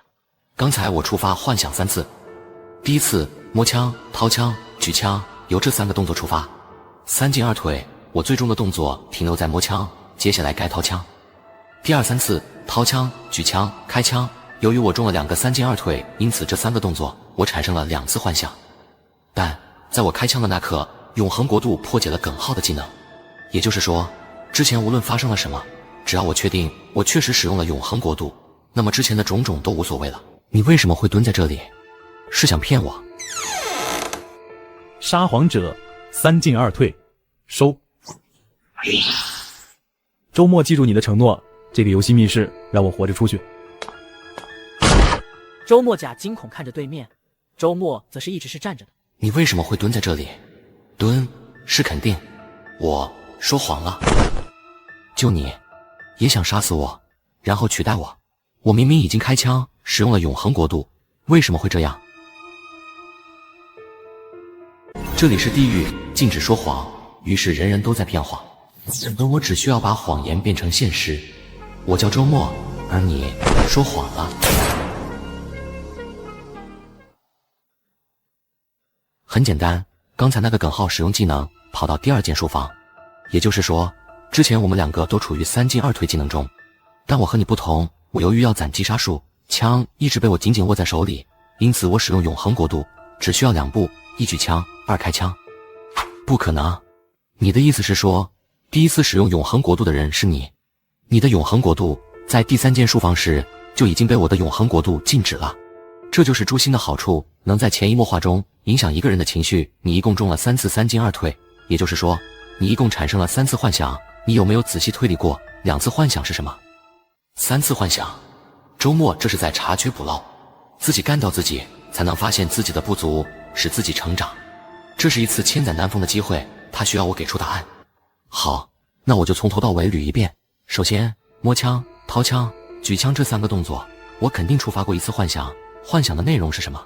举枪之后我没开枪，但密室却变黑了，你又连续说出2个口令，审判死了2人，这里面有问题。如果是你使用了永恒国度，那么你就会舍弃1次必定审判成功的机会，也就是说，你舍弃了审判新周末或耿浩的机会。但我当时看到的却是你杀死了新周末和耿浩，这里面有问题，有3种可能。第一，密室变黑是你使用了永恒国度；第二，密室变黑是真耿浩使用了3进2退；第三，密室没有变黑。联系之前在第3间书房中时，我使用了永恒国度，也就是说，你的永恒国度被我的永恒国度禁止了。你无法使用永恒国度，可以排除第一种可能。而你刚才说我只触发了3次幻想，如果是第二种，我很可能会触发4次幻想。所以，最终答案是密室没有变黑。我幻想的内容是你使用永恒国度，密室变黑。既然当时密室没有变黑，而且我当时依旧受3进2退影响，举枪的动作退回2步到摸枪的动作，掏枪、举枪、开枪，在开枪的那刻，我使用出了永恒国度，破解了新耿浩的3进2退。但是，当时密室内刚诞生的周末与耿浩都被你杀死了，我不可能有舍弃一次必定审判成功的机会。我那一枪哑火了，密室变黑也是我掏枪、举枪、开枪这3个动作触发3进2退时幻想出来的内容。周末甲呆愣在原地，久久无法释怀。这次的错误判断导致他以为3进2退被解除了。纵观整个过程，我犯了一个致命错误，被你那句这个游戏密室是次数限制还是时间限制所影响，导致我的心乱了，推理也是错漏百出，并没有反复推敲论证就贸然下结论。而且你这家伙在我推理期间还不断与我对话，干扰我的判断，甚至我说出了谎言，你还在干扰我，继续影响我的判断。所以当时的情况，你使用永恒国度确实只需要2步，即便你没有使用也不存在说谎。但我败了，我的心境发生了变化，你这句话也就无法干扰到我。听着周末甲的话，周末若有所思，他发现自己的问题还是出现在行事作风上。我崇尚兵家4派中兵行事的作风，遇到问题解决问题。但如果我的情绪被人干扰了，我追求的快反而会成为我的拖累。我要慢下来，以后再遇到被人干扰情绪的情况，我至少要反复推敲3次，有时间就慢慢推理，若没时间装鸵鸟让别人打头阵。就这么愉快的决定了。有什么想说的？沙皇者联盟中有修心方法，最好提前兑换，说不定在修心后能免疫被人干扰情绪。我知道你说谎了。周末甲死。至此，这个无限密室中再也没有周末能对他产生威胁。耿浩就算解决了耿浩甲，估计也不敢来这里，怕被我坑死。随着时间推移，第一间书房内的尸体也越来越多，多到都快装不下。终于在不知道是第几次复制之后，周末等了5分钟，不再复制周末和耿浩，他明白复制次数上限了。还没有结束，说明第2间密室中耿浩还没有解决耿浩甲。这个虚拟世界游戏要结束了，你就不想知道2个耿浩究竟谁赢了？无所谓，反正我对耿浩的承诺也只承诺在这里不杀他，出了虚拟世界承诺消失，留下文字制造出让无限自相残杀的局面，又利用我的技能连续坑死几位不带说谎属性的周末，他简直就是个魔鬼。我不明白也想不通，一个萌新怎么会强到这种程度？这个副本我真的能活下来吗？众人看向那扇紧闭的密室大门，这都过去了几个小时，那2人还没出来。正想着极难究竟有多难时，门上文字发生变化：周末98杀，耿浩2杀。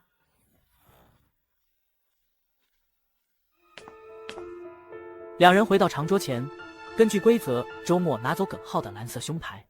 长桌上将桌面上的筹码被少女继承人收走。不仅通关了极难密室，还是98比2，看来双方实力差距太大。如果你一直参加游戏密室，岂不是说我不出10局就会输得精光？继承人赌的是筹码，玩家赌的是胸牌。若筹码先输光，若胸牌先输光，这2种结果似乎会引导不一样的走向。保险起见，先观望一阵再说。这里是地狱，禁止说谎，于是人人都在骗谎，而我只需要把谎言变成现实。我叫周末，而你说谎了。红和蓝阵营，请出示派出的人选。红阵营邱意农，蓝阵营刘星。2人来到门前，发现门上面的字变成普通。2位继承人略作思考，这次也是下注一枚筹码。走进密室，四周白茫茫的，中间只有2张椅子。2人坐上椅子，只觉头晕目眩。当他们再次醒来时，发现这里是一间全新的密室。这间密室是个长方形，目测长有50米，宽有20米。密室内铺有4种颜色的地板，红、蓝、黄、绿。地板是正方形，每块大小1平米左右，每排20块，共49排。只因2人站的第一排没有铺任何地板，每排20块地板，颜色似乎是随机排列，没有任何规律。这些好像都是对联，且都有一句三光日月星，这应该是上联。我记得在第一间密室时，你抽到的就是这个。只是我觉得这上面的有些下联好像有问题。首先就是一关归去词，虽然都有离开的意思，但不能完全概括。你知道该怎么解释吗？一关归去词出自归去来兮辞。归去来兮辞，除了来就剩归去词，且都是要离开的意思。一关归去词很合理。那五体投手足，五体投地，五体投手足也没问题。六脉尺寸关，我知道这是中医诊脉中的说法。八卦平吉凶，这个我也知道。算卦嘛，要么凶卦，要么吉卦，要么平卦。至于九鼎名利权，那就更好解释了。在古代，九鼎是帝王的象征，自然坐拥名利权。以前看历史小说，书里面说三光日月星是千古绝对，各种官员、各种才子都对不出来，然后被主角一句四诗风雅宋庄逼成功。我还以为这个上联有多厉害，现在看来也不咋地啊。这里就有18个下联，而且从一开头对到9都没问题。可恶，那群狗作者欺我年少没文化。只不过这些上联的平仄好像有些不对，是一种暗示吗？邱意农从包里摸出一个苹果，顺着地板将苹果滚出去。苹果刚接触到黄色地板，仿佛触发了什么机关，立刻被整整齐齐切割成数十块。卧槽，是激光切割线！这些地板应该连接了某种机关，要按照正确的顺序走，一旦出错就会触发机关，被激光切割。他正这么想着，就惊讶发现邱意农已经跳上地板，紧接着第2块、第3块，整个过程邱意农没有触发机关，非常安全。不是，我说虽然咱们不是同个阵营的，但如果这次我输了也会加入你们的阵营，咱俩迟早是一伙的。你想到的答案能不能也透露给我？那里应该就是出口。这个密室的难度确实很一般，要决出胜负的话，应该是看谁在最短时间内通关。见邱意农越来越远，刘星站在原地沉思。首先在进来之前，门上的难度是普通，也就是说这个密室非常简单。其次，左右两侧各有10个上下联，这些上下联从意思上来看完全正确，但问题出在平仄上，同时地板的颜色有问题，这是一目了然的事。也就是说，上下联的平仄很可能与地板的颜色有关。红蓝绿黄象征什么？好像有点印象，就是想不起在哪看过或学过。就在他苦思冥想时，邱意农已经跳到密室的另一端，且打开的密室大门，成功逃离出密室。真是个冷漠的女人。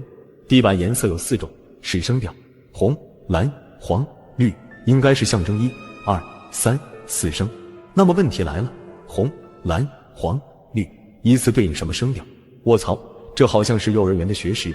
1声红，2声蓝，3声绿，4声黄，这是汉字拼音声调常见的标注方法，便于学生学习。密室有49排地板，每排有20块，就是980块地板。若每4块地板对应上下联中的一个字，245个字，而左右两侧除去三光日月星，还有18联，每联5个字，就是90个字，还差155个字。起点靠左，就该从左侧对联开始，而且邱意农在第一间密室对出的七言赤绿蓝也在左侧。第一排前4块地板的颜色是绿、红、黄、蓝。左侧第一联一关归去词，第一个字是一声，一声是红色。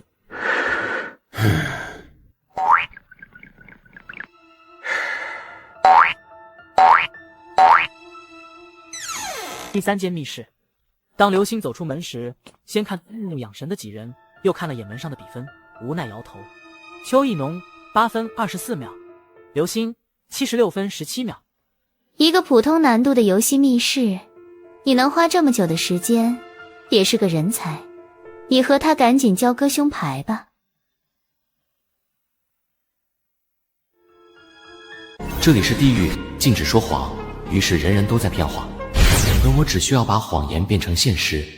我叫周末，而你说谎了。刘星摘下胸牌交给邱意农，同时他失去胸牌可以重新选择阵营。刘星选择红阵营，从少女继承人桌前拿走红色胸牌。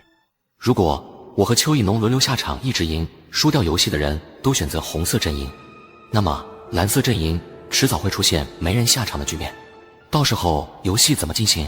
如果我是继承人，我首先要做的就是摆脱身份。下桌后谁能接替他的位置，这场游戏还存在第4条规则，被两人隐藏起来了，他们想骗玩家上赌桌。如果我接替青年的位置，3位队长会一直输，只因他们也想坑死我，他们会故意输给邱意农，直到把我坑死，这样一来他们也少了个对手，有个队友真好。还好有队友。想要破这个局很简单，需要自己的队友要坚定地选择自己的阵营中。不过在此之前得先确定谁当继承人，谁当那位坚定不移的队友。理智告诉他们，这种把性命完全交给他人的行为绝对不行。气氛在此刻凝结，周末沉默，邱意农不语，耿浩默默退至众人身后。流星发呆中，中年大叔有点懵。在前2个密室，我就觉察到周末的解密能力远在我之上。第3轮，我下场获得第3枚胸牌，从而接替青年继承人。果然，这世间有因果。下轮我下场，我之前在3位队长面前使用过撒谎者技能，3人一定有防备。只要我说出我说谎了，就很可能被人先手审判。从理性角度出发，由我去接替继承人身份，由周末坚定不移地选择我的阵营，我们2人合作能玩死所有人，这才是最优解。若我明知自己技能的缺陷，还装作不知，周末与我解除队友关系是板上钉钉的事。我可以说出未来谎言，这间密室中第一个死的人不是你。组队以来，队伍的第1次考验以2人的绝对理智而结束。那女的存在感很低，你刚才和她解密过同一个密室，对她有什么看法？她开火箭，我开拖拉机，我连尾气都看不见，更连吃灰的资格都没有，能有什么看法？她和周末一样，聪明高冷。2阵营确定人选，2位继承人确定了邱意农的实力，都毫不犹豫丢出2枚筹码。我要做的就是在自己下赌桌之前，尽可能让自己桌面上的筹码减少，这样一来，轮到邱意农上桌之后，桌面上的筹码不多，他输光的概率会大幅度提高。知道我为什么一定要留下来吗？如果你们生前都是18层玩家，在这个密室，你们还没有使用过撒谎者技能吧？什么意思？你该不会像在第2间密室吓唬他们3个一样吓唬我们吧？不是吓唬，这个家伙，他的撒谎者技能有2个效果，一个破解撒谎者技能，一个是禁止其他人使用技能。真我，邱意农的撒谎者技能不是真我级，他的才是。邱意农与中年大叔站在密室游戏门口，而门上面的难度也发生了变化。一般密室和之前一样，还是只有2张木质椅子。坐上椅子，他们立刻一阵眩晕，再次睁眼时来到一间密室。这间密室，确切的是说，这是一家宾馆的大厅，正对面就是宾馆大门，但此刻门被电子密码锁着。大厅中有沙发，还有前台登记住宿的电脑等等。只有3位密码，3位数的密码，就算是挨个试也能试出来。但傻子才会去试，鬼知道会不会触发某种机关。墙壁上有金皇酒店的字样，说明这是家宾馆大厅。既然是宾馆大厅，那么前台登记应该有重要线索。他这么想着，就看见邱意农已经坐到前台电脑前，并打开操作系统查看情况。此刻电脑上显示，现在是下午5点，而酒店已经住满了人，1层、2层、3层、100层、1000层。这家酒店似乎有无数个楼层，层数永远拉不到底部。前台发布的通知，所有房间的住户都会收到通知内容，且严格执行通知内容。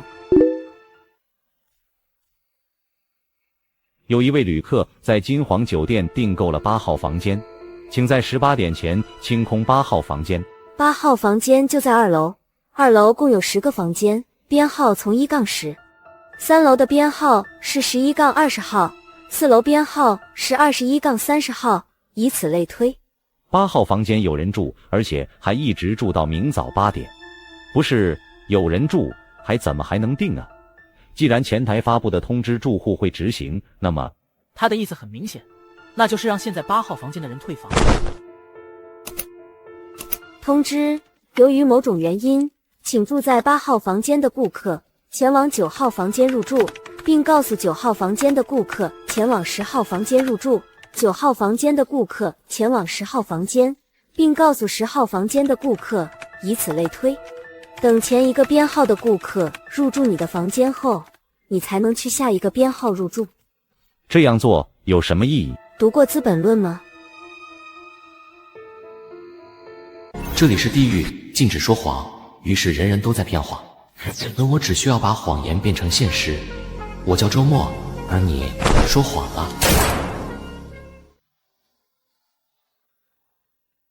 读过《资本论》吗？读过。资本的本质是剥削。比如，假设你一天创造了100块的劳动价值，但你一天的工资只有80块，那么剩余的20块就是被资本剥削。继续。随着时间的推移，资本还会继续压榨你的劳动价值，比如工资不变，延长工作时间。过了1分钟，原本有人居住的8号房空了出来，9号房间顾客的信息也变成了之前住在8号房间的人，以此类推，每隔1分钟就有一个房间的顾客信息在变动。你压榨了每个房间顾客的1分钟换房。假设这家酒店有1000层，每层10间，就有1万间房间，每个房间压榨1分钟就是1万分钟，1万分钟差不多有166个半小时。也就是说，在明天8点之前，不仅所有人都有房间可以住，而且8号房间还空了出来。这种骚操作不去当奸商可惜了。这还怎么玩？我都还没想明白，他就已经把通知发下去了。还好这个密室貌似是一起通关的，我能躺赢。要是单独通关的话，不敢想象。所以电子密码锁的第1个密码是8。现在下结论还早，电子锁有3位密码，也就是说，酒店大概率还有2批客人要入住。你这么懂资本，我有个问题，你能不能帮我解惑？我生前在公司上班上了10年，工资是5500，本来我觉得还行。但有一天公司招了个应届毕业生当我徒弟，他的工资是6500。我气不过找领导理论，结果不仅没顺利涨工资，还被开除。我想不通这是为什么。你要涨工资，那么和你同批进来的人是不是也要跟着涨工资？比你们进来早的员工是不是也要涨工资？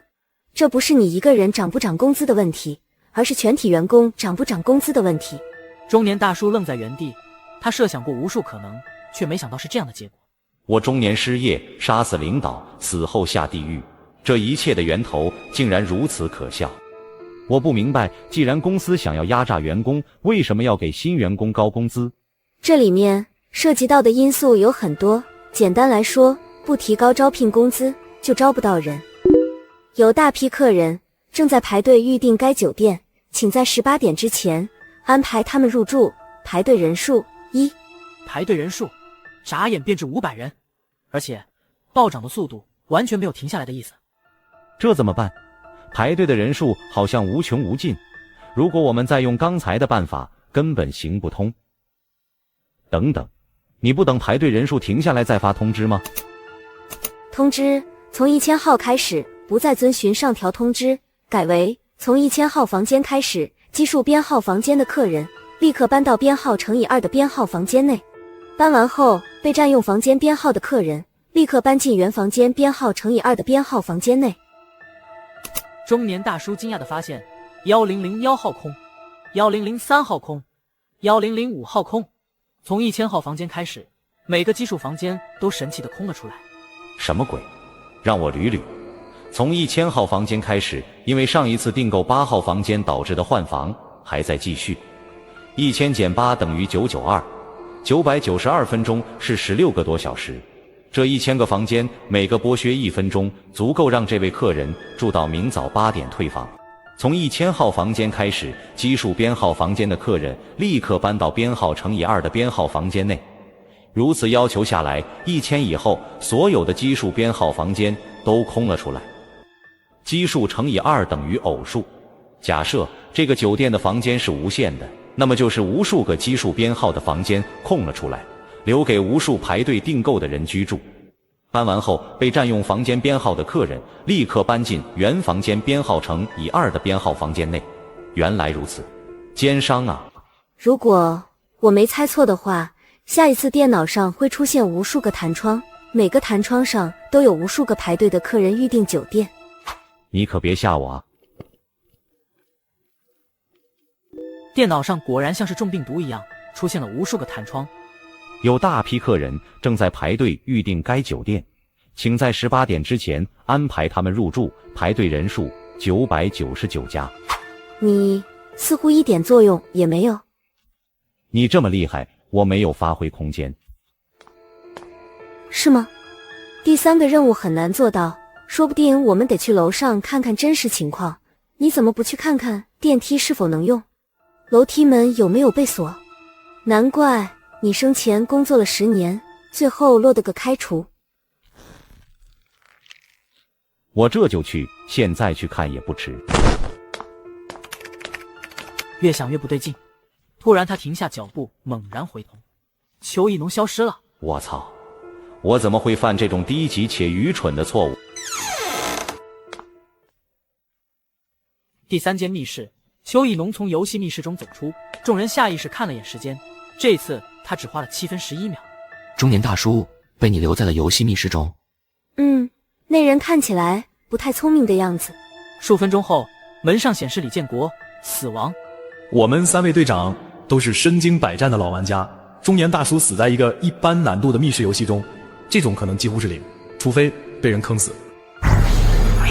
青年继承人将中年大叔遗落在密室中的胸牌丢给邱意浓，就在后者得到蓝色胸牌的那刻，出现第4条规则：当阵营无人可派时，由拥有本阵营胸牌最多的人接替其继承人的身份，被接替下来的继承人获得本阵营胸牌，失去胸牌可重新选择阵营，由邱意浓接替青年继承人的身份，青年继承人变成蓝阵营的成员。刘星与耿浩看到规则的那刻，就拼命往密室大门跑去。等等，周末呢？你们现在才反应过来，是不是有点晚了？他早就溜进密室中去了。你们和周末是同一个阵营，你们进不去了。不过不用担心，你们看看门上的难度，地狱级难度。你说谎了。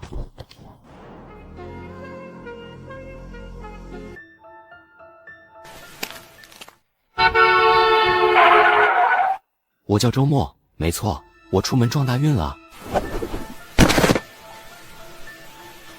被撞到地狱18层。这里有很多规则，但唯一的真理是禁止说谎。我的好哥哥，这个副本诞生到现在已经有1年多了，来多少玩家死多少玩家，包括上一批的2星玩家队伍也都含恨而终。也就是说，我们兄妹2人在这儿斗了1年，但有一点可以肯定，在这1年里被我们玩死的玩家中没有萌新玩家。传说真我级沙皇者匹配到的每个副本都是同星级中难度最高的副本，我们这个副本萌新一般匹配不到，但邱意浓与周末这2个萌新却匹配到了，说明他们2个其中有一个人可能拥有真我级技能。周末现在进去了，而蓝色阵营能出场的只有你。如果我是你，我会把周末弄死在密室游戏中。难怪3个队伍都是身经百战的老玩家，会沦落到第1个密室就死亡过半的程度。原来是周末或邱意浓中有一人拥有真我级沙皇者技能拥有者，让原本正常难度的副本提高到1星中最难的副本。我也觉得这个副本超标了，根本不像1星难度的副本，哪有一上来就让20个玩家死亡1半的1星副本？而且第2个密室的难度也是史诗级的，失忆和记忆互换根本就不像1星副本。这次又出现地狱级难度密室游戏，严重超标。我不知道自己的时间之轮是真我级技能，还是周末永恒国度是真我级技能。不过很奇怪，周末虽然时常将永恒国度的效果挂在嘴边，但我好像从来没见他用过。该不会永恒国度的效果不止他说的那一个吧？我的好妹妹，我生前发过誓，上穷黄泉下碧落，我也要杀死你。没想到我们从生前不死不休，一直斗到地狱18层，又变成副本，一直斗到现在。这个故事告诉我们，这人啊，在生前不能乱发誓。鬼语者3花聚顶。青年继承人竟然是鬼语者。鬼语者没有说过谎，在没找到谎言真话的漏洞之前，他们无法以此来审判鬼语者。我的好妹妹，我们斗了太久，这一次我隐隐有种预感，或许我们该解脱了。凡是拥有真我及沙皇者技能的玩家，生前一定开悟了。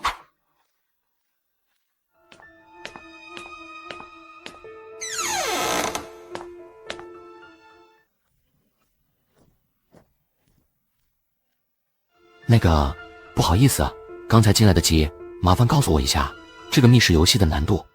地狱级。刚才密室门大开，你可以听到我们的对话。说实话，在这批玩家中，你应该是最聪明的那个。我给你时间否定我的鬼语。否定谈不上，推理一下还是可以的。如果我没猜错的话，从某种角度来说，根本不存在第二位继承人。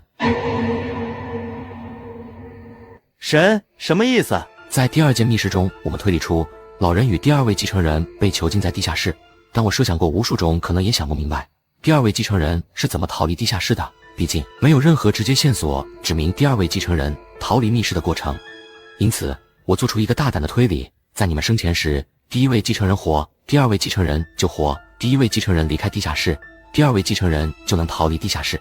在第一间密室时，我就觉得奇怪，副本为什么会设计出一个沙漏，且沙漏中的玻璃珠一半保留编号，一半失去编号？不要再说了。失效了吗？这应该就是你沙皇者技能的效果吧？可惜，如果青年情绪说谎，虽然还不能杀他，但可以破解掉他的三花聚顶。不过，你的技能或许能让你保持清醒，但你妹妹是否也有这个技能？如果没有的话，可得让她小心点，毕竟她也有概率与我一同下场来玩这里的密室游戏。如果我推理没错，像你们这种状况，在小时候应该受到过非人般的虐待或者其他方面的摧残吧。看来他的技能不仅能让他清醒，还能在持续时间内免受情绪影响。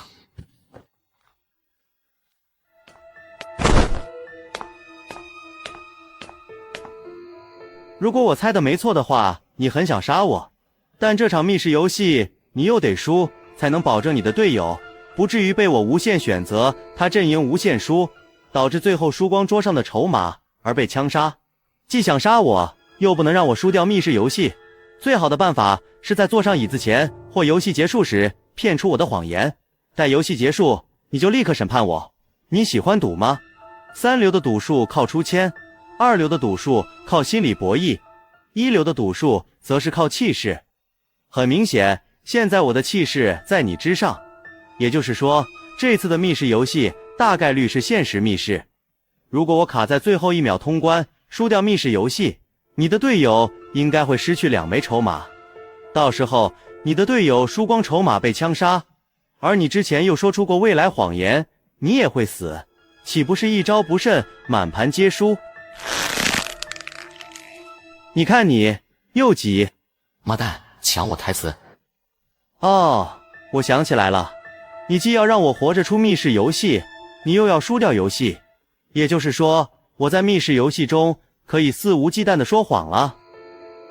说完了没有？密室游戏还要不要进行了？不急。青年的意图很明显，就是想让周末在焦躁中叠加情绪，只要情绪出现问题，在密室游戏中犯错的概率会提高。最终2人坐上椅子，但这次他们没有产生任何眩晕感。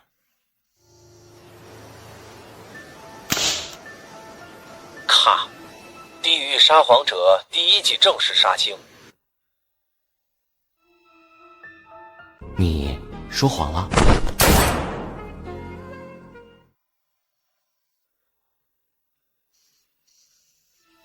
2位老师辛苦了，今晚剧组加班剪辑，咱们该补拍的就补拍，绝对不耽误你们接下来的通告。2位老师拍戏辛苦，还不快带他们去酒店休息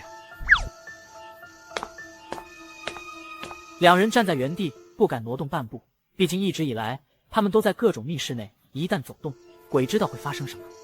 嗨，2位老师好辛苦，这都入戏太深了，确实需要好好休息。刚走2步，周末与青年就觉察到不对，他们发现有高举2人名字的牌子，按理说这些举牌子的人应该是粉丝，但他们在粉丝脸上看不到任何表情，也没有欢呼声。这几个人很奇怪。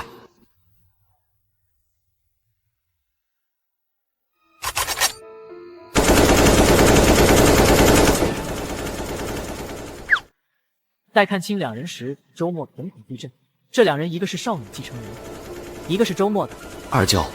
二舅不是死了吗？他怎么会出现在这里？周末长本事了是吧？这么久不见都不会叫人了。为什么会在这？你小子还是这么警惕。其实，在第一个副本看到你时，我也挺惊讶的。不过我的沙皇者技能可以让自己隐身，你看不到我很正常。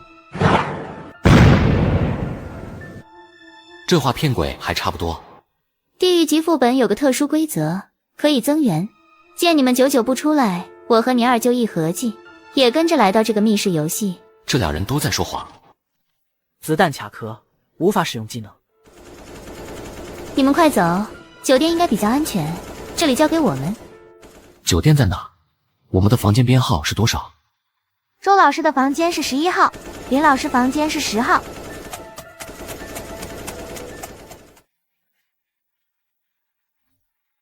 意外还是发生了，一枚子弹打在青年大腿上，但他反应极快，在意识到自己中弹的那刻，立刻将腰间沙皇者丢出去。见此，周末才敢上前背上他，继续往酒店方向跑。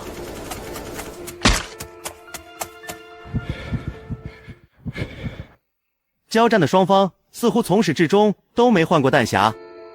这又不是在拍电视剧，怎么可能会有无限子弹？除非我们真的在电视剧中，而且还是那种神剧。但电视剧里怎么可能会出现我二舅？你的气势看来也不咋样嘛。你还有心思说冷笑话？你觉得那两人能撑多久？周末察觉到不对，发现青年背部不知何时也中了一枪。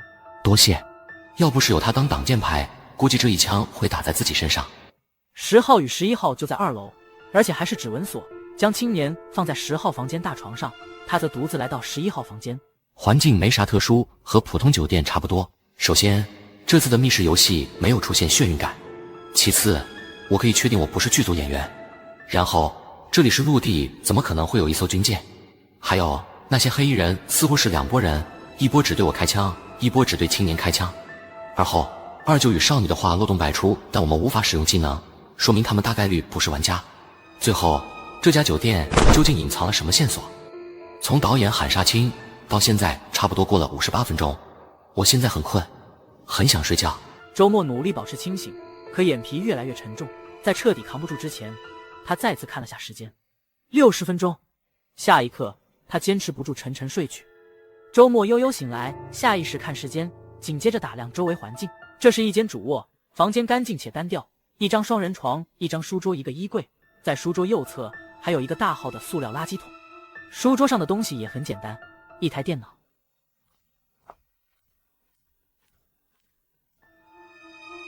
电脑设有密码，账号倒是保留，输入密码就行，不会有错。无论是卧室内的东西，还是这电脑，都可以确定这里就是我生前的房间。这个密室游戏很奇怪，东一下西一下，让人抓不住重点，很难做出正确推理。地狱沙皇者当前章节，章节上的内容是我在这个密室游戏中的经历。谁写的？我的电脑，只可能是我自己写的，当然也不能排除这是密室游戏的提示。既然我在上个场景中的经历被章节上的内容安排得明明白白，是不是意味着我现在补充章节内容就能自行设计后续剧情？周末敲击键盘，打算设计后续剧情，但却愕然发现，无论他怎么输入文字都不会出现。看来上面的内容是密室游戏给我的提示，是什么意思啊？周末感觉大脑有点乱，像以前写小说时想剧情那样，来到窗口前，打开窗户，眺望远方，尽量先让自己大脑放空。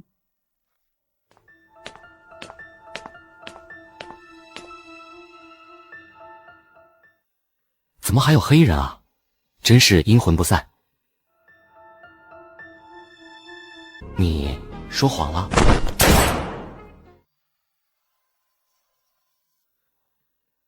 周末拿上电瓶车钥匙，冲出卧室，打开门。最好去人迹罕至的地方，但这电瓶车……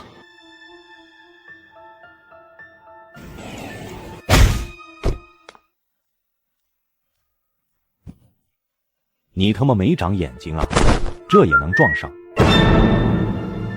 哥们，你手里的枪，该不会是真的吧？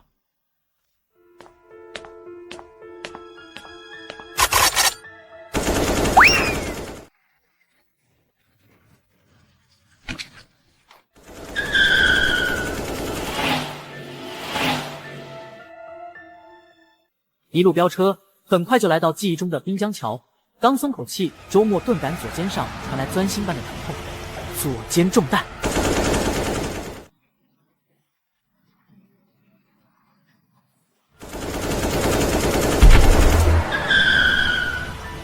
在空中，周末艰难睁开眼睛看了手表，12分钟，他再也坚持不住，在即将掉进江里的车辆中睡着了。青年继承人打开门，小心翼翼探出头。还好，被周末吸引那群黑衣人并没有来房间搜查。奇怪，在上个场景中，我明明中了2枪，但出现在这个场景后，我的身体没有任何枪伤。也就是说，这个场景的时间线在上个场景之前。等等，上个场景黑衣人似乎有2波，一波指向周末开枪，一波指向我开枪。被周末引走的黑衣人是指向周末开枪的那一波，那指向我开枪的那一波黑衣人岂不是还在来的路上？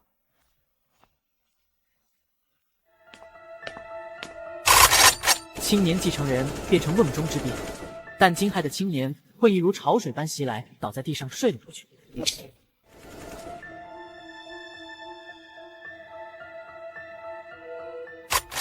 这是间密室，密室中除了他们6人之外，就剩2张椅子。这是继承人游戏中每轮都会记录的那个密室。我回到现实了？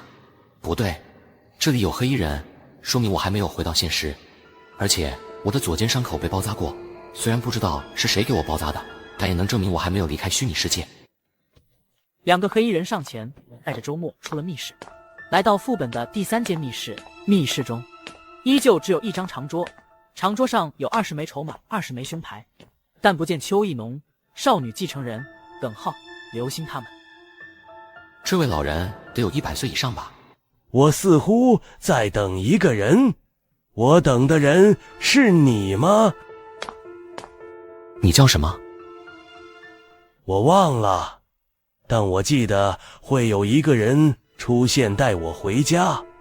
哦，我想起来了，我好像死了2次。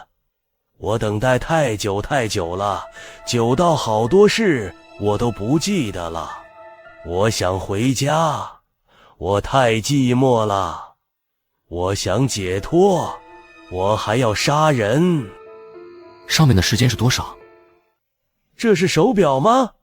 时间，我好像对时间非常在意。老头像是得了老年痴呆，好多事都忘了，但有些对他重要的事，他似乎还记得一点。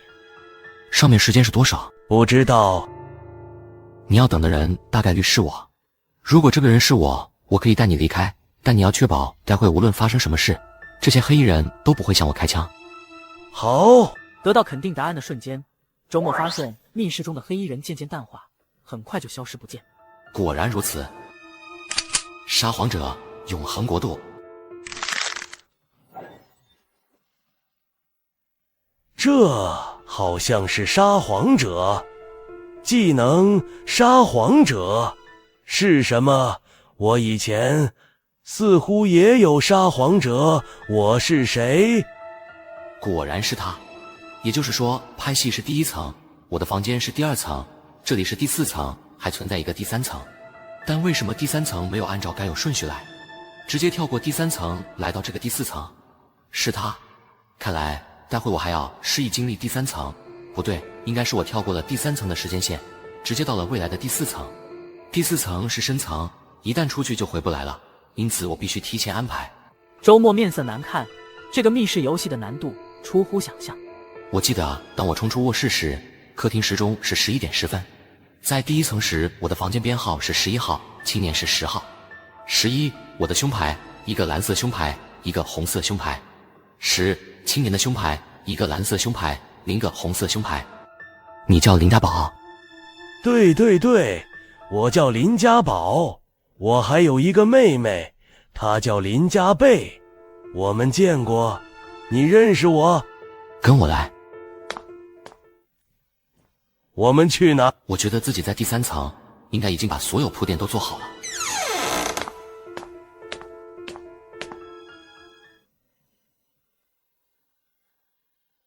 你说谎了。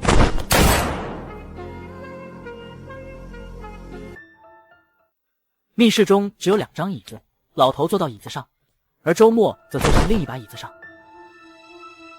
第2间密室中，还是一样的沙发、茶几、椅子、镜子，但多了扇门。这扇门是电子锁，密码4位数。去吧，里面应该有你想见的人。迟疑片刻，老头在电子锁上依次按下1011，门打开了，里面有张单人床，床上一位70岁左右的老人躺着，气若游丝，离死不远。爷爷，家宝，是我，爷爷是我是家宝。好，你现在掌控了自己的身体吗？还没有，但我林家宝发誓，上穷黄泉下碧落，也要杀死林家贝。他是怎么敢的？占用我的身体，将你折磨致死。其实整个副本从始至终都没有第2位继承人，或者说2位继承人其实是同一个人。答案只有一个：青年与少女继承人在同副身体中，人格分裂。青年是主人格，少女是次人格。次人格占据身体，将主人格的爷爷，也就是老人折磨死。复盘整个副本，老人没有孩子，收养了青年继承人。林家宝跟在老人身边，耳濡目染下懂得了2简字。主人格看得懂2简字，次人格没有主人格的记忆，无法看懂2简字。同时，沙漏中的玻璃珠一半有编号，一半失去编号。沙漏象征时间，抽书象征学识。通过沙漏的筛选，老人确定了谁是主人格，谁是次人格。对老人而言，他当然想弄死林家宝的次人格，因此在第1间密室，也就是老人的书房，凡是失去编号的玻璃珠对应的玩家都会死。当然，这一举动也成功激怒了次人格，为老人的死埋下伏笔。因为接下来这场戏，我要确保自己万无一失。爷爷，我在这儿，您的家宝就在这里。除了你，如果有可能，要想尽办法杀了他。我会的，我一定会想尽一切办法杀死他。老头宛若虔诚的信徒，一遍遍磕头忏悔自己的过往。然而他面前的床以及床上的老人已经消失不见。靠，差点把我憋死。第1次构建梦境，没想到对精神消耗如此之大。不错，刚才床上的老人其实就是周末，他利用梦境将自己变成老人的模样。你是周末？对啊，你忘了，我们来到密室游戏。如果我猜的没错，你大概死在第3层，意识掉进了梦境最深处的第4层，在第4层存活了这么多年，身体慢慢变得苍老，老成现在这副模样。青年继承人独自在第4层梦境，至少生活了80年，这种孤独无法想象。难怪是地狱级难度，要不是青年继承人本身就死过，且化作副本是副本 NPC 不会轻易死掉，要是换成其他人在密闭的房间中，别说待80年，就算待1年也要崩溃的想死。在几十年前，确实有一批玩家来到我的副本，其中有一位萌新玩家就叫周末。随着他记忆的恢复，梦境再也维持不住，空间寸寸破碎。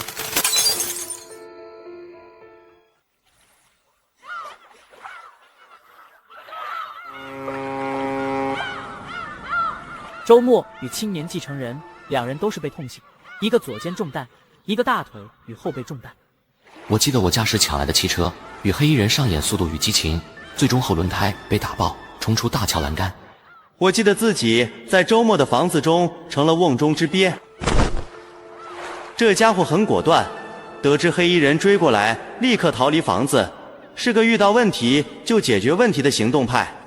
智斗如冰斗，太过高傲了。我知道该怎么布局对付他了。之前我出现在密室游戏制造的我的房子场景中，怎么没看到你？我在次卧。次卧，很明显我都跑了，他却不跑。就算中弹，那也可以发出声音让我知道他的存在，可他却不吭声也不提醒，大概率是心存侥幸。但侥幸往往会让人忽略很多信息，比如黑衣人分成2拨人，追我的被我引走，但追他的却不会被我引走，典型的自欺欺人。这是一艘正在大海中航行的游轮，他们躺在甲板上，两人偷偷摸进船舱，顿时就被船舱内的景象震惊。这哪是船舱啊，更像一个大型商场。船上应该有船医。不多时，他们偷摸来到客房区域。谁呀？不是，你生前该不会是亡命之徒吧？当断不断，必受其乱。况且这又不是现实世界，这里面的人都是密室游戏制造出来的，没啥残忍不残忍的。确实是兵行式的作风。你说谎了。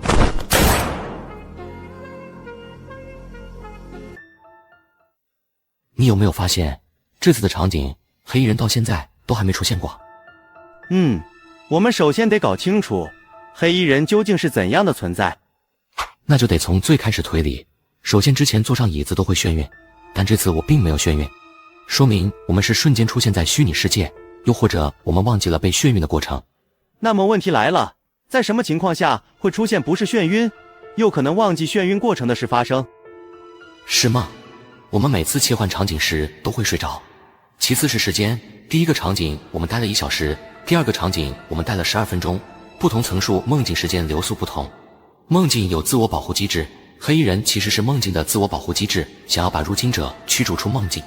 有2波黑衣人，一波驱逐我，一波驱逐青年。也就是说，我们2个都在入侵彼此的梦境，这是一个共同梦境。你的梦想该不会是想成为演员吧？你的梦想该不会就是每天躲在房间里写小说吧？在盗梦空间中，主角团队可以制造梦境内的场景，也可以改变自己的模样。想到此处，两人闭上眼睛，集中精神想要构建梦境，比如把现在的房间改变成医院，但两人似乎都失败了。从上2个场景5倍的时间差来看，我们很可能会在这待5个小时，得先把伤口处理了再说。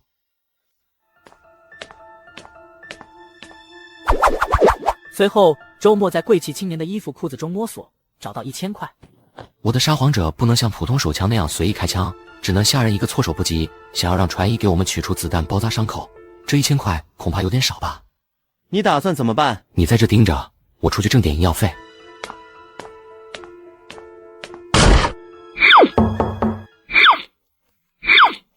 周末走出房间，来到走廊，一个个敲响房门，几乎把这条走廊的房间都搜刮了一遍。来到最后一间房间，在控制住房间内的2人后，我有几个问题，如果回答让我满意，可以让你们活。第一个问题，这艘游轮的主人或者股东是谁？股东有2人，一个叫林家贝，一个陈阳，他们都在顶层。第二个问题，你们有没有见过一群黑衣壮汉？有，大约是1小时前我看见他们去了顶层。又是顶层。第三个问题，这艘游轮的名字或者编号是什么？101。果然如此，我就知道第一个场景的军舰不会无缘无故的出现。第4个问题，我需要枪防身，我想知道在哪可以买到枪。先生，我不知道您在说什么，不过有人能回答上来。经过周末同意后，女子使用客房电话叫来一名美艳旗袍女子。你要买枪，不过只能卖给你手枪，其余武器就不要想了。2把。可以。我需要船医。先生，你现在的处境似乎不太好，得加钱。20分钟后，周末搀扶青年继承人离开医务室，回到房间。收养你的人生前是不是当过海军？你怎么知道？你几年出生？1980年。这就对了。第一个场景凭空出现一艘军舰，而这艘游轮是101。如果我没记错的话，我国第一艘驱逐舰在1974年改舷号为101。但你生于1980年，想来应该与1974年无关。在第一个密室中，从书架上的编号可以推理出老人生于1930年，死于1999年，也就是说他在1974年还活着。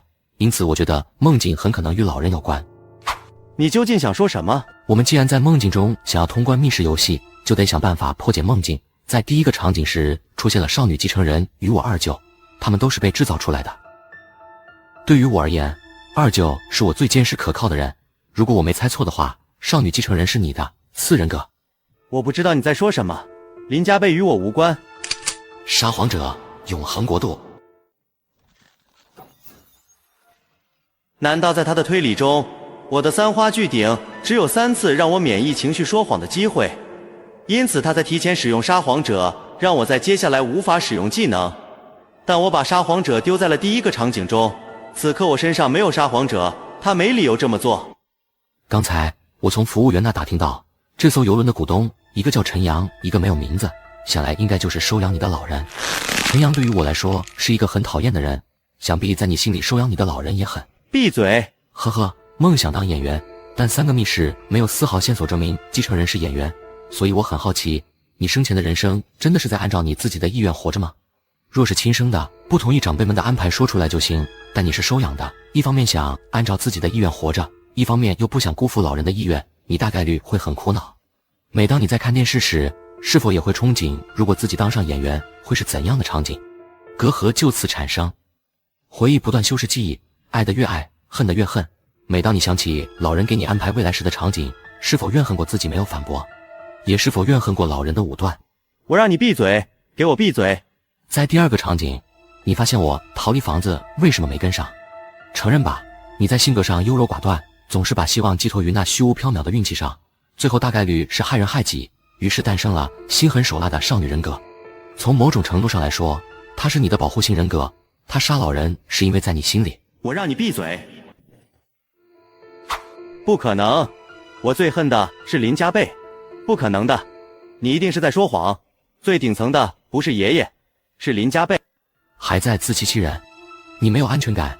林家贝是你的保护性人格，既然是保护性人格，他为什么要杀老人？说明在林家贝看来，老人对你产生了威胁，所以他要杀死老人。你究竟想说什么？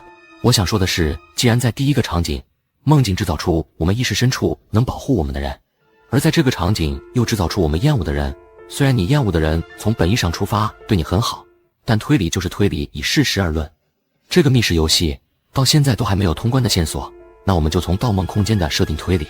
在盗梦空间中，主角团队是想给目标植入想法，他们逃离梦境是靠现实身体失重感以及在梦境中死亡来完成的。但我们已经来到了梦境的第3层，说明我们和主角团队一样是深度睡眠，在这里死亡会掉进第4层，很难逃出。想要逃离，就得按照电影中主角以及目标逃离梦境的方式逃离这个密室游戏。时间？不错，电影中时间一到，他们被唤醒，但前提是在第3层梦境中不能死亡，否则会掉到第4层梦境，也就是梦境深处，基本不可能在现实中醒来。也就是说，这是一个现实类的密室游戏。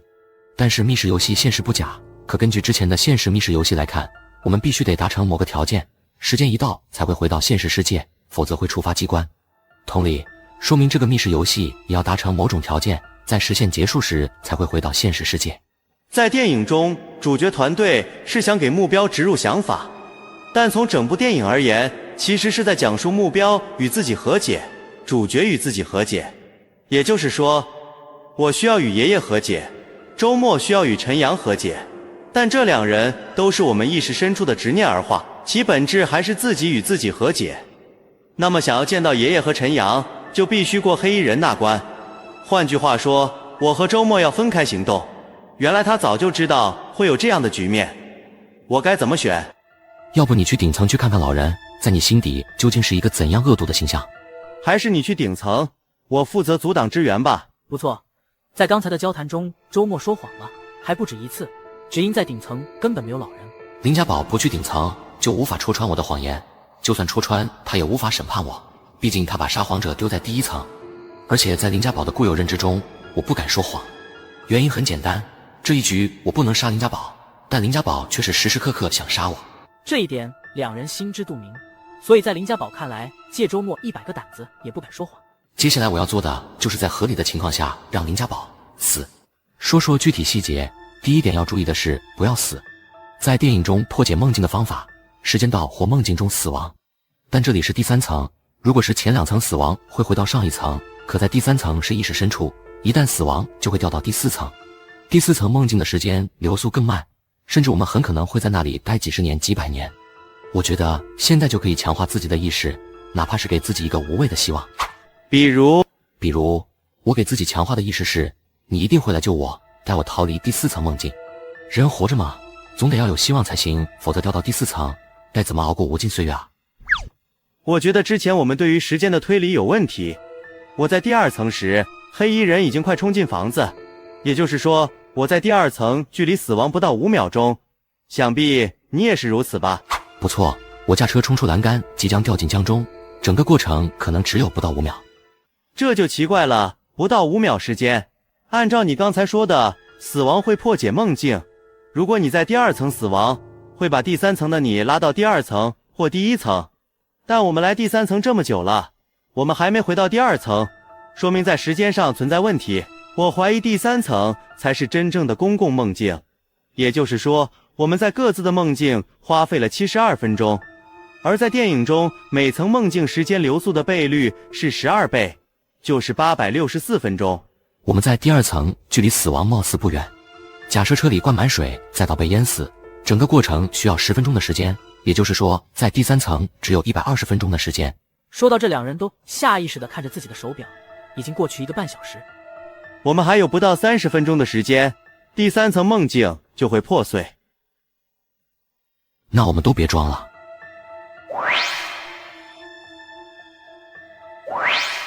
筑梦师，很显然，两人之前都故意装作无法构建梦境，就是想在关键时刻坑彼此一把。既然我们都能构建梦境，那么也都能像电影中那样变换模样。老人长什么样？什么意思？你说什么意思？如果顶层还有其他人，我怎么分辨谁是收养你的老人？记住，这张脸是陈阳的模样。看到老人模样，周末掌心凭空出现一行文字，文字上的信息都是记录老人的面部特征。至此，最后一块拼图被他骗了出来。1011这个数字在这3层梦境中反复出现了好几次。从推理来看，应该是我和周末持有的红蓝胸牌数量。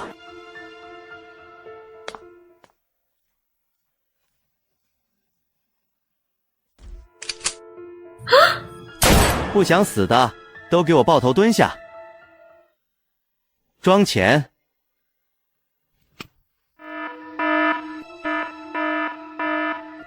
6层的黑衣人没下来。待会儿无论谁进来，都给我立即枪杀。堂弟啊堂弟，从小到大你样样都比不过我，这次也一样，哥哥只好委屈你一下，把你送到第4层，你说是吧，林家贝？在他不远处，林家贝以及5位黑衣人倒在血泊中失去生机，只因他们也在内战，最终陈阳一方以零损伤全灭林家贝与5位黑衣人。沙皇者，永恒国度。当光亮恢复时，房间内出现2个陈阳，相对而坐。拙劣，我觉得你很蠢。哦，你说说看，这里是第3层，时间流速没那么慢，而在第4层，没有时间的概念，可以一直存活。这种拙劣的把戏以后还是少用，我又不是玩家，在第3层死了就真的死了，不会去第4层。所以我说你很蠢，你既然是我的执念，那么在第4层就一定会出现一个你。哦，是吗？新出现的我，还是这一刻的我吗？你这种把戏骗骗其他人还行，骗不了我。其实我从来没有恨过你，而且在我心中，你陈阳一直都是我的榜样。哟，看偏不到我又打起感情牌了。好吧，我承认，从小到大你都是别人家的孩子，我妈总是拿你来说，我心里确实有怨。二姨是怎么夸我的？我妈说你是……好吧，既然我们都这么了解彼此，玩游戏决胜负如何？不玩。哥，你是我亲哥，求求你放我回到现实世界去吧。哟，开始装可怜了。旋转停下来时，两人的面色都有些不对劲，谁也没说话，同时张口舔来地。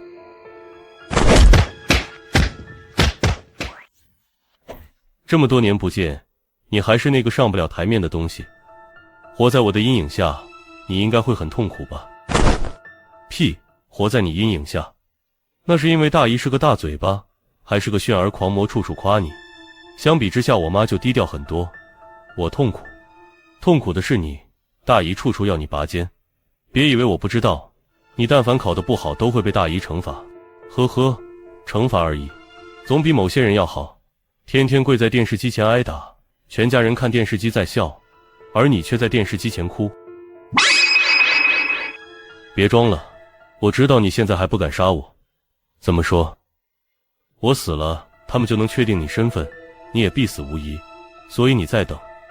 你知道他们是林家宝的大脑保护机制，你在等楼下的林家宝死亡，他死亡，他就不存在于这层梦境，那么黑衣人也会随之消失。但你有没有想过，你都能想到的问题，我怎么会想不到？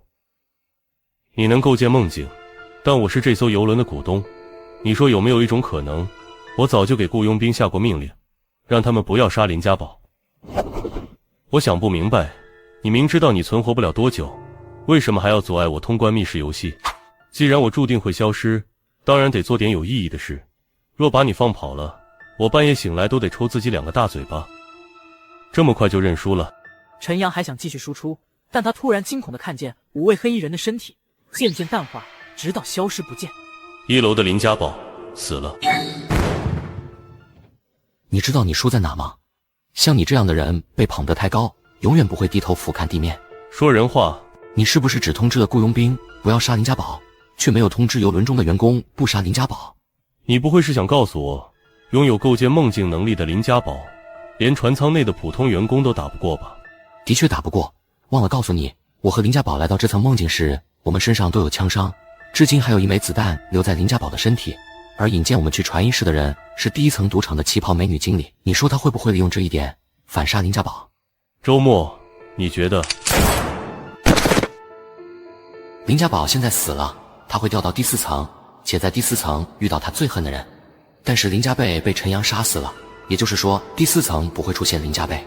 通过谈话，让他认为他最恨的人是老人，只要他在第4层与老人达成和解，就能破解梦境。但恨老人是我强行赋予给他的，应该不会在第4层诞生老人，所以我在掌心记下老人的面部特征，待会在第4层梦境中变成老人的模样，帮林家宝与他自己达成和解，破解梦境。我还能给他植入思想钢印，但这个思想钢印不能太明显。当我们回到第1层梦境时，得先把他干掉，让他先一步通关，这样才能保证我既通关了密室游戏，又输给了他。让在第4层梦境的林家宝多在里面待一会，他越老我越有机会。看了看手表，周末来到第3层梦境，已经过去1小时50分。虽然我没有经历第3层梦境的记忆，但想来我已经完成了在第3层布局的结果，给这家伙打上了一条思想钢印，想尽一切办法杀死林家贝。可惜没有第3层记忆，我就不知道我在杀陈阳时那种感觉该有多爽。下一刻，梦境崩塌，冲出栏杆的汽车，车里的周末被淹死。你们来晚了。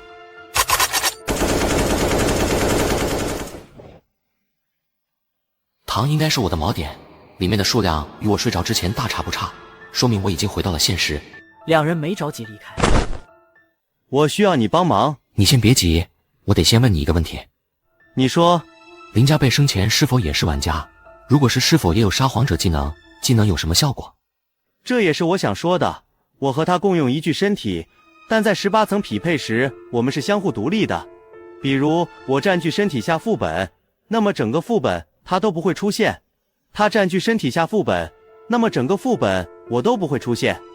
久而久之，虽然我和他是一体，但我们的星级出现了差距。我是1星玩家，他是2星玩家，这也是这个副本是1星副本最难的原因。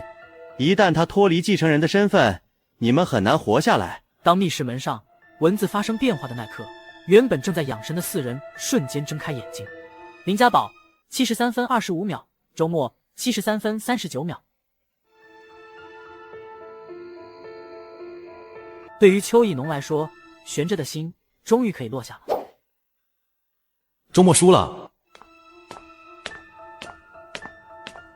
周末摘下红色胸牌交给林家宝，身上只剩蓝色胸牌，自动变成邱义农阵营的成员。至此，蓝色阵营周末、林家宝，红色阵营耿浩、刘星、邱义农筹码8亿，林家贝筹码12亿。你们在密室游戏中遇到了什么？被一群人追杀。地狱级密室会被一群 NPC 追杀，这可不仅要动脑子，还要考验玩家的身手。不过这两人能在一群 NPC 的追杀中活下来，堪称奇迹。不对劲，前2个密室，周末是一个杀伐果断的人，既然他能在绝境中翻盘，应该也有反杀林家宝的能力。难道是3花聚顶的原因？这种事还是小心一点为妙。鬼语者浑水摸鱼，他的沙皇者是蓝色，说明技能至少是自我级2星玩家，也就是说沙皇者技能的等级是2，应该比1级技能强。光亮恢复，众人连忙打量周围，只见长桌上出现一个魔方大小的骰子。你们的运气很差。众人发现各自的胸牌颜色在红蓝之间不断切换。密室大门上原本出现的难度在极易、普通、一般、较难、极难、地狱等6个难度中不断切换。新出现2行参与者，在参与者后面6个人的名字也在来回不断切换中。看到桌上的骰子了吗？每当密室游戏结束一次，骰子都会旋转一次，会出现什么点数我也不知道，就得看你们的运气了。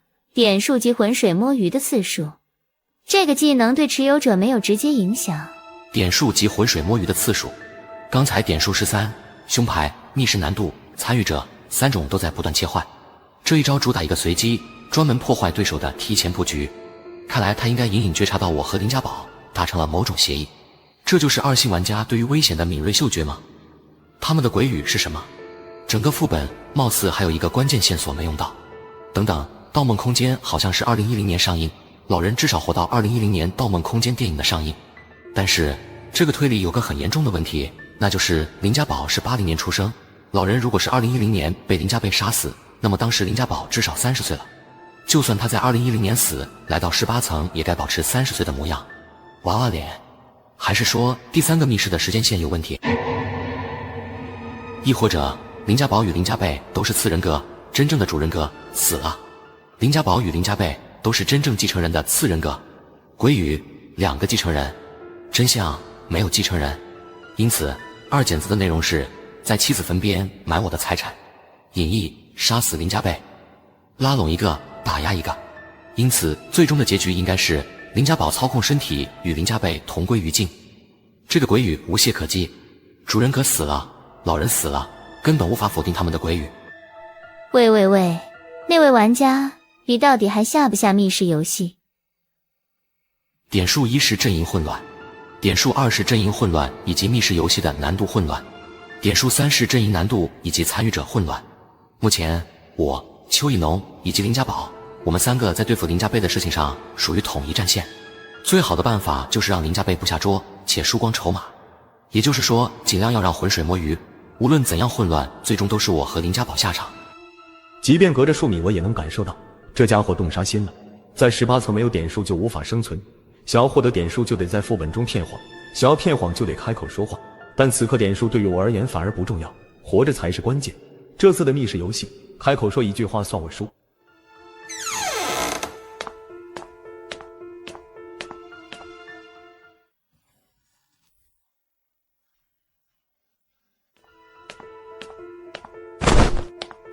下一刻，熟悉的眩晕感让2人都晕了过去。当他们睁眼时，都是在第一时间看向自己的手表，这才打量周围环境。他们首先看到密室大门，门是铁门，用铁链拴住，在铁链的2端连接一把铜锁。很奇怪，从普遍理性而言，只要不是电子锁，正常情况下铜锁都是在室外，这样也不至于把自己关里面。这是一间图书馆，密密麻麻的书架，以及书架上那一排排多到数不清的书。图书馆4个角落有4尊铜像，同时2人还发现图书馆内的所有书架都是铁制的。我以前绝对没见过这种文字。4尊神兽铜像亮了，继而变得如烧红的烙铁，一股热浪席卷密室，2人只觉闷热不已。你说有没有一种可能，铜像能发热，这些铁门、铁书架、铁地板也会发热？如果纸张是给我们的考题的话，在规定时间没答出，这些铁器都会变成如烧红的烙铁，将我们烤熟。看不懂，陌生的文字，图书馆，说明书架上有这门文字相关的书籍，或者这门文字的字典。但这里的书籍太多，想要找出来也不是件容易的事。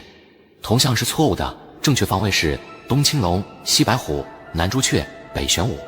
密室中只有玄武铜像的方位正确，其余3个都错了。三爷，错对。我不说话，周末想杀我，大概率会让我触发机关而死。这个密室游戏，从铜像变红纹来看，应该是现实副本。既然他不急，我也不急。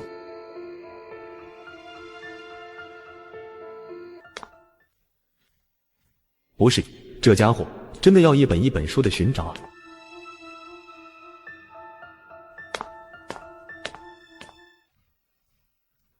祝你好运。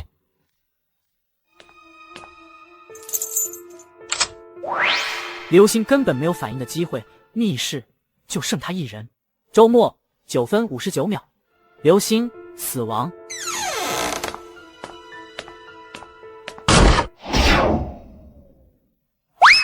林家贝摘下刘星身上的胸牌，丢给周末。下一刻，长桌上那宛如魔方大小的骰子再次旋转。此刻，双方阵营的筹码又回到最初的每人10枚筹码。这次是4点，也就是说，还有一种会陷入混乱，是公告信息。胸牌颜色变化渐渐停了下来。蓝阵营耿浩、林家宝，红阵营周末。呵呵，有意思。你的队友现在变成我阵营内的成员，若待会儿下注筹码变成不超过10个，你觉得会有怎样的局面？红阵营只有周末一人，参与者无论怎么随机，周末都必须下场。若下注筹码变成不超过10枚筹码，我是他的话，我会下注8枚筹码。这样一来，压力就给到了周末。周末输，我危险；周末赢，则比较麻烦。这都火烧眉毛了，周末怎么一点也不紧张？难道他有后手？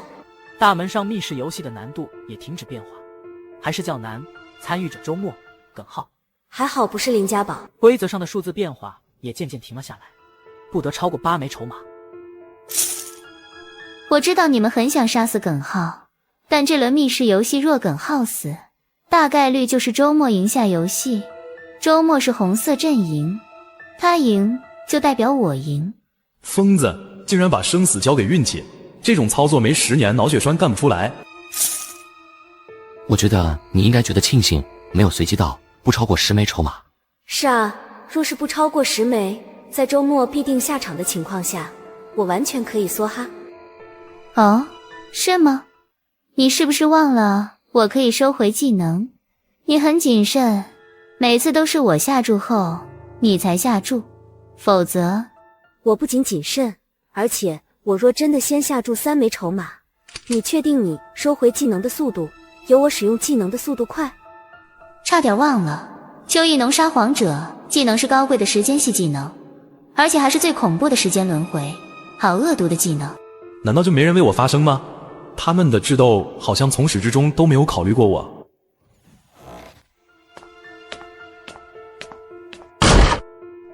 你们猜猜周末会不会在这轮密室游戏中坑死或杀死耿浩？周末一定会弄死耿浩，哪怕对邱意浓不利，他也要弄死耿浩。不仅是周末，如果我随机到与耿浩一同下密室游戏，我也会杀死耿浩。你好像一点也不紧张。我为什么要紧张？哦，说说看。因为我知道这轮密室游戏你大概率不会杀死我。在规则中写道，每轮密室游戏每个阵营都要派出1人，同时你和邱意浓想要通关副本，就必须杀死青年与少女继承人。如果你这轮杀我，那么下轮第3间密室就剩4人，只有2人可以刷密室。接下来无论是你杀死任何一位继承人，第3间密室都只剩3人。3人将会有一个阵营无成员可派，阵营出现无成员可派的情况，继承人会失去上赌桌的资格，自动变成该阵营成员。这样一来，赌桌上的继承人就少一个，再次由阵营中胸牌最多的人上赌桌。但这样一来，还是有一个阵营没有可以派出的成员，如此循环往复。你和邱意浓都将永远被困在这个副本中，因此你唯一的选择是这轮不杀我，下轮先弄死青年或少女继承人中的一个。咱们3人齐心协力，再将青年或少女继承人弄死，这样我们3人才能顺利通关。说吧，你想要得到什么？我是唯一一个知道周末与邱意浓完整技能效果的人，周末打算给我封口费，你们在这个副本获得的点数得给我80%。可以，不过得加个前置条件，前提是如果你能活着离开副本，可以。两人不再多言，立即说出未来谎言。坐上椅子，一阵眩晕感袭来，旋即失去意识。当两人再次睁眼时，依旧是先看向手表记录时间，接下来才是打量这间密室。确切的说，这是一部电梯。电梯处于静止，楼层按钮上也没有显示电梯停靠在哪一层。我们两人衣服都变成工装。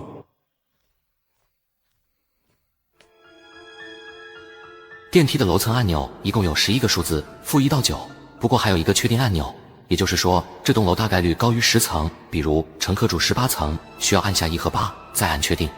显示屏上显示正在维修，电梯内壁上还贴了一张该楼顶层天台的平面照。看来我们现在的身份是电梯维修工。通常情况下，电梯的机房在顶楼。既然维修工乘坐电梯，说明这部电梯能到达顶楼。但问题就出在这部电梯没有楼层按钮，去多少层需要乘客自己输入楼层数，因此我们不知道顶楼是哪层。一旦输入错误楼层，我们很可能会触发机关而死。既然是数字按钮，说明这栋楼至少是高层建筑，而我们现在是维修工，宁愿乘坐有问题的电梯，也不坐另一部电梯，说明楼层最高11层，还是根据规定超过12层的建筑必须安装2部电梯。因此综上所述，这栋楼只有11层，没有12层。但这里有个问题，如果这栋楼只有11层，维修工为什么不直接走楼梯？楼梯多安全。不多时，电梯屏幕上突然出现一个楼层数2。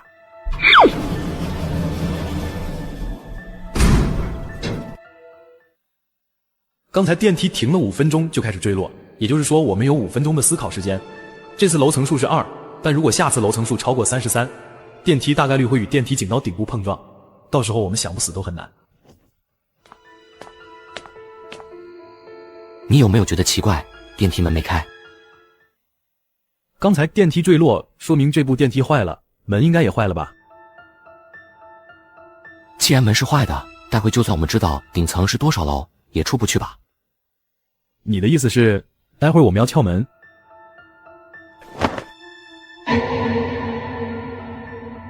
怎么会这样？我刚才的推理中，这栋楼只有11层，为什么会出现一个16层？该不会……如果这栋楼真的只有11层的话，电梯要上升到16层就会冲顶。在各类电梯事故中，无论是坠落还是冲底，都有可能会活下来，但冲顶基本上必死。你干嘛？约莫过了10来秒，电梯终于停了下来，两人都长出一口气，急忙看向屏幕，屏幕上的数字是3。下落的过程中，周末一直盯着屏幕，发现数字还是3。原来如此。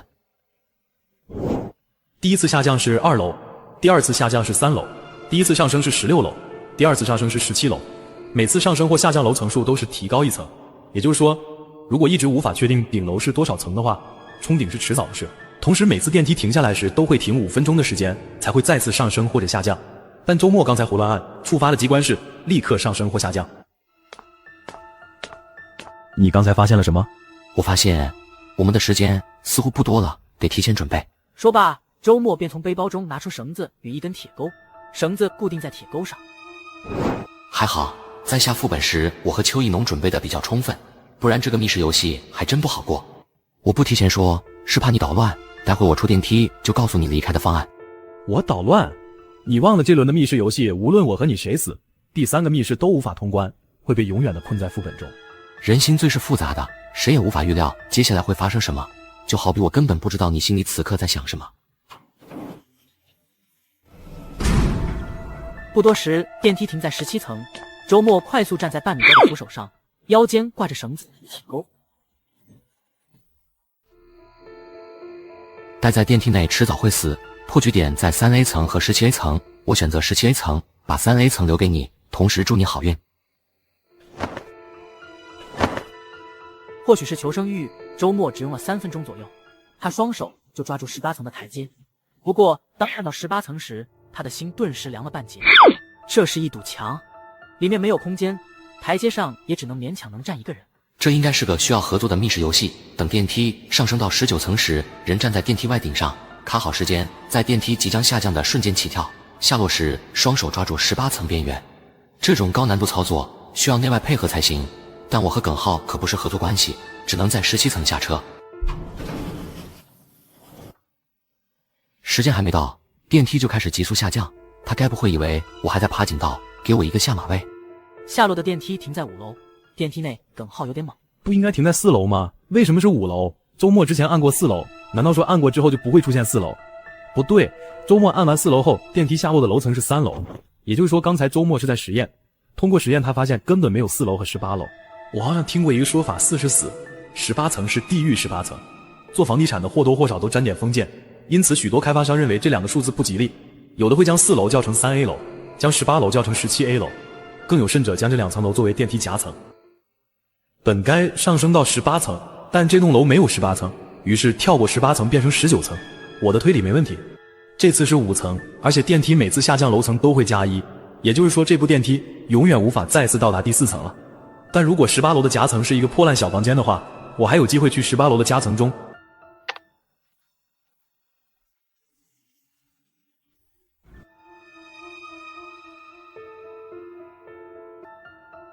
19层没封顶，很好。19层不是顶层，再根据电梯内天台平面图，可以推理出这栋楼真正的楼层数是33层。根据规定，超过18层必须有2个安全出口。那么下一个坎是27层，如果27层再不冲顶，我大概率可以活下来。电梯停在19层，周末此刻应该苟在18楼的夹层中。这么说来，我在19层说的话，他能听到。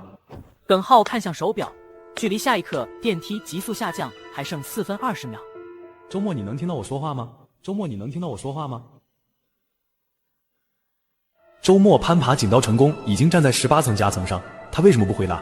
有一种可能，18层的夹层是一个破烂房间，他躲在房间里防止电梯冲顶撞烂顶层而受到波及，因此他听不到说话。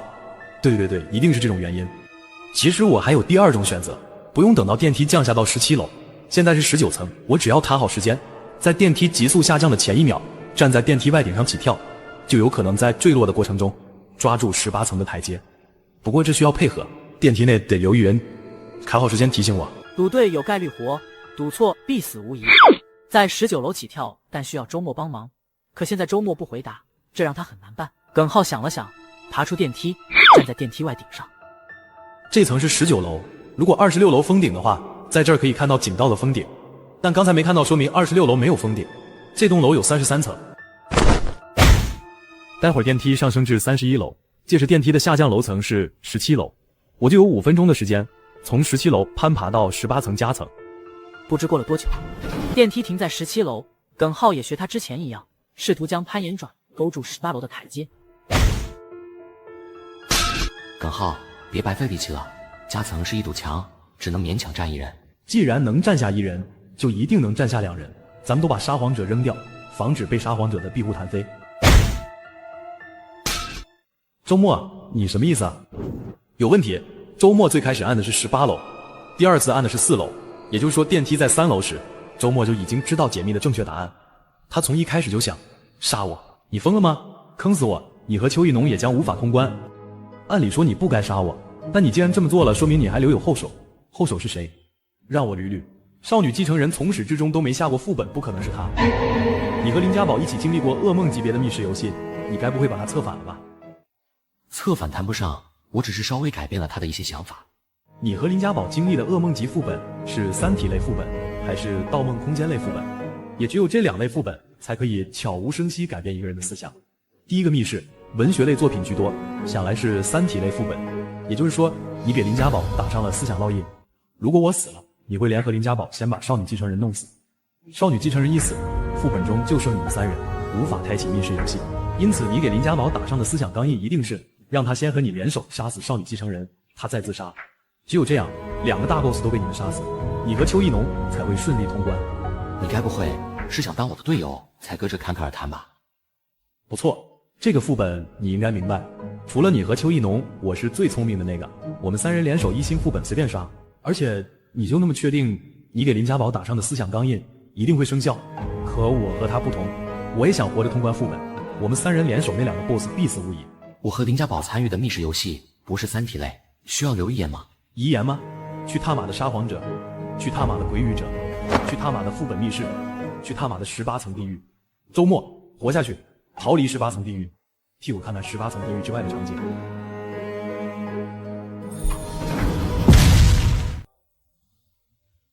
若无法逃离地狱，迟早有一天我会和他一个下场。周末2小时17分，耿浩死亡。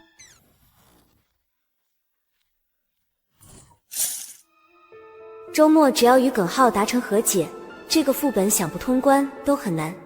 但这样一来，得把耿浩的谎言骗出来。周末却直接将耿浩坑死在密室游戏中。难道林家宝被周末策反了？这批玩家中最聪明的人无疑是周末，他不可能想不到，当耿浩死了会是怎样的局面。骰子在长桌上旋转，这次的点数是2。最终，红色阵营周末，蓝色阵营林家宝。难度普通，规则上还显示不得超过8枚筹码。只要林家贝敢收回技能，我就使用时间之轮。你为什么？走吧。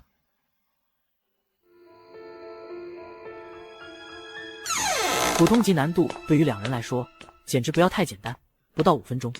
周末4分42秒，林家宝4分27秒。长桌上骰子再次旋转，这次的点数是1。仅是周末与林家宝2人胸牌颜色不断变化，最终红色阵营林家宝，蓝色阵营周末。果然你的浑水摸鱼应该无法改变固定参数，2个阵营都只剩1个成员，无论胸牌颜色怎么变化，最终的结果都会是一个阵营1个成员，不可能出现2个成员都在同一个阵营的情况。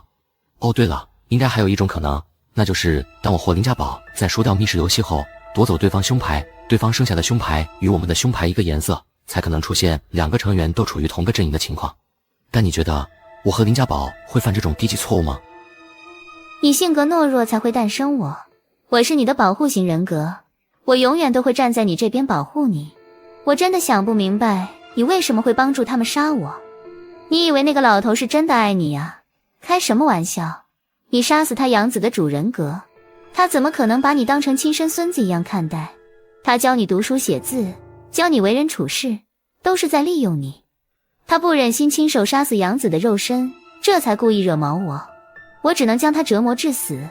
他的死亡让你对我产生怨恨，利用你来杀我，但你不可能斗得过我，因此他是想借我的手杀你。你为什么连这一点都想不明白啊？我们以前不是配合得很好吗？只要让我下场参与密室游戏，什么周末，什么邱意浓，根本不是我的对手。鬼语，他主动说出鬼语的否定。不对，他和林家宝之间从始至终都没说过他们是主人格。他这话看似是说给林家宝听的，实则是在诱导我和周末去否定他们的鬼语。我很好奇，如果骰子出现5点或6点会怎样？你不是很聪明吗？应该可以推理出来吧。周末不再多言，再次与林家宝走进密室。这次密室难度是一般，约莫过了10来分钟，周末与林家宝通关密室游戏。周末3杀，林家宝0杀。邱意浓再次赢得6枚筹码，至此邱意浓12枚筹码，林家贝8枚筹码。长桌上骰子再次转动，但这一次出现的数字是6。第1遍胸牌颜色，第2遍副本难度，第3遍参与者，第4遍下注的上限，第5遍我与林家宝拥有的胸牌数量，关键是第6种随机。红阵营林家宝，蓝阵营周末。副本难度噩梦，参与者周末林家宝，下注上限不超过10枚。2人胸牌数量，周末1蓝，林家宝1红。看来这次你们的运气不太好啊。还有，你们是不是忘了一件很重要的事？下一刻，林家宝和林家贝同时晕倒在地。当2人醒来时，周末与邱意浓明显发现2人眼神不对。看来你们已经意识到了我之前那句浑水摸鱼对我没有直接影响的含义了。我和他本来就一体，我们轮流掌控身体，我掌控身体的时候，我就是林家宝。来吧，周末，我让你见识见识什么叫做2星玩家。鬼语者，浮生梦魇。当光亮恢复时，2人立刻查看周围环境，发现一点变化也没有。现在林家贝占据林家宝的身体，刚才的第6次随机应该是随机林家宝人格意志的强度。说明林家宝人格的意志强度随机到很低的数值，间接导致林家贝主导他的身体。靠，还能这么玩？之前我还在奇怪，林家宝明明是鬼语者，他的技能为什么不是实体？原来三花聚顶是在防林家贝突然跑出来占据他的身体。你似乎一点也不怕我。时间之轮已经改变不了什么，没人说谎，我又无法使用永恒国度，既然已成定局，我为什么要怕你？而且这个副本没匹配到2星玩家着实遗憾，但与你这位2星 NPC 斗斗也不错。是吗？我来说说吧，你应该是和林家宝达成过协议，但如果这轮我输了，林家宝桌上的筹码将输光，会被邱意农枪杀。那么问题来了，你与林家宝达成的协议，在他被枪杀的那刻消失，我们还剩3人，根本无法继续密室游戏。你和邱意农会永远困在这个副本中，直到饿死。你会让他死吗？简单，你觉得这轮密室游戏你还能活着出来吗？这么看来，我们2人都没有退路，这轮密室游戏不是你死就是我死。不错。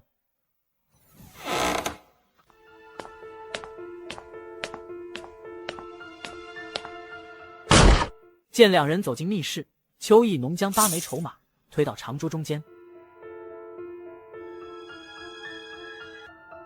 密室中，2人第一时间看向手表，记录好时间。书架上有书，仅1本，有倒计时器，上面显示1小时59分59秒。正面墙壁上有2扇相隔1米左右的门，左门上写生字，右门上写死字。桌子上有一张身份证，不过身份证的头像是猫。生或死，薛定谔的猫，生死叠加状态。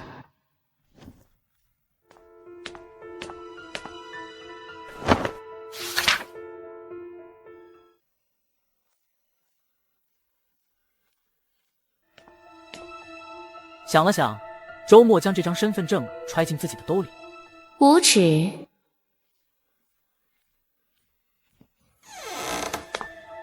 诡异的一幕发生，只见2人身后的墙壁上突然出现一扇打开的门，门内的场景是林家贝的正面。也就是说，打开生门走出去之后还是这间密室。死门我不敢尝试，如果这是薛定谔的猫的实验，真正的门应该在。周末把手指按在墙壁上，尝试推开门，墙壁像门一样被推开，里面是一间密室。这间密室似乎是个实验室，门上有电子锁，电子锁的密码是6位数，门上没有任何提示。看来密码应该隐藏在第1间密室，且中间隐藏门上的文字写着每人5次机会，也就是说他们各有5次来第2间密室的机会。不对，林家贝之前已经开过1次生门，他只剩4次开门的机会。2人又回到第1间密室，都没有说话，各自推理电子锁的密码。刚才你揣进兜里的东西是什么？猫的身上毛很多。接过周末递过来的身份证，林家贝反复查看，最终深深看了身份证后，什么也没说。噩梦级密室，就这么点时间，想通关难。不错，只有2个小时左右的时间，想要通关确实有点难度。我们来到密室，第一时间是看手表，然后才看到密室中的倒计时还剩1小时59分59秒，也就是说倒计时的初始时间肯定大于2小时。周末刚才若说只有2个小时，我肯定审判他，但这家伙跟个泥鳅一样滑不溜手，句句都在避免说谎，连刚才猫的身份证也一样。难道他看出什么端倪了？这本书的内容感觉是东拼西凑而成的。话说天下大事，分久必合，合久必分，出自《三国演义》第1章。话说天下大事，合久必分，分久必合。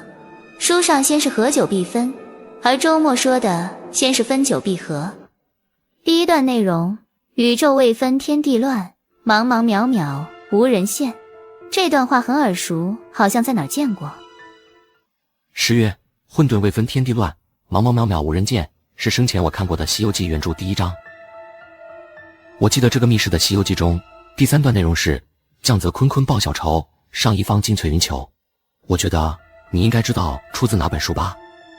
降泽击人报小仇，上一方尽瘁云裘，出自《水浒传》的第1章。他也对内容有改，将坤坤改成击人。此开卷第1回也。因曾历过一番梦幻之后，故将真实隐去，出自《红楼梦》。那本书上少写了作者自云4个字，按理说林家贝说谎了，但现在的人没多少看《红楼梦》原著，因此不存在常识说谎。他在吊我，甚至说书上的4段话，只有《三国演义》那段才是常识。把你手里那本《西游记》给我看看。他在吊我。我觉得咱们没必要如此相互试探挖坑，剩余的时间不多了，先解密再说。刚才我推开过生门，又推开过第1间密室与第2间密室的门，如果这算2次机会的话，你推开了2次第1间密室通往第2间密室的门，你也用掉了2次机会，那么就算我们推门2次，对解密有影响吗？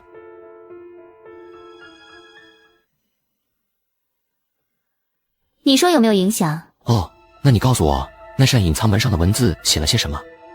收起你的技能吧，别耽误我下密室游戏的时间。你在说什么？首先，下密室游戏之前都会坐上椅子，但我们进来时里面没有那2张椅子，而且在没进来之前你就使用过技能，因此当我进来时看见没有那2张椅子以及密室中环境的变化，我就意识到这个密室是技能制造出来的。说实话，当时我心里挺失望的，堂堂2星 NPC 的技能竟然如此错漏百出。但慢慢的我逐渐意识到不对劲，想要推翻这里不是密室游戏很难，只因你的技能真正的杀招不在于中招者能不能推理出这里不是密室游戏，而是在表达时会不会犯常识说谎。光是那里就能把很多玩家坑死。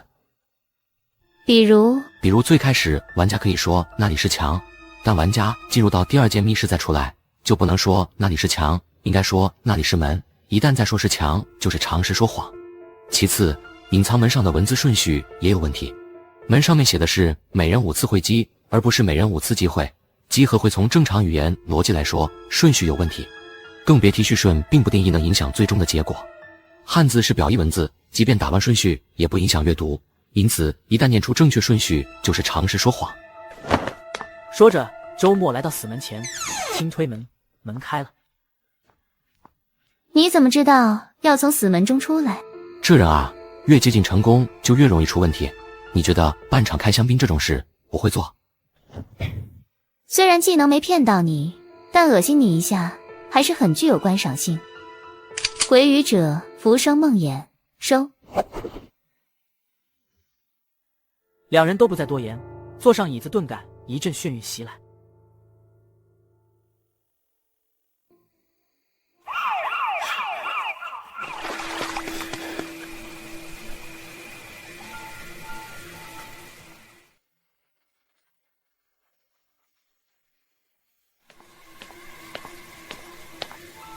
一家破旧的2层小旅馆，1楼有登记收银台，收银台左侧有个饮料柜，右侧有一张沙发，沙发上坐着4个人，一个小女孩，一个老人，一个肌肉青年，一个肥宅青年。老板，一间房有热水那种，麻溜的。202房间，热水器最好要烧30分钟再使用，不需要登记。荒郊野外的，我们旅馆没那么多规矩。什么破旅馆？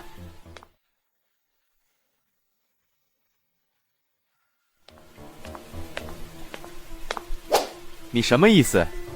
你想的那种意思啊。这玩意我也有，你最好小心点。切，好像说的你敢开枪似的。啊，打雷了。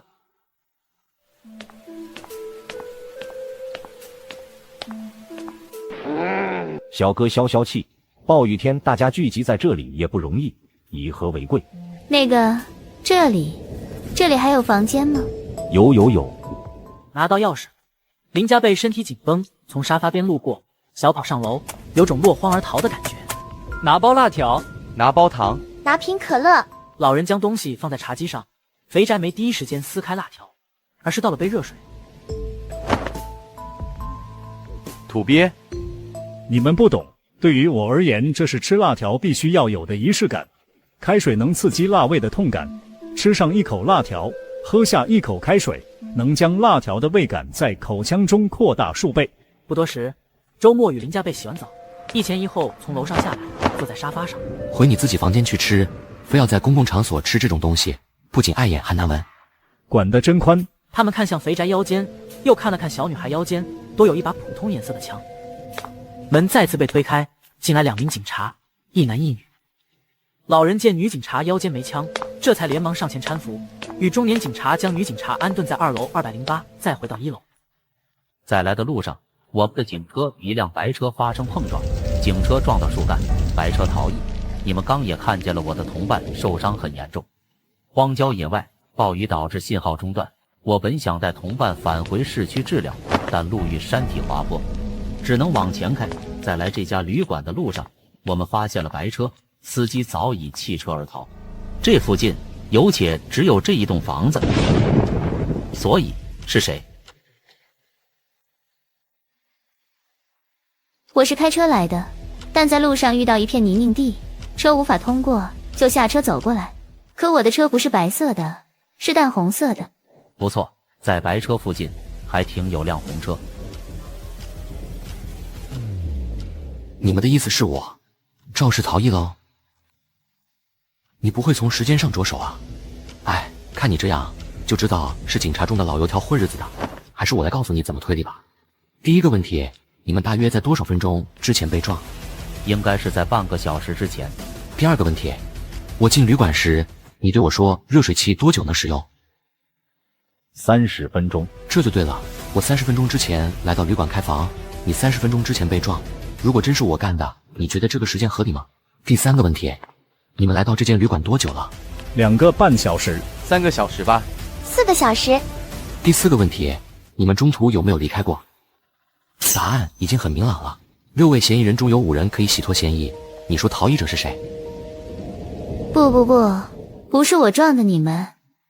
青年可以洗脱嫌疑，那3人又在几个小时前就来到旅馆，且中途没有离开过，可以排除。老人是旅馆老板，也可以排除嫌疑。6人中有5人可以排除嫌疑。逃逸的司机是你在他之前还是在他之后来到旅馆？之后。自己铐上吧。林家贝和周末这时才发现自己在刚才洗澡时将枪放在浴室。这群麻瓜一个个智商不高的样子，根本不需要枪，我就能玩死他们。中年警察将林家贝铐在1楼扶梯，打算等明天雨停再把他押回警部。半夜，迷迷糊糊的老人隐约听到1楼有人在说话。你说谎了。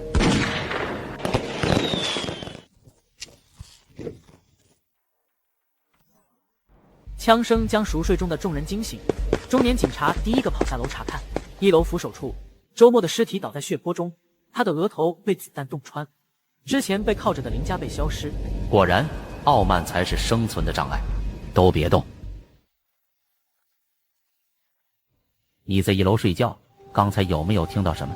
刚才我在迷迷糊糊中听到2人谈话，他们都说了句你说谎了，然后就听到枪声，接下来的事你们也知道了。你有没有听清刚才说话的2人是男的还是女的？雨太大，而且我感觉他俩好像故意压着嗓子说话，无法辨认是男是女。女子被铐在1楼，刚才睡觉前我去过她的房间，枪的确在浴室。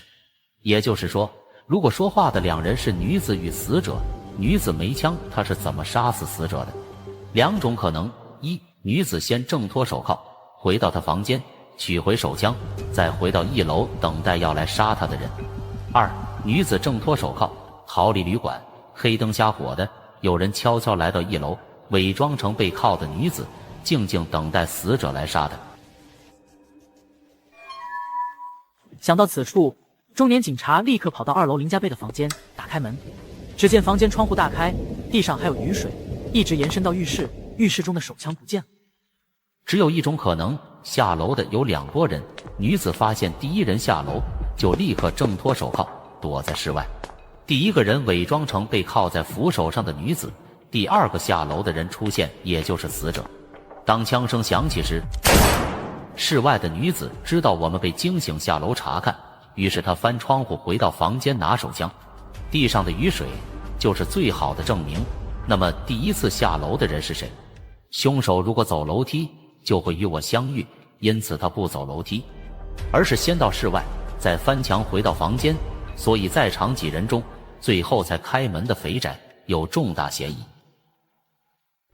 肥宅头顶处的头发干燥，但其余位置的头发都是湿的。这种情况应该是肥宅防止头发被雨水打湿，戴了帽子或者用浴巾包裹头部。你最后出房间查看情况，你的嫌疑最大。不是我不是凶手，他不是我杀的。要的就是你这句话。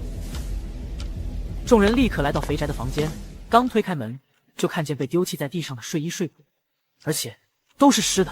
你刚才说过，你不是凶手，应该知道反抗的后果。中年警察依旧是将肥宅靠在1楼上楼处的扶手上。众人再次回到各自房间。警察办案有问题，一没问作案动机，二没问作案过程。其实，肥宅并不是最后一个出房间查看的住客，还有一个从始至终都没有出过房间。女警察，她如果是在装昏迷，那么她就有足够作案的时间。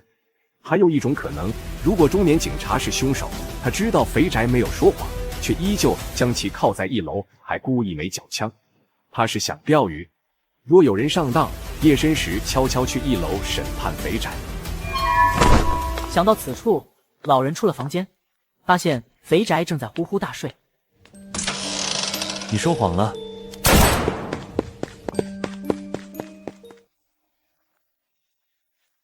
肌肉青年的尸体倒在207房间门口，中弹的位置很奇怪，肌肉青年中弹的位置面向楼梯口。更奇怪的是，207房间的床上躺着昏迷的女警察。你不是把女警察安排在208房间吗？怎么变成207了？是我换的，逃跑的女子还没抓到，我担心她会对我同伴出手，于是我把同伴安顿在我的房间，我则睡在同伴的房间。枪声响起的时候，你在哪儿？枪声响起之前，我在屋里睡觉。呵呵，枪声响起那刻，我翻身起床，打开房间，刚好看到你从楼梯口跑上来。我想知道你是怎么做到的。不多时，老人也被靠在1楼扶手，与肥宅相距不到半米。你说谎了。你们一定很疑惑，我是怎么判断出警察说谎的？中年警察的推理中的确没说过谎，但他最开始讲的故事中说谎了。他悄悄下楼，想要杀死之前被铐的女子，也就是说，在他的推理中，女子说谎了。警察说看见了白车，女子却说她开的是红车，也就是说，泥泞地前不算警车，一共停了2辆车。一辆是青年的车，一辆是女子的车。我们不妨推理下，青年的车是什么颜色？如果是白色，被铐的女子就没有说谎，青年也就没必要半夜偷偷摸摸下楼审判女子。只有一种可能，青年的车是淡红色，且在他的推理中，女子的车是白色，这样才会出现中年警察没说谎，女子说谎的情况。于是青年才会在半夜偷偷摸摸下楼审判女子。但问题也出在这儿，从女子的角度出发，他看见了青年留下的淡红色车。刚才面对警察盘问时，他说他开的是淡红色车，这句话如果是谎言，那么青年一定知道他在说谎，说谎成本太高，所以他不会说谎。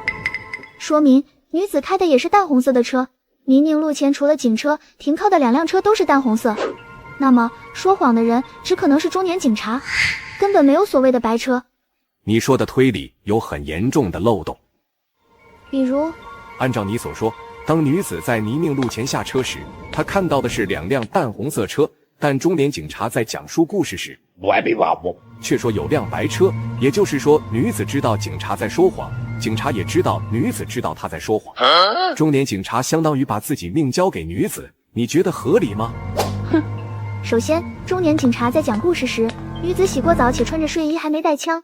那么，即便他说谎，女子对他的危险系数接近0，因此他要做的就是先要把女子控制起来。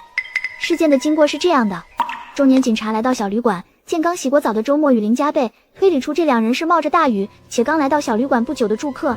见2人没带枪，于是中年警察开始说谎了，将在路上遇到的2辆淡红色小车说成一白一红。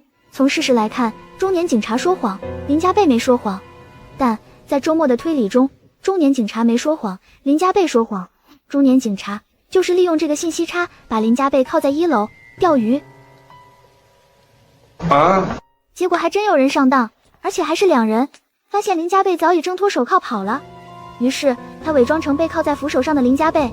紧接着，第2个下来的人是自大的周末。于黑暗中看到扶手处的人影，说出口令。很显然，自大的周末一定会审判失败，手枪哑火。见到这一幕，伪装成林家贝的人知道自大的周末上当了，也跟着说出口令。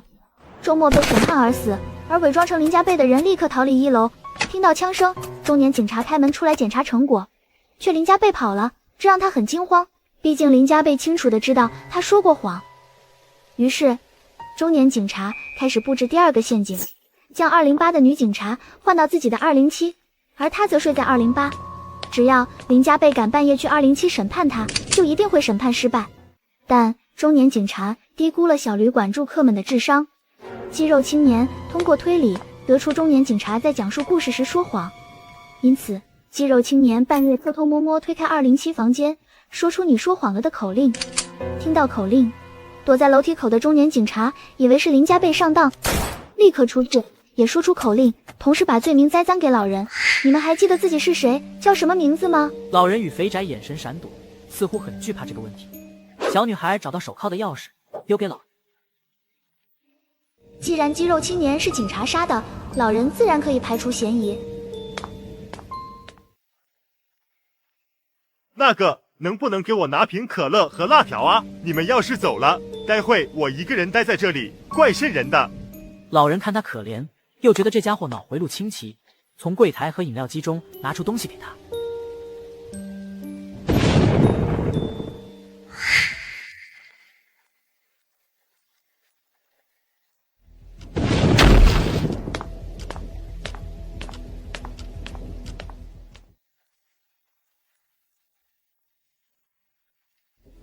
别演了，我知道你在装睡。我很好奇，肥宅的你，以及冷静喜欢抽烟的老人，究竟谁才是？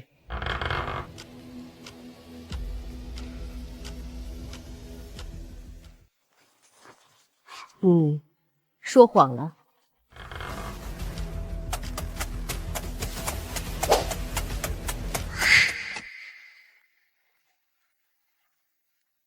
刚才女警察跟你说了些什么？她突然大声说你说谎了，吓得我连忙睁开眼睛。我感觉她好像知道你们在偷听，故意引你们出来。你有没有觉得奇怪？女警察进小旅馆时身上没枪，就刚才我们听到的声音而言，她有枪，她的枪从何而来？估计在进旅馆之前，她把枪藏在某处，讨论这个问题没意义。这次的陷阱本身就是确定肥宅是否说谎而设下的。老人摸出手铐钥匙，随意丢给肥宅。不多时，3人坐在沙发上，时不时皱眉。女警从小旅馆正门跑出去，而你刚才的位置，按理说你应该有机会击毙女警。她在说出你说谎了时，为什么要突然提高音量？如果她对前面的话做了低声处理，当说到你说谎了，突然拔高音量，我贸然审判她，岂不是容易上当？我有理由怀疑，女警察从始至终都没审判过她。假设女警说的是刚才我听见楼下有人在说你说谎了，女警只是把最后4个字的音量拔高，让我们误以为她说的是口令。刚才我们听到类似手枪哑火的声音，该怎么解释？从逻辑上来说，女警察知道自己是否栽赃过肥宅，如果是她栽赃，肥宅会死；如果不是她栽赃，她就不会来1楼。你知道女警知道这是陷阱，而且你还看出女警将计就计的打算，于是也配合她的表演。还有，栽赃你的人可能是女警察，也可能是逃跑的女子，但还有一种可能是你自己栽赃自己。如果真的是你，那么你的预见性以及逻辑推理在小旅馆的8人中绝对顶级。果然，我就不该配合女警的表演。他没问完的话是什么？我想他应该是想问肥宅的我以及爱抽烟的老人，谁才是周末的主人格？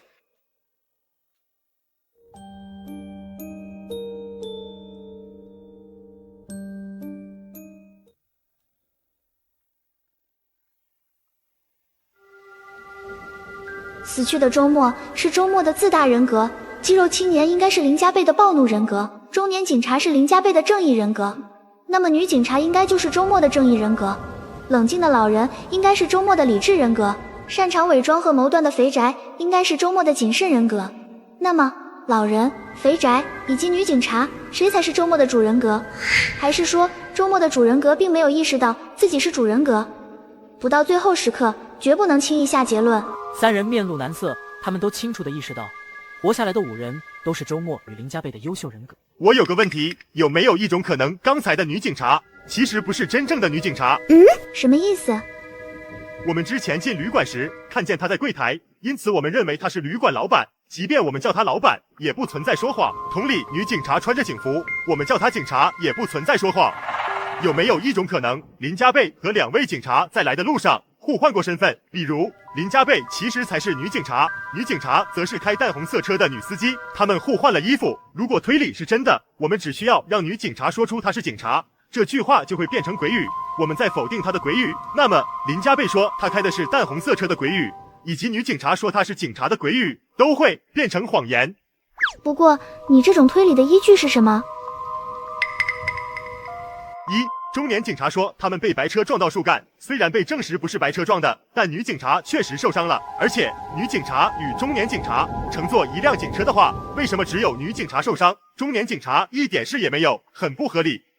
2. 之前女警察刚进小旅馆时，她身上没有枪，但刚才又有枪，这点很让人怀疑。警车被撞，女警察受伤，中年警察想救她，就该把枪丢在车里或车外。她躺在床上装昏迷时，有充足的时间取回手枪，但不可控因素太多，比如第1次枪声，如果大家听到枪声清点人数，发现她不在房间内，岂不是露馅了？除非之前睡在床上的人是林家贝，女警察则返回警车取枪，警车被撞，女警察受伤，中年警察一点事也没有。难道说开红色车的其实是女警察，与警车碰撞后，中年警察给她换上林家贝的警服？3人间应该达成了不能审判彼此的承诺，共同编织出了谎言。我们通过女警察身上的警服确定她是警察，那么林家贝自然而然就是开淡红色车的女司机，于是谎言变成鬼语。因此就算本质上是警察的林家贝说自己开的是淡红色车，也不存在说谎。这就麻烦了，我们首先得证实我们思路正确，其次还要否定他们鬼语中的一环。其实也不麻烦，鬼语的本质是中招者说真话，鬼语者说谎话，但中招者无法利用这个鬼语去审判鬼语者，同理鬼语者也不能利用这个鬼语去审判中招者。鬼语的重点在于，鬼语者围绕鬼语骗我们说出谎话，也就是说，接下来女警察与林家贝将根据鬼语布置陷阱，骗我们说出谎言。来了，鬼语者围绕鬼语布置的陷阱来了。3人来到2楼，看向2楼房间，只有207和208房门半开，里面没有灯光。3人各怀鬼胎，不约而同看向207。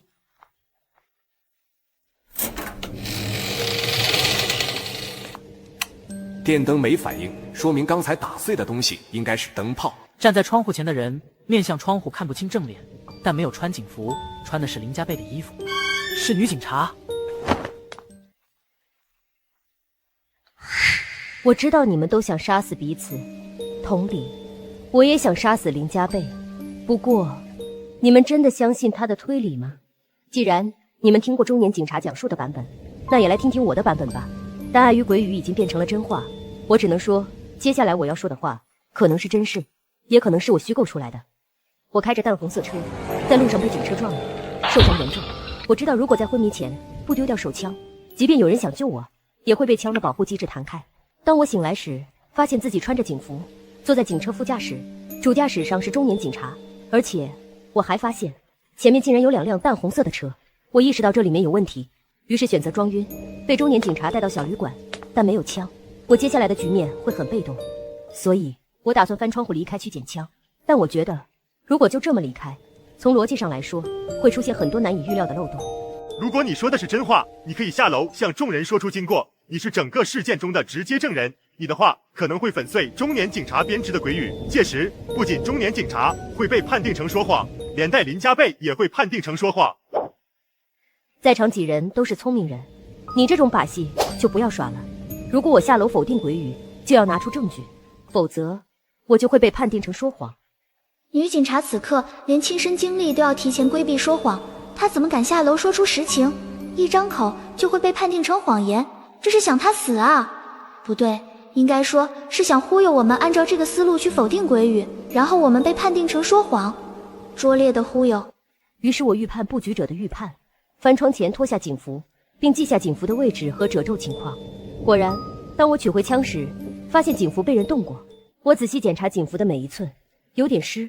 那么穿警服伪装成我躺在床上的人，大概率就是逃跑的林家贝。我穿上警服，继续装晕。不多时，中年警察来到我的房间，将我转移到207。接下来的事，想必你们也都推理出来了。也就是说，女警察讲述的版本中，将她自己摘了个干干净净。大体意思就是，鬼语与我无关，要否定去否定林家贝。我觉得你们的逻辑可能出现了问题。有没有一种可能，2个警察都是男的？如果第2位警察是周末的话，鬼语被否定之后，之前林家贝在楼下的辩解也不存在说谎。他确实开的淡红色车，毕竟我中途醒来时确实看到了2辆淡红色的车，一辆是我的，周末又是警察，那么另一辆就是林家贝的。3人本以为他们会利用黑暗互换衣服，让3人认错人，贸然审判，骗出谎言。没想到女警察自己讲述了第2个版本故事。她在警车醒来时，看见前面停有2辆淡红色的车，第1辆是她的，第2辆是周末或林家贝的。周末赶下楼审判，说明他知道他开的是淡红色车，而且在他下车离开时，周围没有车，因此周末不是警察，这个推理不会有错，否则周末下楼审判林家贝的逻辑根本说不通。也就是说，待会谁用肯定的语气说周末是警察，谁就在说谎。想到此处，3人离开207房间，前往208房间。208房间依旧是漆黑一片，窗户前隐约站着一个人，手电筒照过去。这种拙劣的陷阱，你们肯定不会上当。我想207房间内的女警察也自己转身了吧？她一定给你们讲述过其他版本的故事吧？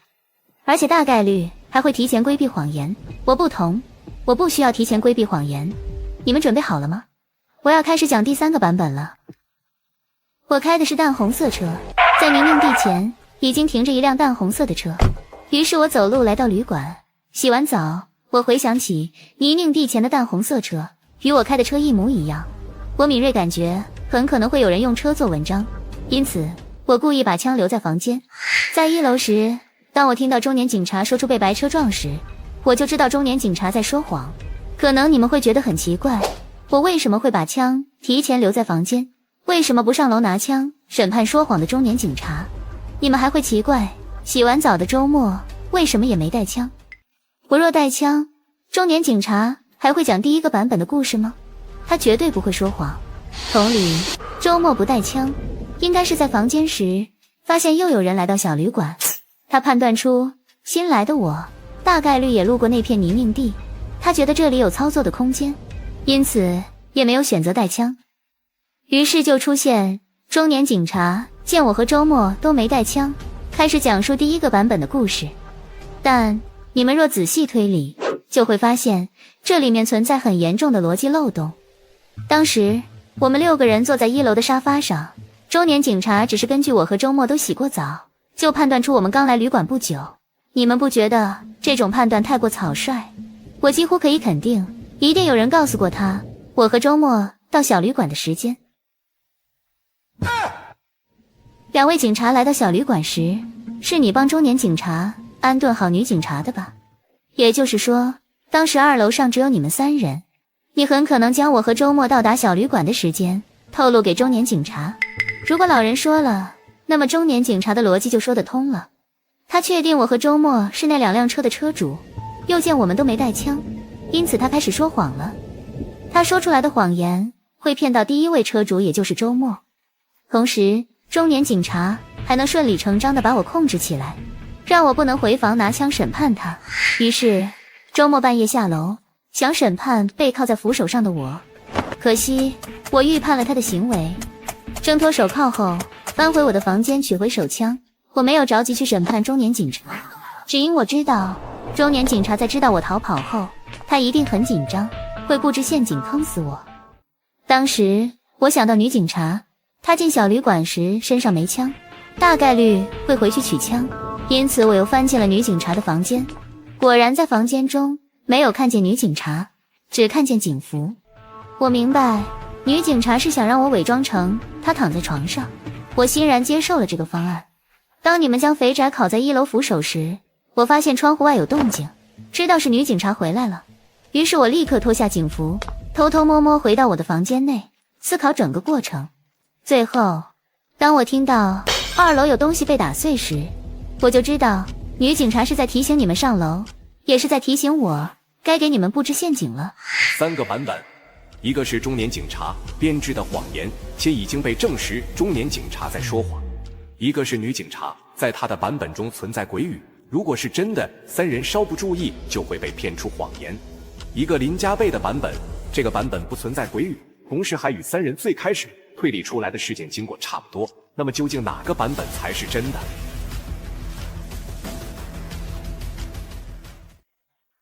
？3人离开208，回到各自的房间中。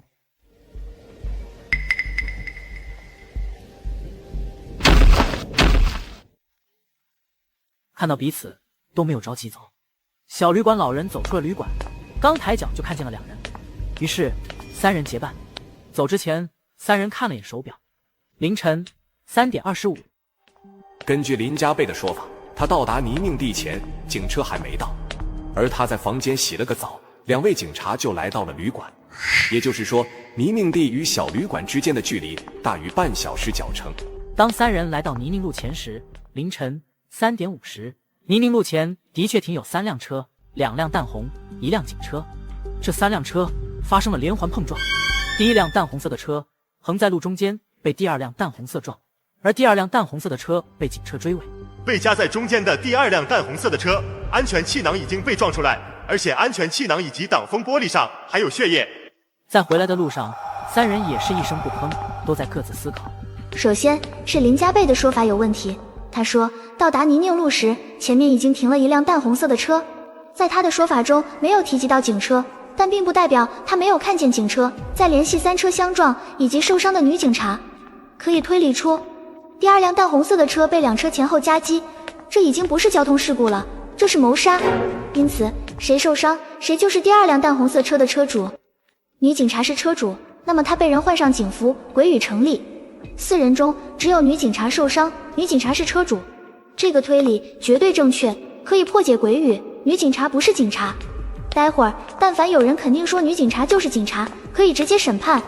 凌晨4点30， 3人回到各自的房间，不过都没有睡。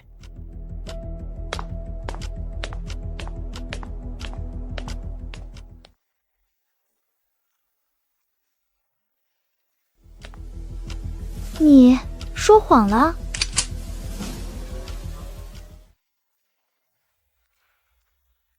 哎，我就知道3人中你最有可能上当。你在看哪？你说谎了。听到枪声，立刻有人冲了出来，来到走廊。当2人看到207门口的尸体时，老人与肥宅脸上充满震惊与疑惑。小女孩死了，谁能告诉我她为什么死在207房间门口啊？不该是208房间门口吗？2人回到1楼，坐在沙发上。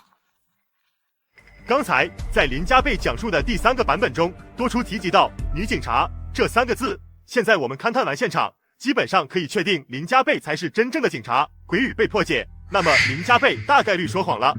既然可以确定林家贝存在说谎，那么小女孩也必定是去审判林家贝。但为什么小女孩死了，而且还是死在207门口？小女孩死了，就意味着她审判失败，也意味着林家贝不存在说谎。林家贝是警察，他说谎的点有2个，一是他说过我开的是淡红色车，二是在讲述第3个版本故事时多次提到女警察。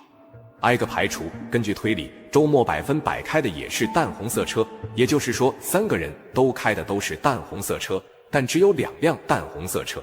那么只有一种可能，林家贝驾驶周末的车横在路中间，虽然他只是开了一小段的距离，但他的确开的是淡红色车，因此林家贝不存在说谎。第2点，他在讲述故事中多次提到女警察，他想要规避谎言，除非他口中的女警察是他自己。难道是小女孩被207的女警察骗出了谎言，本着同归于尽的想法审判女警察，结果审判失败，被女警察枪杀？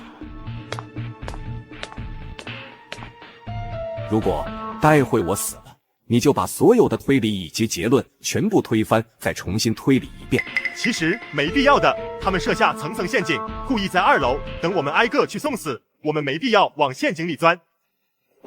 你是周末的主人格吗？我最先来到这家小旅馆，沙皇者失去颜色，我就意识到这里禁止使用技能，又看到你们都有沙皇者，我明白了这究竟是一个怎样的密室游戏。如果你是周末主人格，我以身试险倒也符合我的设定。我就是我。你觉得我会上这种低级的当吗？走上2楼，老人先来到207，看向窗前的女警察。你们这个陷阱布得非常巧妙，我差点就上当了。女警察，你推理出了什么？赌对了，小女孩应该是被逼到207门口才被审判的吧？这种把戏就别想骗到我们了。刚才我和肥宅之所以没有点破，就是想让彼此推理方向出错。也就是说，说明林家贝没有说谎，你就是女警察。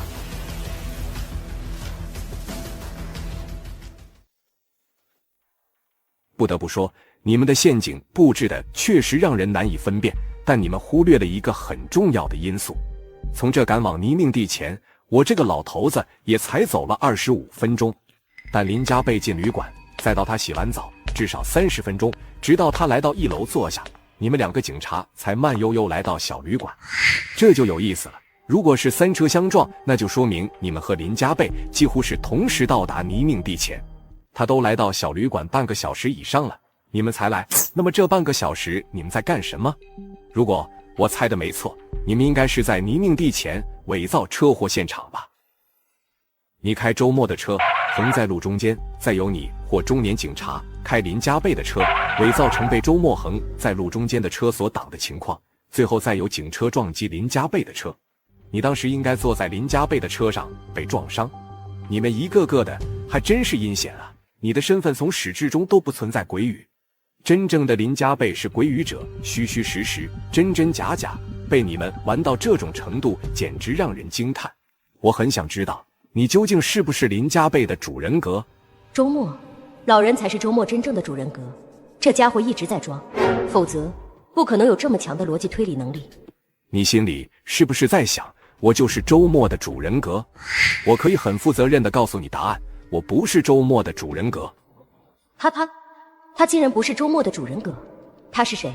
周末的次人格，还是说是林家贝的次人格，伪装成周末的主人格？肥宅又是谁？我们好像把最菜的几个人格干掉了，是不是很后悔没有先干掉我和肥宅？我不知道你是不是林家贝的次人格，但我可以肯定，你既不是周末的主人格，也不是林家贝的主人格。想激怒我？不错，我的确不是他们2人的主人格。我倒是想问问，你和肥宅究竟谁是周末的主人格？为什么会这么问？你发现了什么？很简单，2个警察，说明一个是周末的正义人格，一个是林家贝的正义人格。终于上当了。你说谎了。我总感觉这一声枪响是女警察被干掉了。208的门被推开，老人持枪走进来，见窗户前林家贝被雨水打湿，站在原地。你该不会是想伪装小女孩审判你，你提前跑了的假象才故意淋湿的吧？说实话吧，我从没将你和女警察视作对手，我心里的对手一直都是楼下的肥宅。毕竟我知道你和女警察都不是周末或者林家贝其中一个的主人格。女警察应该就是上了这个当才被枪杀，问题究竟出在哪儿？人格，原来如此。整个小旅馆中真正的鬼语，老人是老板。一旦有人说出8人中有谁是某某的主或次人格，就等于对8人身份上的否定，自然包括老人，就相当于是在否定老人的鬼语。但8人是周末和林家贝的人格，这是我们推理出来的，不具备唯一性。因此谁肯定说出谁是谁的主或次人格，谁就是在说谎。林家贝梳理完这里面存在的逻辑，惊出一身冷汗。肥宅与老人，这2人绝对是神坑，一个比一个能装。但老人想骗出女警察的谎言，就必须得让其放下戒备。因此老人大概率说过，他不是谁谁的主或次人格。也就是说，只要否定掉老人是老板的身份，他就说谎了。想到此处，林家贝越过老人，急匆匆下楼跑到前台，翻箱倒柜寻找什么。他居然没被你干掉！能证明老人不是老板的东西，大概率在老人身上。三人坐在沙发上，都坐得比较远。他们知道三人中有2人是周末和林家贝主人格，第3人应该是某人的次人格。一个次人格竟然混到决赛圈，着实让人惊艳。刚才在208时，林家贝听到我说他不是主人格时，他的第一反应就是拔枪，说明他知道他自己的身份，他大概率是某人的主人格。我不是周末的主人格，也不是真正的林家贝的主人格。好吧，我也不是周末的主人格，更不是林家贝的主人格。这是场豪赌，逻辑很简单。如果3人都说过他们不是周末和林家贝的主人格，这时候老人摸出能证明他不是老板的东西，那么老人身上的鬼语被破。周末主人格说谎，林家贝的主人格说谎。疯子1/3的概率，我就不信我这么倒霉。我真的很讨厌赌狗。老人一定不是次人格，如果他是次人格的话，一定会拿出证明破解鬼语。那么我可以确定肥宅是怎样的存在。老人是主人格，我知道我是谁，因此我能推理出林家贝是怎样的存在。这个好赌，好像具有面壁属性，他们知道我的身份，就能推理出彼此的身份。而我知道我的身份，可恶，我本来就知道我的身份，因此我根本推理不出他们2人的身份。这下麻烦了。老人连忙点根蚊香压压惊，然而在摸烟盒时，一张身份证从他兜里掉了下来。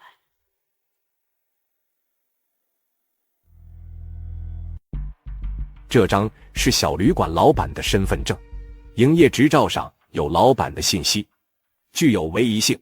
如果存在鬼语，身份证与营业执照可以破解鬼语。不过，想让我把东西一直放在这，我们3人必须提前说出未来谎言，在接下来的无限时间内，谁也不会主动去看这张身份证上的信息。老人的用意很简单，一旦方案通过，主人格们肯定不敢去看，次人格去看就会违背未来谎言，3人都说谎，届时将进行枪战。但我与林家贝不死不休，我们肯定不会先杀次人格，毕竟一旦杀死最后一个次人格，密室游戏就会结束了，2人都通关。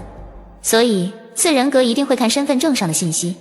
小旅馆中的8人个个都在伪装，但只有老人一直在点蚊香，很容易让人联想到好这口的周末，只能说明点蚊香是伪装，老人才是林家贝的主人格。我同意，不过我得附加一个条件，在我们3人都活着的时候，谁也不能开枪。可以。肥宅先是一怔，紧接着面色变得极其难看。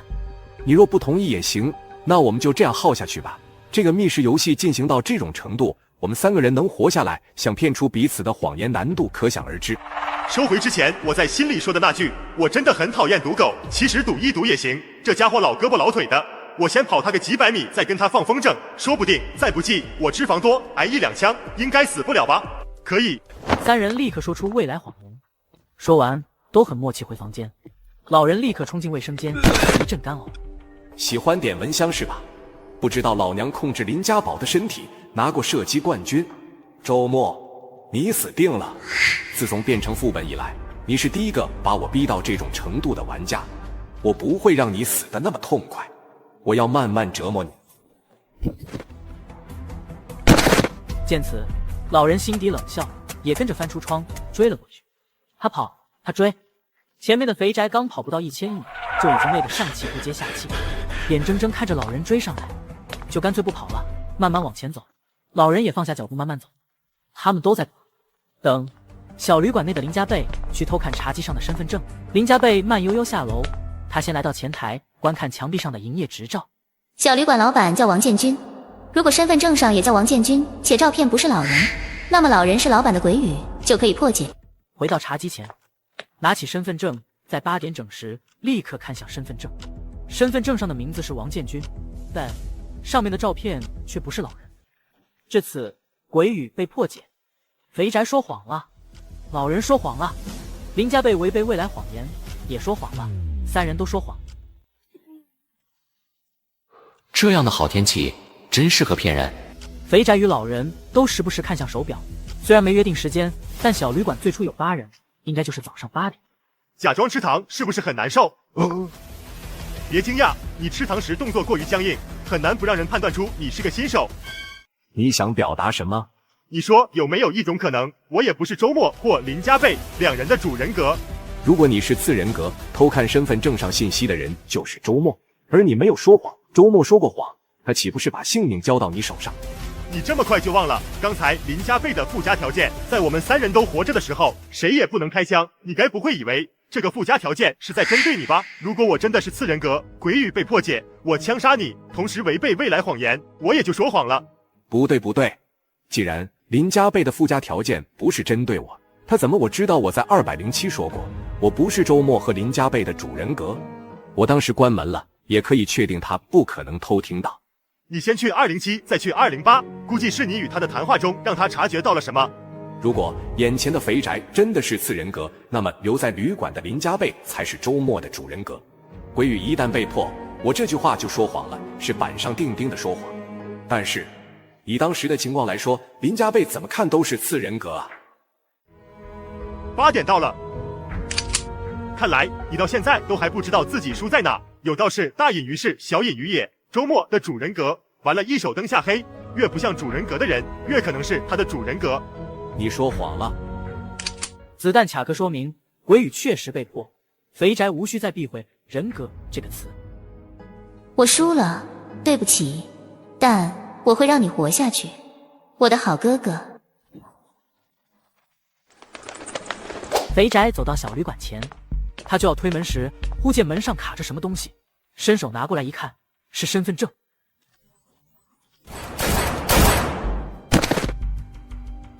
你他娘的还真是个人才，打这么多枪都没打死我。不过在临死前我有个疑问。你是不是想问我怎么会提前把身份证卡在门上？很简单，老人死了，我再杀死你就能通关。我通关就意味着被我打上思想钢印的林家宝也会死，因此他绝对不会放我活着离开密室游戏。于是老人选择自杀，这样一来你未开枪，没有违背未来谎言，你没有说谎，而我说过谎，面对你我毫无胜算。亏你还是我的谨慎人格，你看了身份证，违背老人提出的未来谎言。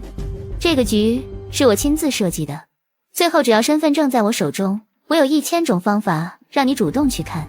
我承认你很牛，但你的枪法是真的烂。终于结束了。大门上的信息：周末通关，林家宝死。邱义农立刻用继承人枪杀死输光筹码的林家宝。喂，你好歹让他说几句再杀吧。没必要。我先休息一会。邱义农则在密室打量，看看有没有什么值得带出去的。想了想，他把20枚筹码和胸牌都收起来。周末精神恢复的差不多，两人坐在长桌前。18层究竟是一个怎样的存在？生前你公司研究的游戏是虚拟世界覆盖现实世界，我们又莫名的死了，因此我们首先得确定我们是否在虚拟世界。2种情况：一，除了我们，其他玩家都是 AI 生成的，但我们遇到的玩家心思之复杂难以想象，以 AI 的算力根本做不到。2， 18层的玩家和我们一样被困在虚拟世界，只要遇到在虚拟覆盖技术发明前就死亡的熟人，就可以证明这里是不是虚拟世界。18层很大，想要找到生前早死且我们认识的人，无疑大海捞针。不过可以让他们主动来找我们，但这样一来我们就必须站在显眼的位置。你的意思是？1，每天门房口都会聚集大量下副本的玩家，时间久了就算找不到人，我们这2个只看不下副本的奇葩想必也会被18层中的玩家熟知。2，在18层中搞些事出来，让我们的名字被每个玩家知晓，认识我们的人自然会出现在我们面前。3，因为技能等级缘故，无论我们怎么随机副本都会随机到该星级最难的副本，因此每个副本我们都不能留活口，我们就碰瓷2星玩家。要不了多久我们的名字被大多数玩家熟知，认识我们的人也就会出现在我们面前。方案3倒是可行，反正迟早会匹配到2星玩家。不过我说谎了，沙皇者时间之轮。不过可以让他们主动来找我们，但这样……突然，他看见邱意农正缓缓举枪对准自己。不好，这很可能不是正确的时间线。他使用过时间之轮，我在其他未来时间线上说过谎，他要审判我。沙皇者永恒国度。然而，枪没响，周末尬在原地。果然，你的永恒国度还存在第2种效果。看你刚才的举动，是想破解我的时间之轮。不要介意，技能结束你就应该知道，之前我们探讨时你没有说过谎。我只好利用轮回暂时失忆这个点，把永恒国度的第2个效果骗出来。你不觉得我们2个的技能简直是绝配吗？你的永恒国度禁止玩家在1小时内使用技能，如果我刚好卡在1小时结束的点上使用时间之轮，你说会怎样？1. 我的时间之轮会将时间重置到禁止使用技能的最后5分钟，也就是说，如果我在永恒国度禁止时间结束后的1分钟使用时间之轮的话，时间将重置到永恒国度最后4分钟，而我的技能要5分钟才结束。在永恒国度效果结束后，我再次使用技能，这样可以无限循环。接下来的无尽时间内，谁也别想使用技能。我们完全可以在无限时间内骗出对方的谎言。2. 我在永恒国度结束时使用时间之轮，回到永恒国度最后的5分钟，但只是时间重置，根本不存在永恒国度的效果。那就更好了。如果玩家们一时间联想不到我们中有时间系技能，当他们发现还没到1小时就可以使用技能时，会认为你在说谎，从而审判你，导致审判失败。2种可能，无论哪种，都如邱意农说的那样，是绝配。我说谎了，沙皇者永恒国度。当光亮恢复时，2人不约而同看向手表，记录好时间。沙皇者联盟的首领，我感觉有问题，很大问题。是啊，他活了几百年的时间，怎么才10星？这里面的因素可能有很多：1. 点数不够，无法将沙皇者升到11级；2. 故意卡在10星，以此来维持自己的统治；3. 11星副本可能会涉及到什么秘密；4. 要满足特殊条件才能开启11星的副本；5. 首领能活几百年，说明他的技能有猫腻，这也是最可怕的一种可能。你的意思是说，首领的技能很可能有无视沙皇者庇护的效果？就这样，在复盘以及闲聊中，时间悄然流逝。距离周末使用永恒国度刚好过去1小时。我说谎了，沙皇者时间之轮。当光亮恢复时，邱意农又等了2分钟，才再次使用技能，发现可以使用技能，也就是说，时间之轮无法延长永恒国度的静止时间。第2种情况正确，永恒国度优先级高，拥有至高规则，任何技能都无法左右技能效果及真我技能。按理说，真我级技能在地狱中是绝对的降维打击，但永恒国度说强吧，确实很强；说弱吧，也确实有点弱。都是真我级技能了，还要拼智商？不能这么想。如果我在18层使用永恒国度，你不妨猜猜会怎样？有人说过，真理掌握在大炮射程范围内，原来真理掌握在周末手中。你好，我叫周末。你好，我叫邱意农。这时2人才将彼此当作真正队友看待。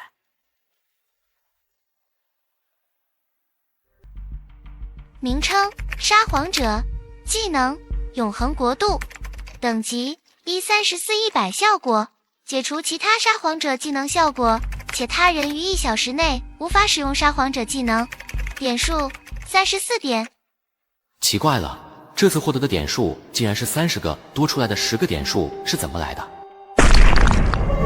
门方处没只许举一面牌子，上面的内容：百鬼盛宴。有老玩家看到牌子，立刻瞳孔骤缩，朝联盟鼓楼走去。周末与邱意农刚走出副本，也看到这4个字，不明所以。见其他人都神色紧张，往联盟鼓楼走，2人也跟上脚步。很快来到联盟大厅。8星鬼语者夏宁，他的技能竟然能让鬼语者提前进副本，要不要这么夸张？岂不是说他们可以提前布置密室，当玩家进来时，鬼语瞬间生成，根本避不开。这样牛逼的鬼语者，沙皇者联盟竟能让他活到现在，说明夏宁大概率是18层中某条常识鬼语的缔造者，受鬼语者联盟首领庇护。有联盟成员在发传单，来到周末两人跟前时，确定星级后，将一张单子交给周末。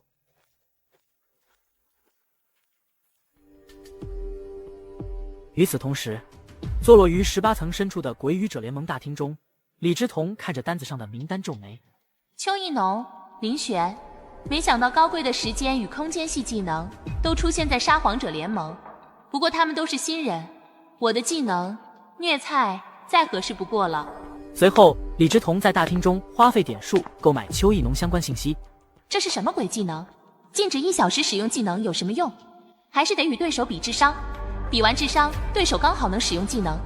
周末可以忽略，把重心放在邱一农身上。这个林璇也是个奇葩，为什么不先加入鬼语者联盟？加入沙皇者后，必须在18层制造鬼语，才能转到鬼语者联盟中。然而就在这时，他发现邱一农信息上的文字在发生变化。我记得这个副本一直没被攻破，无论1星还是2星队伍，随机匹配到，都没有人能活着走出来。紧接着，他就惊恐发现邱一农的额外赏金提高了，变成1000点。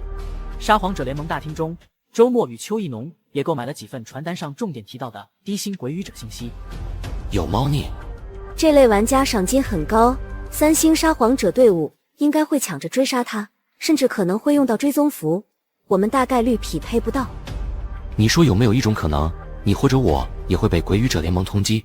我们下个副本有大概率会面对3星鬼语者带的新人队伍。不愧是18层啊，根本不给人成长的空间，一直在上强度。你的意思是说，你想找3位1、2星玩家临时组队，但又不想去大厅登记让3星玩家带队，所以你想知道除了联盟大楼，还有什么地方可以临时组队？这2人大概率已经被鬼语者联盟通缉，一个副本最多20人，每个队伍最多5人，他们组3个短命鬼，这样一来他的队伍就有5人。被满编鬼语者队伍追踪的话，最多面对3位3星鬼语者，他们在追踪异队，这样比他们2人队伍好太多了。你们的点数够买一张追踪符吗？多少点一张？看品质，100%与目标匹配到同个副本1000点，70%与目标匹配到同个副本的追踪符700点，50%与目标匹配到同个副本的追踪符500点。没了，我就不该找这个财迷，早就该知道，这家伙身兼数职，不是给新人引路，就是在门方前举牌子，亦或者在联盟大厅中发传单，大概率是个严重缺点数的人，他怎么可能会放过坑我点数的机会？追踪符的价值在于时效性，一旦追踪失败，目标很可能会死在别人手中，也有可能在通关副本后升星。比如你和目标都是3星，但你追踪失败，目标在通关副本后变成4星，再找了个4星队伍，那么你接下来的局面可想而知。因此40%成功率的追踪符价格在100点左右，若追踪失败概率会降低10%。如果是其他玩家，我不建议他们购买，但他没再说话。以2人现在的处境，就算是10的成功率，估计也会搏一搏。他不知道的是，周末与邱一农连100点都凑不出来。至于你们要找3位临时队友，这个简单，毕竟18层从不缺少那种获得点数就立刻花光卡星级的玩家。这次百鬼盛宴，联盟的奖励如此丰厚，他们要是知道与邱一农临时组队，能匹配到3星玩家，会很乐意来。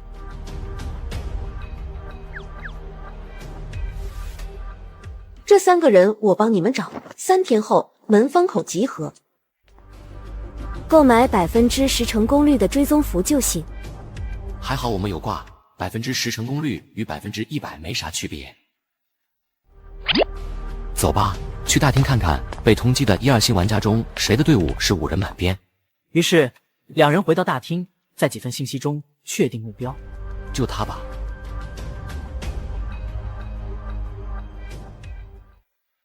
周末本想让死囚带路，但根据石柱上的规则，死囚每天只能走1小时，他又只愿意支付1个点数。死囚扭头就走，回到单人楼下继续暂时假笑，等待雇主。这个刚才成为死囚不久的家伙，他刚才的眼神好像在骂我是穷鬼。昨天花了不少，2人的点数加起来只剩25点。就他俩的贫穷程度，估计还没死囚富有。请不起死囚，他们只好自己去商业区。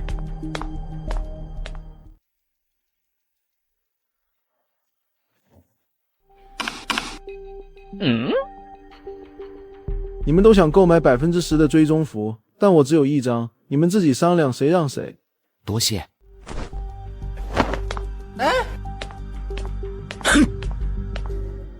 这人好像是林璇，沙皇者联盟的宝贝疙瘩。10%的追踪符就意味着有90%的失败概率。林璇想买，是不是说明他的技能是时间系？这条信息似乎能卖个好价钱。接下来的2天半，两人打算就待在出租屋内养精蓄锐调整状态，但树欲静而风不止。第2天有死囚找上门，周末与邱一农见到了第1层的大队长，是位30岁左右的长脸男子。据我所知，鬼语者联盟对邱一农的赏金提高到了1000点，这个数字会吸引很多3星鬼语者中的佼佼者，使用追踪符追踪你们。我的建议是你们可以登记报名，我会申请一位一直卡在3星的沙皇者帮助你们。永恒国度只要暴露，周末几乎是必死之局。18层中的食物、房屋、各种道具等都是技能制造出来的，一个永恒国度就能让这些灰飞烟灭。这种潜在的威胁，无论是沙皇者联盟还是鬼语者联盟，都会把他扼杀在摇篮。两人没说话，他们在沉思。这应该是大队长的一次试探，若同意，他不会有怀疑；若拒绝，他就会明白我们技能有问题。我的表格上，他一定是看出了些端倪，想要站在显眼位置，这种被关注的代价必然要付出。想到此处，周末与邱一农对视一眼。可以，但名就不用报了，让那人来我们队伍临时组队，我再组2个临时队友。真是个谨慎的小家伙，新人啊，永远不知道3星顶级玩家的含金量，实力差距太大，无论几对几，他们都没有胜算。上面的意思我有点拿不准，他们有的说只要邱一农还是业余沙皇者，和谁组队就弄死谁，毕竟时间系技能太高贵了，必须成为职业沙皇者，只有这样才能让人安心。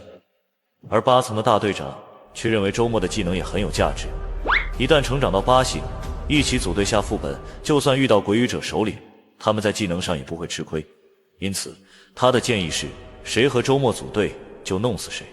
我干，他们拿不定主意就把皮球踢给我。说实话，虽然我很少来联盟鼓楼，但你们2个的信息我还是掌握了些。你们处境非常危险，但我们只看一点，你的技能在将来是否能帮到我或者其他高层。如果能帮到，那你对我们来说就是有点用的人。有点用，但不多。你们应该能明白我的意思吧？两人没有任何表情变化，仿佛没听懂他话里的意思。谢谢大队长，就这么说好了哈，让那位一直卡在3星的玩家后天早上7点半在门方集合。好，一言为定。回到大厅，周末找到正在打零工的梅之许，让他找2个临时队友就行。屋内陷入久久的沉默中，两人懊悔当初吃了没见识的亏，没想到依旧中招，还是被高层盯上，成了炮灰。杀不杀？杀！匹夫一怒，血溅5步。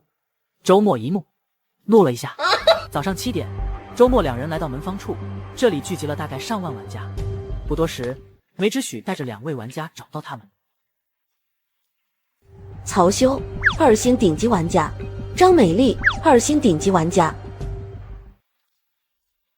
我记得以前也有人托我找4个队友，后来也减少1人，让我找3个就行。可惜他没能活着出副本。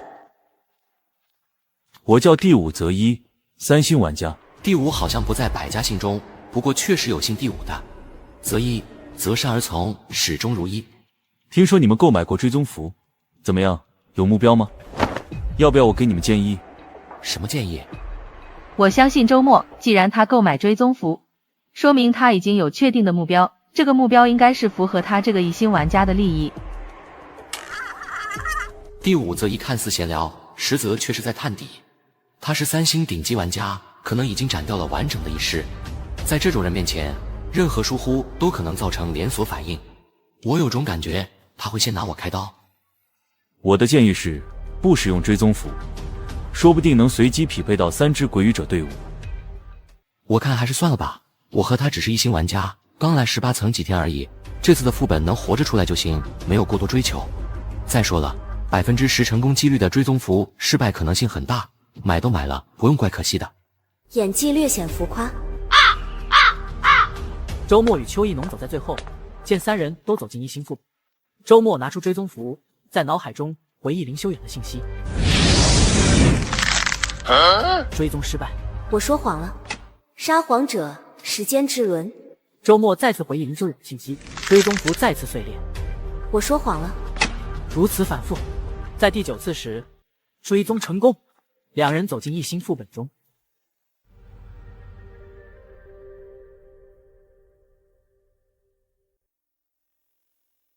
20人悠悠醒来，第一时间看表，20人分成4支队伍，各占一方，4支满编队伍。李之彤是2星玩家，他的队伍有1名3星鬼语者带队。我是正常匹配，我们都是鬼语者阵营。他追踪我没有任何奖励可拿，因此不是他追踪我。那追踪我的人应该在其余2支队伍，而且还是沙皇者。既然李之彤没有追踪我，我却和他在同一个副本，这就说明其余2支队伍中有李之彤追踪的目标。这个目标知道自己会被追踪，于是追踪我的队伍。我操，真是如此的话，这个人有点东西啊！所以，我他妈平白无故躺枪喽。想到此处，他看向其余2队，突然他发现其中1支队伍在缓慢移动。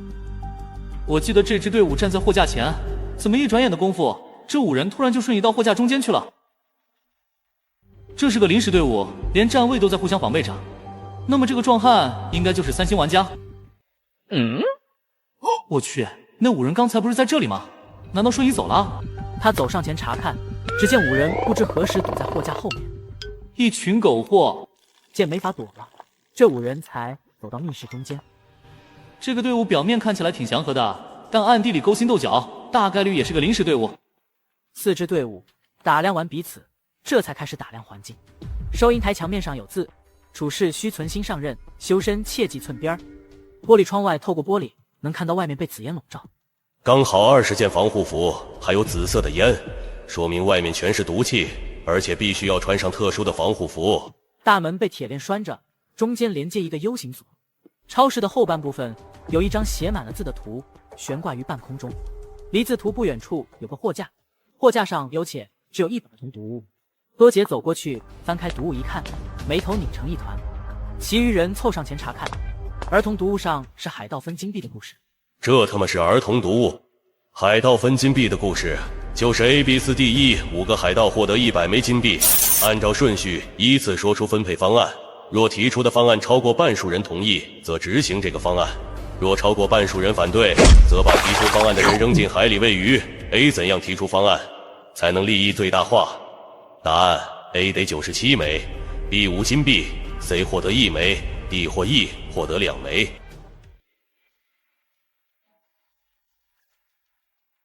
都靠不住，这种事儿还是让我来，可我演技不行啊！嗨，各位，我叫林修远，我要开始推理了。心上任是个忍字，寸边儿是个耐字，这2行是在告诉我们处事修身，注意忍耐。等等，你怎么用如此肯定的语气，就不怕自己推理出现了纰漏？不是哥们儿，这2句话是《西游记》元者武装观那一回的事，你没看过？你笑什么？哦，不好意思，我在上个副本遇到好几次关于《西游记》的解密，在这里又看到《西游记》原著中的内容，觉得天底下怎么会有这么巧的事？这2行字出自武装观那回，而武装观里有人参果，吃了人参果可提高寿命。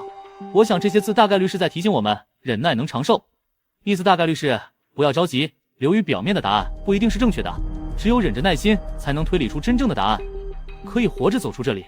线索大家也看见了，我们一个一个来。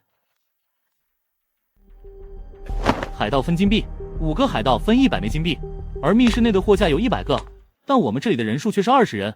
如果我是第一个提出方案的海盗，我的最大利益是多少？你们之中该不会没有金融专业的吧？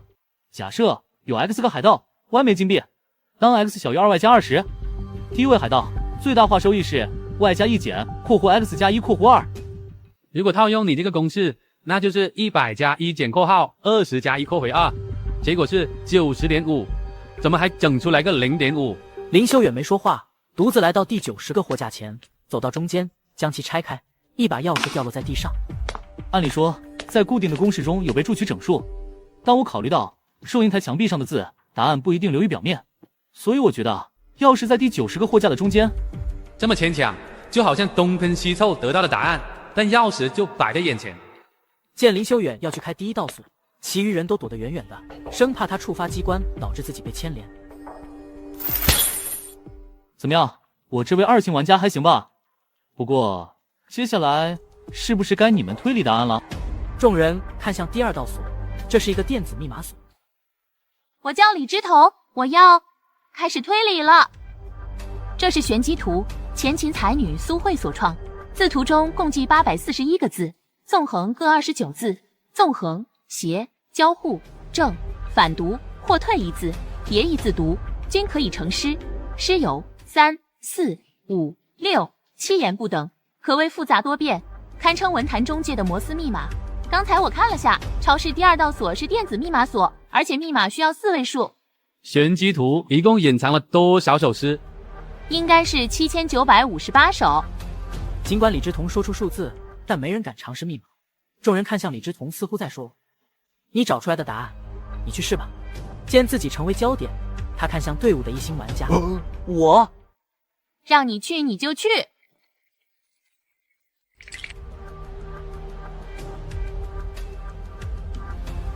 孙龙来到超市门口，伸出手依次按下密码，密码正确，只要推开门就能逃离超市。穿上防护服走出去。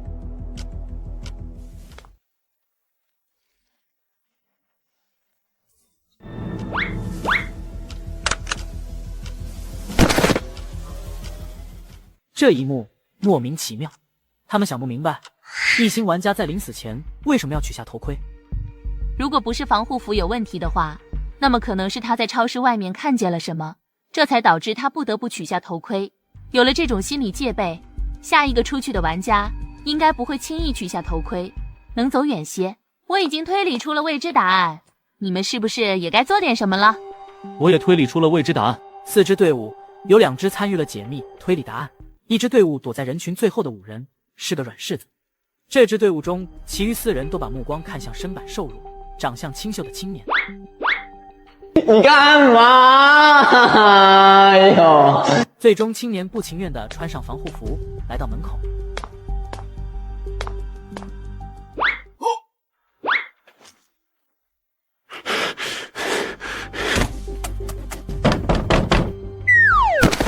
你去，记住凡事多看多想。1星玩家得到提示，干净利索地穿上防护服，从推开的缝隙中去看超市外的场景。然而这一看让他呆愣在原地。你说谎了？你说谎了。不好意思了，这种事手快有，手慢无。这也太快了吧！当1星玩家说出口令，此人就立刻跟着说出口令，简直是无缝衔接。此人是位高手。周晨，你去。很奇怪，刚才那位为什么会发怒？为什么要审判林修远？我总感觉林修远与李志同的推理有问题，他们的推理太过容易。多杰明知道有问题，为什么还要派我出去？等等，我们好像都忽略了一个细节。原来如此，3星玩家之所以不戳破这点，就是想把队伍中的蠢货淘汰出局。周晨快步来到超市门口，当看见外面的场景时，他表情极其精彩，先是愤怒，随后开始沉思，继而明悟，最后惊恐。下一刻，周晨竟掐住自己的脖子，仿佛空气被瞬间抽走，开始直挺挺倒在地上，死了。李子欣，你去。我是怎么来到18层的？哦，因为极度杀害同寝室宿友，被判死刑。我不明白，在生前我已经受到了法律的制裁，洗清罪业，为什么还会下18层？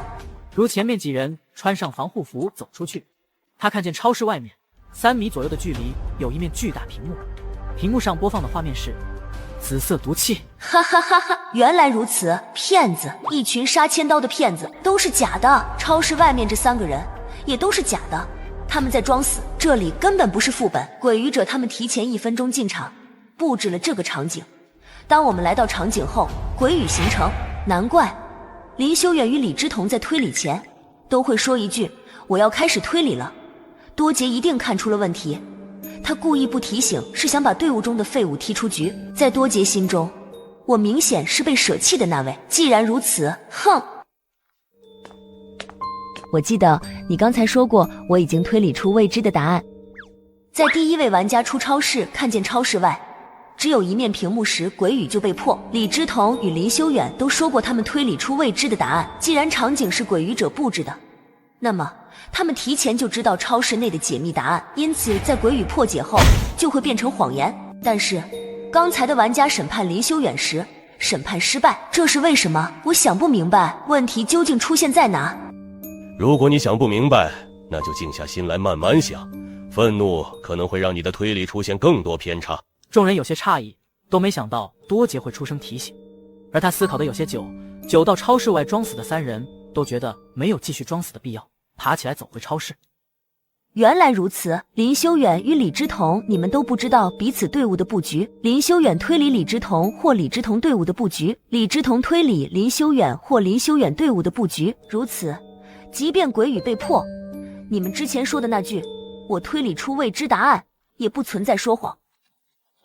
说罢，他就看见18个枪口对准自己。等一下，我想要死个明白。如果你读过原著，不妨回忆一下，还记得这2句诗吗？不记得。一个正常人在看完一本书后，还能回忆起书中的某首诗出现在哪个章节，这点本来就很可疑。你说有没有可能这是一种暗号？李子欣被骗出谎言，说出林解密李布置的谜题。李解密林布置的谜题的时候就已经说谎。所以你说出推理时，为什么不规避谎言？而且你还记得他说过什么吗？他好像说过，他在上个副本遇到好几次关于《西游记》的解密，在这里又看到《西游记》原著中的内容，觉得天底下怎么会有这么巧的事？这青年从一开始就提醒过我们，这2句诗很可能是一种人为的暗号。周末脸色冷了下来，第5择一伸出中指指向多杰。3星玩家怎么会把时间浪费在将死之人身上？多杰说这么多都是为了把大家的注意力转移到周末队伍上。这个队伍虽然猥琐，但无论是清秀青年还是刚才出枪奇快的耐看青年，似乎都不简单。你叫周末对吧？他就是邱一农。周末与邱一农是一个2人队伍，但他们现在有5人，说明周末队伍有3星坐镇。那位耐看青年是3星撒谎者。撒谎者，你说谎了。落。李子欣见没人理他，就想使用技能，但3位3星玩家在他开口的瞬间就出枪审判。3星鬼语者最快，其次是第5择一，再其次是多杰。呵呵，不要惊讶，等你们学习了修心之法，不受情绪影响，出枪速度也会这么快。他的这句话透露出一个重要的信息，在场3星玩家都是斩掉完整一师的本我新晋玩家，3星顶级玩家。不是说斩掉完整一师的3星玩家是天才吗？怎么突然冒出来3个？天才这么廉价？不对，他们都是被邱一农吸引过来的。鬼语者联盟中3星顶级鬼语者都在追踪邱一农，都是聪明人，他们很快就明白彼此为何聚集在这里。最无辜的当属林修远队伍了，他此刻恨死周末。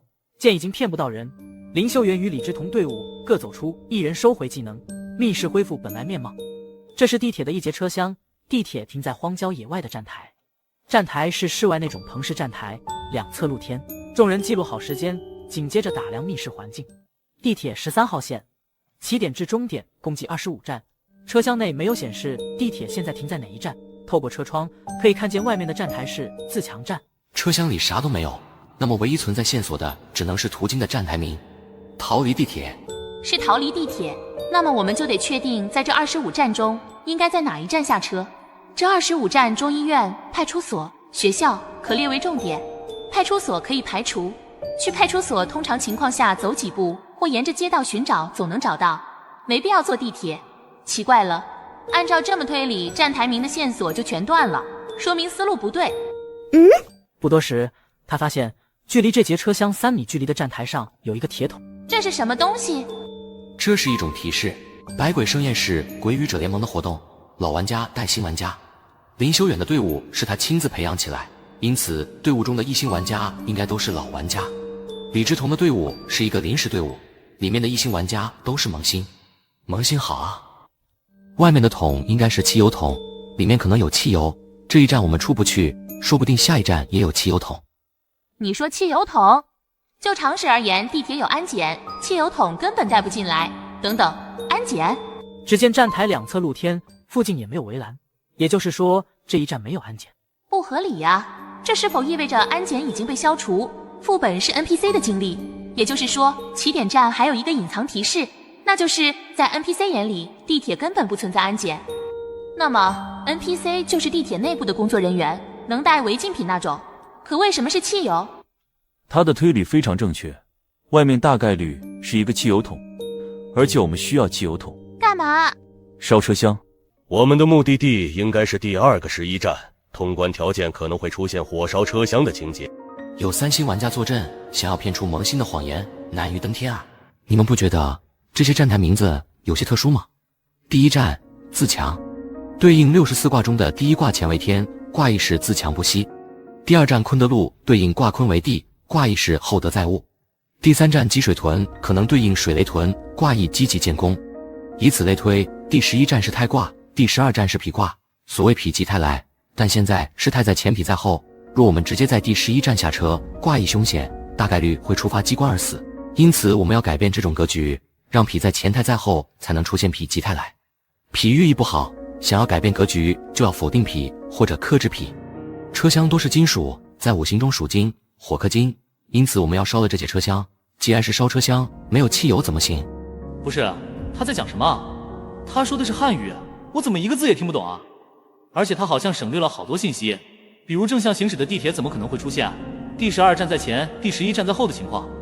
还有我们为什么要在11站下车，他也没说。你们是不是想问，为什么我们的目的地是第11站？这个有点复杂。首先，虽然有25站，但这辆地铁大概率无法到达25站，在第24站时，地铁就会往回开。轮回路的意思是往回开？差不多吧。第24卦是地雷复，卦意周而复始，说明这辆地铁抵达第24站后就会返回。这就奇怪了，既然地铁只能达到第24站，为什么途经站台信息上显示有25站？第1卦上上卦，第25卦下下卦，也就是说起点第1站是泰，终点第25站是否。地铁正向行驶，那么就是从泰到否，而否是第12站，寓意凶险，我们在第12站下车就危险了。地铁返回来时，那么就是从否到泰，而泰是第11站，寓意安康，我们在返回来的第11站下车则安全。烧车厢需要汽油，而汽油桶却在车厢外，我几乎可以100%确定，当我们在非目的地站下车会触发机关。好了，既然推理出目的地，都坐下吧，地铁可以发车了。当18位玩家都坐下的那刻，原本静止的地铁动了，很快来到第2站坤德路。当地铁停下时，车门缓缓打开，见此，15人立刻从座位上站起来。看来这是副本给我们思考的时间，全部坐下，地铁启动。有人站着，地铁就会静止。只见不远处也有一个铁桶，15人皆争先恐后往车门走，看架势似乎都想先拿到汽油桶，但15人都在临近车门时来了个急刹车，谁也不敢出去。我瞧你个大 SB 还用这招骗老子！上个副本有个萌新就是中了这招，以为大家都在抢，事实上只有他一人在抢，其余人都在半路急刹车，结果那位萌新触发机关而死。这是老玩家们最常用也是最简单坑死萌新的手段。15人都尬在当场。这个简单，谁提出方案谁就出去拿呗。什么意思？可别忘了你是我的临时队友。都到副本了，谁还管你是不是临时队友啊？这个密室从目前来看需要玩家彼此之间的合作，你既然提出方案，如果不证明自己的推理，那就无法使人信服。我可不想被你连累。闭嘴吧！你们什么意思啊？正如你队伍中的3星玩家所言，我觉得你第一个出去才能证明你的推理是不是在坑我们。呵呵，这一站让我第一个出去，如果铁桶是空的，下一站是不是也要让我出去？那就按照顺序来，每到达一站，我们4支队伍轮流出人去检查铁桶，不过得从你的队伍开始。你的队伍3星玩家应该不参与解密，若按照他所说，你们队伍相当于只有2人，岂不是很吃亏？那就15人轮流，但第一个必须是你，周末。很明显，周末与他队伍中的3星玩家是在唱双簧，目的是想让众人说出未来谎言，确定周末第一个出去。也就是说，这一战大概率是安全的。但林修远、李之彤以及壮汉队伍中的2星玩家，似乎一个劲儿的逼迫周末第一个出去。这种当他们也会上吗？难道他们也是配合演戏？4人在明演，让未来谎言出来的更加自然些。想到此处，薛灵就要冲出去，但林修远、李之彤、周晨、周末像4尊门神一样挡在车门，但还留了一条可以过人的路。无耻啊！怎么样？15人轮流出去，周末第一个，这个提议谁赞成谁反对？原来如此，他们挡在车门口，我们闯不出去；他们让开一条路，我们又不敢闯出去。如果直接闯出去，有50%可以活，50%会死。这个副本有3位3星玩家，我只求能活着出去。那么如果我全程闭嘴，不理会他们的建议会怎样？鬼语者泰山压顶。在黑暗中，所有人都感觉精神被人狠狠敲了一记闷棍。当光亮恢复时，15人中4位1星玩家皆倒在地上，浑身抽搐，其余2星玩家半跪在地上，大口喘气。林修远虽然还站着，但双腿打颤。周末、邱意农闭眼摇晃了下脑袋，耳鸣消失，但依旧有轻微的胀痛感。3位3星玩家全程就像个没事人一样。这2人，别以为不说话就能活着离开副本，这世上哪有那么容易的事？不争也可能会死的。呵呵，你们最好祈祷这个副本不再有人说谎，否则再中招一次，精神可能会崩溃。我就知道李之彤的队伍中一定有人提前提供给他谎言，他的队友中有1人是他的奴隶。该死，3人中谁是他的奴隶？怎么会有这么强的技能？他为什么要选择在这个时候使用技能？有没有一种可能，他的技能还有第2种效果？刚才的方案谁赞成谁反对？约莫30分钟，倒地4人缓缓站起，脚步虚浮，双眼无神。你们4个精神损伤最严重，知道是为什么吗？我的技能与受害者意志挂钩，意志力越薄弱的人受伤越严重。你们怕了，害怕自己死在这个副本，因此退缩，以为不说话就能苟到副本结束。我再问一遍，刚才的方案谁赞成谁反对？很快，15人说出未来谎言。每到一个站台，轮流派出1人，在半小时内去查看铁桶，若装有汽油就带回。周末是第一个，任何人不能阻挡车门，若3星玩家阻挡车门，可不计时。李之彤有大杀器在手，他要选择安全站台，谁敢阻拦？也就是说，从说出未来谎言的那刻开始啊，周末与李之彤基本上立于不败之地。对了，周末的技能好像能禁止玩家1小时使用技能，不过得拼手速，若周末开枪慢了，没啥卵用。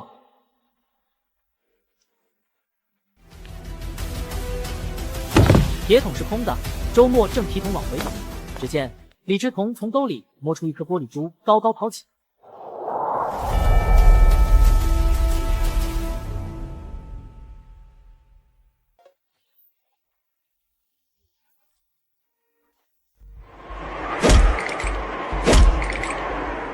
你很好。这家伙该不会在没有接触到任何修心之法的前提下，就已经触摸到本我的门槛了吧？你刚才看见了什么？吓成这样！只要确定他们3人中谁给李之彤提供的谎言，我就可以利用永恒国度未公布的效果骗出李之彤的谎言。这种精神攻击类技能简直就是一个 bug， 必须死。直到此刻，众人才意识到上了李之彤的当。虽然不知道周末看到了什么，但他们迟早会享受周末的待遇。15人坐下，地铁运行，车厢内沉默。第2站上上挂，因此周末能安全回来。第3站积水屯下下挂，下一站出去的人会遭雷劈，必死无疑。天气仿佛在验证了他的猜想，地铁还没到站就下起暴雨。地铁到达积水屯站，车门打开，铁桶就在不远处，站上有积水。这一站有谁去？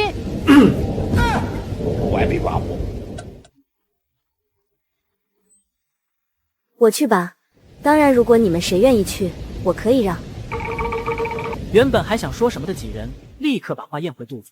周末皱眉，正想提醒，就见邱意农拿出一双长筒雨靴穿上。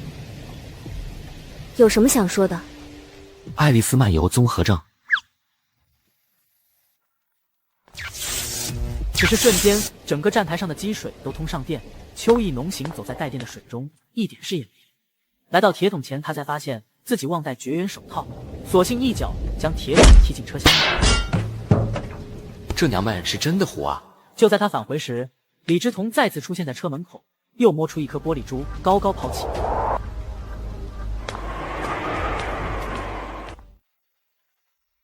为什么？他为什么没死？又为什么知道雷来自地面？根据第3卦，他应该被雷劈死才对。为什么会这样？周末可以无视我技能的第2个效果，为什么邱意浓也能无视啊？这次副本质量就真的有这么高？我怎么感觉周末促成未来谎言是预谋好的？前2战就把他自己和原始队友摘干净了，立于不败之地。本以为这次博弈我是最大受益者，结果被偷鸡了。在64卦中，第3卦水雷屯，卦爻是水在上，雷在下。站台上的积水是雨水，雨水来自天上，符合水在上的卦爻，那么雷就一定会来自地面。只要对双脚做好绝缘防护，就不会被电死。第2次了，想坑死林修远和李之彤无疑是很难了，得想个办法把3位3星玩家也套进去。第4站是山水庄对应山水蒙卦，山前水后卦亦是蒙以正阳。如果我没猜错，下一站可能会出现 NPC。我都提醒到这儿了，如果你们还能出错，那死了活该。地铁再次启动，座位上每个人都在考虑3星鬼语者那句蒙以正阳。小孩子要以正确的方法培养，还是纠正小孩子的性格？地铁到站山水庄，众人看向车门外，果然有一个小孩提着铁桶，死死盯着车厢内的人。在小孩子身后有面湖，在湖水之后有座山。各位哥哥姐姐们，你们说是山在前还是水在前？山水蒙自然是山在前，水在后。重点是这里怎么会出现一个小孩？中间是水蒸气形成的雾，蒙就是朦胧、迷茫的意思。但这里只看见了山和水，却不见雾。小孩刚才询问，那么小孩就是雾。副本是玩家生前做的恶演化而来，所以这里真正的意思是善与恶的问题。已经来到了18层，说明他选择了恶。不管是什么，可以确定孩子手里的铁桶内装满了汽油。故事应该是这样的， NPC 提着装满汽油的桶立在站台，内心很纠结要不要作恶。最终 NPC 踏上了地铁，所以答案是山不在前，水也不在前，在前的是地铁。这里有个问题，小孩为什么会选择在这一站上车？有什么特殊意义吗？这是副本第1个密室，剧情好像有些不连贯，只有一种可能是倒叙手法。第1个密室的剧情发生在现在，第2个密室的剧情发生在过去，在不知道过去发生了什么的情况下，才会出现不连贯的情况。如果按照这种思路，那么在第4站一定发生了什么 ，NPC 才会在返程的第11站点燃车厢。第11站是第1人民医院，医闹，孩子没救活，孩子大概率死在去往医院的地铁上，而且刚好死在第4站。地铁发生了什么？第3站应该是由于暴雨的缘故，电线断裂，导致在第4站下车的人被电死，尸体横在车门口，导致车门无法关闭。而且第3站有电乘客不敢下，那么车内恐慌的乘客下车的地点第4站，故而 NPC 提着汽油桶选择在第4站上车，替孩子走完去医院的路。这是因果，他想所有人看到这层因果，说明他是抱着必死之心去医院的，去复仇。想要证明这个推理，只需要确定孩子手中的铁桶内是否有汽油就行。如果有汽油，那么一切都能说得通。刚推理完的李之彤就听到某种声音，只见周末和邱意浓在座位上用剪刀将铁桶剪开成一个长方形铁片，制作成一面铁皮挡板。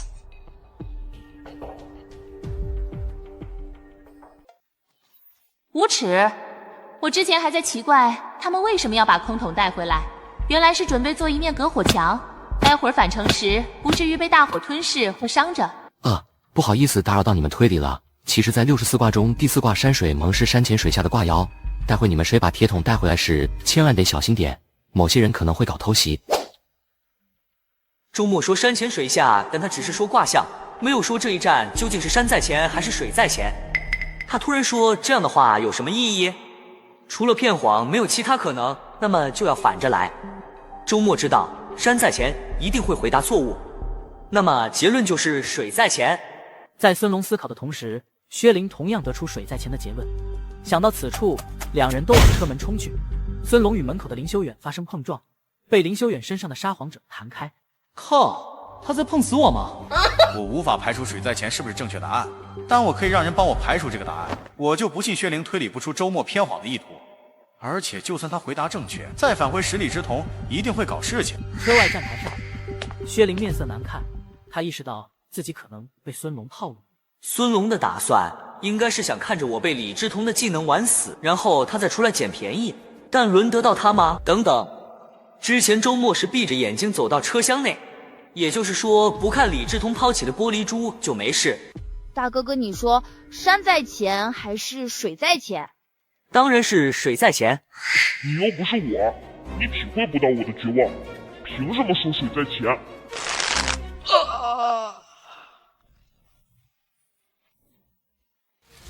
薛灵直挺挺倒地，死了。见到这一幕，其余玩家都立刻拔出沙皇者，将枪口对准座位上的周末，却无人审判。见没骗到人，众人举枪的动作有些尴尬。都灿灿收回枪。山不在前，水不在前，那么什么在前？等等，小孩面前的不就是地铁吗？这么简单？不对，并不简单，只因这个答案没有证据，所以会让人难以联想到。孙龙确定正确答案，抬脚踏出车门，来到小孩面前。大哥哥，你说山在前还是水在前？你面前是地铁。是啊，往前走往后退都是绝路，我的选择只有一个。说罢，小孩消失，铁桶也重重落在地上。果然是这样。孙龙提桶就回，然而在他转身的瞬间，看见车门中间站着的李之瞳。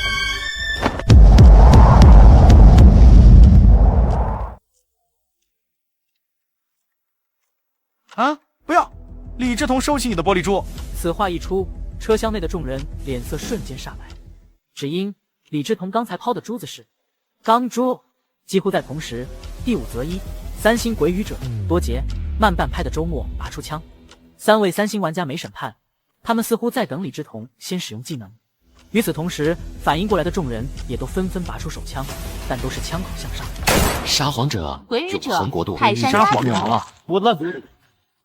枪声只有一响，其余13枪宛若遭到来自血脉的压制，一个个哑火，已是沉浮。好霸道的技能！从我开枪那刻起，在接下来的1个小时内，谁也别想使用任何技能。闻言，众人立刻看向手表记录好时间，但当他们抬头时，发现周末已经不见了。站台上，周末来到尸体前，拿起铁桶，慢悠悠往回走。李之瞳不甘心，连抛数颗珠子。周末瞧都没瞧一眼，径直走回到车厢内。该死！我的技能号称本我级最强技能，周末之前还会金句，但这次直接无视了我的技能，说明他在成长。好恐怖的天赋，难怪他的技能是静止技能，智商拼刺刀。在众人震惊时，某个人躲在人群中，在卡视野角。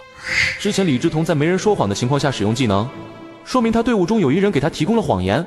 孙龙和薛灵都已经死了，三星鬼语者又肯定不会给他提供谎言，那么仅剩的陈在星大概率就是给他提供谎言的人。我有一种感觉，给李之瞳提供谎言的人应该不在他的队伍中，大概率是在林修远的队伍内。不是沙皇者联盟就不能干掉夏宁吗？这该死的提前1分钟进场，能把人恶心死。沙皇者在找奴隶，鬼语者在等周末技能结束，因此无人坐下。时间悄然流逝，个个都在沉思。其实我就是李之瞳的奴隶，看吧，这就是和聪明人匹配到一起的好处。我说我是奴隶，你们反而会迟疑，就像我生前玩的英雄联盟游戏一样，装猴子假身只能骗到高段位玩家，但骗不到黑铁青铜玩家。然而就在这时，3位3星玩家觉察到不对，人数不对，有人卡视野。你说谎了。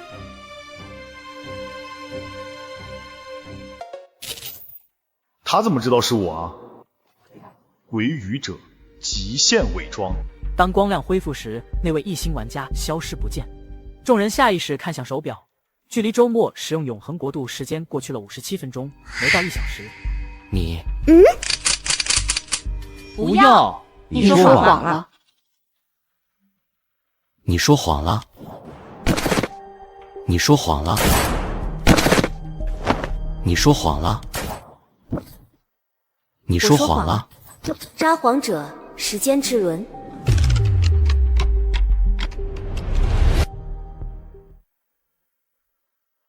地上怎么有4具尸体？邱意农举枪对准林修远队伍中的一位异星玩家。我知道那个奴隶大概率是你。周末的技能持续1小时，你怎么不使用技能？说不定周末的技能已经结束了。其余人也下意识看向手表，距离周末技能结束只剩3分钟。邱意农，你说谎了。鬼语者极限伪装。不要！你说谎了。你说谎了。撒谎者时间之轮。3位3星玩家看到地上的5具尸体，瞳孔骤缩。你说谎了。李志同队伍沉在心死。林修远队伍2位1星玩家死，2位2星玩家死。多杰的队伍除了多杰，只剩周晨一人还活着。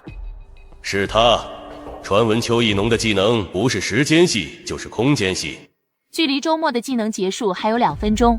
如果邱意农的技能是时间系，那么此时此刻周末的技能很可能已经结束。如果真是这样，邱意农完全可以利用这点骗其他人去审判周末，导致审判失败。而我们之所以还活着，只因我们在其他时间中并没有着急去审判周末。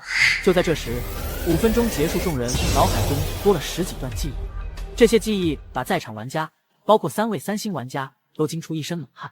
这2人配合很默契，简直就是2个神坑。这种感觉就好像2只温顺的小羊突然露出锋利獠牙，瞬间咬死6人。而且邱意农的技能口令暴露，就意味着这2只温顺的小羊不打算让其他人活着出副本。一个强大到变态又有严重缺陷的技能，对于任何一个高星玩家来说都有致命诱惑，只因好拿捏。曹修和张美丽都没死，这都不死，他们2个该不会是传说中的究极狗王吧？他看我干什么？我该不会被这家伙盯上了吧？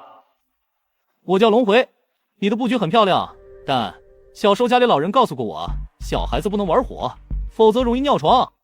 你对林修远抛一颗玻璃珠。直到玻璃珠落地，林修远眼神和表情没有变化。没效果，你把技能收起来了。尽管你隐藏得很好，在出车厢时还假装被李志同的技能干扰，但刚才的博弈不仅暴露了邱意农的技能，还暴露了你的。你1星玩家周末应该就是那位真我级技能的拥有者吧？永恒国度是真我级？等等，好像是这么回事儿。刚才1星玩家使用了技能，都被邱意农的时间之轮重置了时间，但唯独周末永恒国度的持续时间没有被重置。这说明永恒国度在优先级上高于时间之轮，比超我顶级技能优先级还要高，只能是真我级技能。难怪周末与邱意农区1星玩家就能坑死一对2星玩家，原来是2个绝世妖孽啊！18层中的房屋、食物、道具、生活用品之类的都是技能制造出来的。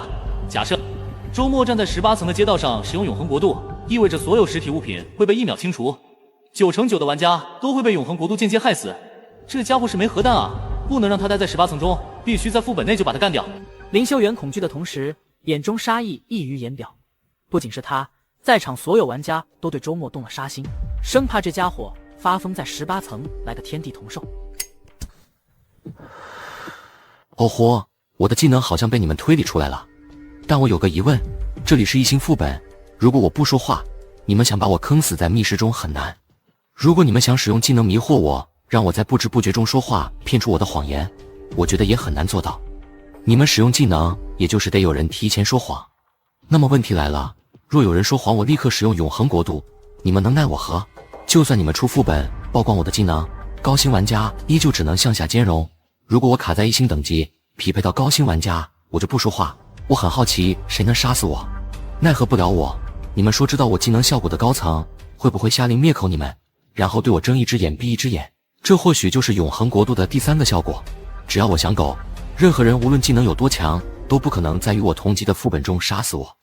看来你对3星玩家了解的并不多，猜一下吧，我能不能使出技能？当然是能。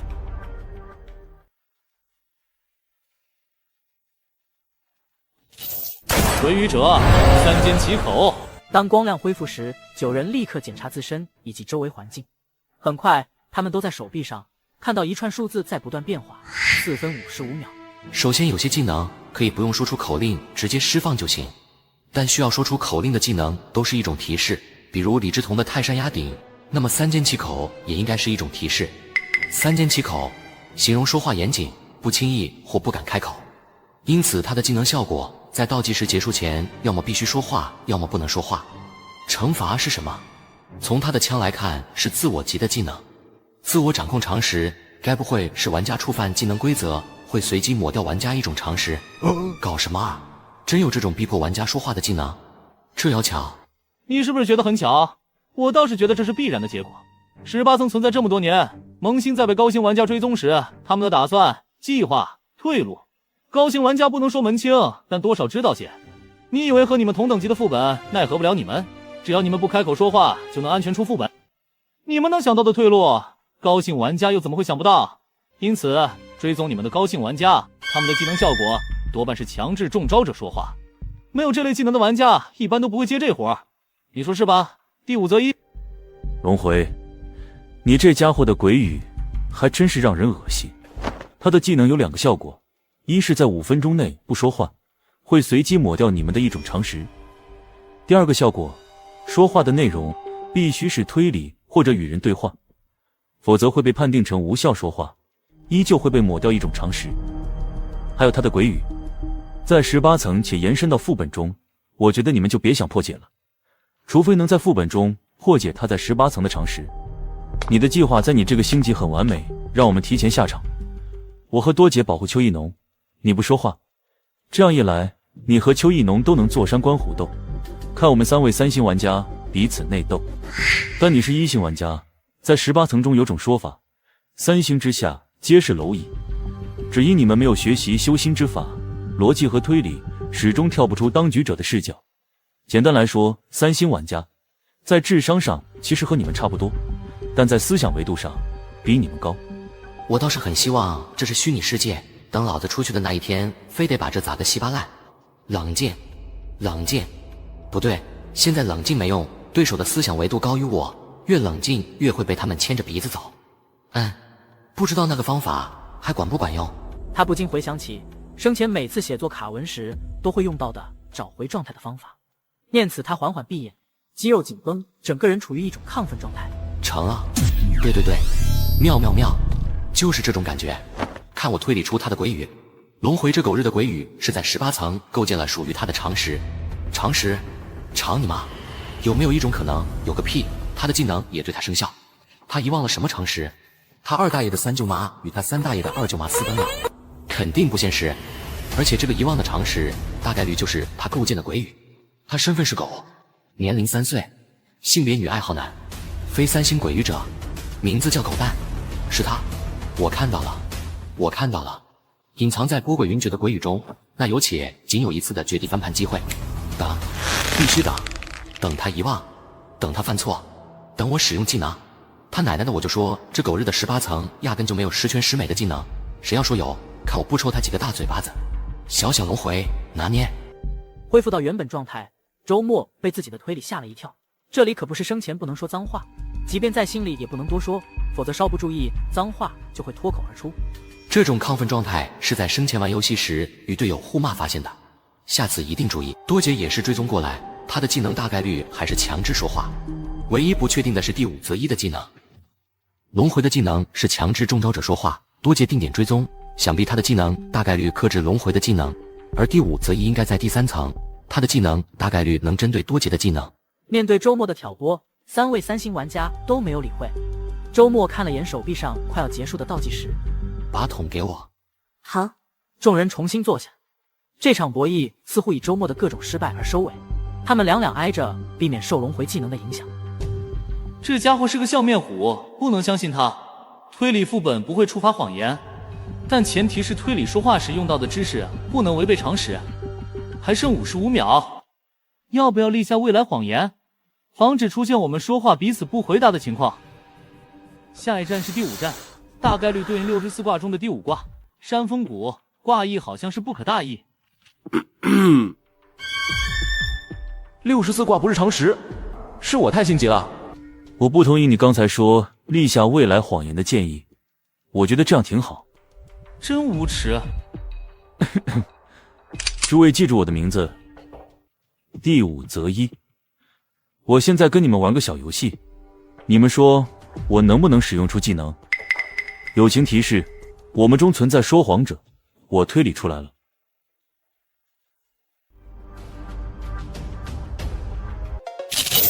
其余9人瞪大眼睛，他们不清楚这是第五择一的谎言，还是真有人说过谎，都不约而同开始推理。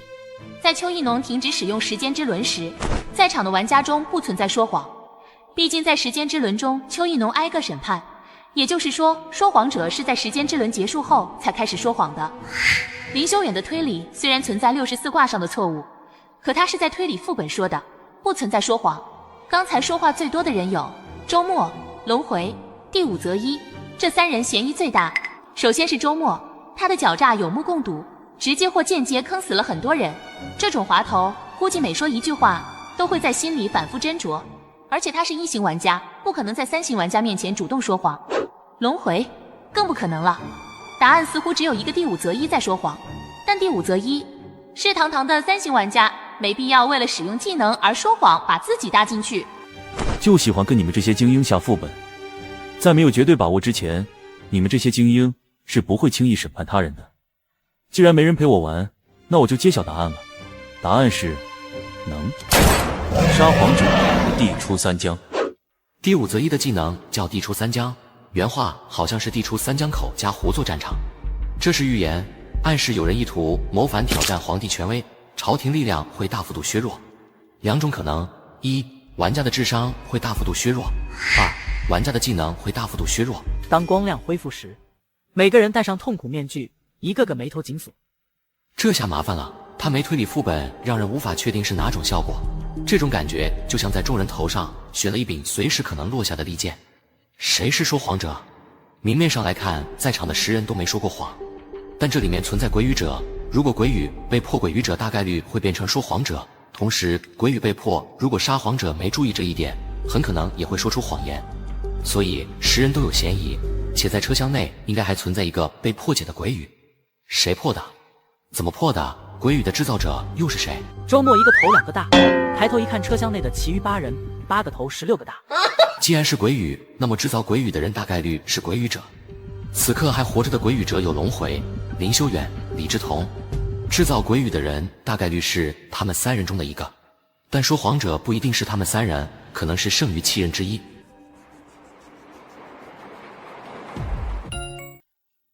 不知不觉中，地铁已经来到了第5站，车门打开，10人只是看了眼站台，便不再理会。第5站在64卦中对应第5卦，水天虚，简称虚卦，卦意耐心等待。原来如此。此时3位3星玩家先后都推理出说谎者是谁。如果让周末推理出说谎者是谁，永恒国度可不是开玩笑的。龙回与第五择一，估计也是因为这样才提前使用技能。周末没有学习修心之法，无法在技能和副本密室以及鬼语3重加码下推理出说谎者是谁。他要是能推理出来，那只能说这个萌新的脑力强的离谱。既然如此，我再覆盖一层技能，3个技能，一个鬼语，一个密室，5层干扰，看你怎么推理。撒谎者颠3倒4。颠3倒4形容说话做事错杂序乱，没有次序还是没有顺序？是说话没有顺序，还是说做事没有顺序？推理到这，周晨感觉自己的大脑已经承受不住了，他感觉再思考下去，迟早会失去意识晕倒。不过他提前有准备，刻意在包里放了几瓶安神补脑口服液。然而当他拉开背包拉链，下一刻就惊愕发现一瓶小小的口服液凭空出现在他手中，又插入吸管准备喝时，诡异的一幕再次发生，手里的口服液消失了。他打开背包一看，被插进吸管的口服液在背包里。队长，你刚才看见我把口服液放背包里了吗？此话一出，所有人都怪异看着他，只因这个问题他刚才已经询问过了。做事1，周晨拉开背包拉链，取出一瓶口服液。做事2，插进吸管却不喝，又把口服液放回到背包中。做事3，翻看背包内的东西，询问多节。之所以这样分类，是因为事件2存在不合理，他失去了把口服液放回包里的记忆。颠3倒4，说话和做事只要满足2个动作，就会失去第2个动作的记忆。按理说这应该是本我级技能，但多节的枪是自我级技能。因此，颠三倒四不是删除玩家对第二个动作的记忆，而是改变大脑接收第一和第二个动作回馈信息的顺序。接收不到回馈的信息，是在做第二个动作的过程中，你都不会有任何记忆。就好比下载文件，前者是下载完再删，后者是无法下载。这个技能简直天课又绝配龙回的三缄其口。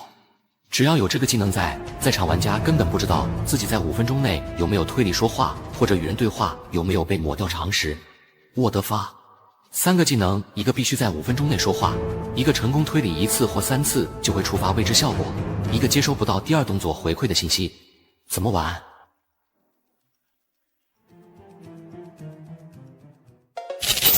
此刻周末的内心涌起一种绝望的感觉，三星真的就是无法跨越的鸿沟。他低头并没有抬臂的动作，手臂就出现在他眼前。倒计时35秒。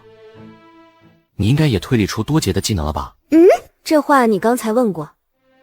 突然，周末发现手臂重置的倒计时变成6分钟。这又是什么意思啊？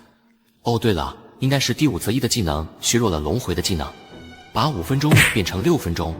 也就是说，在我第一次询问邱一农时，第5则1说出了密室推理，触发地出三江，削弱三缄其口效果。如果第5则1询问他刚才说了什么，我不能回答，更不能说不知道，否则会触犯常识说谎。还好不是削弱智商，否则我感觉可以提前写一说了。这3个技能能把人搞得晕头转向，稍不注意就会死。必须得推理出说谎者。构建鬼语的人是龙回、李志同、林修远3人之一，龙回可以排除，其余2人。周末静静思考，时不时看向手臂上的倒计时。不多时，他整个人正在当场，表情古怪，眼神更是复杂。说谎者被我坑得这么惨。我叫周末，我现在很愤怒。如果腰间的枪没有限制，我会毫不犹豫突突死这些。3个技能，一个鬼语，一个密室，5层干扰。永恒国度可以破解这5层干扰，想要破解就必须推理出说谎者。我被这群的骗坑里了，还好我及时醒悟。首先，想要推理出谁是说谎者，就得先确定鬼语被破解的具体时间。在第5则1使用技能之前，鬼语被破解之前发生了什么？龙回使用技能，也就是说，龙回的技能在无意间破解了某人的鬼语。龙回的技能是将倒计时打在玩家手臂上，换句话说，手臂上有倒计时的人就是玩家。因此，某人身份存在问题，可能不是人。可问题是，车内10人手臂上都有倒计时，都是玩家，根本不存在非玩家。我在龙回使用技能之前就使用过永恒国度，破解了鬼语者的技能，让身份存在问题的人现出真身，三缄其口，给真身打上唯一标签，玩家。鬼语被破，接下来就该推理制造这次鬼语的鬼语者是谁。我想到了林修远，他的奴隶给李志同提供了谎言，有没有一种可能也给他提供了谎言？但从始至终我都没看过林修远在没人说谎的情况下使用技能，这很不科学。除非他早就使用过技能。不错，提前1分钟进场，他在这1分钟内已经使用了技能。那么问题来了，他的技能是什么？李志同第2次准备使用泰山压顶时，我们争先恐后使用技能，其中有一个口令是鬼语者替身娃娃，他是林修远。可以得出结论，从超市第一眼看到林修远到我使用永恒国度，这个期间我们看到的林修远并不是林修远，而是他的替身娃娃。在超市，林修远推理海盗分金币前说，我叫林修远，我要开始推理了，鬼语生成。林修远的技能效果有2个，一，替身娃娃变成他出现在我们面前；2，真身隐身。只有这样才能解释他为什么要强调我是林修远。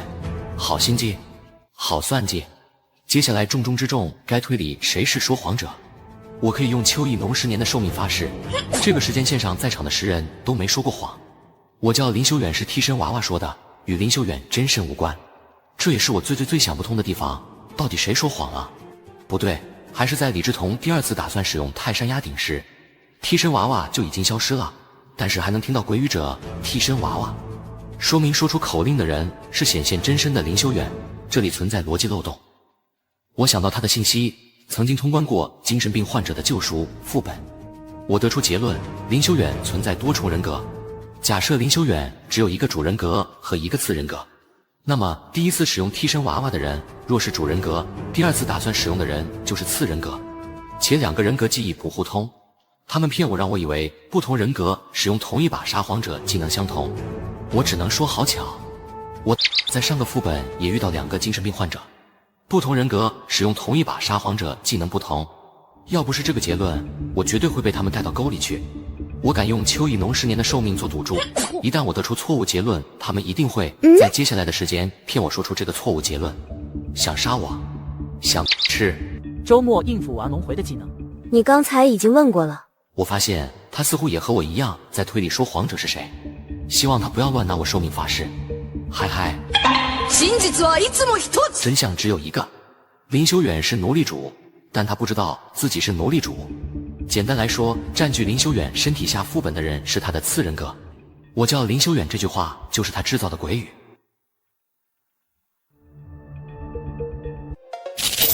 3位3星玩家为什么没有利用这点进行骗谎？骗不到。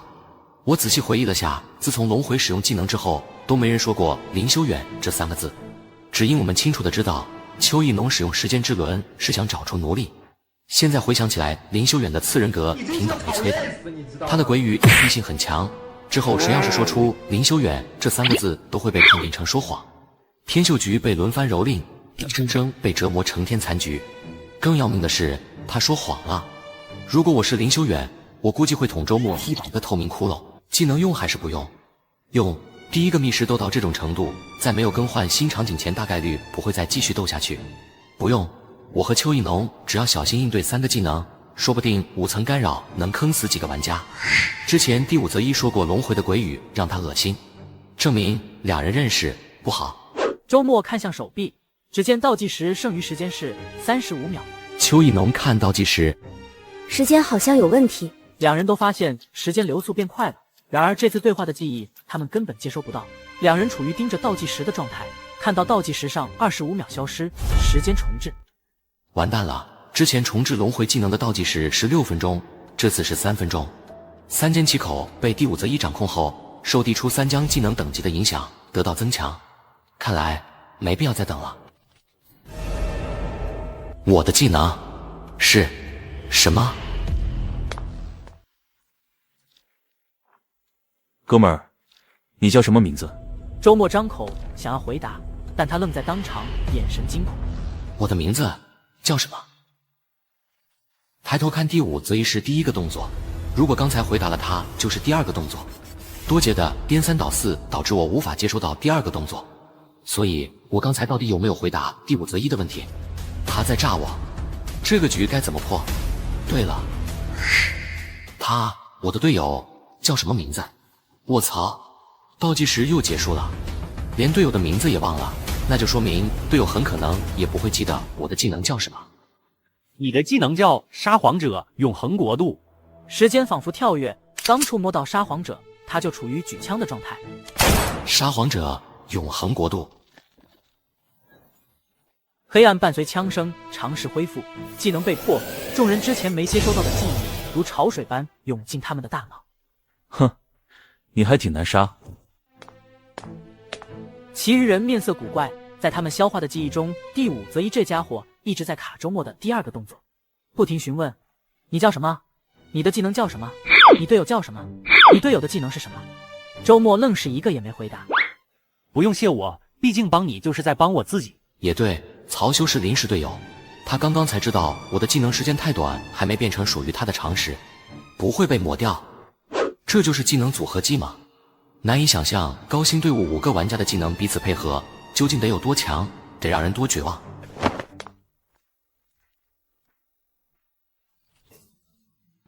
有遗言吗？我希望下辈子，我好像没下辈子，但我还是希望下辈子不要再看到你这张脸，我怕我会忍不住杀了你，死后再次来到这狗日的地狱，老子被你坑惨了。你说谎了。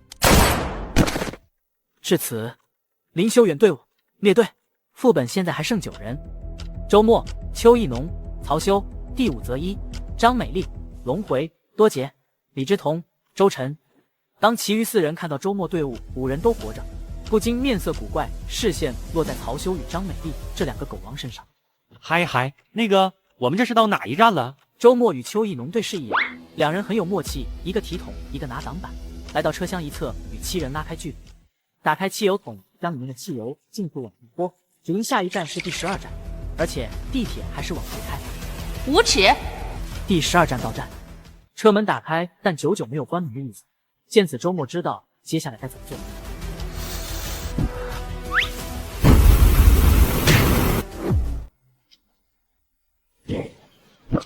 祝你们好运！车内，周末与邱意农前方立刻变成火海，两人举着提前制造好的挡板挡在前面，防止火海内的7人冲出来避险。两人老六闻到车厢内散发的阵阵肉香，不多时，肉香又变成烧糊的气味，很难闻。果然都是身经百战的老玩家，不可能被轻易坑死，最多恶心一下他们。只是刚才的肉香，嗨，林兄，我们下辈子还是不要再见面的好。你人都死了，我还在无意间把你尸体烧成灰烬，为表歉意，点一根。不抽不就得了？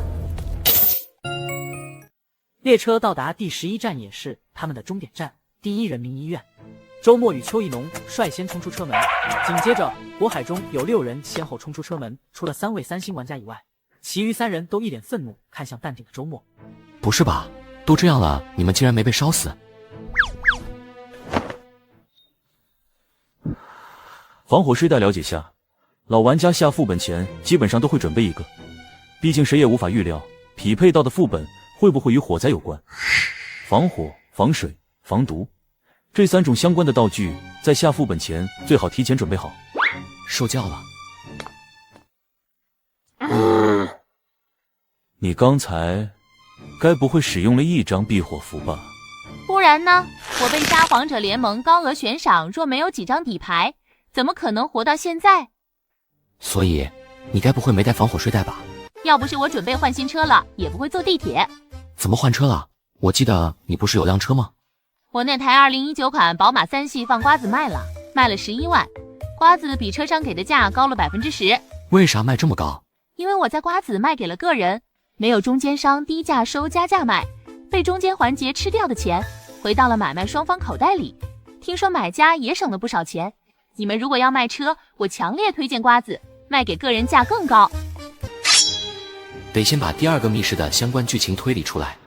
第1个密室是果，地铁工作人员只报复了地铁，没报复医院。那么第2个密室的剧情，既然要去复仇医院，就说明他之前带着孩子去过医院，去了没治好，回家小孩病症复发，再去医院，再去的路上死在地铁第4站，并非马上就要死的绝症，否则2人不可能坐地铁，该叫救护车。不是绝症又治不好，小孩子得的病就有2种可能，要么是穷病，要么是暂时不会致命，需要等待，比如器官移植等等。器官截胡，医院给了其他患者，这才导致地铁工作人对医院仇恨，说明截胡器官的人要么有权，要么有钱。薛林死前捂着心脏，说明小孩病变的器官是心脏。前方有一条长长通道，9人沿着通道往前走。当他们再次睁眼时，发现自己已经身处密室中间。这间密室很大，但地板只有9块，每块约2平米大小，彼此间隔，悬浮在半空中。其余位置没有地板，地板之下是不见底的深渊。这要是掉下去，不得摔得青一块紫一块，东一块西一块。每块地板上都有一张办公桌，桌上有电脑，电脑桌面上只有一个软件——大富翁游戏。公司8号，员工100人，设备全新。界面右上角有商城，界面左上角有股市。股市的图标是灰色，应该暂时不能用。截胡心脏的是富人。所谓的大富翁游戏，其实就是资本的游戏。现在股市未开，说明我们9人要先各自发展壮大公司。在股市开启之前，必须大量积累财富，同时不能说出自己公司的名字，否则会出问题。这里面涉及到一个非常隐蔽的问题，那就是在之前的推理中 ，NPC 是地铁工作人员。如果推理正确，那么地铁工作人员孩子的心脏被截胡，他大概率非常仇富，所以最终赚钱最多的那个人很可能也会死。简单来说，这个游戏是首位和末位双淘汰制。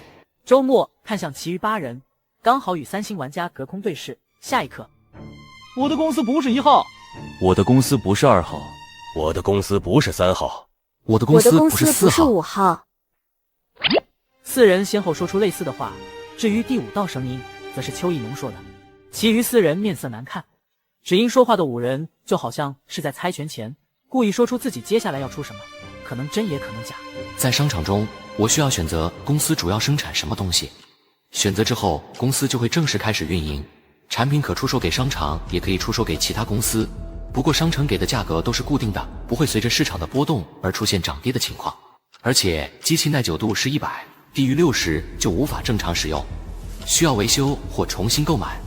同时，公司员工若过于压榨，可能会离职。想要招人或者扩大公司，需要在商场招聘。接下来是事件有天灾、卫生标准不合格、高层丑闻曝光、被市民打假、宣传等等。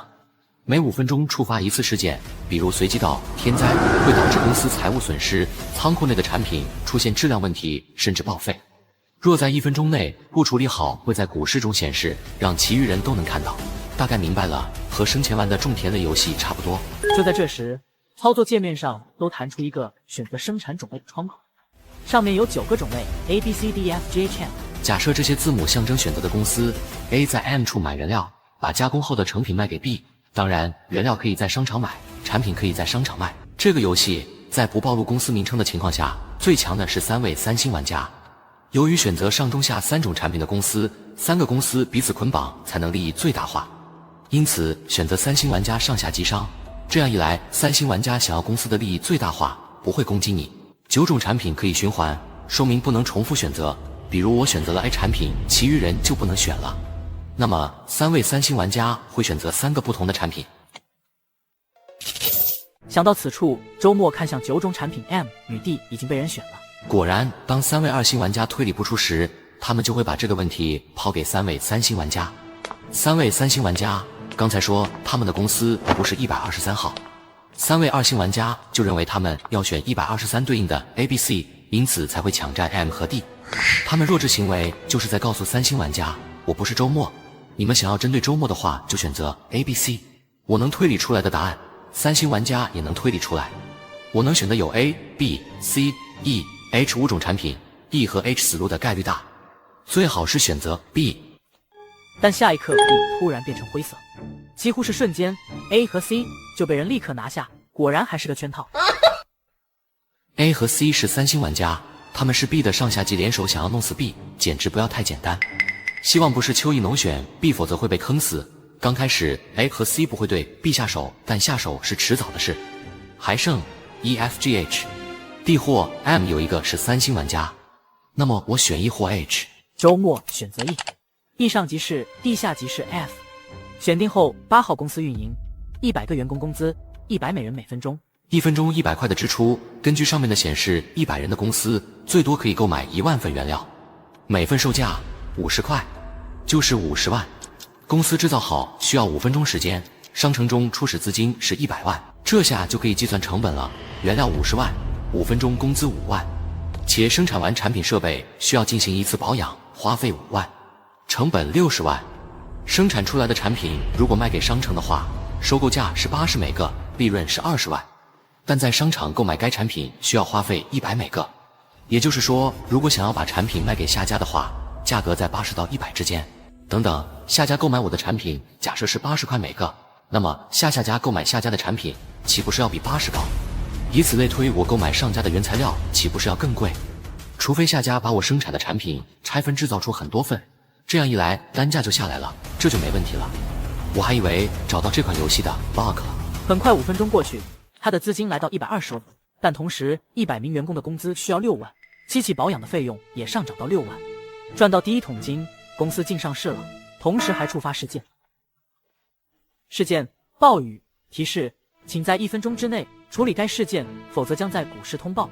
有2个选择：不处理，下一批产品随机报废一部分或全部，同时公司股价将相应下跌；处理，员工费5万，修缮仓库费用10万。这时候就要来一次资本的骚操作了。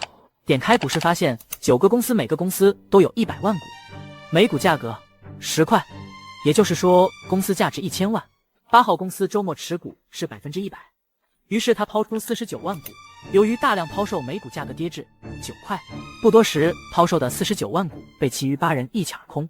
也就是说，今后周末的公司如果赚了100万，就要拿出49万给其他玩家分红。股市：8号公司受暴雨影响导致仓库破损，下一批产品有30%出现报废情况。在公告发出的瞬间，8号公司原本9块每股的价格瞬间跌至8块每股，然后是7块每股。电脑前8位玩家每人都皱眉看着这一幕。下一批产品报废30%，股价更是一跌到底。抛。由于大量股票抛出，股票价格一路走低，来到了5块每股。见此，周末微微一笑，开始大量购买自己公司的股票，买回45万股，占股96%，出售49万股，赚320万，回购45万股，出225万。他这一波就割了95万的韭菜。好像被套路了。生前不懂股票，在地狱也没接触过，就当是交学费了。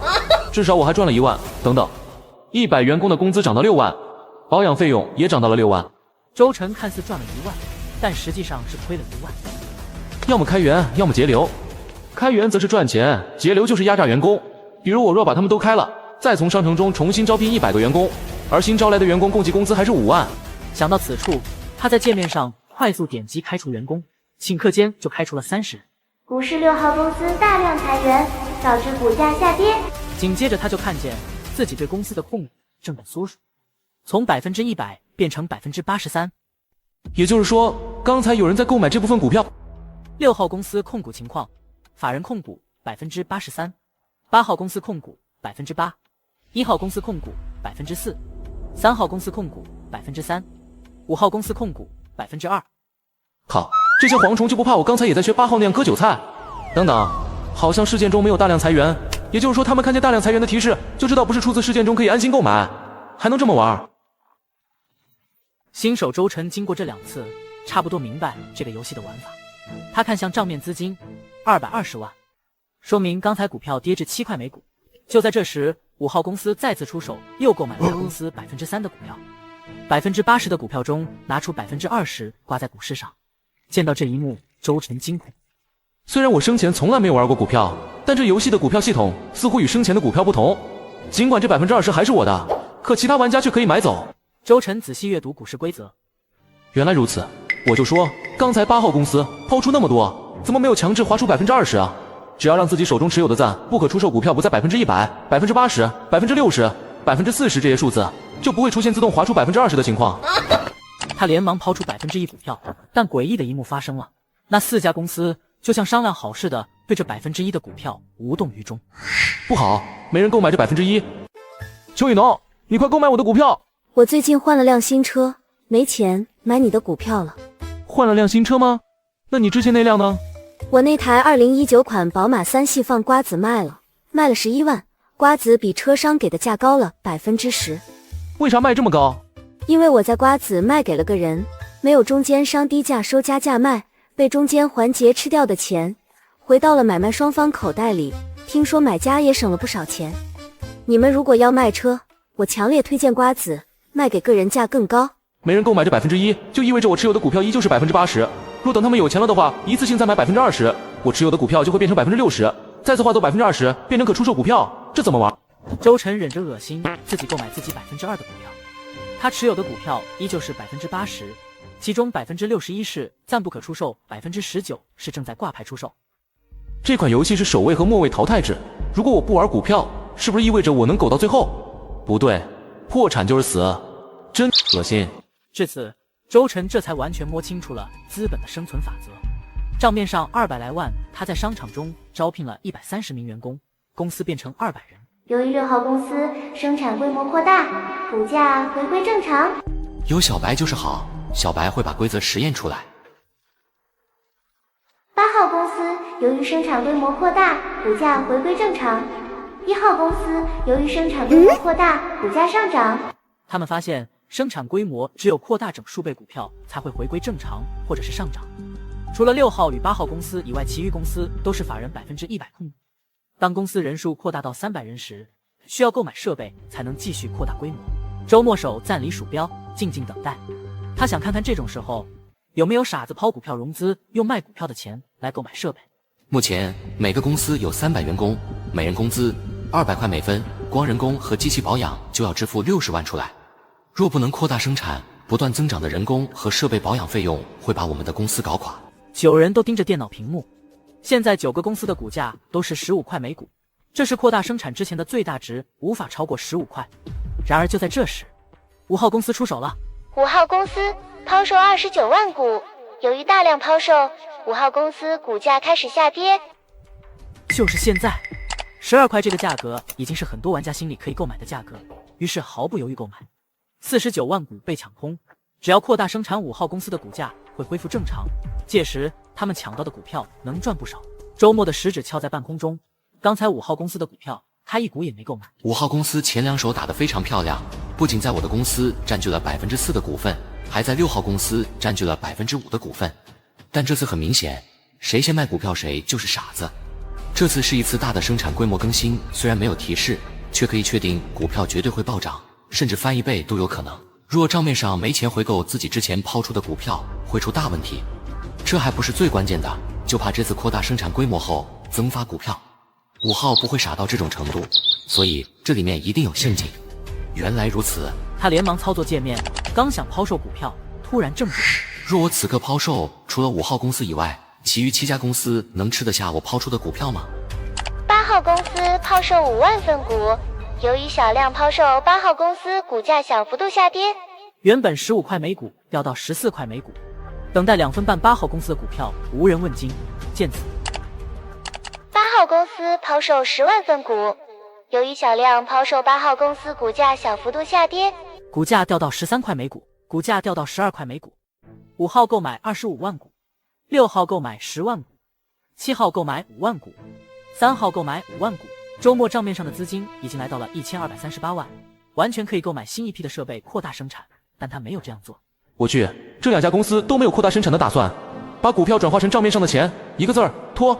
我购买了2家的股票，以为他们会扩大生产可以赚一波，但如果2家公司一直拖着不购买设备，随着时间的推移，公司支出会大于收入，我账面上根本没有钱应对亏损。他们想坑死我，如果抛售这2家公司的股票没人接盘，我岂不是死定了？无耻！不过我查看了5号与8号的股东组成，6号买的最多会先死，我还能苟一会儿。可为什么5号会大量购买8号的股票？哦对了，5号只要确保自己不被亏死，剩余的闲钱完全可以购买必定会涨的股票。若说6号与7号公司法人只是因要被坑死而惊恐慌张，5号则是惊惧，只因5号从始至终都没有购买过其他公司的股票。所以一直在股市中蹦跶的5号公司究竟是谁？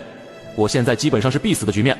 但换个思路，有道是商场如战场，我用兵法来破解不就得了？如果我是5号或8号公司的法人，我该怎么做？我不会让6号死，6号手中握有5号和8号大量股份，若6号死，这些股票会流回股市。如果扩大生产出现增发股票的情况，5号与8号的占股会被严重稀释。其余6家公司也不是傻子，可以相互抛售股票，拆借资金，扩大生产盘活6人。6家公司彼此立下未来谎言，我买你的股票，先让你扩大生产，你扩大生产后赚的钱就多，再买我的股票，让我也有钱扩大生产。所以他们最好的选择就是继续在我身上薅羊毛。很简单，我账面上没有多少钱了，一旦出现亏损，我的公司破产，我死。因此我只能提前一步断尾求生，比如大量裁员，这样就会导致我公司股价暴跌。当跌到一定程度，他们就会大量购买我公司的股票。我唯一的生路是通过裁员让股票降低，吸引他们前来购买，且其他公司在我公司的占股必须要超过51%。这尼玛是要把老子薅秃了的节奏啊！我敢打包票，待会儿只有我抛股票，不仅5和8号会抢，其余处于蛰伏的公司也会抢。邱一农，快去买入周晨的股票。好，做空它，收割它一波。哎，邱一农，你换新手机了？旧的卖赚了吗？肯定啊，旧的小米15 Pro 我卖了2100多呢。我对比过了，他家价格真挺公道的，比我问过的回收店给的都高。而且比起到处跑来跑去问价格，赚特别适合咱们这种想卖二手又嫌麻烦的人。总之，听我的，如果你也有手机、平板、笔记本、奢侈品想卖，我推荐转。我现在占股80%，也就是说我还要抛出31%的股票，而且在抛出前还得大量裁员，让股价跌至冰点，但不能太低，得算个账。我账面上还剩180万，购买设备需要800万，我还需要留300万购买原材料，100万的人工保养费需要1020万。我手里还有5号与8号公司各10%的股票，差不多240万，这个肯定要吐出来。现在我的公司还没有出现收支平衡的情况，差不多还能赚100万的样子，结论差680万的窟窿。我需要把自己公司的股票压到8块左右，其余8家公司才会出手购买。除此之外，他们一律不会出手购买我公司的股票。法克，敲你吗？周晨闭眼沉思，约莫20分钟。我知道你们在等什么。如果待会6号公司把股价压低到8块，我希望你们能立下未来谎言。在我的公司下一次扩大生产后，如果是增发股票，你们得立即购买价值50万左右的股票。你们有8个人，刚好400万，应该够我扩大生产后的原料费、员工工资和设备保养费。毕竟6号公司很可能是这几家公司中第一个大规模扩大生产的公司。如果没有未来谎言的约束，你们大概率不会购买6号公司增发的股票。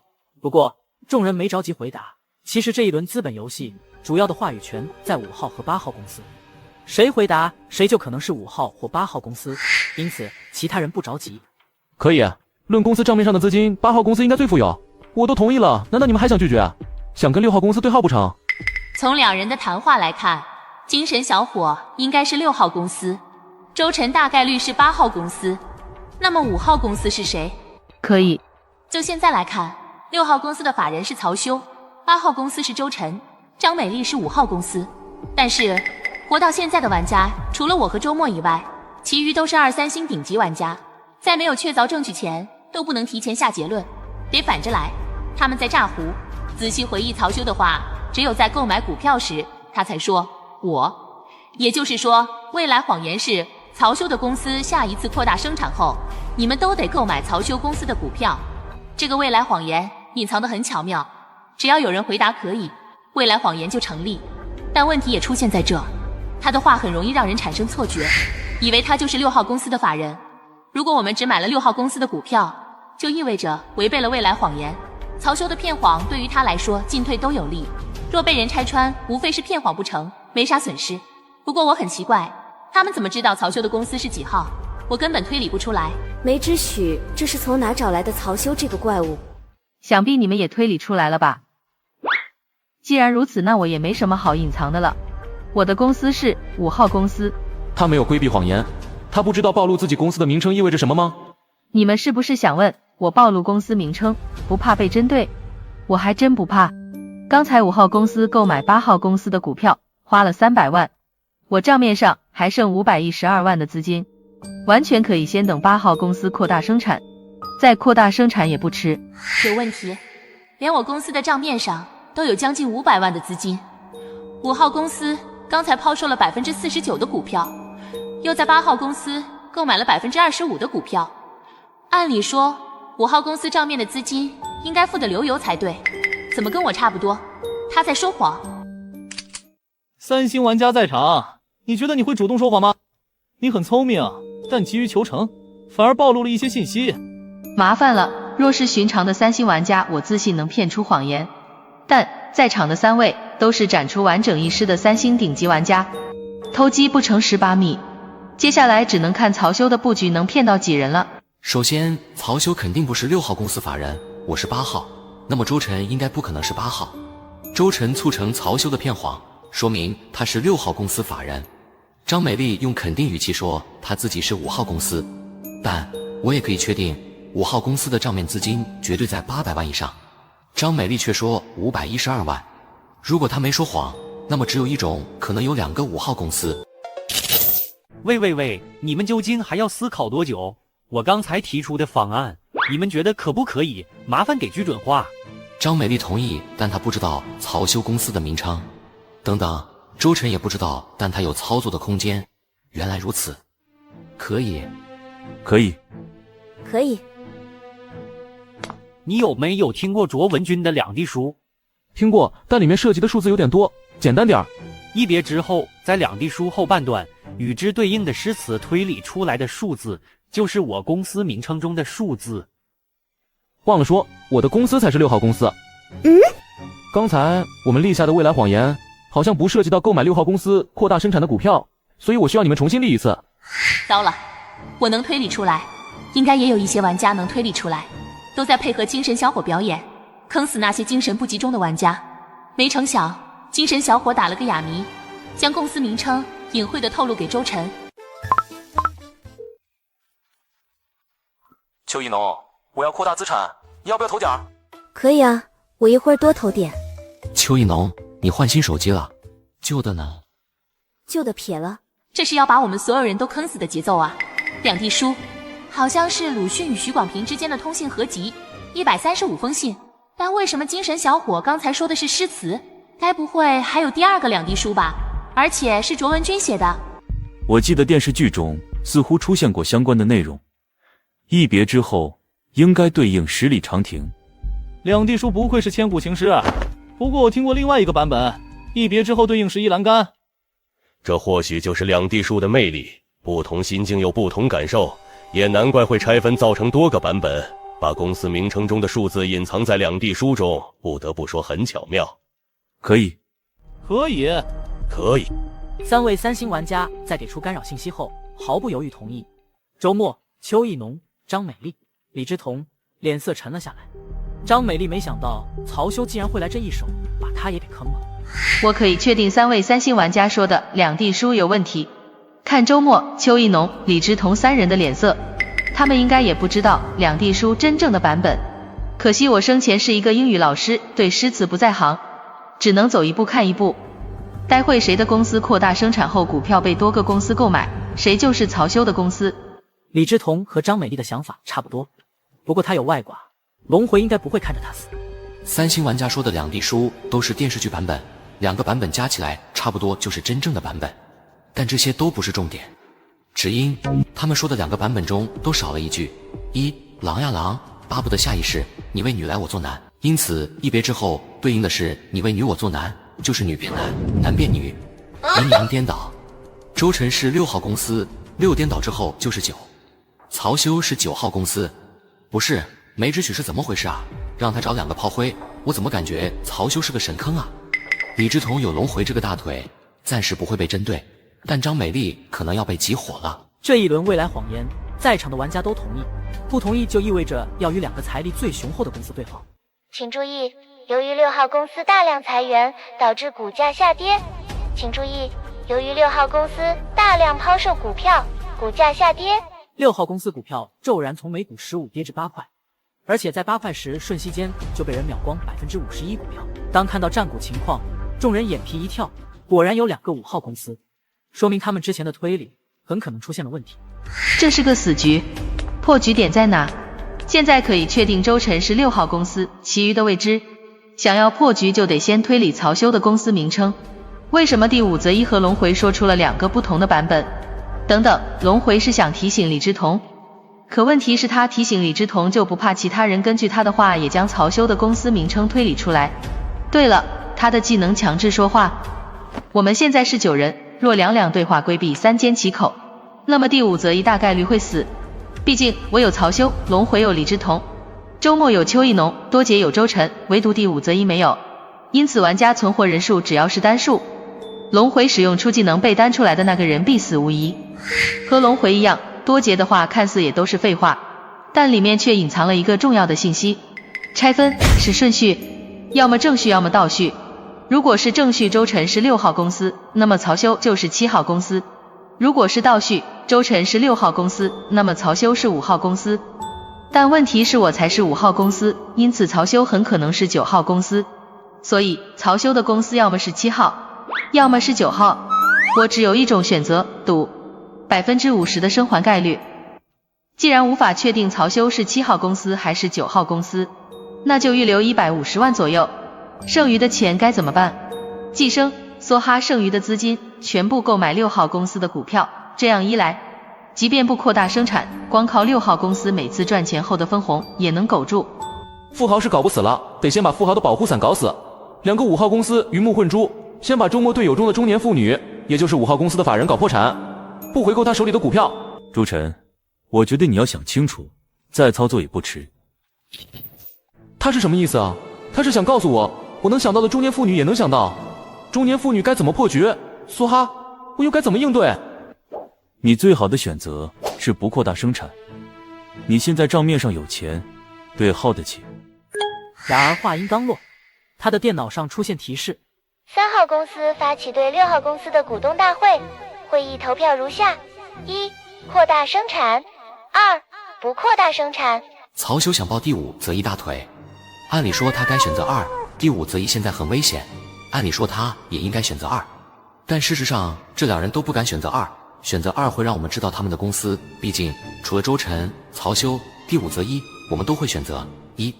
这一招好骚啊！果不其然，结果出来，除了周晨自己选择2，其余人都选择了1。由于周晨占股49%，其余9人累计占股51%，因此6号公司扩大生产。请注意，6号公司发起股东大会表决，最终选择扩大生产，购买新的设备。请注意，6号公司完成扩大生产，公司股价恢复正常，增发100万股。周末要不要买他的股票，坑他一波？不行啊，邱一农，我最近刚换新车，手头资金不够。你换新车了？你之前那辆呢？我那台2019款宝马3系放瓜子卖了11万，瓜子比车商给的价高了10%。为啥卖这么高？因为我在瓜子卖给了个人，没有中间商低价收加价卖，被中间环节吃掉的钱回到了买卖双方口袋里，听说买家也省了不少钱。你们如果要卖车，我强烈推荐瓜子，卖给个人价更高。几乎是瞬间，9个公司在6号公司购买价值50万的股票。张美丽梭哈250万，再次购买6号公司股票。至此，张美丽占股13.5%跻身成功。继张美丽之后，曹修也梭哈6号公司，占股比例高达14.5%。如果6号公司赚了100万，周晨只能获得24.5万，2个寄生虫共计分红28万，以此来填补他们公司的亏空。他们3人基本上不会构成任何威胁了。随着时间的推移，让周晨意外的是，其余公司都没有抛售股票的意思。你们什么意思啊？你不妨仔细算一下，你扩大生产之后，每轮产品能赚多少？扩大生产之后，每轮原材料需要6万份，就是300万。老员工、老设备，光是工资和保养就需要60万，加上新员工、新设备成本就得390万，出售给商城480万，每轮只赚90万。我操，怎么扩大生产只赚这么点啊？而且我只能拿24.5%，才22.05万。说实话，你们的操作让我感到很奇怪，这明明是一个陷阱，还往里钻。扩大生产赚到的钱，你们获得的分红，要不了多久就会赶不上你们公司的消耗，而你们账面上的钱，基本上都已经梭哈了6号公司。那么问题来了，你们觉得你们的公司能支撑多久才会破产？我觉得你们应该好好看看马克思的《资本论》，资本的本质就是剥削，所以裁员吧。防不胜防啊！我之前还在奇怪，周末为什么没有动作，原来他是割韭菜的人。请注意，9号公司大量裁员，导致股价下跌。请注意，5号公司大量裁员，导致股价下跌。股票直接变成7块每股，却无人问津。毕竟他们的股票从选择寄生的那刻就变成了垃圾，谁买谁傻。见此，曹修与张美丽对视一眼，干脆一如道理，将各自公司的员工都裁了个干净，变成空壳公司。请注意，6号公司大量裁员，导致股价下跌。周晨、张美丽、曹修3人看到这个价格，想死的心都有了。他们的股票被另外7家公司收购，为其他7家公司打工。随着时间推移，当6号公司再次赚到一笔钱时，股东大会即刻召开。请注意，8号公司发起股东大会，请对以下投票：1. 不分红，把资金留在账面上，准备继续扩大生产；2. 分红，暂时不扩大生产，按占股比例分红。这个消息一出，张美丽与曹修2人脸色瞬间煞白。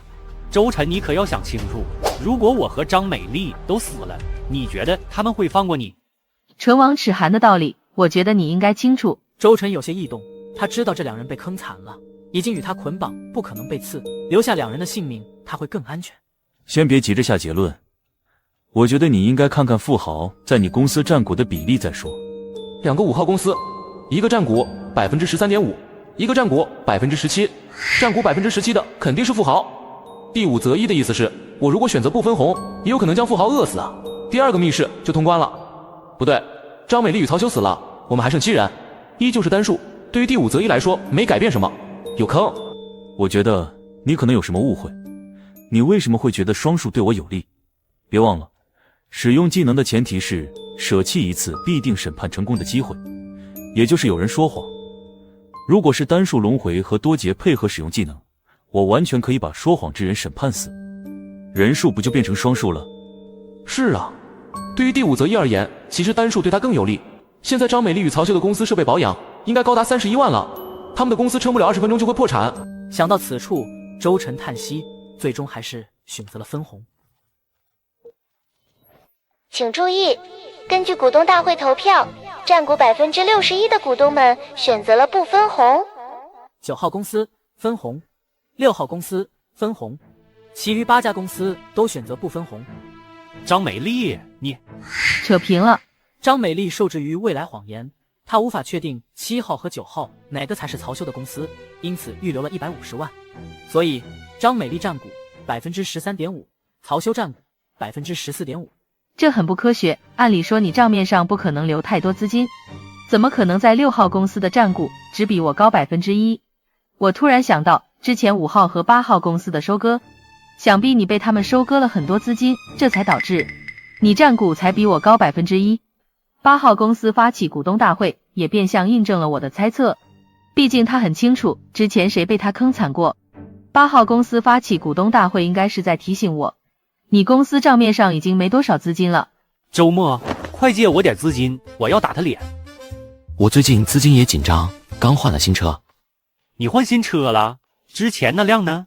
我那台2019款宝马3系放瓜子卖了11万，瓜子比车商给的价高了10%。为啥卖这么高？因为我在瓜子卖给了个人，没有中间商低价收加价卖，被中间环节吃掉的钱回到了买卖双方口袋里，听说买家也省了不少钱。你们如果要卖车，我强烈推荐瓜子，卖给个人价更高。曹修下意识瞥了眼自己公司账面上的资金51万。我想知道为什么？你觉得富豪会眼睁睁看着我死吗？哈哈哈，原来如此。说实话，在遇到你们之前，我一度认为自己是主角，被我坑死的人超过3位数，那种感觉就像吃饭喝水一样简单。但后来我才发现，我只是没遇到更厉害的天才而已。我基本上可以确定，这里不是虚拟世界，但好像有点晚了。你们是不是很奇怪，我为什么要这么说话？你们不妨猜猜，我刚才的话语中有没有说谎？众人就这么静静看着他，他们清楚的知道曹修很可能把谎言隐藏在刚才的话语中，但谁也不知道我卡在2星为什么还能活这么久吗？你待会最好要考虑清楚，是不是该使用永恒国度。沙皇者无乱归零。密室变黑，3位3星都没有使用技能。卡2星的玩家可以向下兼容去1星副本，很难遇到3星玩家，但经常会遇到2星玩家，能活下来的差不多是2星中的佼佼者。他的智商没有我们想象中那么高，说明他的技能很可能强得离谱，也很可能十分诡异。这话显然是说给周末听的，意思很明显，马柳使用永恒国度破解他的技能。曹修的技能有坑，使用技能前特意提醒过我。从第一个密室到现在，他似乎一直在向我释放善意。之前他又想抱紧第5择一的大腿，这是2头压住吗？密室恢复光亮，曹修的身影出现在众人视线中的那刻，8个枪口对准他。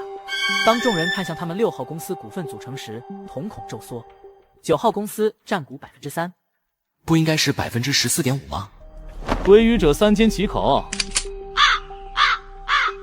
密室并没有变黑，曹修使用出技能，则可以确定他100%说谎了。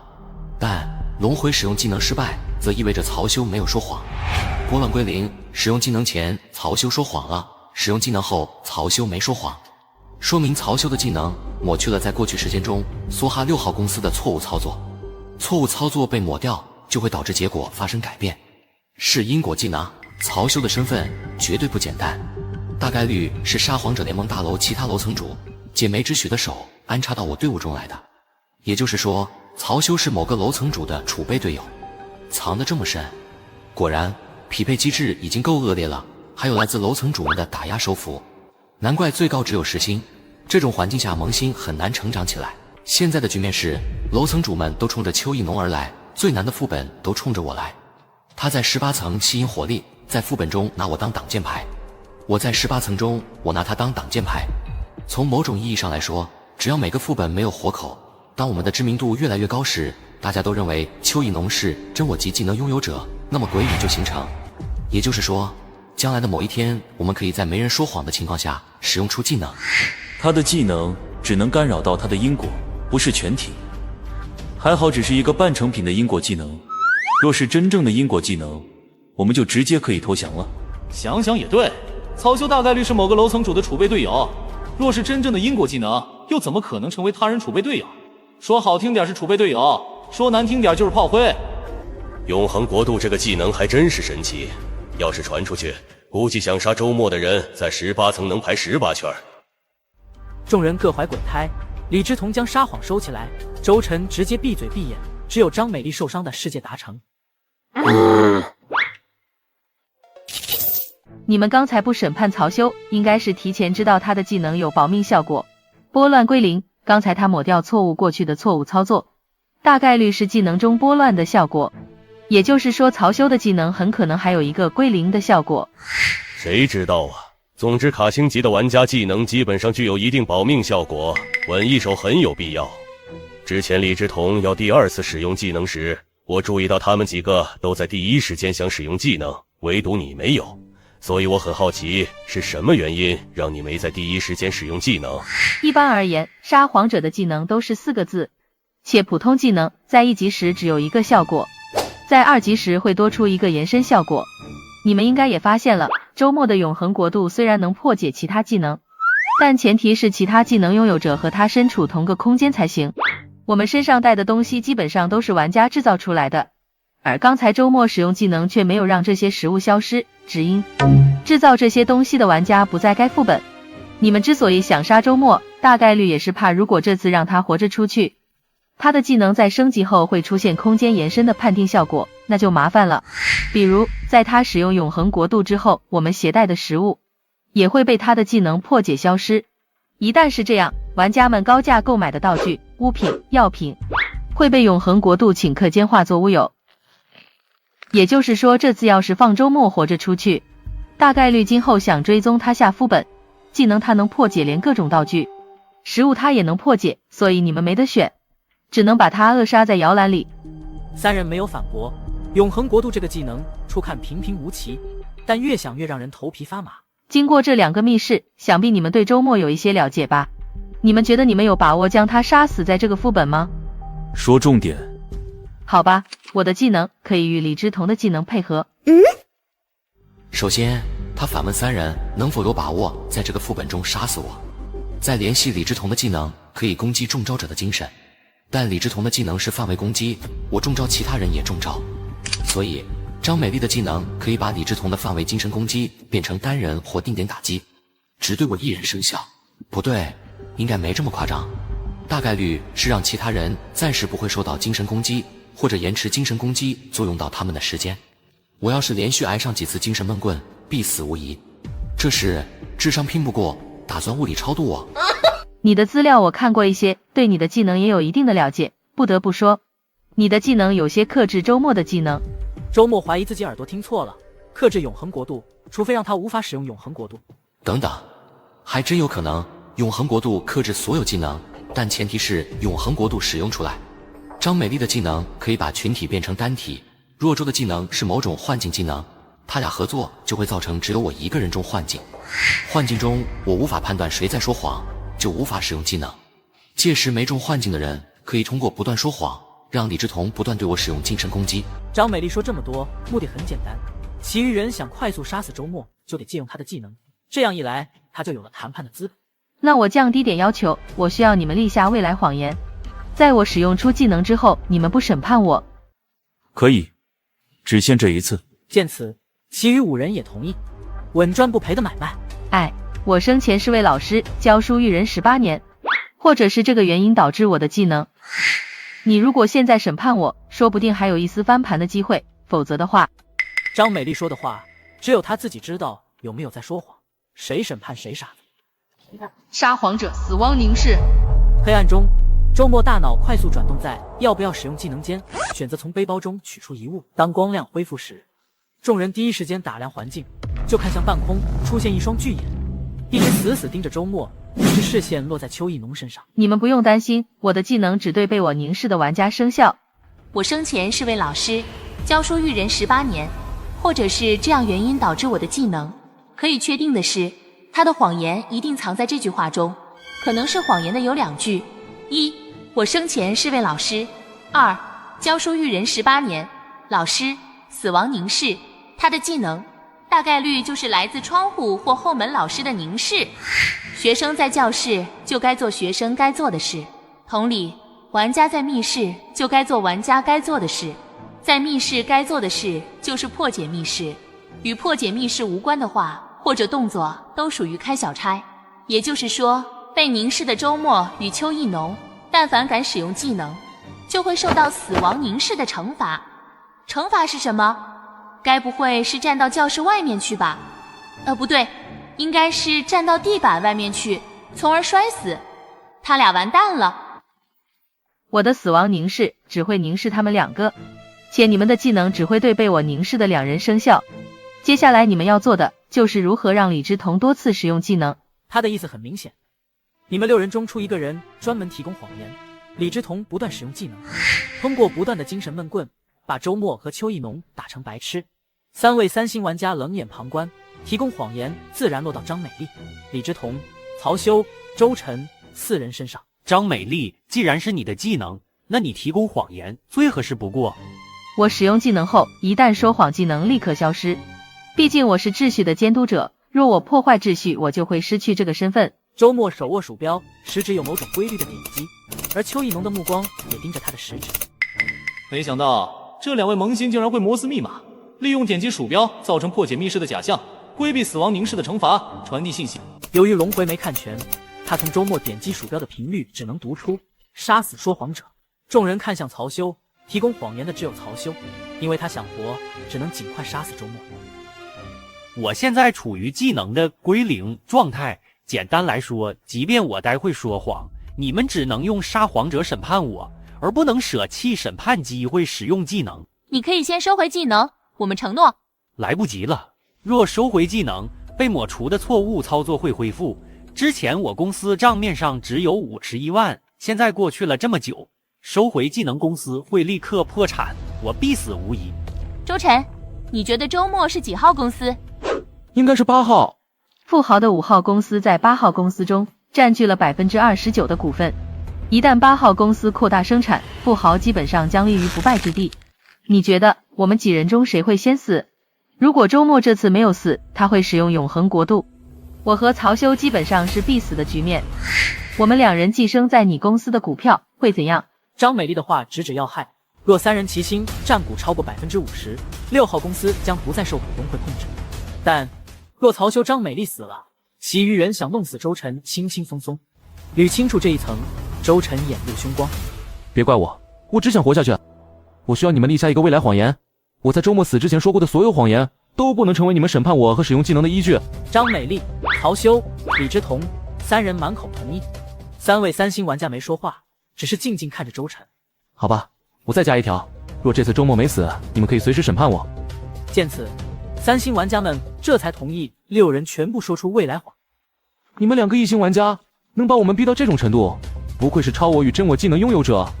但到此为止吧，我刚才说谎了。只见周末也拔枪，顷刻间就被死亡凝视发现。下一刻，周末的身体仿佛不受控制般，死亡凝视生效了。他这是打算牺牲自己保下邱意浓。李之彤在犹豫什么？快点使用技能。周末能自我牺牲保下邱意浓，这是最好的结果。至于张美丽与周晨的死活，我才懒得管。终于死了。沙皇者永恒国度，这都不死。我不信，这种密室只要掉落下去就会立刻死亡。刚才这一幕一定是幻觉，谁在使用技能？周晨，是不是你？对，一定是你想利用幻觉骗出我们的谎言。曹修心太炸了，他不敢想象技能被破会面临什么。你说谎了，你说谎了，你说谎了。邱意浓连开3枪，3枚子弹先后射向张美丽、曹修、周晨。一根绳子，一端拴在周末的脚踝上，一端拴在电脑桌腿上，电脑桌腿焊死在地板上。周末挂在半空中，并没有掉落深渊。怎么样？意不意外？惊不惊喜？张美丽、曹修、周晨三人所在的地板已然消失，他们的尸体也掉进深渊中。他在赌，他在骗。刚才张美丽敢使用技能，且在使用前还进行了铺垫。他从老师、死亡凝视这两个词汇中判断出张美丽技能的大概效果，但他没有用永恒国度，而是在黑暗中从背包里取出绳索，一端绑在脚上，一端绑在电脑桌腿上。他这么做的目的，如果立刻使用技能，最多审判死张美丽和曹修。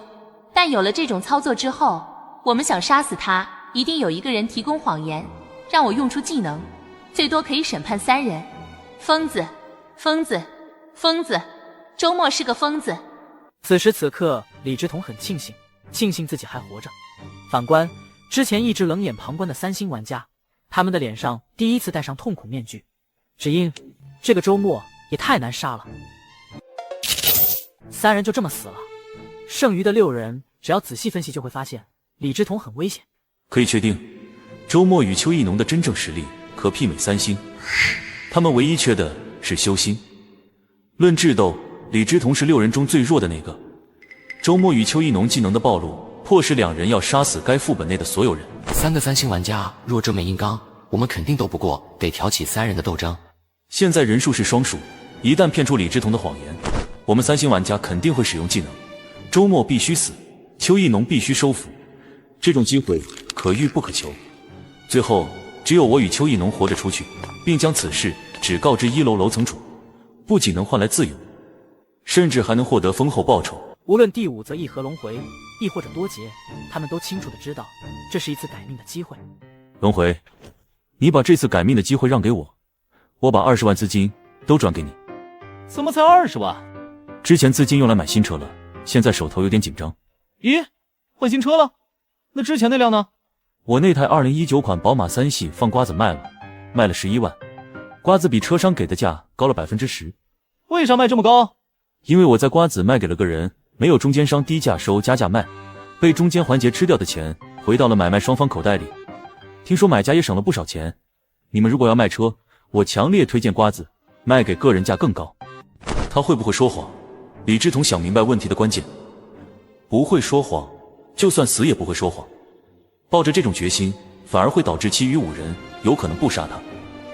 5人把李志同的公司逼上绝路，他坚持不说谎的话，其余5人大概率不会杀死他。毕竟一旦杀他了，就没人提供谎言，没人提供谎言，我们5人还怎么内斗？因此不杀李志同，但需要他说出未来谎言。比如某某说出谎言后他不能审判，这个某某只可能是邱意浓提供谎言。众人说出未来谎言，邱意浓说谎后都不会审判他。他的技能口令可以提供谎言，而且还会时刻握枪，一旦发现不对，立刻使用技能。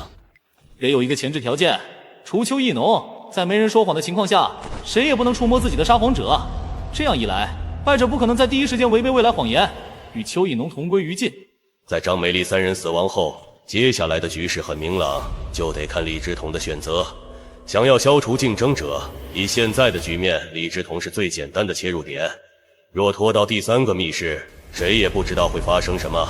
以上的推理，周末、邱意浓以及3位3星玩家，这5人都能轻易推理出来。他们就这么盯着李志同，李志同被众人看得心里发毛，起初不解其意，但渐渐的他脸色越来越难看。张美丽3人死亡，我就成为他们的博弈目标。这5人完全可以彼此拆借资金，扩大生产，扭亏为盈，而我就只能等死。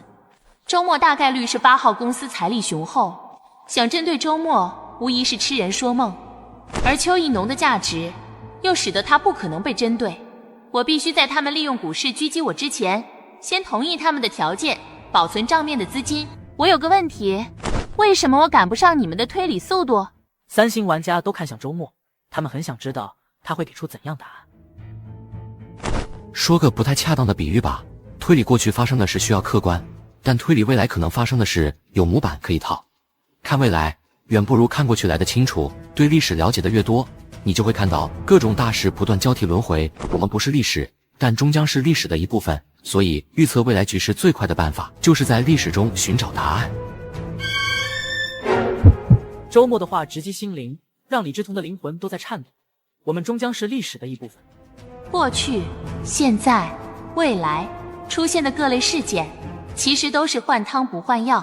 那么，贫穷、斗争、示弱，立下我们面临的困境，其实古人已经给出过答案。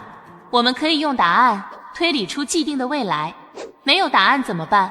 王侯将相宁有种乎？左邻右户，雷公助我，我花开后百花杀。难怪之前我推理不出曹休隐藏在两地书中的公司名称，但却看见你们5人一个个胸有成竹的样子。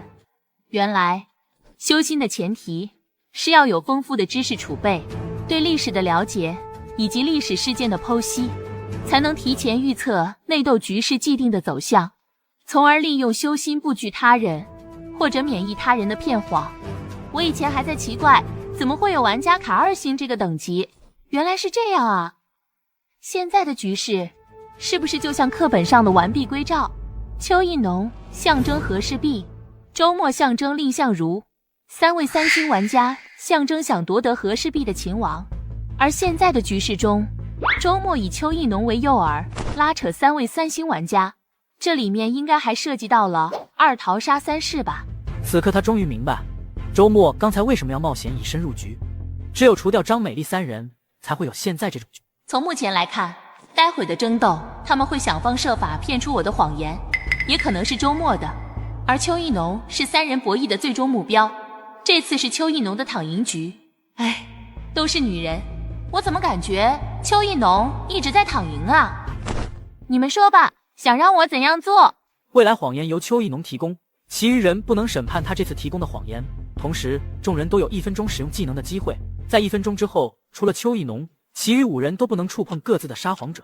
很快，6人都说出了这个未来谎言。待会他们有1分钟使用技能的时间，且使用之后，在没人说谎前，谁都不能触摸撒谎者。不能触摸撒谎者，就意味着不会被永恒国度破解。轮回3缄其口，多劫颠3倒4，第5则1，必出3江。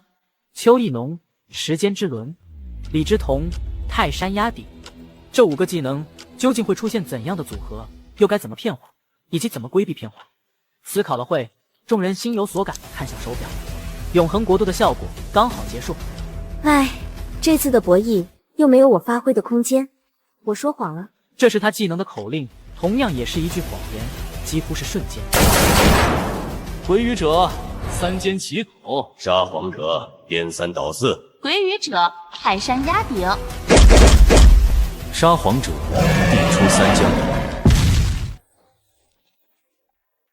我叫李之彤，生前因来到18层就说明我有罪。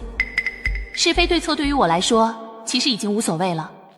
18层是个恶人折磨恶人的地方，我花了好长时间才推理出地狱中对谎言的判定，有2种，主观和客观。客观，你是男人却说自己是女人，与客观事实不符，则说明你在说谎。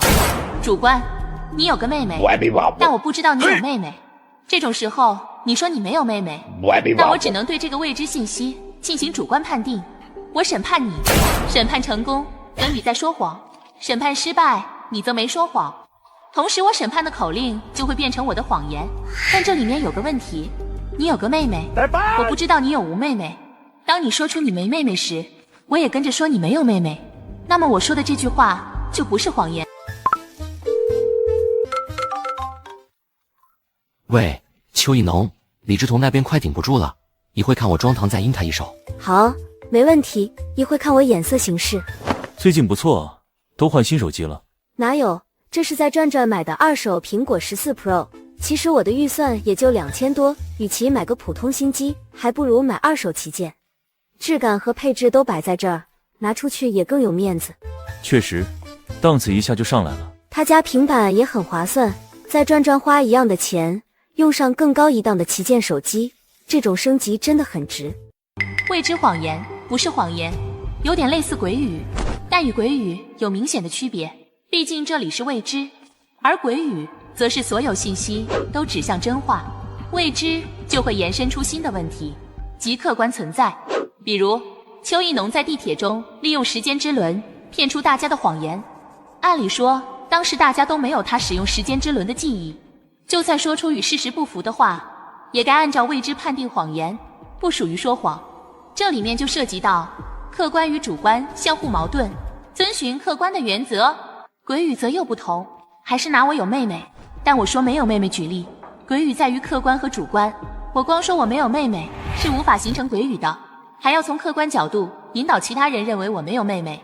以上种种机制、规则、谎言判定，都需要玩家自己推理。但当知道机制和规则的玩家越来越多，想要骗出谎言，其实已经很难很难了。于是地狱诞生了修心之法。我通过副本不断接触到3星玩家，渐渐知道修心的条件。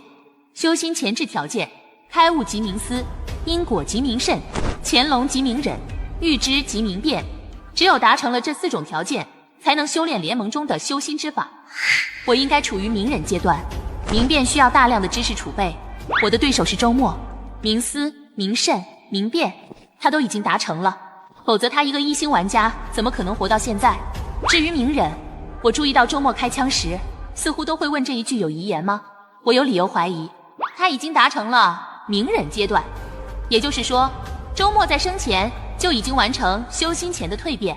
我注意到邱意浓的话存在问题，这次的博弈又没有我发挥的空间。这句话随时都有可能变成未来谎言，只因我们在之前的未来谎言中并没有限制他能否使用技能，也就是说他可以随时使用技能，改变我们博弈的走向。他一旦使用技能，这句话就会变成谎言。我说谎了，这句话则是真正的谎言，又是他技能的口令。很奇怪，他为什么会说一个谎言以及一个未来谎言？等等，我好像上当了。邱意浓之前在地铁上已经使用过时间之轮，而周末刚才使用过永恒国度，也就是说邱意浓的时间之轮已经被周末破解了，消失的时间线叠加在邱意浓身上，也就是说在周末使用永恒国度的那刻，那他就说谎了。周末使用永恒国度，邱意浓就立刻杀死张美丽3人，成功转移众人的注意力。就算3位3星玩家知道他说谎了，也不会审判他，毕竟他有价值。所以周末与邱意浓真正想要骗的人其实是我。疯子，我本以为只有周末是个疯子，没想到邱意浓也是疯子。周末与邱意浓用摩斯密码传递信息，大概率就是周末询问邱意浓敢不敢赌一把，以及商议细节。我被骗麻了，冷静冷静冷静，看看还有没有补救的机会。对了，刚刚我们6人立下的未来谎言是什么？由邱意浓提供谎言，他说出谎言后，其余人不能审判他之前说出的谎言。同时众人都有1分钟使用技能的机会，在1分钟之后，除了邱意浓，其余5人都不能触碰各自的撒谎者，除非有人在这1分钟后说谎。仅凭这句就已经把邱意浓从死亡的边缘拉回来了，我根本没有挽救的机会。不过我不禁回想起刚才发生的事，周末提议未来谎言内容后，我正要逐句分析时，轮回催促我快点。正因如此，我才没有注意到未来谎言中的端倪。轮回为什么要这样做？2种可能：一，给邱意浓打掩护；二，帮我。第一种可能看似合理，但若真是帮邱意浓打掩护，就显得周末太蠢了。周末不可能抛出一个让人可以推理出邱意浓说过谎的未来谎言。第一种可能可以排除。第二种可能，刚才轮回催促我是在帮我，若他不干扰我，我一定会推理出其余人不能审判他之前说出的谎言，这句话中隐藏的端倪，推理出邱意浓说过谎，继而将其审判。既然轮回是在帮我，则说明如果我审判邱意浓，就一定会审判失败，被骗出谎言。审判失败意味着邱意浓已经提前规避了谎言。在场6人的技能中，只有时间之轮可以规避谎言，也就是说现在的时间是邱意浓的时间之轮制造出来的。我了个妈妈耶，中招了！冷静冷静冷静。邱意浓的技能很特殊，他能使用出1次时间之轮，那么就一定能使用出第2次，只因时间轮回，他只要稍微注意点，就不会改变时间轮回中的走向。这是第几次？在周末使用永恒国度后，邱意浓变成说谎者，这个信息他们5人都清楚的知道，只有我不知道。因此这5人首先要做的就是让邱意浓规避谎言，但他们又不好明说，生怕我从他们的谈话中发现端倪。如果我是周末，我该怎么做？既能光明正大说出解决方案，又不能让李之彤察觉出端倪。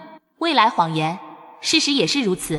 周末一直都在说未来谎言的提议，那么他的方案只可能藏在未来谎言中。首先提出未来谎言1，其次得到大家认可。邱意浓说出我说谎了这4个字，既是他的技能口令，又是他提供给我们的谎言。最后，当我和3星玩家使用技能之后，邱意浓立刻使用时间之轮重置时间。首先提出未来谎言2，其次邱提供谎言，最后5人包括邱意浓使用技能再次将时间重置。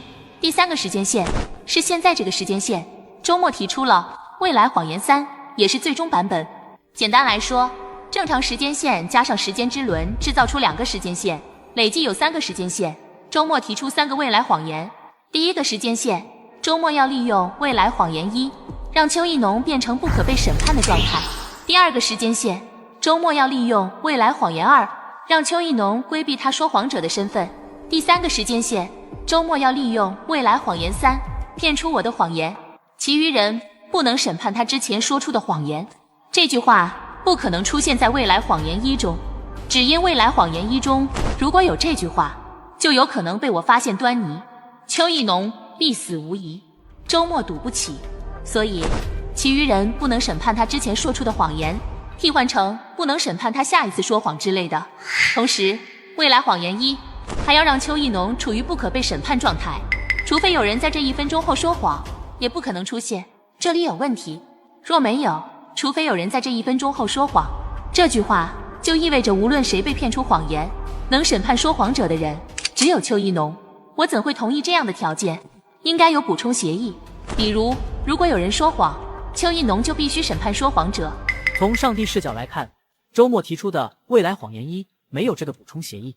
提示：颠3倒4。当他第2次使用技能出现第3个时间线时，他已经完成了规避谎言，再也不是说谎者。现在存在的技能应该有5个：时间之轮、3缄其口、颠3倒4、泰山压顶、地出三江。刚才我记得最后一个使用技能的人是第5则一，他的地出三江很变态，能削弱我们的技能，且当削弱到一定程度就会被他掌控。换句话说，很可能此时此刻第5则一就已经掌控了我们的技能。李之彤低头看向手臂，倒计时24秒，正要与龙回对话时，想到颠3倒4的存在，便没有抬头的打算。可就在这时，诸位，我听到一声巨响，不禁抬头，我感觉自己好像失去了什么。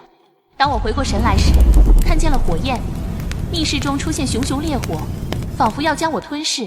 感觉自己在如此庞大的火焰面前，宛如蝼蚁一样渺小。哪来的火？不好，是我的泰山压顶被第5则一掌控了。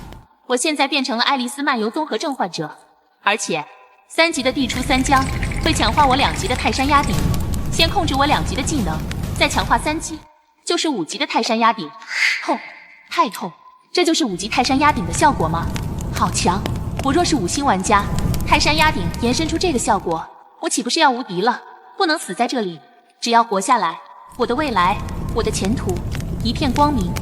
李之彤刚伸手，还没有什么动作，就发现一张符篆已经贴在他手臂上，灵魂因灼烧而产生的刺痛感消失不见。是清心符？不对劲，不对劲！颠3倒4是说话或做事，只要满足2个动作，大脑就无法接收到第3个动作的信息。刚才我低头看时间，是一个动作，听到有人呐喊，然后就没有任何相关的记忆了。不好，颠3倒4也被第5则一掌控了，且强化了技能，变成说话或做事，只要满足1个动作，大脑就接收不到第2个动作的任何信息。第5则一为什么选择在距离倒计时结束还有24秒时突然出生，让我们无法接收信息？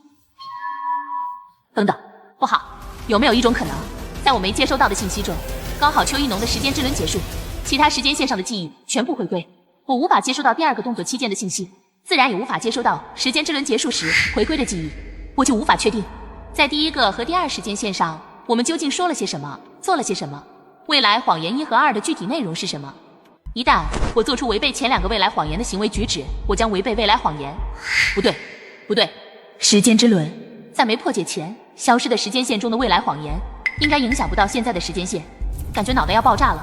直到此时此刻，我才发现真正想杀死我的，除了周末，还有第五择一这个家伙。畜生啊！为什么我和周末的对决会牵扯这么多？一层接一层，一环扣一环，我感觉大脑要罢工了。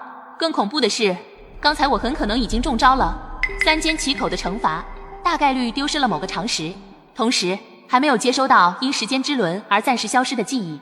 想收回技能，又受制于未来谎言3，在没人说谎的情况下，除了邱意农都不能触碰各自的沙皇者。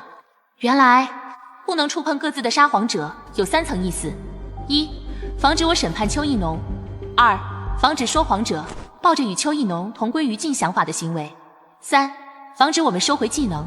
第3层含义是陷阱，是周末专门给第五择一准备的。此刻的第五择一就像一尊无敌的战神，整整5个技能被他掌控，这还怎么玩啊？刚才有人呐喊，似乎只有我一个人抬头，换句话说，只有我没接收到其他时间线的记忆。下一刻，我发现自己正在看向周末。周末闭眼，宛若老僧入定，但他额头上细密的汗珠一颗颗淌下，说明他此刻也是在备受煎熬。他在和我赌命，赌谁先被第五择一折磨到精神崩溃。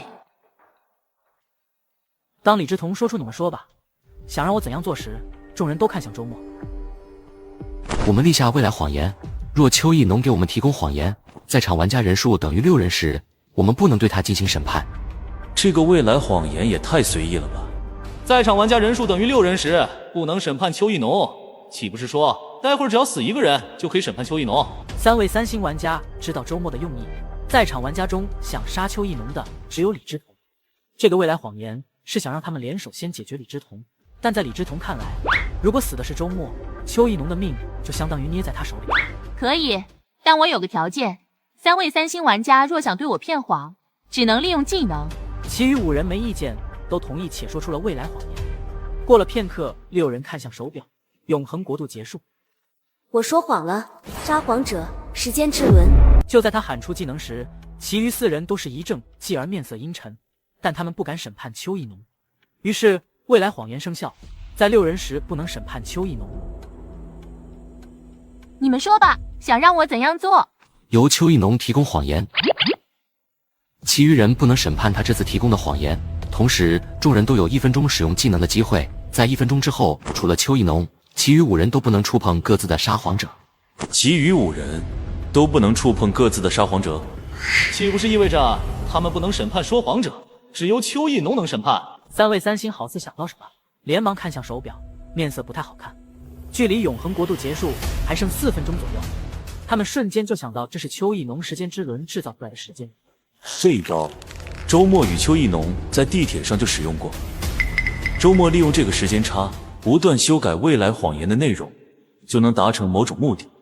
目的是什么？既然这是邱意农制造出来的时间，说明在正常时间线上，周末很可能已经利用技能组合技替邱意农规避了谎言。 3人深深看了眼周末，都点头表示同意。李志同正想开口说些什么时，被龙回一个眼神瞪了回去。唉，这次的博弈又没有我发挥的空间，我说谎了。说出的瞬间，3位3星玩家以及李志同立刻使用技能。当光亮恢复时，刚才的未来谎言，我有一个补充条款。是什么？很简单，那就是接下来在没人说谎前，你们谁也不能触碰各自的沙皇者。由于颠3倒4的原因，他的这句话可能会有人接收不到相关的信息。4人略作思考，都同意这个补充条款，受益于邱意农。我说谎了，沙皇者，时间之轮。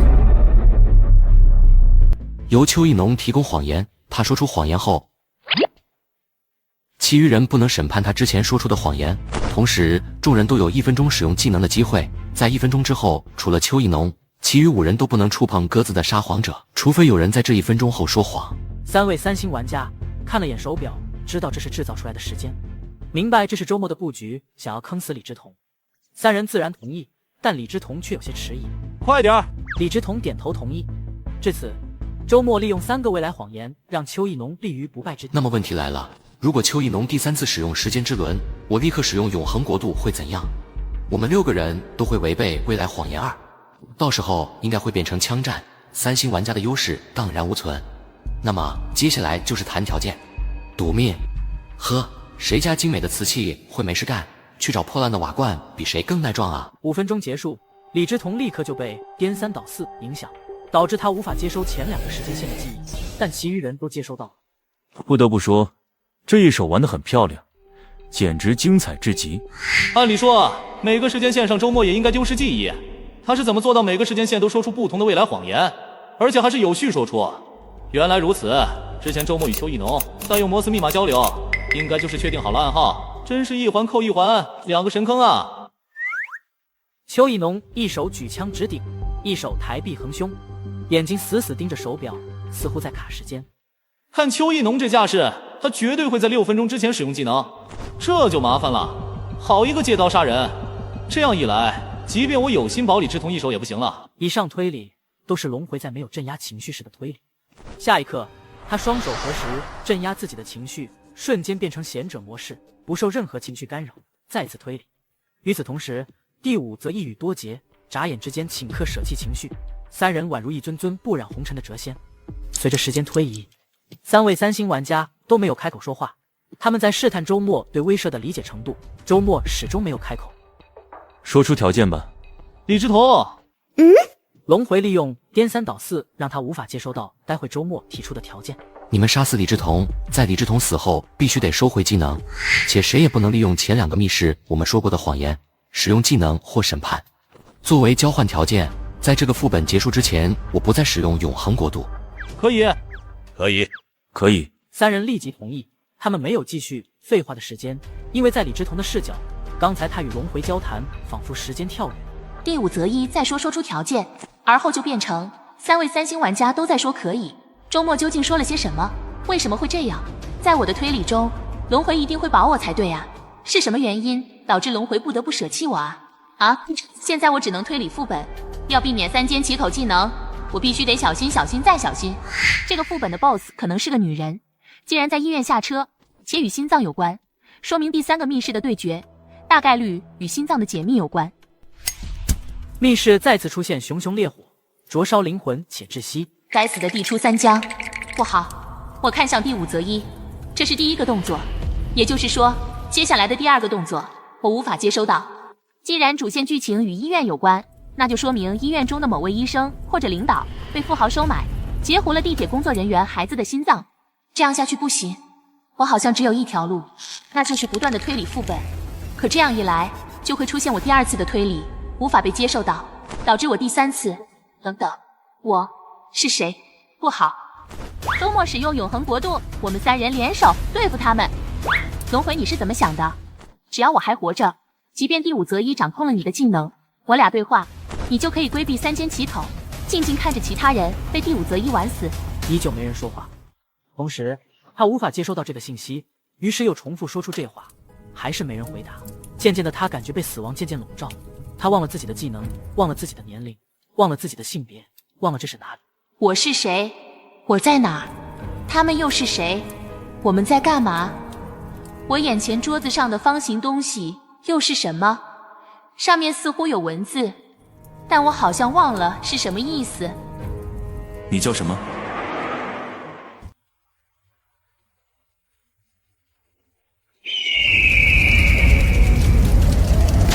不要！我叫什么？我是谁？沙皇者，地出三江，收。鬼语者3间起口，收。沙皇者颠三倒四，收。 3人都收回技能。至此，最开始的20位玩家只剩5人：龙回、第5则一、多杰、周末、邱意农。说实话，在没下副本之前，我都没把周末与邱意农放在心上，以为是虐菜局。没想到这2人在生前估计就已经到达了媲美3星的水平。黑色生命力，这5个字仿佛有种魔力，让3位3星玩家瞳孔骤缩。心理学的书我生前读过一些，在心理学上有个概念叫做黑色生命力，是指一个人在经历了极端的悲伤、压抑、委屈等低谷之后，重新生长出的更强的适应性力量。如果我没猜错，这应该就是灵台3师展示的关键因素之一吧。哎，还真是麻烦。来到地狱之后，无论是机制和规则，亦或者修心，都要慢慢推理。我很是怀疑联盟中究竟有没有所谓的修心之法？应该有，你刚才太过冷漠，连李之彤都不救，毕竟他可是你的。他发现了什么？说实话，这个副本我收益良多，特别是刚才的博弈。其实，在我之前的推理中，觉得你的鬼语是3星玩家，你应该是4星玩家，不知用了什么方法规避了副本的匹配机制。因此，我一直在等你说出李之彤是我队友。毕竟我在地铁上已经使用过永恒国度。如果你的鬼语的确是3星玩家，利用3缄气口忘掉你是4星玩家，那么我的永恒国度早就破解了你的鬼语。但我刚才突然意识到，这很可能是个陷阱，所以我觉得你的鬼语大概率是你的名字。你真叫龙回吗？其实啊，在以前有很多天才萌新想到我的鬼语可能是我是3星玩家，他们用尽各种方法，自以为破解了我的鬼语，于是开始审判我，但都审判失败。之前我还在好奇，以你的聪明程度，应该早就想到了这点，却迟迟没有诱导我说出李之彤是我队友这句话。原来你没有上当，这倒是不太符合你的做派。你生前是小说作者吧？我倒是觉得有些屈才了。你适合去演讲，说不定能搞出一个传销组织，骗到不少人。等的就是你这句话。伟人说过，我们是早上8、9点钟的太阳，未来是我们的，希望在我们身上。我生前不做违背刑法的事。此话一出，在场4位玩家同时瞪大眼睛。他说了什么？生前没犯过刑法？即便是我在生前，由于生意上的缘故，或多或少都，因此我对自己死后下18层没有一点意外。周末既然来到了18层，则说明他生前绝对不是个好人，而且身上要么有命案，要么就是做了什么天怒人怨的事。反正下18层的人绝对能在刑法中找到对应的罪名。难道说真我及技能拥有者生前都是好人？若3人知道这个信息，那么3人不会审判他；若3人不知道，那么他们很可能会审判周末。但他们又不傻，既然周末敢这么说，他们就知道周末是在说真话，而从反向推理出真我技能拥有者生前是好人。所以周末这么做目的是什么？资本家强调企业文化的原因，资本家应该是我。企业文化，队伍文化，原来如此，这个办法说不定真有可能骗出3星玩家的谎言。第5则一看向周末，又看了看面无表情的邱一农，好像被带沟里了。周末想要一个答案，那就是我们知不知道真我级技能拥有者生前不是坏人？我们还真不知道，也是我刚才根据周末的话推理出来的。他得到答案会怎样？很简单，邱一农使用时间之轮重置时间，把时间重置到周末说出生前没犯过刑法这句话之前，诱导我们说出周末生前是恶人或者犯过法。这里还有个问题，那就是邱一农敢使用时间之轮吗？他还真敢。在这个时间线上，他还没有使用过时间之轮，而且他给我们提供的谎言是我说谎了。换句话说，他可以无限使用时间之轮，没什么能约束他。也就是说，周末给邱一农制造了一个可以无限重置时间的绝对理想环境。邱一农有无尽岁月可以挥霍骗出我们的谎言，就算给邱一农无尽的岁月，他大概率也很难骗出我们的谎言。要么击毙邱一农，邱一农会死，我们也会被周末杀死。周末这家伙咋这么喜欢拿邱一农打窝？现在的时间距离我们收回技能已经过去了3分钟，也就是说，既然时间重置不可避免，那么重置的时间节点一定要对我有利才行。倒是稀奇，我来18层这么久了，在此之前还真没听过。闭嘴！哼，在此之前还真没听过下18层的玩家生前没有触犯过刑法的特例。撒谎者时间之轮。这个时间卡得恰到好处，刚好是李之彤所在地板消失的那刻，故而无论是周末还是3位3星玩家都没意识到时间已经被重置过了。成功了！我乐个骚刚，邱一农竟然把时间卡得这么精确，必须给他点个赞。如之前一样，3位3星玩家将各自的技能收回，周末依旧说出了黑色生命力的概念。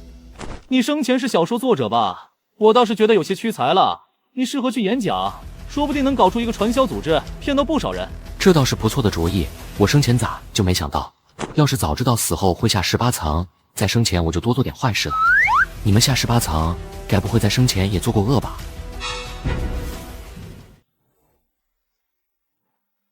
不好，你的话转场过于生硬，骗谎意图太过明显。如果我猜的没错，这应该是时间之轮重新制造出来的时间线吧？